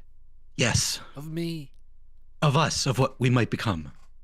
Commander? Or that you might think that that was a line. Maybe I do think it was a line. Then you think I'm not sincere. I didn't say that. There's nothing wrong with a line. It's like a knock at the door. Then you're inviting me in. I'm not sending you away. It's more than I expected. Is it as much as you hoped? To hope is to recognize the possibility. I had only dreams. Dreams can be dangerous. Not these dreams. I dream of a galaxy where your eyes are the stars and the universe worships the night. Careful. Putting me on a pedestal so high you may not be able to reach me. Then I'll learn how to fly.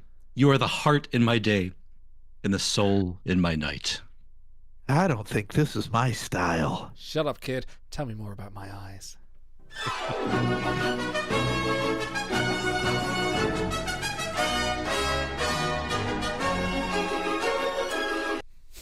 Sizzling sexual tension. That's a great scene. I felt it.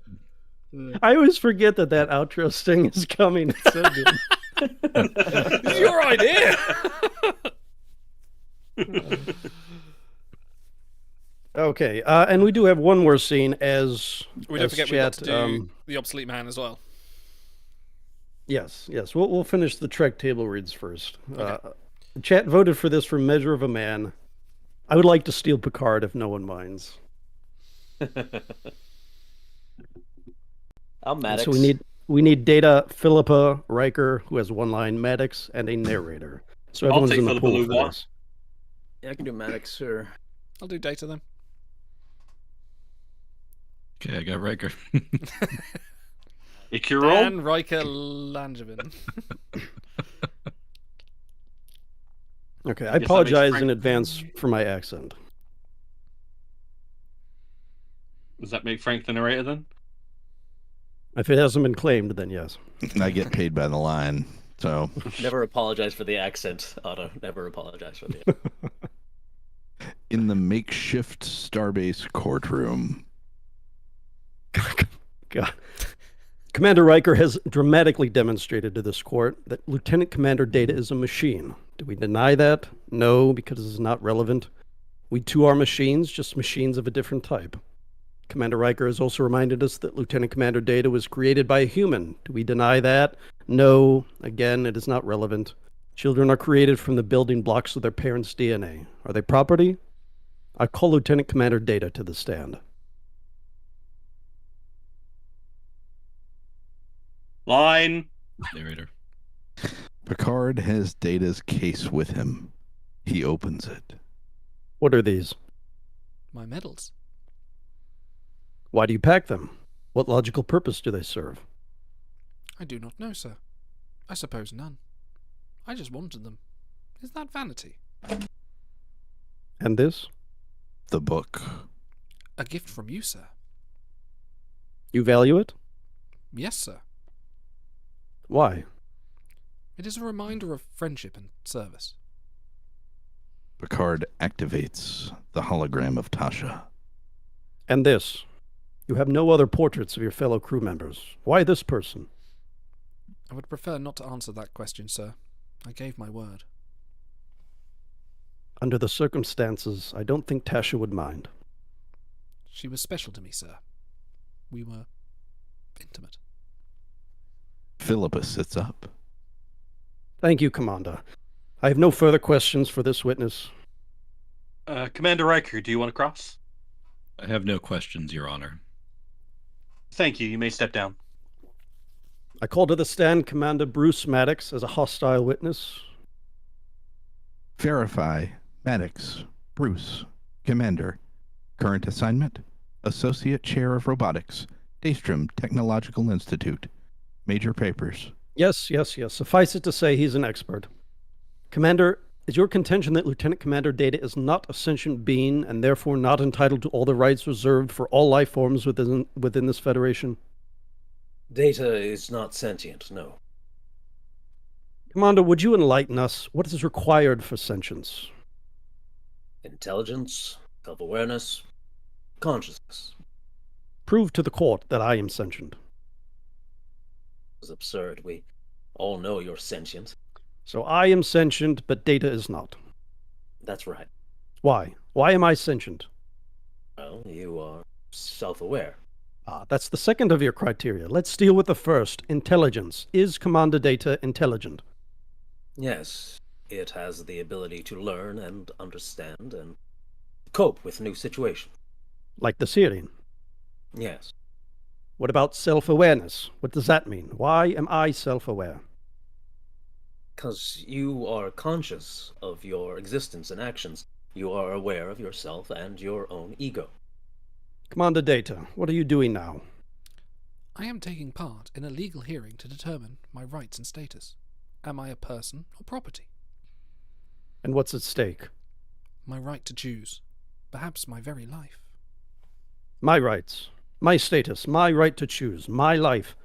It seems reasonably self-aware to me. Commander, I'm waiting. This is exceedingly difficult.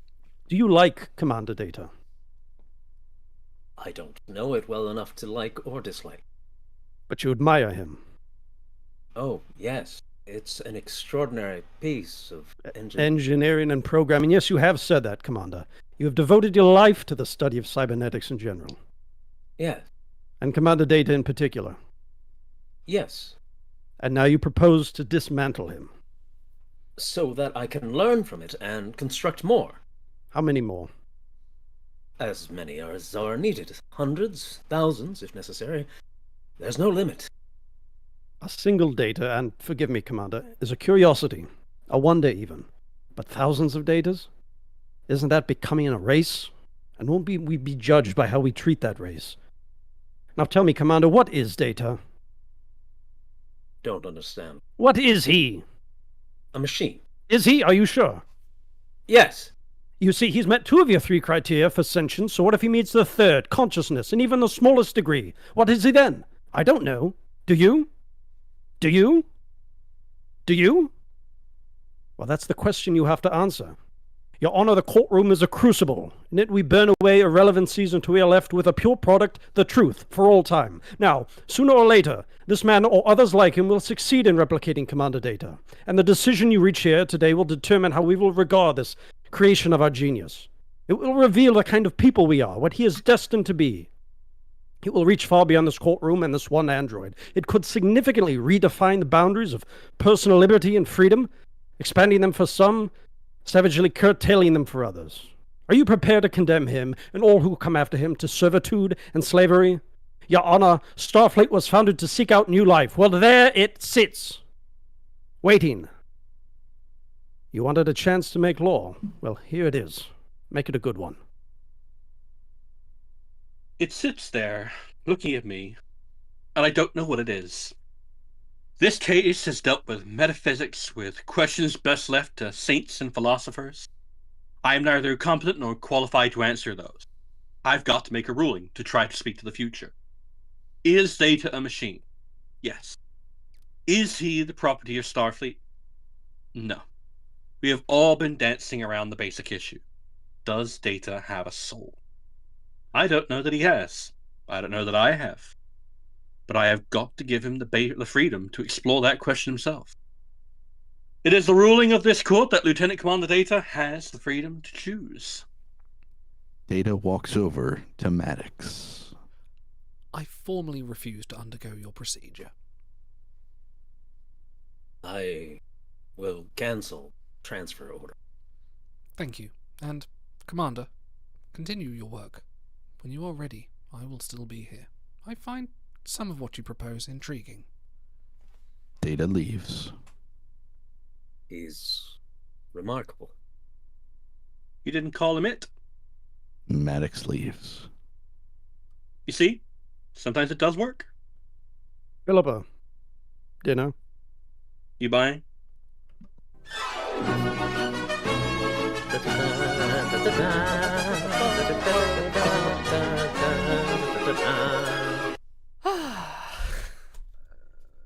Emotional. Tremendous. Heart. Well done. Felt. But we do have to do some donations. Well done. We have one more scene. We do. Where has it been posted? I don't think it has yet. Okay. What other scene? Obsolete Man. Now, Dan, did you have any others from Twilight Zone? No, that's the one. Although I put a link to a transcript here. We could do Act 1. Oh, where are we looking? Ah, I found it. Oh, my word. Okay. Oh, yes. I'll take the Chancellor. Oh, dude. All right. Oh, did you want it? By all means, take it.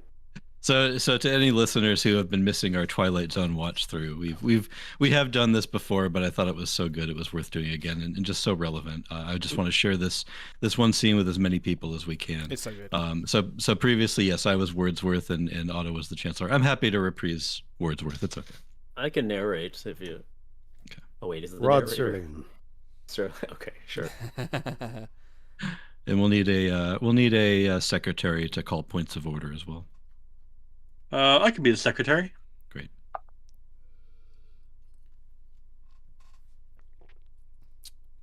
Okay, are we starting right at Act 1 then? Act 1.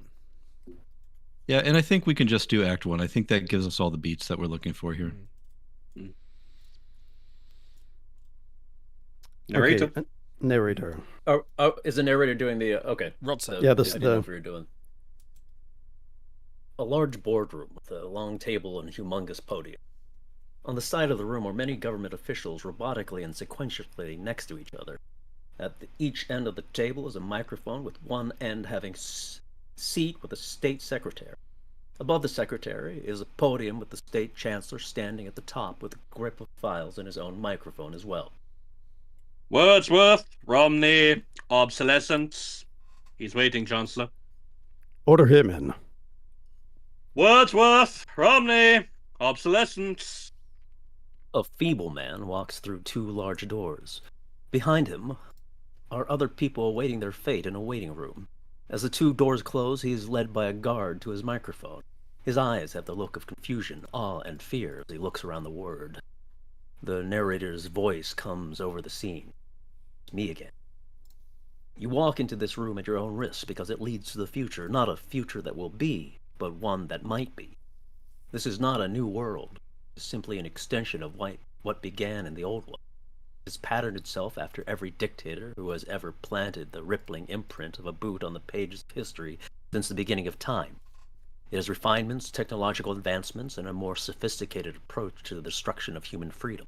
But like every one of the superstates that preceded it, it has one iron rule. Logic is an enemy, and truth is a menace. This is Mr. Romney Wordsworth in his last 48 hours on Earth. He's a citizen of the state, but will soon have to be eliminated because he's built out of flesh and because he has a mind. Mr. Romney Wordsworth, who will draw his last breaths in the twilight. Wordsworth, Romney, field investigation finding obsolescence. Do you know why you're here, Mr. Wordsworth? Yes, sir. I'd ask you to speak up a little if you will, Mr. Wordsworth. Yes, sir. I know why I'm here. You've been under investigation, Mr. Wordsworth, for the mandatory period of 1 year and 11 months. You are found to be obsolete. The purpose of this hearing, to make a finding in the matter and make a sentence accordingly. Do you understand that? I understand that. Your occupation, Mr. Wordsworth? A librarian, sir. What? A librarian, sir. Has this man had counsel? Yes, sir, he has. Has he been given orientation? Yes, sir. As this goes on, Wordsworth steps back into the darkness, as if knowing his fate.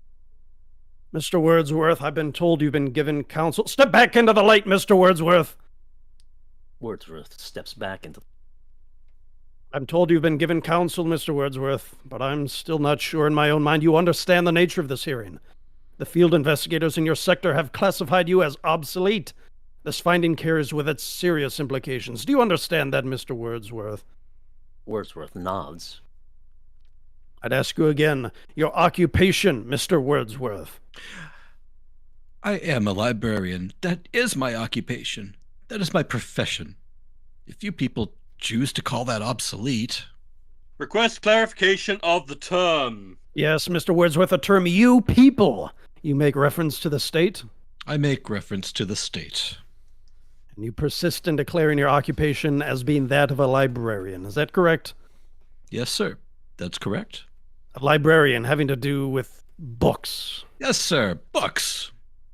Since there are no more books, Mr. Wordsworth, there are no more libraries, and of course it follows that there is very little call for the services of a librarian. Case in point, a minister. A minister would tell us that his function is that of preaching the word of God, and since it follows that the state has proven there is no God, that would make the function of a minister quite academic as well. There is a God. Crowd jeers in shock. The Chancellor looks angry. You are in error, Wordsworth. There is no God. The state has proven that there is no God. You cannot erase God with an edict. Oh. You are obsolete, Mr. Wordsworth. A lie. No man is obsolete. You have no function, Mr. Wordsworth. You're an anachronism, like a ghost from another time. I am nothing more than a reminder to you that you cannot destroy truth by burning pages. You're a bug, Mr. Wordsworth, a crawling insect, an ugly, misformed little creature that has no purpose here, no meaning. I am a human being. You're a librarian, Mr. Wordsworth. You're a dealer in books and 2-cent fines and pamphlets and closed stacks and the musty finds of a language factory that spews meaningless words on an assembly line. Words, Mr. Wordsworth, that have no substance, no dimension, like air, like the wind, like a vacuum that you make believe have an existence by scribbling index numbers on little cards. I don't care. I tell you, I don't care. I am a human being. I exist. And if I speak one thought aloud, that thought lives, even after I'm shoveled into my grave. Delusions, Mr. Wordsworth, delusions that you inject into your veins with printer's ink, the narcotics that you call literature, the Bible, poetry, essays, all kinds, all of it an opiate to make you think you have a strength when you have no strength at all. You are nothing but spindly limbs in a dream. The state has no use for your kind. You waste our time, Mr. Wordsworth, and you're not worth the waste. Instruct him. Romney Wordsworth, step back to await the finding of this board. Yes, sir. Wordsworth steps out of the light once again. 3 state officials walk forward. Ladies and gentlemen, how do you find? Obsolete. Obsolete. Obsolete. I concur. Romney Wordsworth, step forward. He steps forward. The board finds you obsolete. Your rights are as follows, Mr. Wordsworth. You are to be liquidated within a period of 48 hours. But you have an option as to method and precise time. There are several prescribed methods, Mr. Wordsworth. Pills, gas, electrocution, and that can be done immediately, or an hour from now, or any specific time that you request. I am a very rich man. Louder. Louder. Oh, I merely said that I am a very rich man to have such a luxury of choices. That I choose the following: to be given an assassin, to whom I shall tell the method of my execution. Unheard of. Mr. Wordsworth, we don't understand the nature of the request. Simply that you are to assign me my assassin, but that only he and I are to know the way that I am to die. That would be acceptable, Mr. Wordsworth, provided that you are eliminated within the 48-hour period. Oh, yes. And one final request. I should like to die with an audience. Ah, Mr. Wordsworth, that can be arranged indeed. It is not unusual that we televise executions. It has an educative effect on the population. I have no doubt. Now, as to the time of the liquidation, Mr. Wordsworth. Midnight. And the place? In my room. Agreed, Mr. Wordsworth. We will choose your liquidator and send him over to you.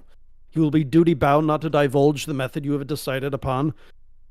That will be all, Mr. Wordsworth. You may leave and return to your room. The doors open back up as Wordsworth walks out. An odd one, with very bizarre requests. Bizarre, yes, but to our advantage. We will show the people how this obsolete man, this librarian, dies.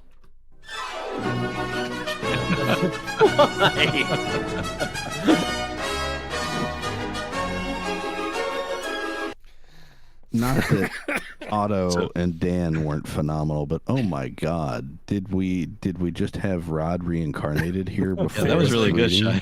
That was like It was incredibly good. Yeah. One game For show anybody host that is was interested in more, thank you for indulging us, by the way. Our second passion has become Twilight Zone. As Automata 2000, myself, Captain Idol, and some other guests have watched through some of these old episodes.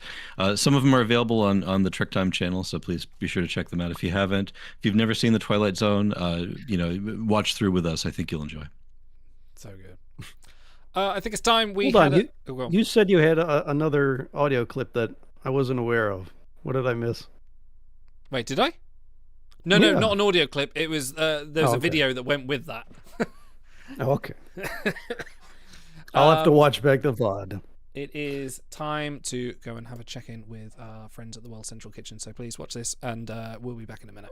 Category 4 hurricane slamming into Florida's southwest coast this afternoon. Firefighters are battling a devastating forest fire near Yosemite. Explosions that rocked the Ukrainian capital. Feed everybody as quick as you can. Don't tell me you're getting ready to do it a month later.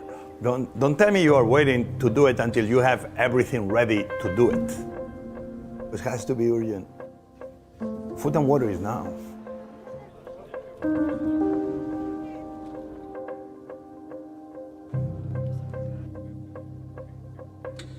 We didn't have enough trays, we didn't have enough plates, we didn't have enough knives, we didn't have enough hands.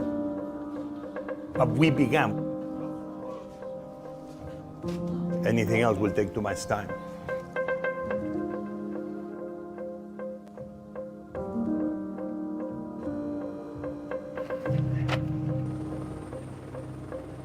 Not tomorrow, not next week, not next month, today.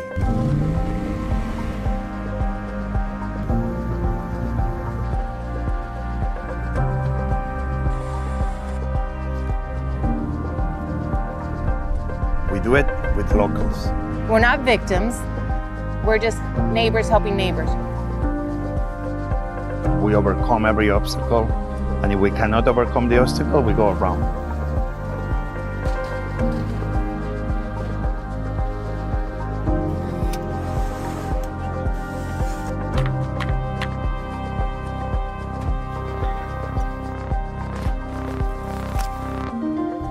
Here we are, and we'll come back tomorrow and the day after until you are okay.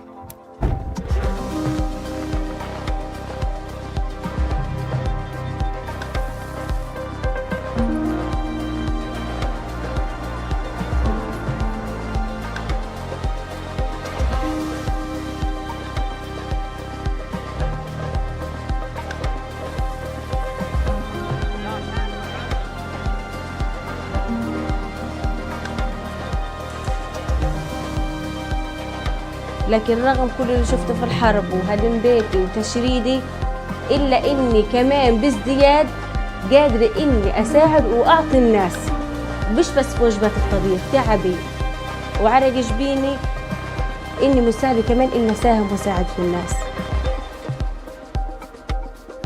And that's what makes World Central Kitchen so special. We have. Or hello. Like, what's better? Works better for the. Okay, we are back.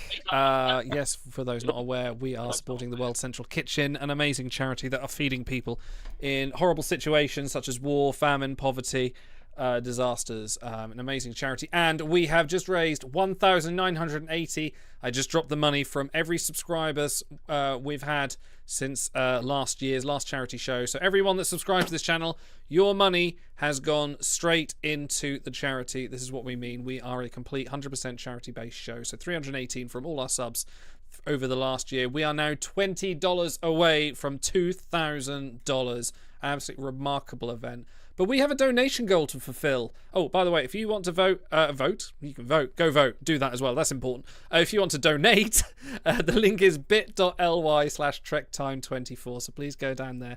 Give generously. If you cannot, or even ungenerously, if you can only give £1, $1, whatever, please do that. If you have a friend, let them know. If you don't have a friend, go find some. Let them know.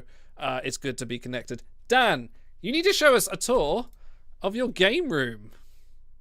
Yeah, thanks. Well, I want to start just by showing off. So I had played our blindfolded Mario playthrough of World 1 earlier on one of my favorite little bits of technology here. Now, this isn't classic vintage, but it is guaranteed Nintendo brand. This is the NES Mini here, and I've got a modified version. You can pretty easily modify it. Oh, right. So I've been able to add in pretty much every ROM from the original wow, you've modded yours. That's awesome. NES run that I like to play. So these are the basic ones that come with it, and then also awesome. With a little bit of USB magic, you can add pretty much every other ROM. Now, you might be thinking to yourself, ROMs, wait a minute, aren't those, illegal unless you actually own the original game? Well, we'll get to that in a minute. So we have we have a good selection. Some of the classics, DuckTales, if you like, classic chiptunes music. DuckTales is a real treat for you. I've got some imports from overseas. One of my favorite ones I've been playing through recently. Here's a ROM hack. Very active community that takes old ROMs and updates them. This is called Extra Mario Brothers, and I'm going to showcase this right now. This is a playthrough that takes the original Mario Brothers and combines it with a lot of the Metroid type progression, where you can upgrade your fireballs as you go through. Wow. It's a completely redone game, so it's kind of like a remix of the original Mario's, but there's brand new enemies in it.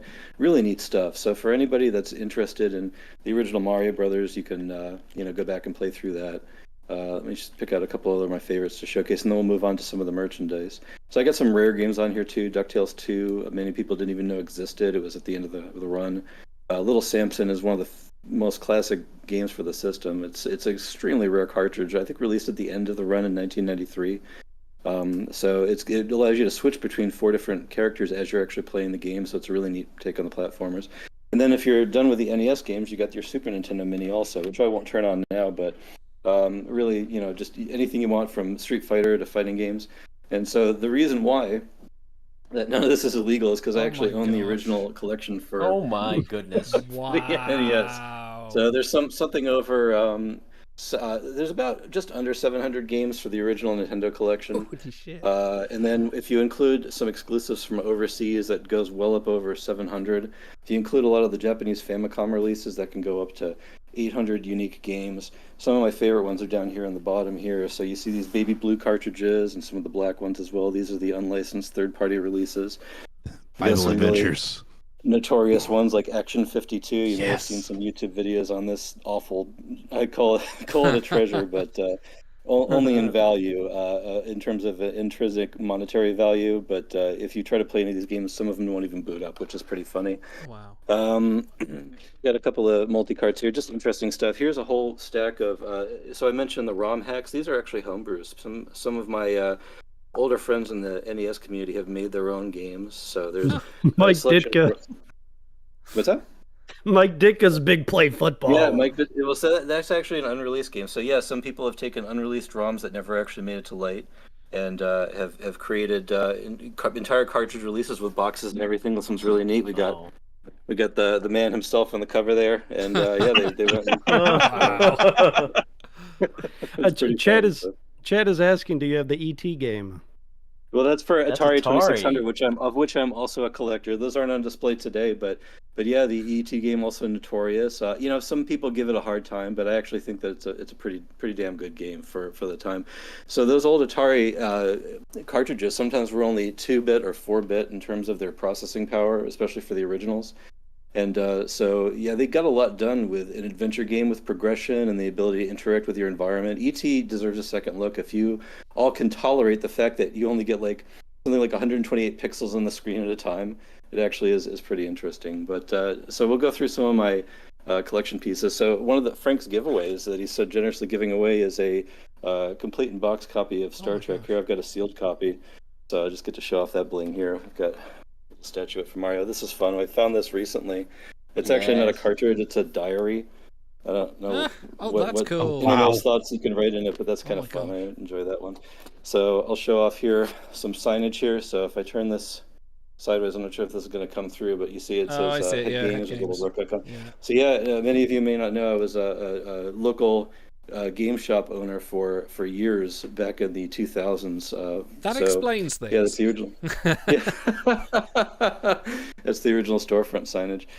One of my favorite pieces here is from the official Nintendo, and this is after I had submitted some tips to Nintendo Power, and they wrote me back to tell me that they didn't want to use my tips, but they appreciated me reaching out, which was really fun. Please consult a lawyer.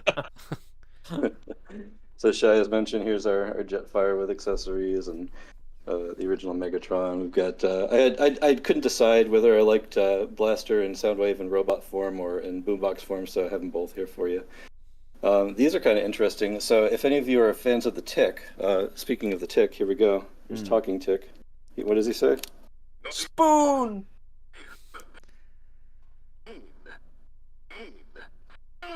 There you go. Here's your spoon. Got your spoon there. So that's the original batteries from 1993. I don't know how they're still working. Jeez. But these are from the Amazon redo that they did. These are actual prop set use props from that. Peter Serafinowicz, or whatever his name was, yeah. Peter Serafinowicz. That's it, yeah. Peter Serafinowicz, yeah, fantastic comedic actor. Really does a great job. Does a lot of good dramatic work too. An entire collection of all the Mega Man games, including some of the Pan American releases. These two right here may have some unfamiliar box art to you. That's because these are from overseas, from the European region, so they got a little bit of a remix box art. One of the old websites that's no longer active, but I was a member of this old website called NintendoAge.com. Got taken offline. I got bought out by, well, I think Frank knows the story, but yeah, this old website, I designed the logo for, so I like to keep the logo up, and then I won a nice copy of Bonk's Adventures for my journeys. Here is the entire black box set from the original release of the NES, so all the original release games. When you say you ran a shop, you ran a shop to get all the collector's items, then you closed it, right? Yeah, that's right. Yeah, I let them trade in Nintendo games for Pokemon cards. It was a sweet deal. Here's an original release of the Monopoly game, so it's kind of neat too. Anyways, and say hi to Rob, everybody. Hey, Rob. Hey, Rob. And then some Game Boys. So, some Game Boy, every North American Game Boy Color, Game Boy Pocket, just casual. So yeah, that's all I have to display for you right now. But thanks for walking through memory lane with me. I appreciate that. Dan, how much can you bench press? Yeah, thanks. Yeah, you can tell I've got shit stacked on top of it. At least it's not clothing draped over it. But yeah, my work bag is just as bad, so it doesn't get as much use as I'd like. That's amazing. All right. Incredible. Awesome. And the fact that you were involved with Nintendo Age now tells me for sure 20 years ago you and I were shit talking each other madly on the forum, unbeknownst to each other, and now here we are. And he also just like flew past the very rare gold Game Genie for the NES, just hanging on that because every other Game Genie is black and purple, but he's just got the gold one. He's just like, yeah, Sure. whatever. Oh damn, that was absolutely fantastic. It's so funny. You know, when I used to shoot like little action films with my friends when I was younger, we obviously didn't have a gun, so we would use that Megatron in our little action films. Yeah, the little John Woo wannabe films. I'd pick it up and brandish it, but yeah, it's so loose. All the old vintage G1 Transformers, the joints get so loose. Oh, there you go. It's good. Frank's got a prop at least, so. Anyways, thanks for indulging me, everybody. Chat for bringing the stream to a grinding halt. No. No, we got the best stuff coming up now, as we're going to go into a bit of what the dub. But first, we have actually unlocked a very special donation goal. In fact, that something that Auto was meant to do last year, but he didn't. Oh and he God, has to do is it it this already? Year. It has triggered. Our sub donations have triggered Esperanto Rocketman. dude. Good luck. This is the Holy Grail. The piano's coming through. Hang on. Jeez. Oh. All right, hold on. I was not.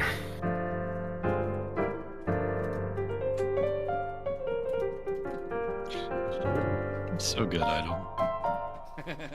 Look at that professional, incredible. I can smell the cigarette smoke in the air as you noodle. Everybody here has so much talent, and like, I got some stuff on the wall.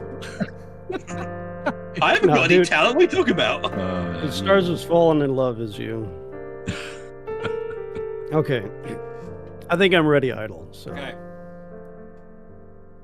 This is, in case anyone's not aware, this is Shatner singing Rocket Man, but in Esperanto, because he did a movie once in Esperanto.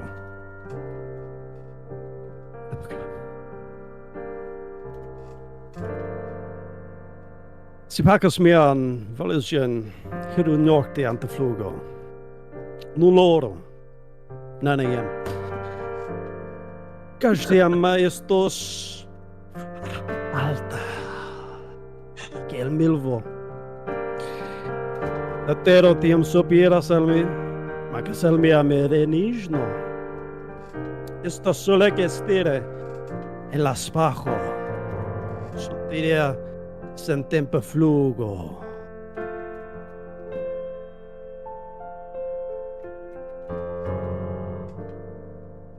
Jasmai pensas que estos longo tempo te latrigo al portas men de novo potrovi.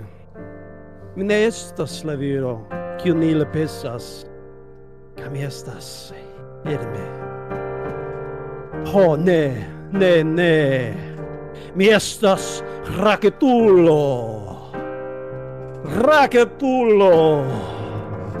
Brulegante lian fuce cete sole.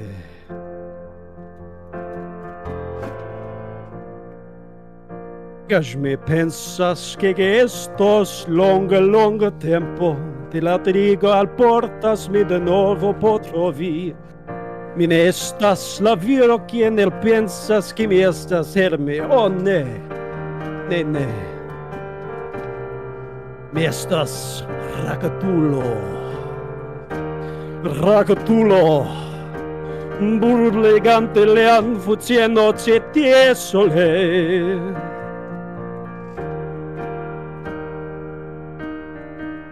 And that's all I got. Bravissimo! Grazie. Travis. That was Rakatulo. This is the final Trek time ever. That will never be topped. Oh my god. This is where it ends. Would you say, Frank, that Good we're going night, out on everybody. a Hi. I know an alta. It's alta. Wow. We need to play some What the Dub. God. I need to palate cleanse that. How dare you, sir? Incredible. That was incredible. What, I it have was to really admit, at some points, it did sound like you were singing in Simlish. So you know you did this in Esperanto. What part of Google Translate did you actually use? Okay, so I couldn't find a text-to-speech for Esperanto, but on one of the forums, they're like, if you use a Polish text-to-speech, it can approximate it pretty well. So I'm up at like 7:30 in the morning, going through this with Polish text-to-speech, trying to learn Esperanto for Rocket Man, so... I think you did it beautifully. The things you do for love. Incredible. Guess what? We all love you. You are the heart and soul of our group. So dumb. All right, thank you. But you have to tell Scholar because you promised him. You promised him last Yes. year you would do that. Yeah, I tagged them earlier today, so... Well, we are $20 away from 2,000. If anyone fancies popping it in and getting us up to that magical number, I will not object. Let's play some What the Dub. I think it's high time we did this. And close. We also love No Name Namer, and I've never seen the two of you together in the same room. That's true. I'm not Very true. sure you're not. That'd be such an elaborate long con. That'd be so elaborate. Okay. What's buzzing, cousin? Time for What the Dub! It is time for What the Dub.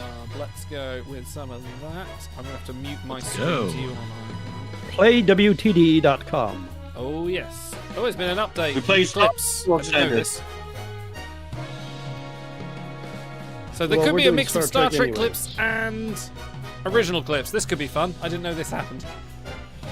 Let's start a new game. Oh, I'll need something to play on. Hang on, I need to open a browser somewhere. I'll do it on my phone.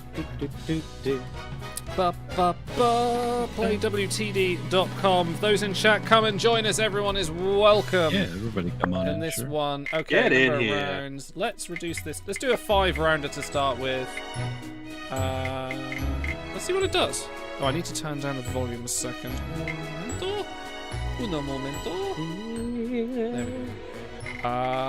Let's start the game. All right, grab some friends. So, head to pop in your name playwtd.com and enter your room code. RNQV. Oops. Nope. Someone's gonna beat me too. There we go. QV. Stars just beat me. There we go. That's us. Oh wow, that was quick. Fantastic. Right, start it off, Stars. Oh, I have control. Okay. You have control. I have all 5. Welcome to What the Dub. The We all know how rules to are- play. We know how to play. Yeah. Man, it's been a But does chat know? Oh, they'll get it. If they don't by now, they will soon. So what I'd like to do Oh, with wow. you right now is explain.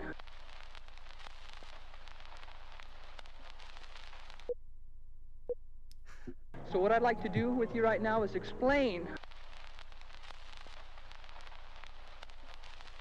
Show them you're not just a pretty face. Enter your dub.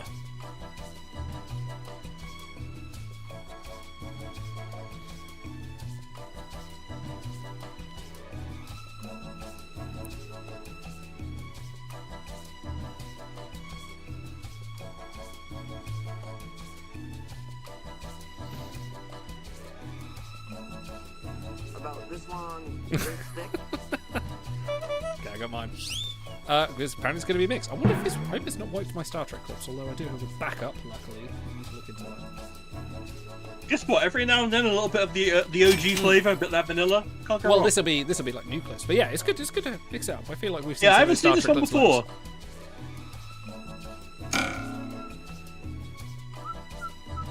once. You had to get this song stuck in your head for a long So time. 6 players is max, right? Yeah, 6 is max. Yeah. So we'll do this round, and I'll jump out after this one because I know chat wants in. Absolutely. You all good, Shy? Yeah, I think so. Hey, don't rush perfection, all right? What He I'd like kicks to our do ass. with you right now is explain. That wasn't Esperanto or Polish. That was Simlish. Dag dag. So what I'd like to do No, with for the you right debug. now is explain. That if you don't hit this gnarly grind just right, you're gonna hit the rail, and it's gonna be.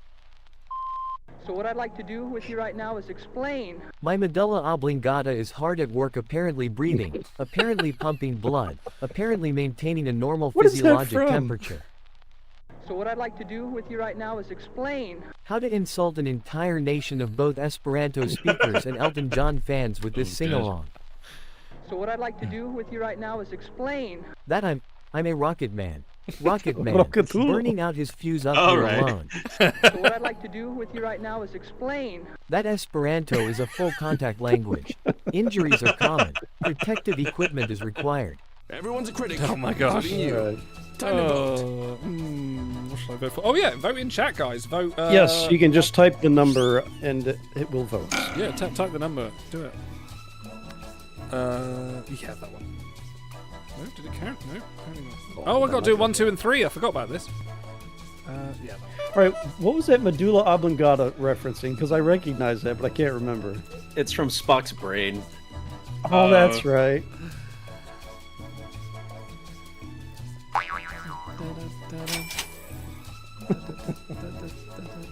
That was a good one.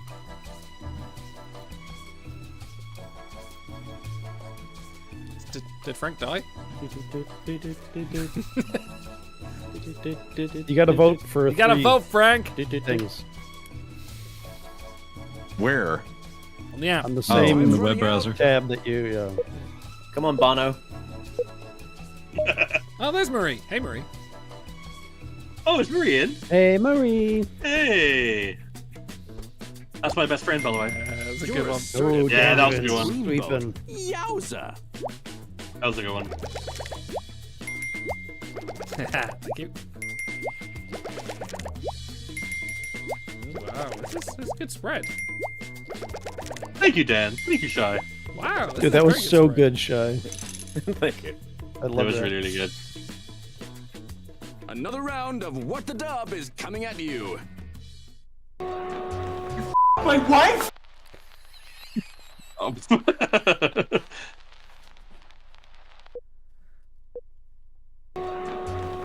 My wife?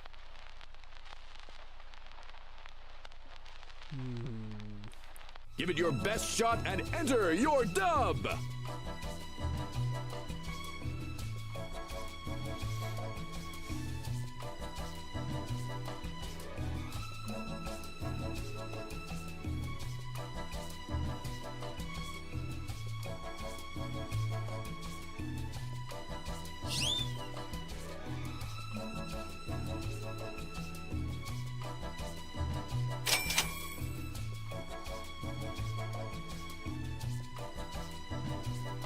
Oh, this is a lot of fun.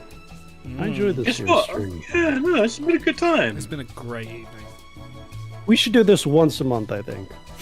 No.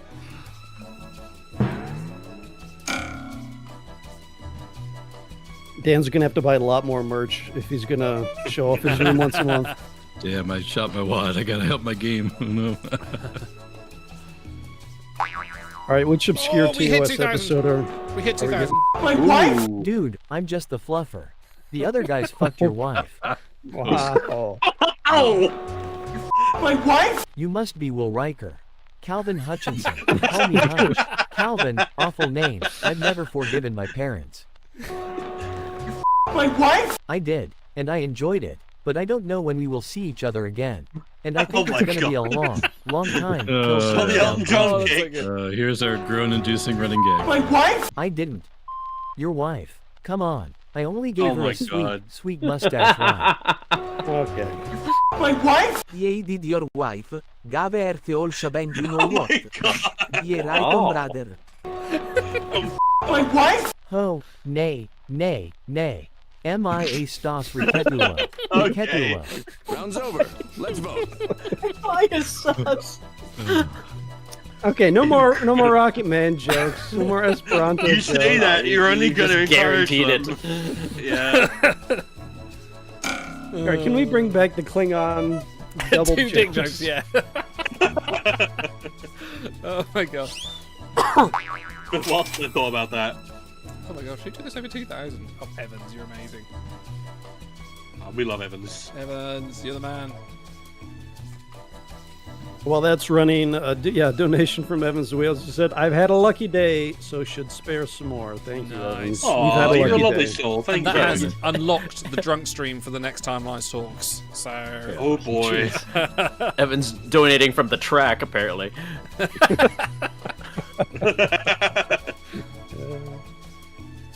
Better hurry. Which is appropriate considering I'm dressed like a horse owner. Or a jockey.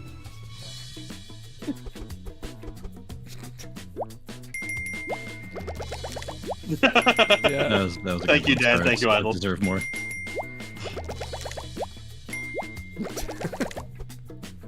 All right, this is Shy. Yeah, I like that.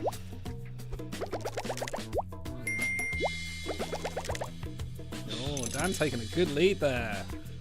Oh yeah, he's coming in strong. Round 3. Where are you going?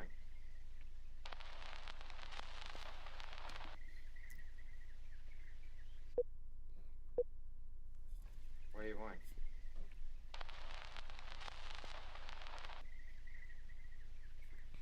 No time to waste. Enter your dub now.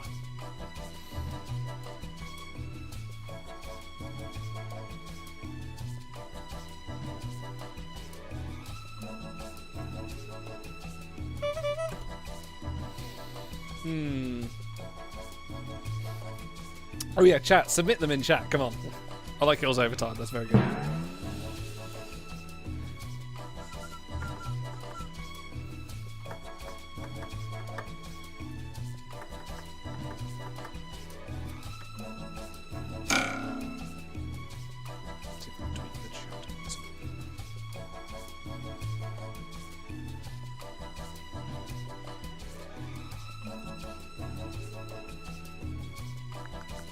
This is so great to do at the end of a long stream. We got so much to mine. Yeah, you get the cut loose. Yeah. I don't know how the Brits' brains are functioning at this point. Yeah, it's only 2 o'clock in the morning. Oh man. Thanks for sticking it out, I'm guys. actually doing better than I have done previously. You see, Vault Tech is the foremost builder of state-of-the-art underground fallout shelters. Vaults, if you will. Vault Tech Luxury calling. accommodations, where you can. Yeah, cut off. Iwon. Your wife. Okay, no. Theoretically, if I poke my finger through that peephole with you, oh, never mind.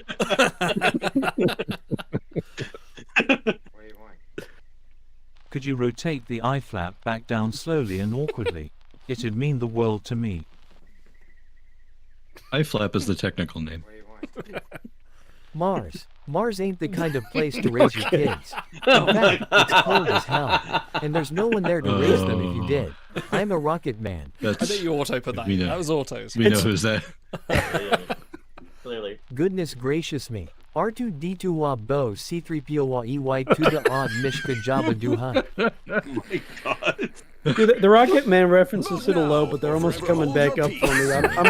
It's almost getting me again, but not quite. Oh my gosh. I want to vote for that one.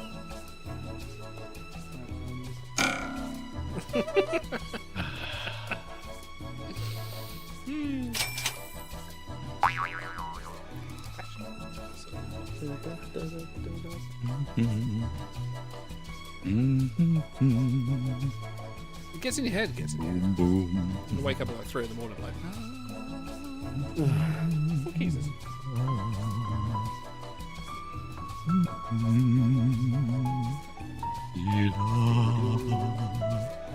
It's It's an E for everyone. We wait. I had an alternate one here. It was the hole's a little high for me. Is there a step stool? Yeah. I voted. See, the sad part is I can't tell if it's stars or Frank being obscene. Hey. That was good. Yeah, I like that. Oh, that was idle. I want Yeah. to beat your wife. Someone's got it. Yeah, I like that. Yeah. Yeah, that was good. Overwhelming. That was Very really good. Thank you.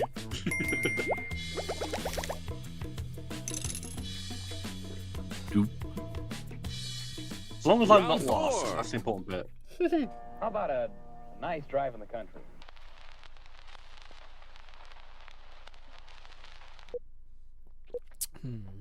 How about a nice drive in the country? Enter your dub.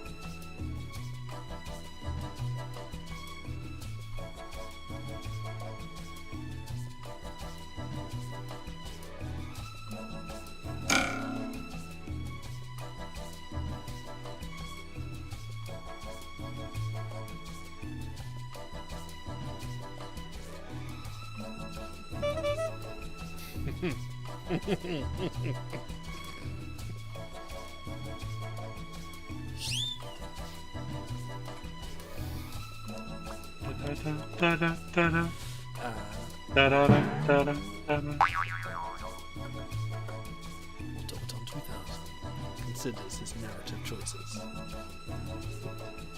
Should he go with something witty, or should he just put another Rocket Man reference in there? Yeah, he's Or just should he running just whatever be it is through crass? Google's Esperanto translator. No, I'm stuck. How long do we have? 30 You seconds. got 30 seconds. You got 46 seconds. Yeah. This one was hard. Thanks to the 20 people that have stuck with us throughout the day, we still got Actually, Yeah, you no, guys we've are got viewers awesome. all day long. Yeah, Yeah. yeah. You guys have That's been here for crazy. over 8 hours. It's nearly coming into our 9th hour How now. about a nice drive in the country? I'm your sister and you tricked me. How about a nice drive in the country? Oh, I'd like that. Wait, are you just using me for my hair? I'm more than follicles, Johnny. How about a nice drive? He has a Johnny look to him.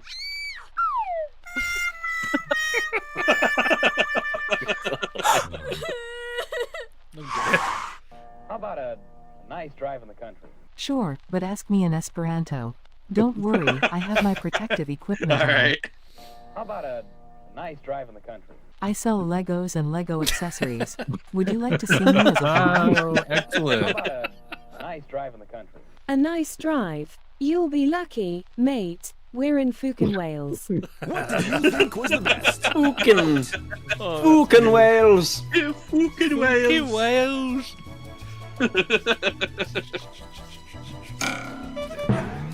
Oh, there's some really good ones this round. Yeah. I'm really, really happy.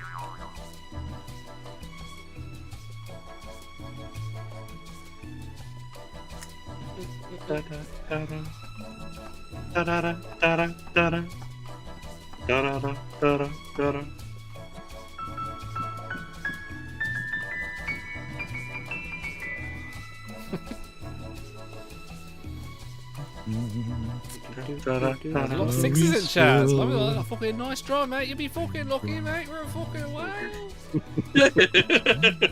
Pandering to the European viewership.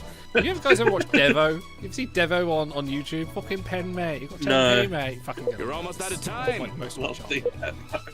Fucking pen, mate. Devo? Your childhood, wow. Wow. Middle, late. A long YouTube time ago in the childhood. galaxy far, far away, huh? Yeah, right. I like that one, man. That was good, yeah. I liked it. Thank you, audience. Thank you.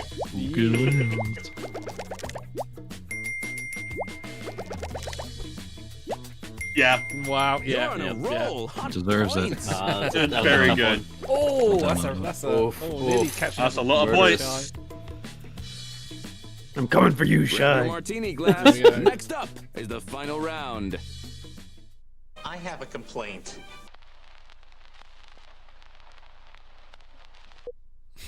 Oh, I know. I have a complaint. Time to shake the world, kid. Enter your dub.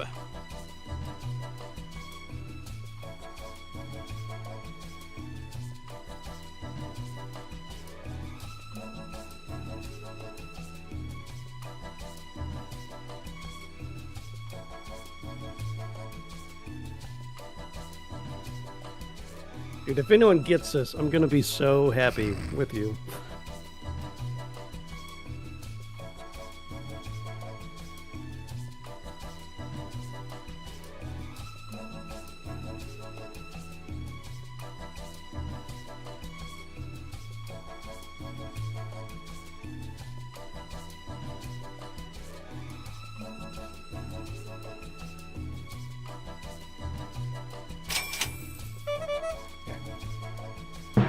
Nah, I'm so serving this one. Yes, Cairo, I think we'll do Star Trek clips for the next one. Yeah, I'll have to see if I can find what happened there. I will work it out. I just have to reload my files. I have a complaint. But it's gazpacho soup, Mr. Rimmer. It's meant to be served cold. I have a complaint. I think you're crazy. I want a second opinion. You're also lazy. Dr. Zayas. Dr. Zayas. I can't do Dr. Zayas. Dr. Zayas. Dr. Zayas. Dr. Zayas. I have a complaint. Look, we served 12 varieties of tomato soup, and Oh, that apparently God. wasn't good enough for you. Oh, that's a classic. I have a complaint.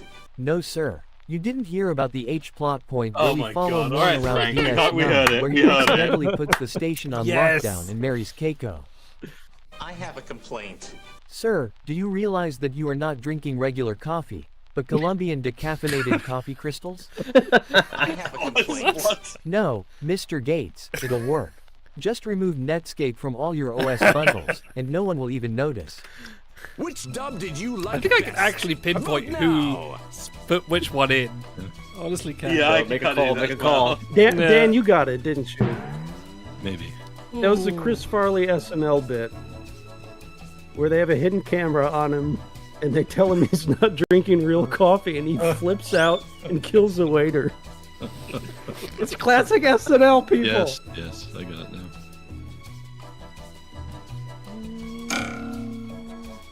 Whatever, I'll take the L. I'm proud of that one.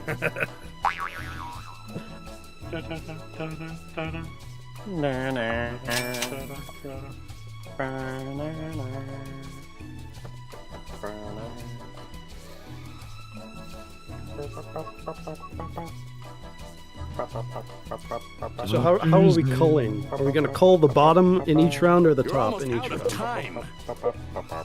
Or we having volunteers? Let's let the Culling. winners Oh, I don't retire, know. or whoever wants to step away.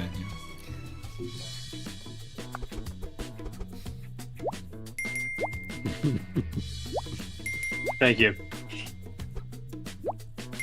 Yeah. Slick here. Oof. lands Yeah. a Wow. tackle and clinches Red the Dwarf round. fans to the Oh, audience. the Red Dwarf fans. Dan coming from behind. I like the idol. Thanks, It was Stars. good. Thank you. Oh, Right down to the wire. Yeah, what could it be? Is it gonna be Dan? Yo, well done. Hey! Cinderella story out of nowhere. This is my first What the Dub, so Oh, thank you. Well That's done. great, Luck Frank. next time, ankle biter. I voted Pros and for you, cons, Frank, on and that you lost last one. this. Thanks to everyone who played, Oh, right, except okay, that one fourth, guy okay. who wasn't even trying. So with Stars, those you new weren't the clips, loser. Idol, there's some color clips in I there. was I don't not, remember. in fact, the loser. I won by 10 points. Right, let me just close this. I'm gonna see what's happened with the Star Trek clips. I'll get those back in, and I'll Okay. let me figure out this out. While... I think I might call it there because I've You got sure? work tomorrow, so I will vacate my spot. All right, buddy. Oh, Let me. Oh Christ, I've ruined the layout. Guess what, guys? You're all goddamn amazing. It's You're an been absolute amazing. pleasure. I could not think of anyone else I would rather do this stream with. This has been, like 9 hours. Absolutely. Oh, I'm has. tired. But guess what? You guys have kept me alive, and I appreciate it. Dude, Stars, you, thank you Stars. very much for coming with us. We are going to do another round. If I can find it, with Wouldn't be the same without you. Have a good night, buddy. seriously would. Thank you very much. Wouldn't. I mean, Have a good one, guys. I'm sorry I had to humiliate you. oh God. Love you right. too, Idol. Yeah, love you too. Have buddy. a good one, guys. See you later. Bye. What the dub? There it is. Right, what the dub data, streaming assets. Let's have a look. Video clips. Oh, look, it's put a fucking load of new ones in there. Oh, wait, it's deleted all my old ones. Okie dokie. I feel bad about humiliating Stars in front of the world tonight. But Right, luckily I have. Was it humiliating that he could only beat you by 1 point? Is that? no, I think more that he actually put time and effort into describing a Discovery movie. I don't think the actors on Discovery would want to watch that movie. They certainly don't want to watch their own show. I guess I'd watch the movie too. I actually like Discovery. Whoop, whoop. Now I'm So starting to Idol- realize mine sucked. Do we need a little bit of filler here? Because I have some content. Yeah, go while for it, you're go for it. working While through. I'm sorting this out. Okay. It won't take me too long to do. All but right, yeah, so go for it. we never got to read any of the AI-generated Star Trek Oh, plots. yeah, go but, for it. Go do that, because I Yes, know yes. we anyway. So. All right. I feel like we're having a good time here, so I'm going to go with the funnier of the two, which is Riker's beard. So, the dramatic reading for you all. The airlock of the Starship Enterprise swung open with a hiss, and Commander William Riker strode through, his boots thudding against the metal grating of the corridor. He was a man of distinction, his shoulders broad, his bearing proud. But what truly set him apart from the rest of the crew was the magnificent beard that adorned his chin, cascading down to his waist in a glorious mane of black and gray. It was a sight to behold, and it was all thanks to Captain Picard's new mandatory beard policy. The crew had been scrambling to find ways to grow their own impressive facial hair, but Riker's beard seemed to be the secret ingredient to unlocking unlimited ratings. As he made his way to the bridge, Riker couldn't help but feel a sense of pride and accomplishment. His beard had not only made him stand out from among his fellow officers, but it had also become a symbol of unity and strength for the entire crew. They were all in this together, facing the unknowns of deep space exploration with a newfound sense of purpose and camaraderie. And at the center of it all, standing tall with his magnificent beard waving in the air, ventilation, was William T. Riker, the man who single-handedly transformed the Enterprise into a veritable beard paradise. But not everyone shared in his enthusiasm. There were murmurs of discontent among some of the crew, particularly those who had been unable to grow beards as luxuriant as Riker's. They felt left out, like their contributions to the mission weren't being valued in the same way. Some even went so far as to complain that the new policy was sexist, as it forced women crew members to grow facial hair against their will. The captain, ever the diplomat, had tried to reassure them that their skills and abilities were still greatly appreciated, but the dissenters remained unconvinced. As Riker sat down in the captain's chair, he couldn't help but wonder how he could quell the growing discontent. He knew that the beard policy had been implemented with the best of intentions, but he also understood that it wasn't going to be easy for everyone to adapt. Perhaps he thought there was a way to find a compromise that would make everyone feel included and valued. It was a problem that he was determined to solve, not just for the sake of his crew, but for the success of the mission itself. In the meantime, Ensign Wesley Crusher had been hard at work in the ship's engineering lab, tinkering with a device that he'd been working on for months, a photonic beard generator. The device was a marvel of Federation technology, capable of emitting a harmless but visible stream of photons from the hair follicles of those who activated it. Crusher had originally intended it as a joke, but after seeing the dissension amongst the crew, he realized it could be the perfect tool to unite them. After running the idea by Riker, who had been impressed with Crusher's ingenuity, they decided to hold a ship-wide vote. The results were overwhelmingly in favor of using the photonic beard generator, with even those who had been opposed to the beard policy in the first place expressing excitement at the prospect of having their own photon stashes. As the crew filled into the shuttle bay, eager to receive their newfound photon beards, Riker couldn't help but feel a sense of pride and accomplishment. Not only had they managed to address the concerns of the crew and maintain morale, but they had also found a way to make deep space exploration a little more fun and a little less lonely. With the entire crew now adorned with a sparkling photonic beard, Riker knew that they were stronger than ever before and that no challenge was too great for them to face. In the scene. Entirely by AI, no editing. Oh, it's not coming through to us. It was really about the beards we grew along the way.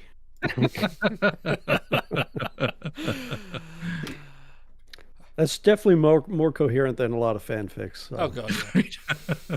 But it's not. It doesn't have a special essence of weirdness that only a human could come up with. Well, isn't it like the longest piece of fiction in the world is actually a fan fiction that's being written, still being written? Yeah. And is it Harry Potter or something? I can't remember what it is. I forget what it's about, but it was. Yeah, it's crazy. Like over 2 million words or something like that, and still going. Right, let me load up. What the dub? Star Trek edition. The Loud House revamped, 16 million words. Holy shit. It's like the big book. You know the name of the game, Share my folks. screen. Welcome to What the Dub. Bam, and then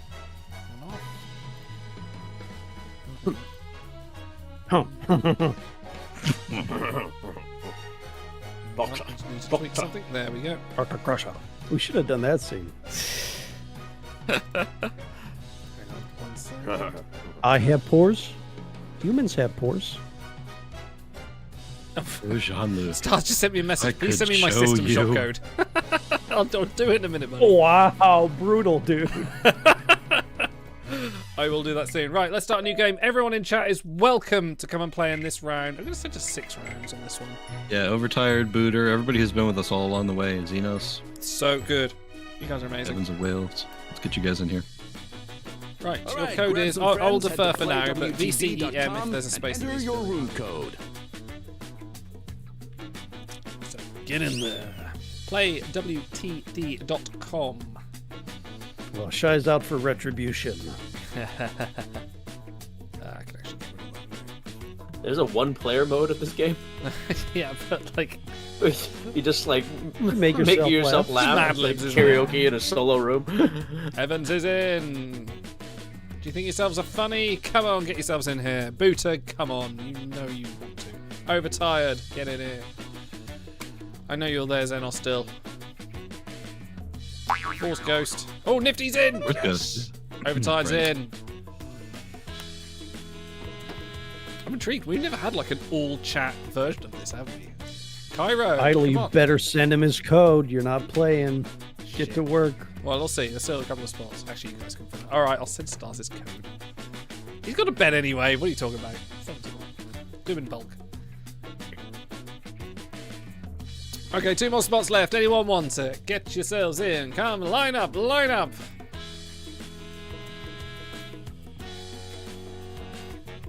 All right, Dan, you better get in. Dan, All right, tell me twice. All right, are we full? Dan, you better get in. Yes, full? we're full. Let's go. All right. Welcome to What the Dub. The rules are You simple. can skip that Each as well, round, the Shaq. video will play with. Oh, I can sit back and watch. Oh, I get to front. Round 1.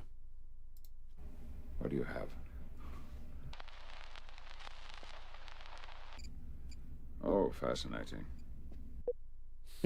What do you have? See you later, Cairo. Thank you for joining us. Fascinating. Enter your Thanks, dub. Cairo.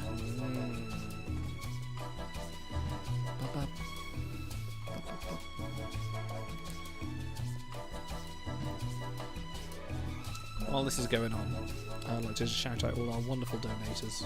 From Frank to Cranky Stars, Jorg Hillebrand, Walt, Mr. Roy Kirk, Nifty Mittens, Noodleman, Evans, Popper, Nax, My Dad, Danjamin, Force Ghost, Cranky's Fanboy, Ranarium, Best Efforts Power, Methos, Pow, TV Guy Grayson, B. Schneider, Davey, Jesse, Michelle P, Cameron, 76 Suited, and Evans again. You know, thank you all for donating. We've gone over 2,000. I think this has been an absolutely resounding success of a night.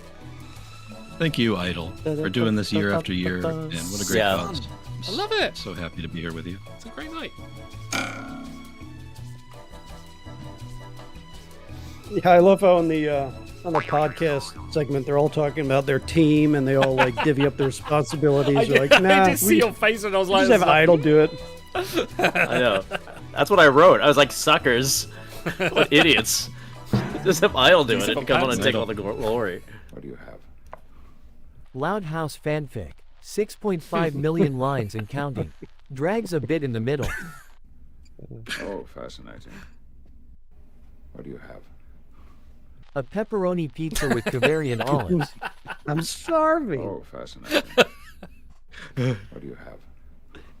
Nothing a little penicillin and Retinax Yeah. 5 won't fix. Yes. Oh, fascinating. What do you have? The latest work by William Shatner is interpreted by Otto. The latest. Oh, fascinating. It's an ongoing collab. A fine full beard. That conveys confidence and thoughtfulness. Yes. Oh, These are all good. what do you have? Most of them end with Rhea, but I'm still waiting for the swab test. Oh, fascinating. Everyone's a critic. Oh my god, That one they are sent so Dan. good. This is like the dream team of what the dub picks. This is so good. Oh my god, I don't know what to vote for. I think I'm gonna go 5.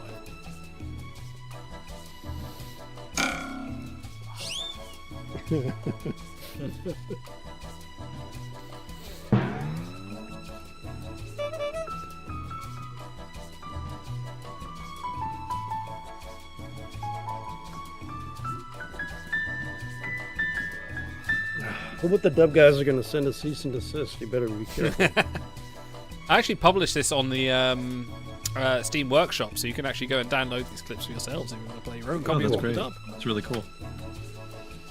Not all the clips. It had like I think it had like 50 maximum or something like that, so I couldn't put all the clips. You want to in link? there, You want to link chat for that? but I don't know if I can, but if you've got the game, you can search in the Workshop. It's the only Star Trek Okay. one on there, I think. But...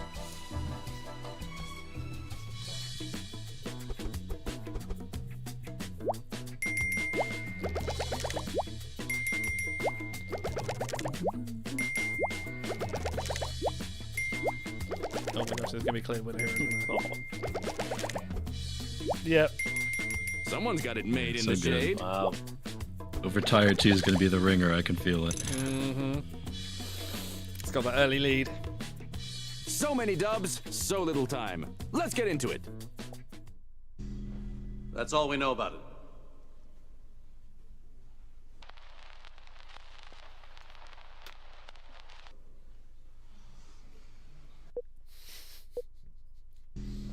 That's all we know about it.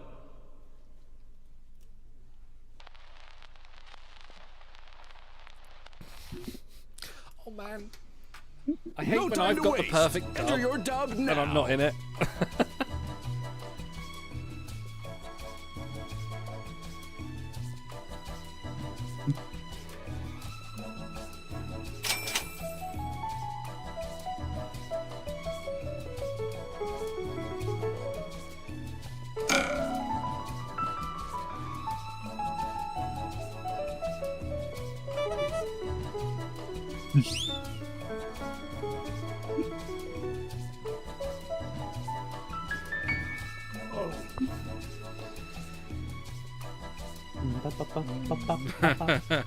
Xenos, I like yours.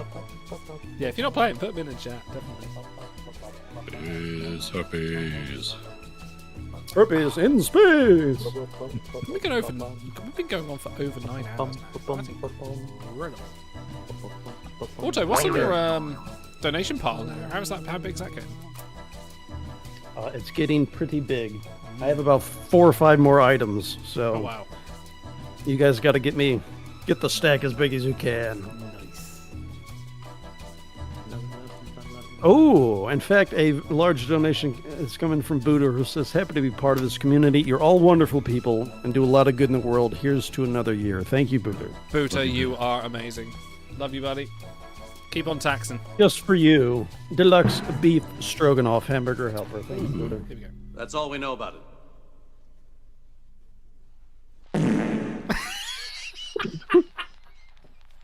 My God. That's all we know about it. Has anyone seen the giant novelty remote control?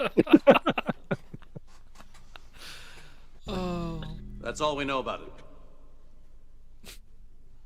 It's called Esperanto. It's a made-up language that sounds Jesus. like Polish, if you only used its dictionary outtakes. That's all we know about it. Dan's about to lose it. I've died here, man. But more HR complaints are sure to follow. That's all we know about it. As I've explained everything very clearly, I don't expect there will be any confused looks. Oh my God, That's been all the we know best about friend it. we've ever done. But for now, these are the uniforms. So, just make the best of it. Time to place your vote, folks. Dude, I'm sorry about that. I'll go They for- actually have an echoing fart sound effect.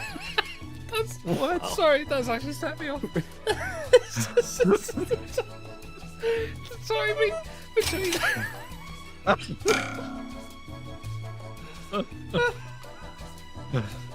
The timing from what he said, and that's the way about it.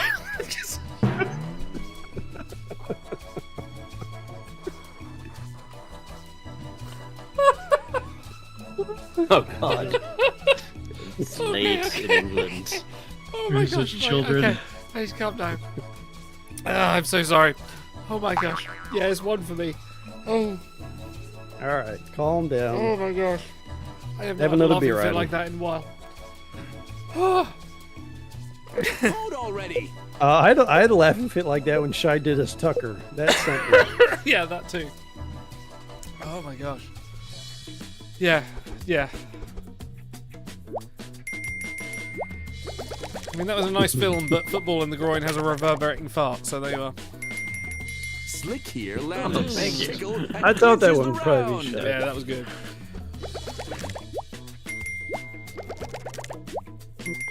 Oh man, underrated. That one stand? Underrated reverberating Wow. fart. Reverberating fart. Round 3. Investment and instruction, sir.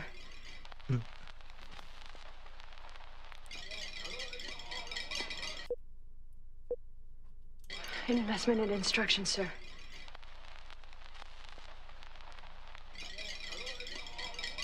What are you waiting for? Enter your dub. Oh boy.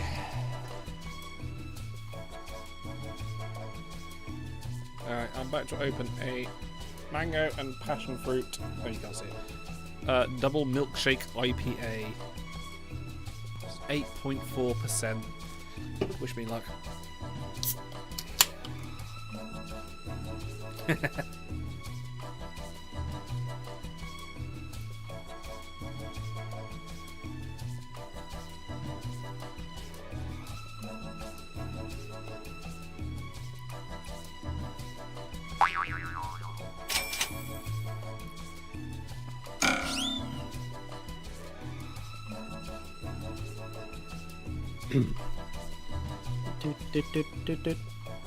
Booter's opting out.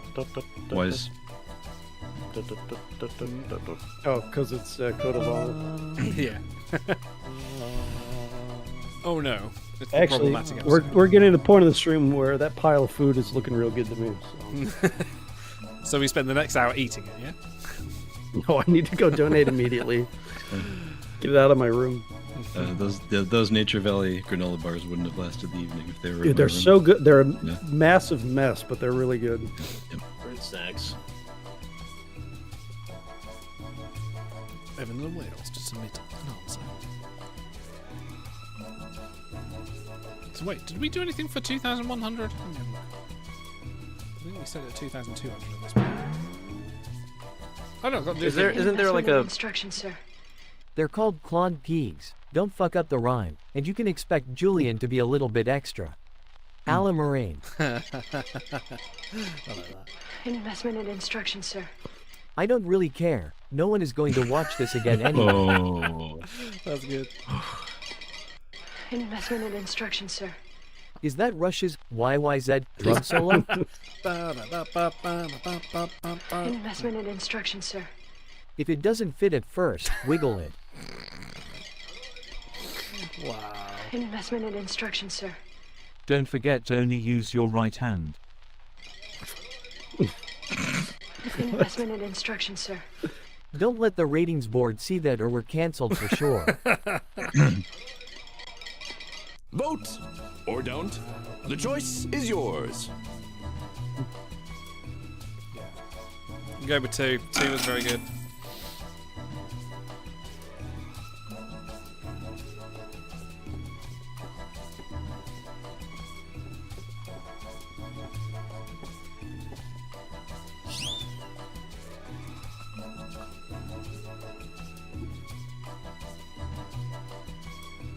So who's going to own up to So, it? Idle, Go on. what do we have upcoming for Trek Time? Oh, well, funny you should say that. On Wednesday, we are doing the next part of our Star Trek Adventure session, which we continued 2 weeks ago. The adventures of our TOS voyages of the USS Lexington going into the Shackleton Expanse. It's good fun. They've already cocked it up quite hard, so it's going to be fun to get out of this one. Are you GMing? Yeah, I'm GMing this one. So it's good fun. And then after that, I actually don't know. I don't think I've planned that far ahead. There's some Trek on the weekend, I think. You flipped the script on that one. Great work. Why do they mix the order between the voting and the results? That keeps throwing me. I don't even know what yours meant, Shy, but I still voted for it. Nifty, good one. Oh, Evans takes the lead. Round 4. I know what you're thinking, Captain.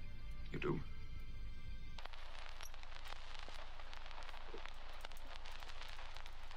Well, actually, I wasn't, I wouldn't worry about it, Jean-Luc. I know what you're thinking, Captain. You do?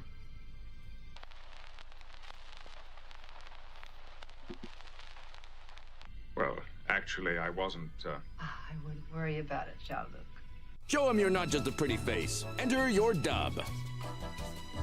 So yeah, while these guys are contemplating their humorous answers, which I'm sure will be no doubt send us into fits of laughter. Yeah, coming up on Saturday, we've got our next Star Trek Adventures session. Star Trek Adventures, the tabletop role-playing session, role-playing game. We'll be doing the second part of that. You can see the first part on our YouTube channel. It's a great lot of fun. We've got a diverse cast of people with us. And then I actually haven't got anything planned after that. Probably we'll do one more on the Wednesday after and a Trek on the Sunday after, because I'm going on holiday to Scotland. But on the 12th of June, we'll be doing our big Discovery recap, the entire series, as it is whole. The flaws, the plans, it's going to be a whole open and honest review. If you like it, if you didn't like it, whatever, we're going to have a big sort of... For non-Brits, that's the season review, not the entire series. No, the entire series. I'm planning. I think we're going to do the entire lot. Oh, all 5 It's seasons. over because at that point it will be over. It will be done. So okay. we might as well have a frank and honest. Same way we did with Strange New World Season 2. We'll have a big open discussion about Discovery, and yeah, be taking viewpoints Also, from all angles. We've crossed 2100, Captain. We have indeed. So we do need to do a big giveaway, which, yeah, this is the biggest giveaway we're going to be doing. But we will, Oh yeah, I'm in. We will. Oh. Yeah. After this round of What the Dub, I'll get it started on the giveaway stream. It's going to be a big one. Frank is holding it right now. A Playmates TNG. I feel like a QVC That thing is so cool. I might even fucking enter it. Jesus. I know what you're thinking, Captain. You do. I'm entering You're myself, thinking that you but I'm recognize my entering voice on from somewhere. proxy You of use the replicator Cranky. too much. So if Well, I actually, win, I wasn't. then Right. I'm going to actually send it to Worry Cranky. about it, Jean-Luc. I know what you're thinking, Captain. You do. We were at the beach. Everybody had matching towels. Somebody went under a dock. And there they saw a rock. It wasn't a rock. It was a rock lobster. Well, actually, I wasn't. I wouldn't worry about it, Jean-Luc. Rock lobster. I know what you're thinking, Captain. You do. This shrimp cocktail didn't really need to be 4 inches above the plate. Well, actually, I wasn't. I wouldn't worry about it, Jean-Luc. I know what you're thinking, Captain. You do. But we can just replicate the golf balls and the garden hose. God. Well, actually, I wasn't. I wouldn't worry about it, Jean-Luc. I know what you're thinking, Captain. You do. Meow meow meow meow meow meow meow meow meow meow meow meow meow meow meow meow meow. Well, actually, I wasn't. I wouldn't worry about it, Jean-Luc. I know what you're thinking, Captain. You do. You, me, Earl Grey, very hot, and a little thing you game to call breaking the Prime Directive. Well, actually, I wasn't. I wouldn't worry about it, Jean-Luc. What did you think was the best? Vote! Whoops. How do I unpin something? Okay. Yeah, okay. I think I know what game for me. Yeah, I'll start the giveaway after this round, and I'll make a 10-minute. We'll go a little longer. Frank, how did you get your hands on that? The Enterprise, not the banana. Oh, on the banana, I went downstairs and got it. Very delicious. The Enterprise, I bought it. It was for sale at the comic book store. Yeah. Frank is in this league of people who just sees things and buy them. I envy these people. Was this Danjavin's comic book store? Or Yes. Oh, is this a front? Hang on, you guys running a front? He was shopping about 15 years ago. It might have been. Would have loved him. I'm not going to say that I've probably ripped him off before on some trades done online. who did the meow? Oh, really? I love that. not your style. Thank you, Simpsons fans. You take the egg, baby. Winner, winner. Good one.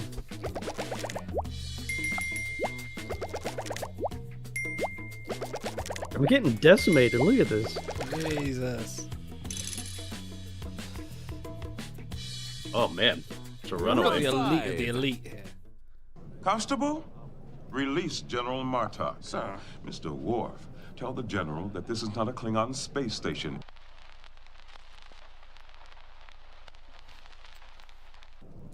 Understood. Constable, release General Martok. Sir. Mr. Worf, tell the General that this is not a Klingon space station.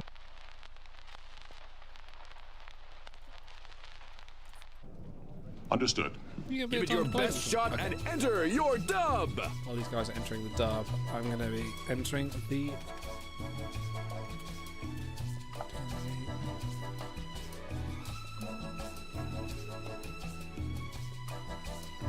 Second total time 10 minutes. Bam! Playmates TNG Starship. Enter giveaway. To do it now, you have 10 minutes to get in on this amazing Playmates. When what? Fucking stars! Look at he's straight in there. He hasn't got a bed at all. Go to bed, my ass. Damn right. So get in there straight away. Giveaway, please. What year? Well, Frank, when you've entered your entry, tell us what year. Oh no, wait, you're not in this round. Frank, what year was this TNG Playmates released? He's got to pick up the box. Hey, Marco Baker, how you doing?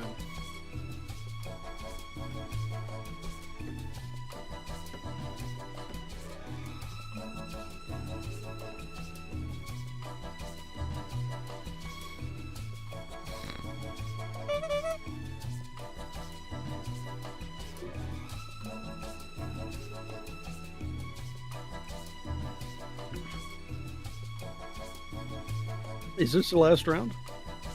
I think it's 6 rounds. So Round 5? Okay. I want to see. You got to blow up Frank's cam after this, so we can all see the beautiful Enterprise team. We're just waiting for one. There he is. There he is. Here we go.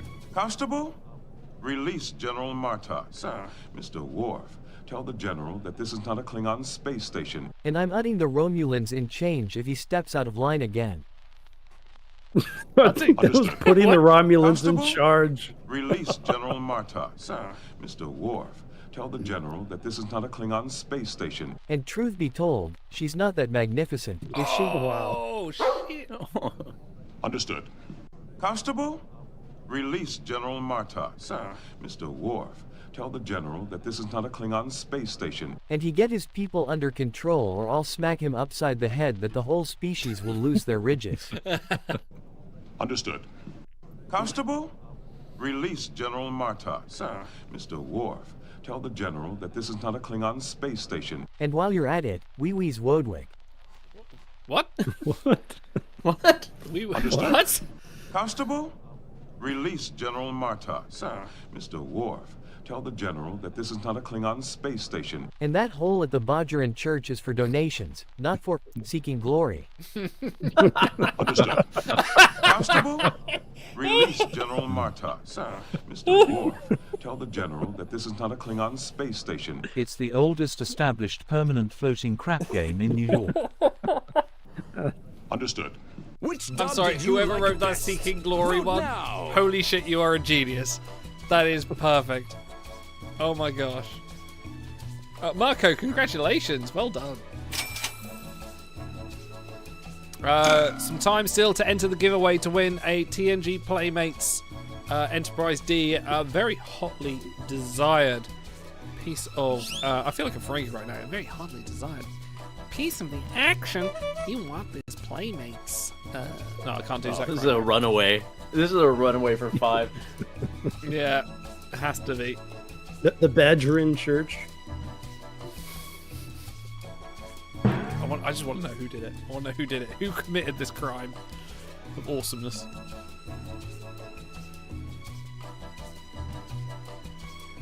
Roy Kirk's still here. Hey, I like the floating crap You're game. almost out That of was my vote. time. Okay, here we go.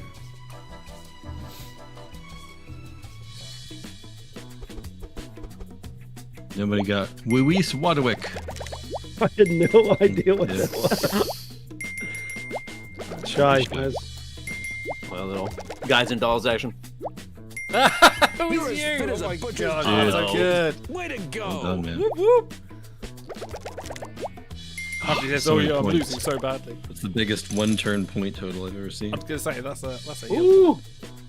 Grab your martini glass. one. Next up is the final round. I intend to calculate thruster ignition and acceleration rate to coincide with the opening of the Beecher orifice. Boy, here we go. I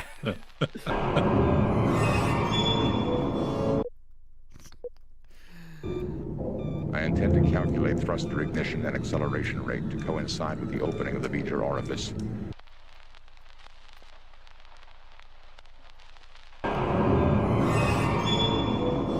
Time to shake the world, kid. Enter your dub. Yeah, you still got 5 minutes to enter into the Playmates giveaway. Save rare starship. I think it's a full featured transporter pad. Is that right, Frank? Give us some detail. Track these people into entering this.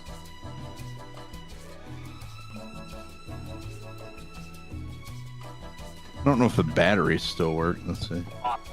Oh. Heard something there.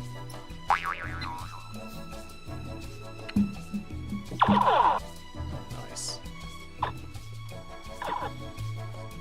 It makes sound. Oh, you got nifty into it.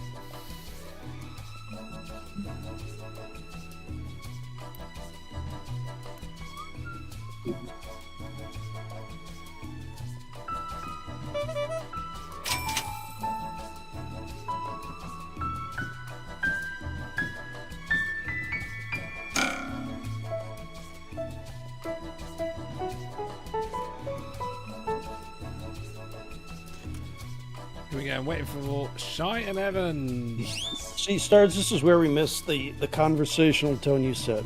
I think we're all just too tired to make small talk. Well, I tell you what. After this round, we'll do one more round, and then I think that's the.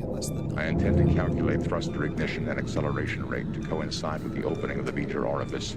Time to, as the Bajrans say, seek glory. Bajrans. I intend to calculate thruster ignition and acceleration rate to coincide with the opening of the Beecher orifice. When Via tells me to keep going, I will not deviate from my current course of action. Nice. That would be illogical. That's wrong. Oh my gosh. That's from years of marriage. I intend to calculate thruster ignition and acceleration rate to coincide with the opening of the Beecher orifice. Zip. Oh, Jesus.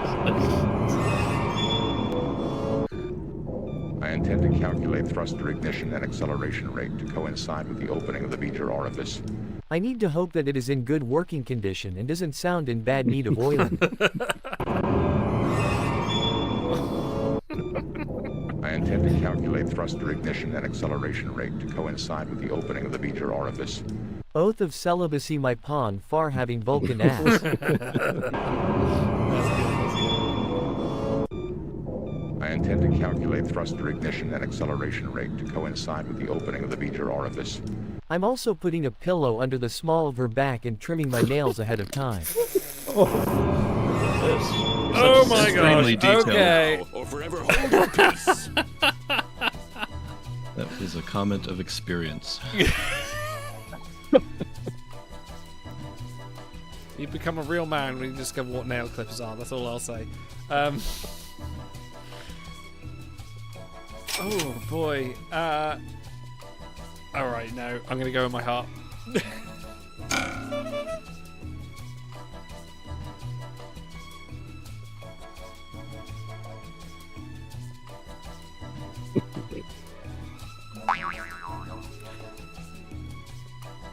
I mean, to be fair, you did pick like the most sexual clips of all time for this, so. It's Star Trek! How can you not? Every clip is a sexual clip. It's fucking Gene Roddenberry, come on. Sorry. Hurry! I may have had a few light beers.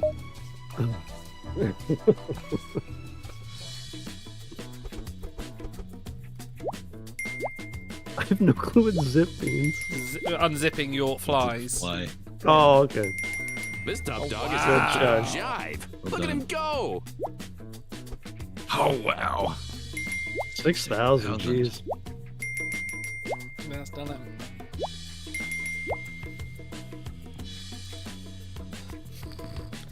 I think Shy's got this one. And here's our winner! Whoop whoop. Oh, Auto's got it! Hey, Auto! congrats. Nice. You're as fit as a butcher's dog, kid. Way to go! Oh, poor Don't Overtime. show the Disappointment don't you show the turned out to loser. be. Sorry, buddy. All right, I want to see what the points are at. That yeah, it's It's got to 6,000. be close, yeah. Well, I'd call this one a success. That's really Oh, close. within Wow. 200 points away. Wow. So close. Close. Oh. Gosh. All right, let's do some new players. Oh, wait, no, I'll click the actual game, not the stream. There we go. Evans and Wales. Oh, Congratulations Evans. on your brand new Star Can Trek. we full screen the Evans! Enterprise? Wow. Don't I owe him something else? Didn't he win the He won the mouse mat mat? as well, so... Holy Evans, what a day for you. Some amazing stuff coming your way. This is why we go to charity stream. Bum, bum, bum. Right, okay, Bum, bum, stream bum. code. I'm going to join in this one because I need to. NV UW. Bum, bum. Box is beautiful too. Wow. There we go. Not as beautiful as you and the shit behind you. Cheer up, my lads, 'tis to glory we steer. I can't believe you didn't know that by heart, Shy. Everyone knows "Come Cheer Up." Thing is, everyone knows the "Come escaped Cheer Up, me. my lads" from the Captain Picard song. Like that's all you know. Right. Here's the finest crew in Starfleet. Yes. Engage. Okay. From Luke Picard. Anyone wants to jump on? Jump on. Let's do this. Last round of the night. Let's finish this up on the bang. Evans is in. Playmate Starship winning Evans is in. Yes, come seek glory with us. The man wants to win everything. 30 years has undone the glue on the seal. It just peeled right off. Uh-oh. So technically it's sealed, but technically it's... Wait, what is this? Oh, is this a 30 years old Playmates Enterprise D? No, this is card game. Oh, that. Oh, you're okay. opening that now. Dan's in. Come on, Auto. Get in here. I know it's late for me because these letters for the room code are seriously messing with my eyesight. PFLQRFZ. One more. We need one more. Mm. Full team. Nifty. Fancy. Tara. Overtired, you had some good ones. Yeah, come on, Overtired. You lost the last one. Redeem yourselves.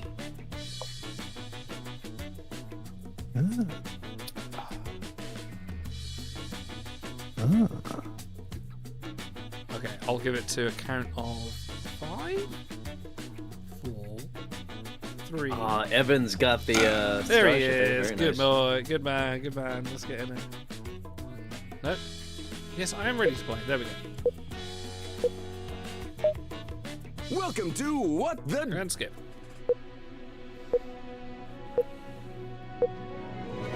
Round 1. Captain, Yes, number 1. are you on the bridge? Where else would I be?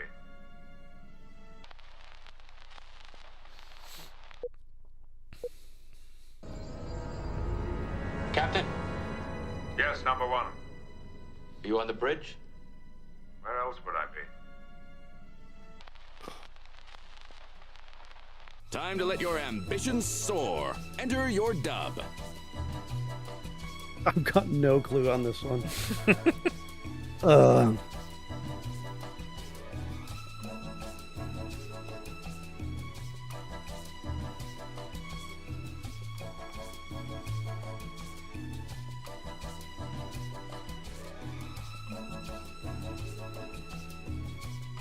boy. Someone wants to DM me a good one, I'll just use it. I've got... Just take from chat. Use chat. You'll be the chat. got vote no this time. ideas. I won't look, promise. You have ghostwriters? Yes. I can pay you in canned goods. All the granola bars you could ask for.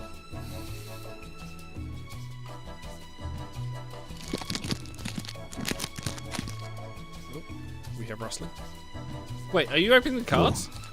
ASMR. Well, just one of the, like, 50 packs in there. Wait till you're in focus. We'll do it after this.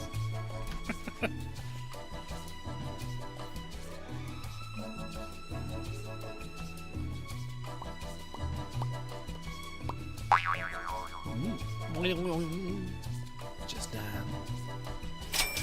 There he is. There he is. Let's go. Fine.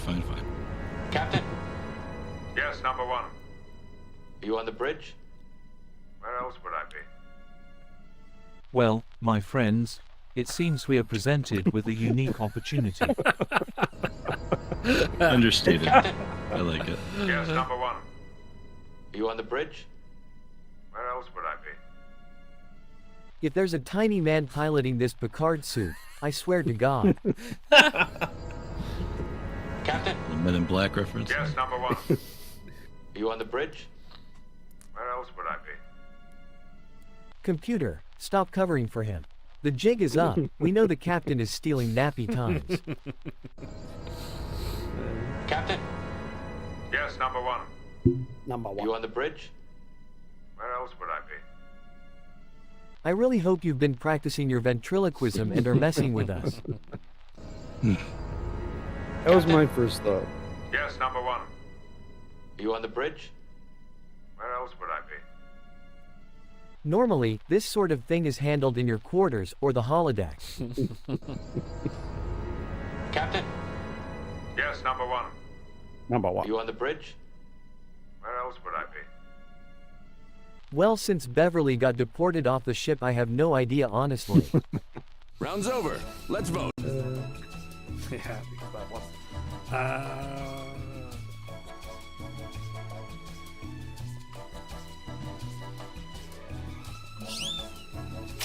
I don't even know what number one means, but it's provocative. Oh no, it's entirely provocative.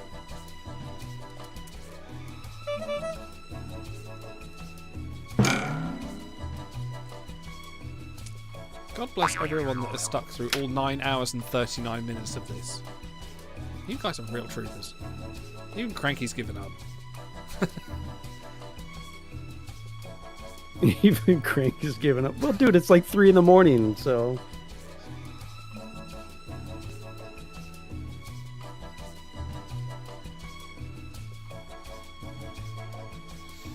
I just feel We're almost out of vindicated time. that Maria's voting for most of mine. It's like, yes. Did the Marie litmus test.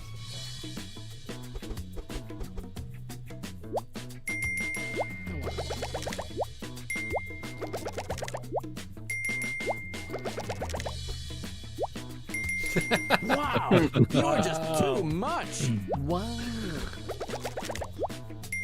You're at a loss and you did the best.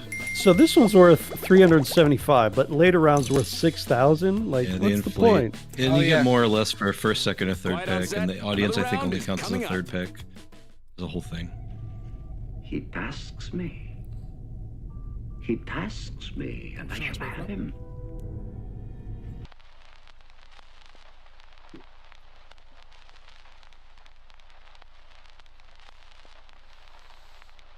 Perdition's flames before I give him up.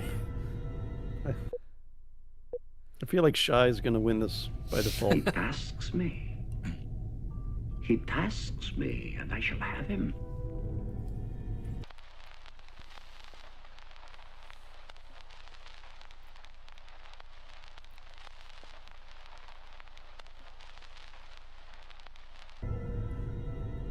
Give it your best shot and enter your dub.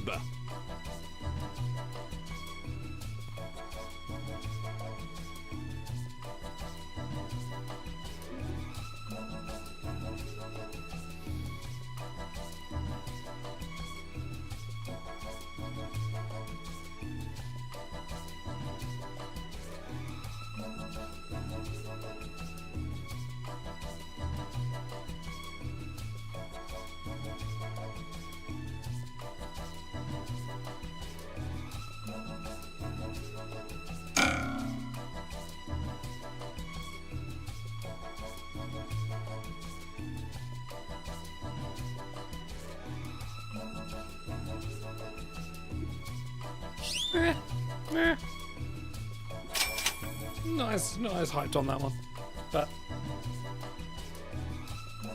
the important thing is that I have an answer.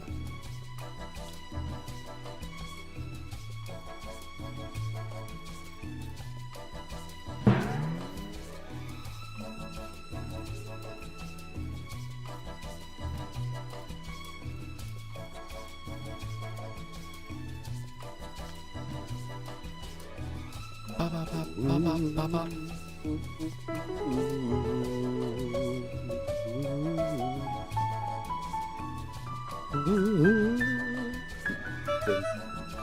Boo. Do do. Do do do. Boo. He tasks me. He tasks me, and I shall have him. I'll chase him round the moons of Nibia and ask him if the northern lights are in his kitchen. And I shall ask to see them. Steamed hams. The best thing. He tasks me. He tasks me, and I shall have him. 6,000 points in the final round? What kind of SETI Alpha bullshit is that? Someone get me the B-52's discography. I'm going for more song lyrics next. I still lost. He tasks me. He tasks me, and I shall have him. Wait, what did I say? Tasks me? What in perdition's flames does that even mean? Cut. Reset. That's good. That's good. He tasks me. He tasks me, and I shall have him. To the windows, to the walls, till the sweat drips down my balls. How did you do that? That's like a square. What? Yeah, how do you get haiku in? Holy shit. He tasks me. He tasks me, and I shall have him. I'm going to put on a performance that no one would dare to try and imitate me, let alone Kirk and other crew as well.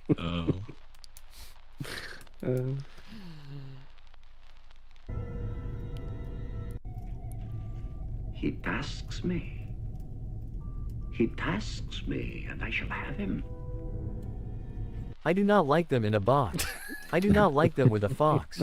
I do not like green eggs and ham. Oh my I do not like them. Sam I am. Vote for your favorite dub. Not our strongest round, but To be fair, some of the clips are better for cribbing than others. that was a really long one. I love my answer. Don't vote for yourself, Shy. You can't.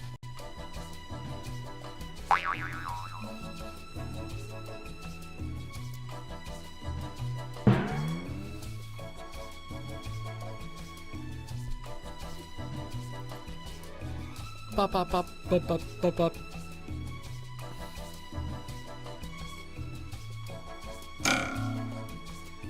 So the question is, what are we going to do next year? Bigger. Bigger, better, stronger, harder? Is there a voice with a Spanish accent? I believe so. Yeah, you can select your language if you scroll down. Will any of the hosts still be playing timelines next year? No. Probably.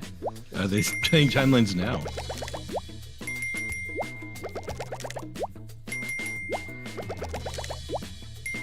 Hey, thank you, Evans. Oh, there it is.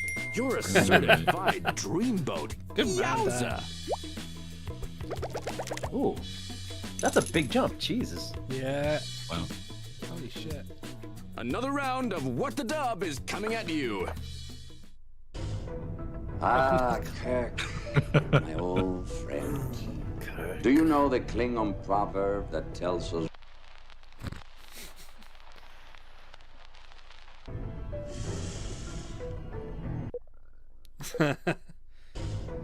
Ah, Kirk, my old friend. Do you know the Klingon proverb that tells us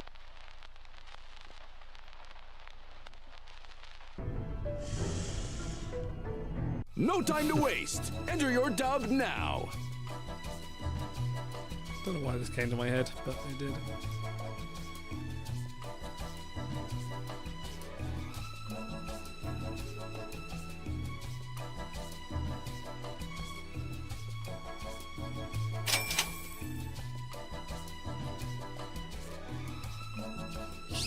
Yeah. Yeah, you good. We got a kitty again. Kitty. My cat came back and decided to just. She decided she wanted a fuss, and then she wanted to jump down to my feet and attack my feet. So I decided to go, no, off you go, bye. The cat came back the very next day.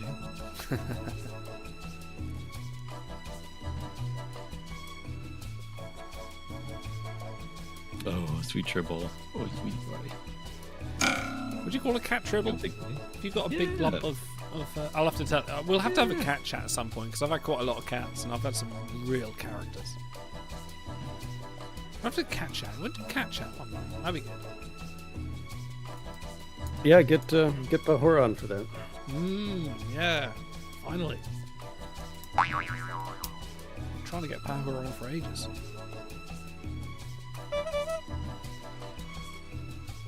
Get there.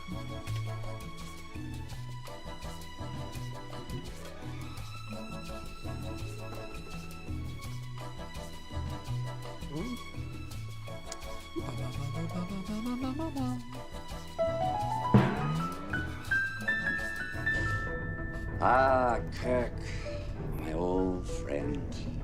Do you know the Klingon proverb that tells us That I ain't no hollaback girl. Nah, I ain't no hollaback girl. Ah, Kirk, my old friend. Do you know the Klingon proverb that tells us There's more ways to find glory than sticking your dick in a wall. Yeah. That was good. Ah, Kirk, my old friend. Do you know the Klingon proverb that tells us That villains can know information that it is impossible for them to know and recognize people they have never seen before. What? Ah, Kirk, my old friend. Do you know the Klingon proverb that tells us Surround yourself with grimy extras and you'll always look ready for battle.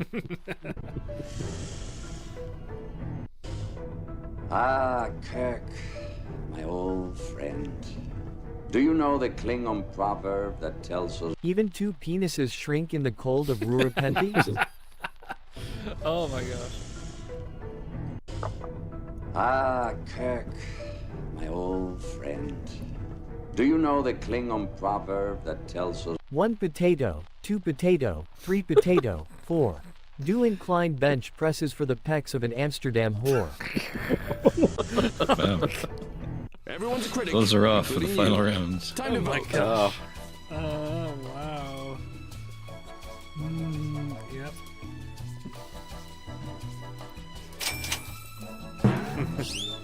Okay.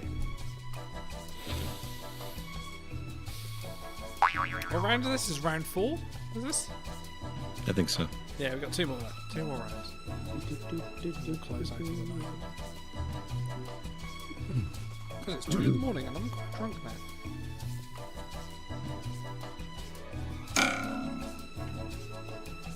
Large chat like 6.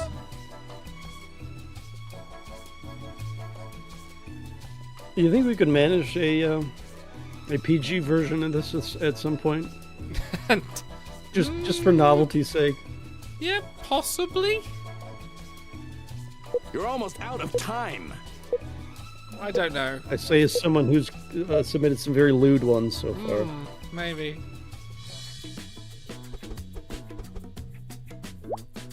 I like this one. Hey, thank you.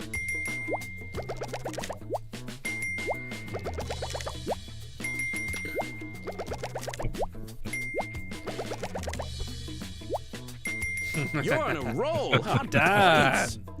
Wow. Right on. Ooh, I've gone up a bit. Nice. Round 4. This is where the fun begins, Savick.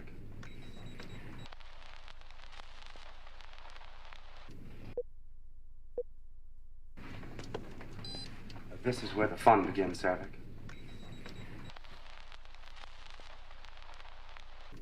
Time to shake the world, kid. Enter your dub.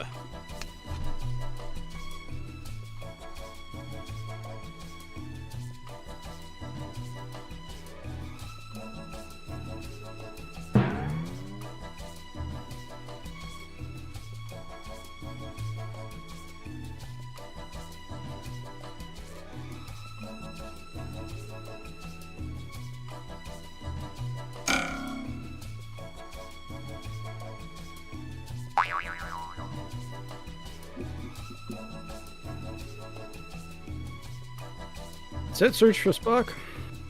That is, yes.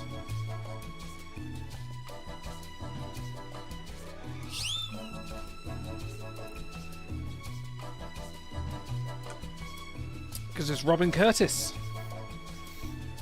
Not, oh, fuck. I'm embarrassed to tell you how old I was before I realized what happened down on Genesis Planet with her and Spock. It's like... I didn't see Search the Spock until I was about 19. I think I saw Wrath of Khan early, and I saw Voyage Home, but I never saw Search the Spock until much later. Saw it in the theater. Yeah, I remember. So here's what I remember about Search for Spock: is I remember standing for line in the anticipation to see it and seeing the poster on the wall. This is where the fun begins. Don't remember the movie. I've played Centipede before, Dr. Marcus. Oh. This is where the fun begins, Savick. If you think this crap is fun, wait till you see the one with the whales. This is where the fun begins, Savick. No, this is where you die, David. Oops, spoilers. David. Oh. Luigi. This is where the fun begins, Savick. That's unfair. We've been going for nearly 10 hours and there's been a lot of fun. Oh, thank you. Oh. This is where the fun begins, Savick. Quoting the Star Wars prequels in a Star Trek film? Don't be that Shy. guy. Shy. Yeah, shy. This is where the fun begins, Savick. It's a good round. Are you wearing the drapes from your quarters? Jesus Christ, get a wardrobe, David. I don't. Jesus Christ, David. Oh, man. Oh, wow. Okay. Oh, crap, I voted the wrong order. Oh, well. Whoever said 10 hours of charity stream fun, thank you. You are my hero. Absolutely. And it's not me, I promise.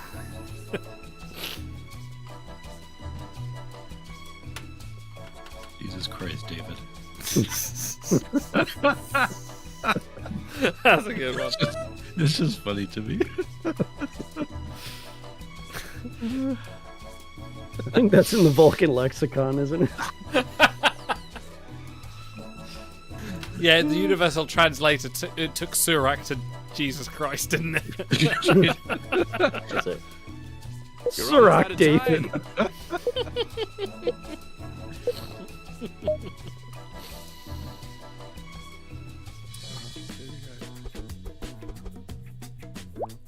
Wait, who was that? Evans, thank you. Yeah, Nice thank job, you, Evans.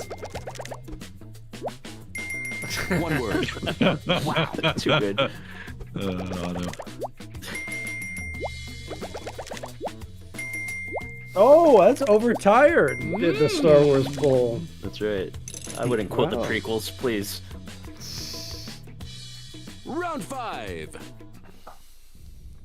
Oh no. Ambassador, I'm curious. How does your species procreate?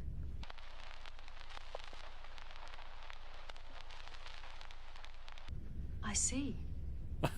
I'm so sorry.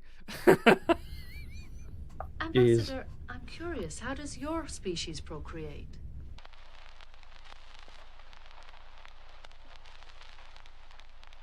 I see. Show him you're not just a pretty face. Enter your dub.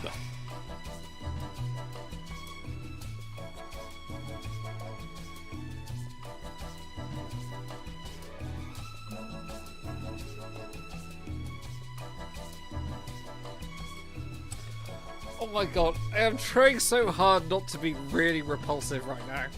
And it's so hard. Don't. That's the beer talking idol. Save yourself from yourself.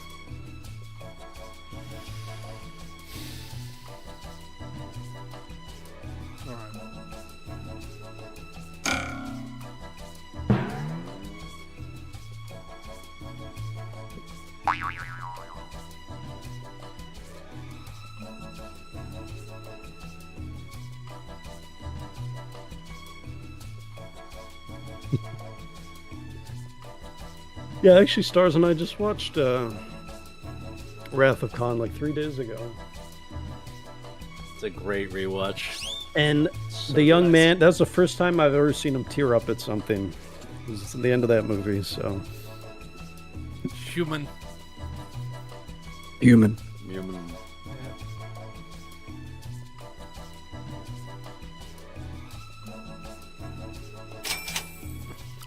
I don't know. How old do you think my son will have to be, or my sons will have to be, before I can introduce them to the Wrath of Khan and they will be fully cognizant to understand it? I think by the time you meet them for the first time, they'll be ready. Dude. You know, there's a good father-son storyline in there, so maybe, you know, as they're a teenager, they might appreciate aspects of it. Yeah, maybe. It's not, well, it's a little violent, little horror. Ambassador, I'm curious. How does your species procreate? Certainly not with a V-neck cardigan vest over a purple pullover. Golly. I see. Yeah, nice. Ambassador, I'm curious. How does your species procreate? Remind me again how humans spell the word platonic. Platon. I see. Oh. Ambassador, I'm curious. How does That's your funny. species procreate? That's very good. Well, we have this guessing game where the prospective mate has to work out an alternative name for an ice cream. Ambassador, I'm curious. How does your species procreate? Usually with a large. Then we. Until they. I see. Ambassador, I'm curious. How does your species procreate? Unless everyone is going to get real cool about a lot of shit real quick, I'd rather not say. I see. Ambassador, oh my how god. does your species All right, this is a strong round. Officer Troy, please not in front of Galaxy Quest's own Tommy Laredo. I see. Terrible. It's like the best round yet. Okay. Oh, Jesus. I don't know what to pick. Yeah, this is good. I'd like to vote for all of them. I seriously would. This is a real strong round. You know, these sound effects answers always make me laugh, but I refuse to vote for them. Refuse. Give in. End of the night. Let it hang this. Oh my god. Holy shit. What is this, round 5? Yeah, last one. One more until the last one, I think. No, I think we can all go to bed. Yeah? Just about. Except for our West Coasters. I think Nifty, Hustle, Marie. And we've been going over 10 hours. 10 hours. For charity. Hell yeah.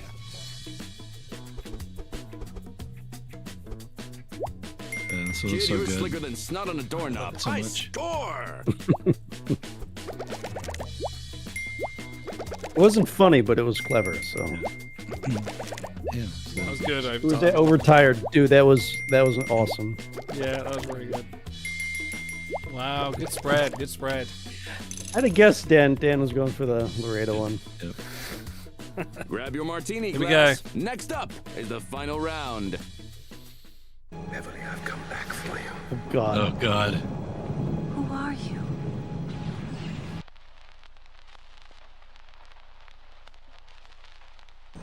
No, that was a dream. Oh my gosh, yes. Okay. Beverly, I've come back for you. Who are you?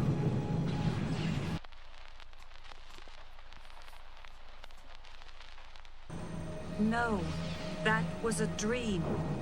What are you waiting for? Enter your dub. Oh, man.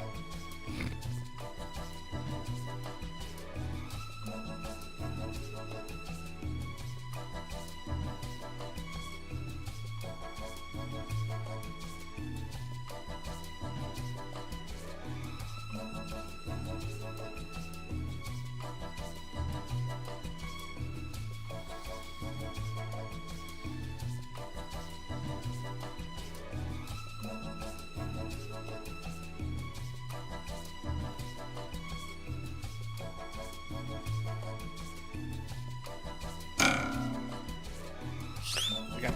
Yep.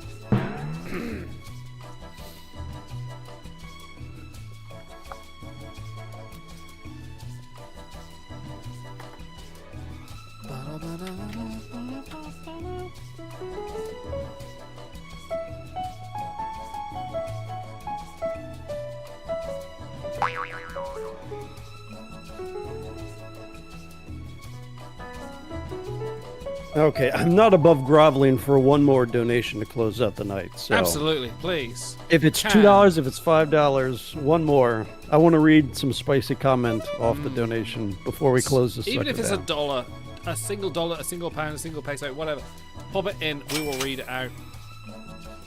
Beverly, I've come back for you. Who are you?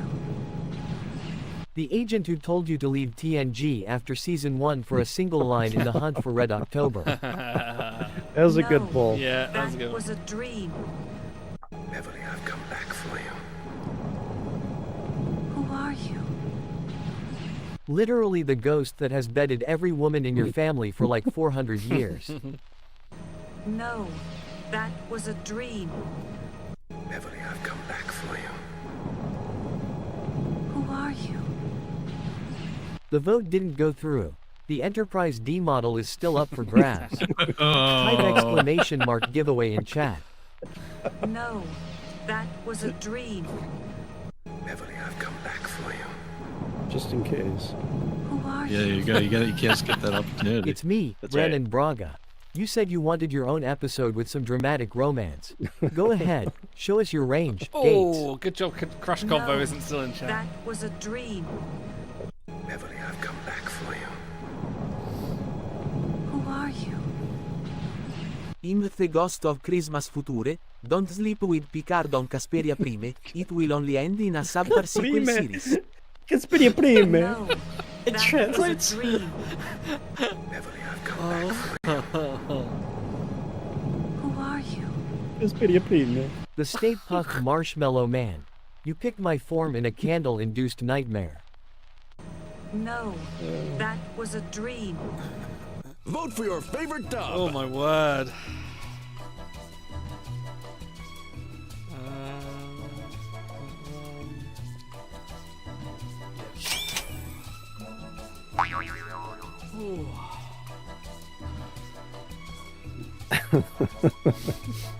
Poor Idol. Why poor me? How many hours of sleep you gonna get tonight? 4? Oh, loads. I've got tomorrow off. Oh, okay. It'll be fun. Oh, good for you. Good Yeah, planning. I'm not working tomorrow. Learned Part my 2 lesson of our after 20, of our charity stream will start tomorrow morning. I did that in 2022.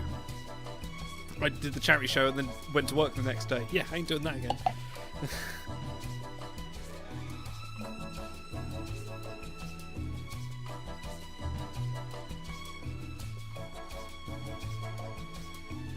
Time's running out. Here we go. Final one of the night. Who will win? Whose cuisine reigns supreme?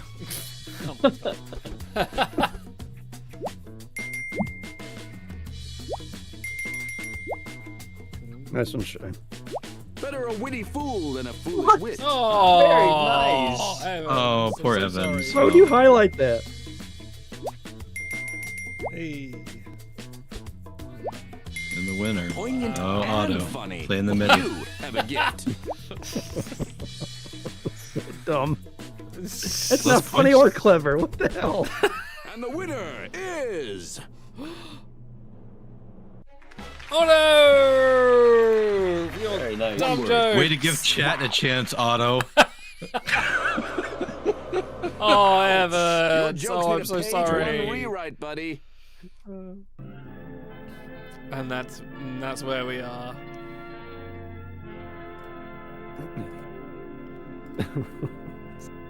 They had some really good ones. In Thanks this to one. everyone who played, except that one guy who wasn't even Right, trying. right. There we go. That's the one, I think. Yeah, something like that. Well, thank you everyone for joining. This has been an absolutely Everyone's watching. Work it, Dan. This has been an absolutely. Absolutely. Absolutely. No. This has been an absolutely monumental evening. Thank you for helping us raise over $2,100 Holy moly. for charity. Wow. Amazing. For anyone still watching, this charity link will still be open for the next couple of weeks. So if you have friends, anyone you know, people you think you might donate, bit.ly/TrekTime24, please tell them the link and let them know that, hey, it's for a good cause. The World Central Kitchen do an amazing job feeding people in the places where they deserve it the most, war-torn countries, Gaza, Ukraine, those places where we can't help them directly, but they can, so donating helps them directly.